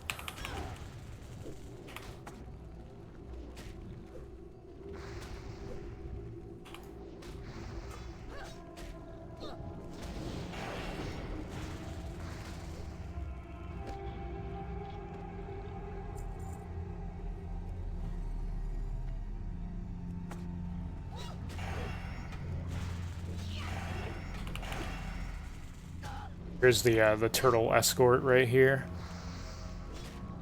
He's ridiculously slow.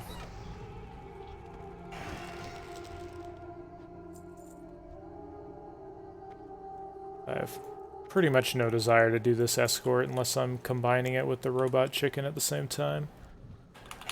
I guess these mobs down here will be our last chance to See if we can find that quest starter item.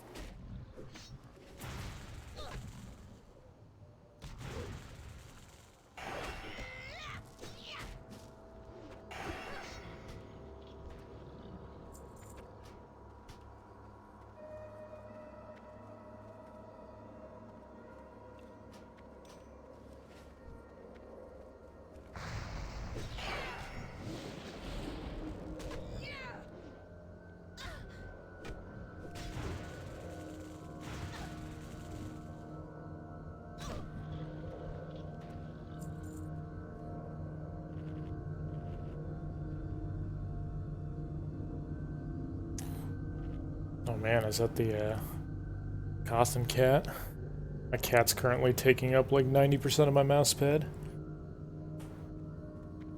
Wrestling against him to control myself.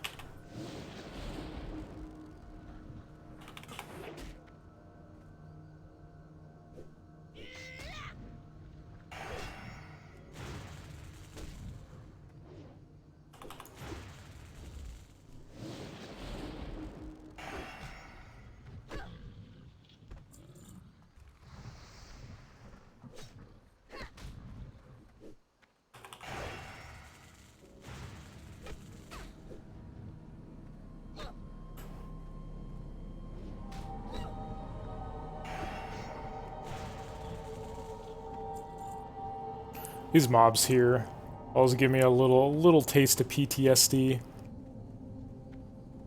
The first character I leveled in vanilla WoW, I was here for like 2 hours before I got the stupid laden Dugland.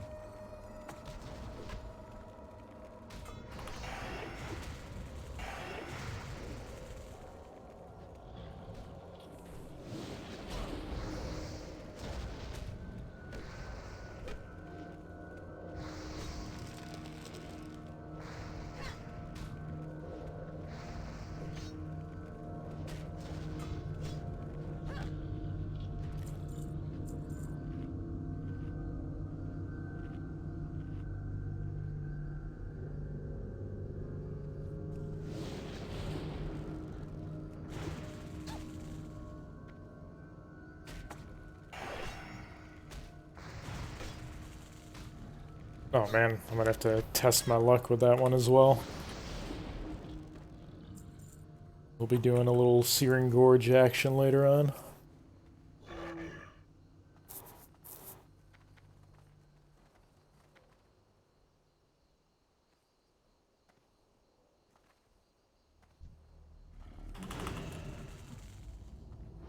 It's like, I don't even remember who I was practicing against.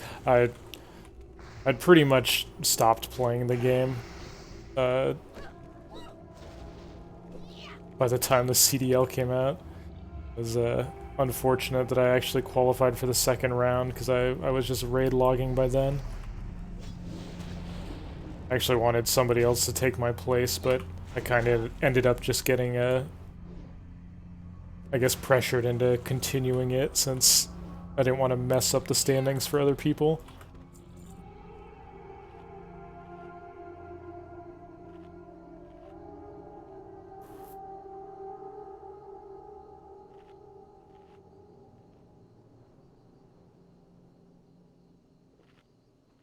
That's a good question if you can level Draenei starting zone on pre-patch day, because no one really seems to know how much sharding they're planning on using.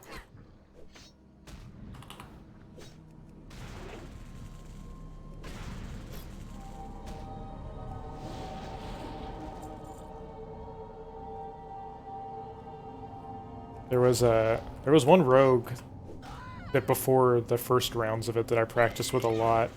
I actually have to look at the list again to remember his name. He was like super knowledgeable on every matchup. But I don't think he made it past the second round.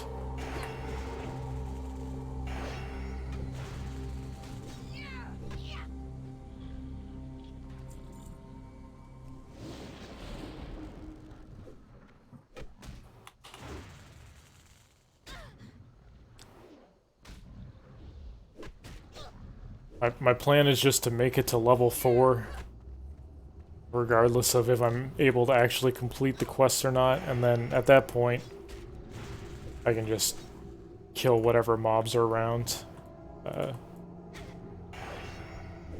Level 4 is all Shaman really needs to pretty effectively, like, move on to the next area. You could move on to the next questing area at 4 and just, like, kill a bunch of the level 5 mobs where nobody else is. If the starting area is just so unbelievably crowded.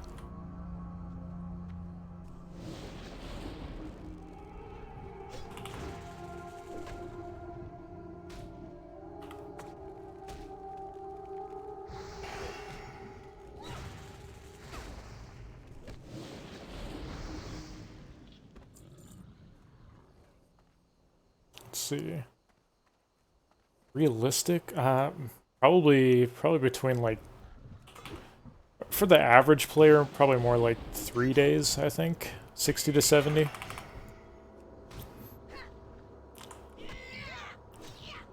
$60 to 70 is still... It can definitely still be a bit of a grind. It's like, it doesn't take as long... Oh, we actually got it. It doesn't take as long as 1 to 60, but it's not that far off. And by 1 to 60, I mean 1 to 60 in the pre-patch, which is much faster than Classic.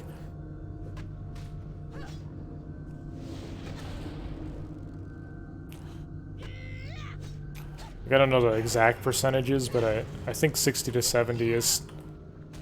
It's at least 75% as long as going 1 to 60.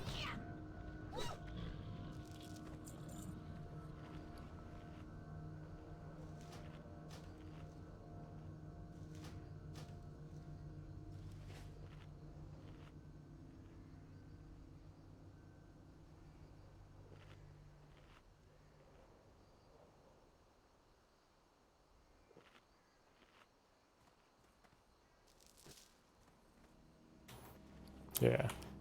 PvP server, we're just throwing a whole extra wrinkle into it. Like, God knows at that point. It's out of our hands how absurdly crowded it is on those big PvP servers with nobody knowing how much layering is going to be used. For sharding. Oh, thank God, I'm actually done. Okay. Let's turn in a bunch of quests, shall we?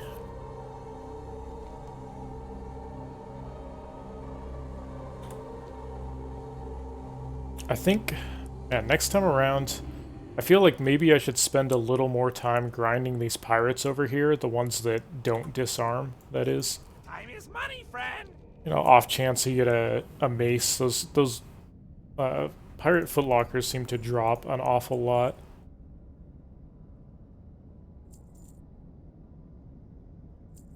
The main reason being Hurry back. is that I really would like to get the robot chicken escort quest starter item here.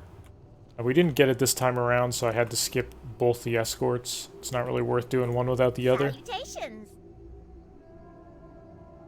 Seeing you. So a little extra grind to get the quest starter, potential weapon upgrade, and I think next time around I'm probably just cutting out this stupid ass quest down here, because goddamn those mobs are super annoying for Shaman. I didn't fully appreciate how annoying those mobs actually are because I was playing stronger classes before. But like all the insects down here are just super mega tanky and they all just like summon random shit. Yo, glad I could help. It just ends up taking like 2 or 3 times as long as other normal mobs to actually kill them. What's up? Have a good one.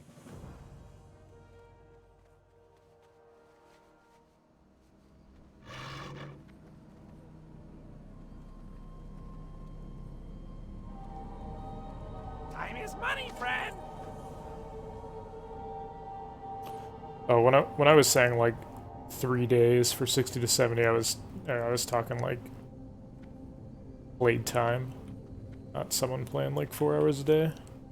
Talk to me. I mean, Hurry you back. can definitely do way lower than that, right? I'm just thinking of, you know, trying to define what average is, I guess. Hey, how you doing?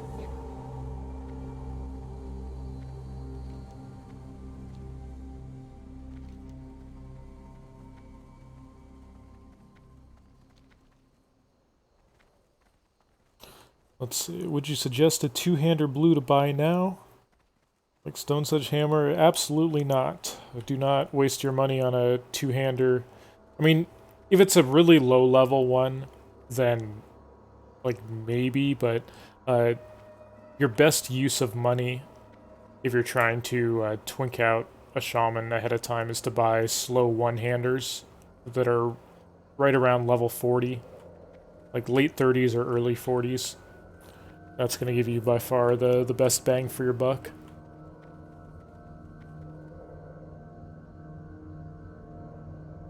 Oh, you got the Heaven's Lights? Yeah, okay, excellent. Heaven's Lights are a great option for kind of twinking yourself out ahead of time.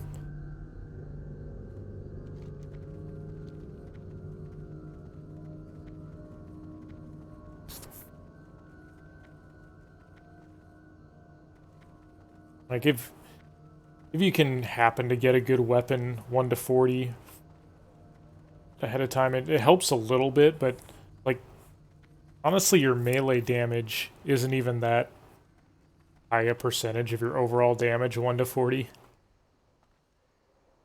Yeah. And there's plenty of really good weapons at early to mid levels from quests. I don't think you get very much bang for your buck on big weapons before level 40, but after level 40, it does make a huge difference. Once you have dual wield and storm strike, then you just do incredible burst damage, as long as you have good weapons. I mean, when we're not fighting super tanky mobs, we're generally blowing things up real fast, even with pretty mediocre gear and weapons. Just imagine if you're actually twinked out. Time is money, friend. Be good. Hey there. See you later. Time is money, friend.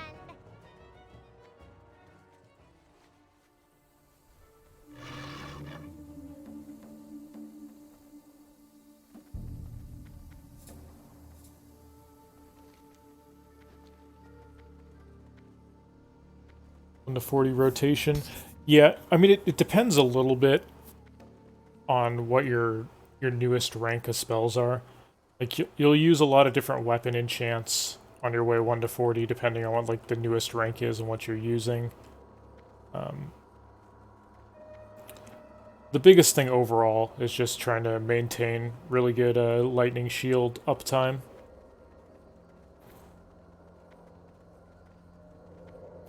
Lightning shield throughout 1 to 40 is it's pretty much at least your second highest damaging ability, usually just behind auto attacks, and sometimes it's even like almost on par with it, depending on if you have a new rank of it or not. But yeah, that sounds about right. The majority of your damage is lightning shield, auto attack, searing totem, flame shock.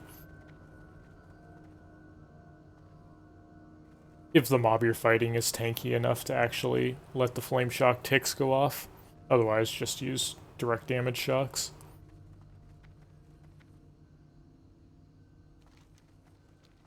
Also, Mana Spring Totem is pretty good.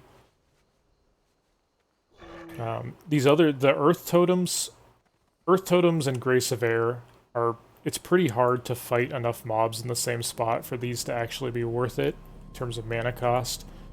But Stoneclaw Totem, super good. Anytime you get an ad, just like immediately drop that. Really low mana cost. It pretty much tanks a mob and for the entirety of time it takes you to kill the first one.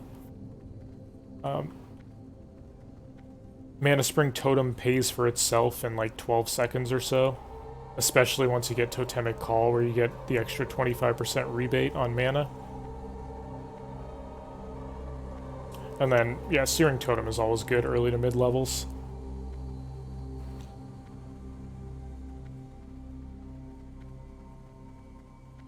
But pretty much any time you're going to be fighting more than one mob in the same area, you should always drop a Mana Spring Totem after you do your initial damage rotation. What's up? Man. Glad I could help.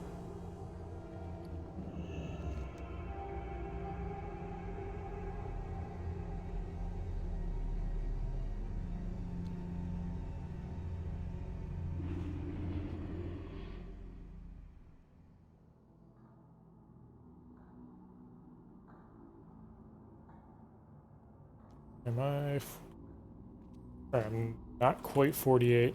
I need to be 48 to train new skills.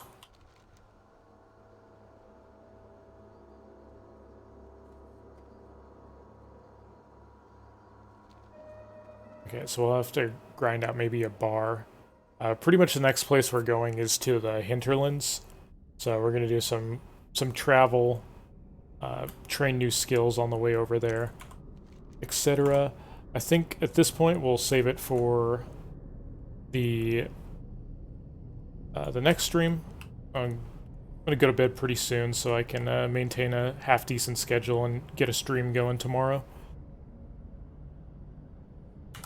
Wait, I am 48. Okay, maybe I'm just too tired for this world. I was like, I'm 1 bar away from 48. In fact, I'm 1 bar away from not being 48. Okay, not bad. Okay, so we're actually ahead of where I even thought I would be XP-wise right now.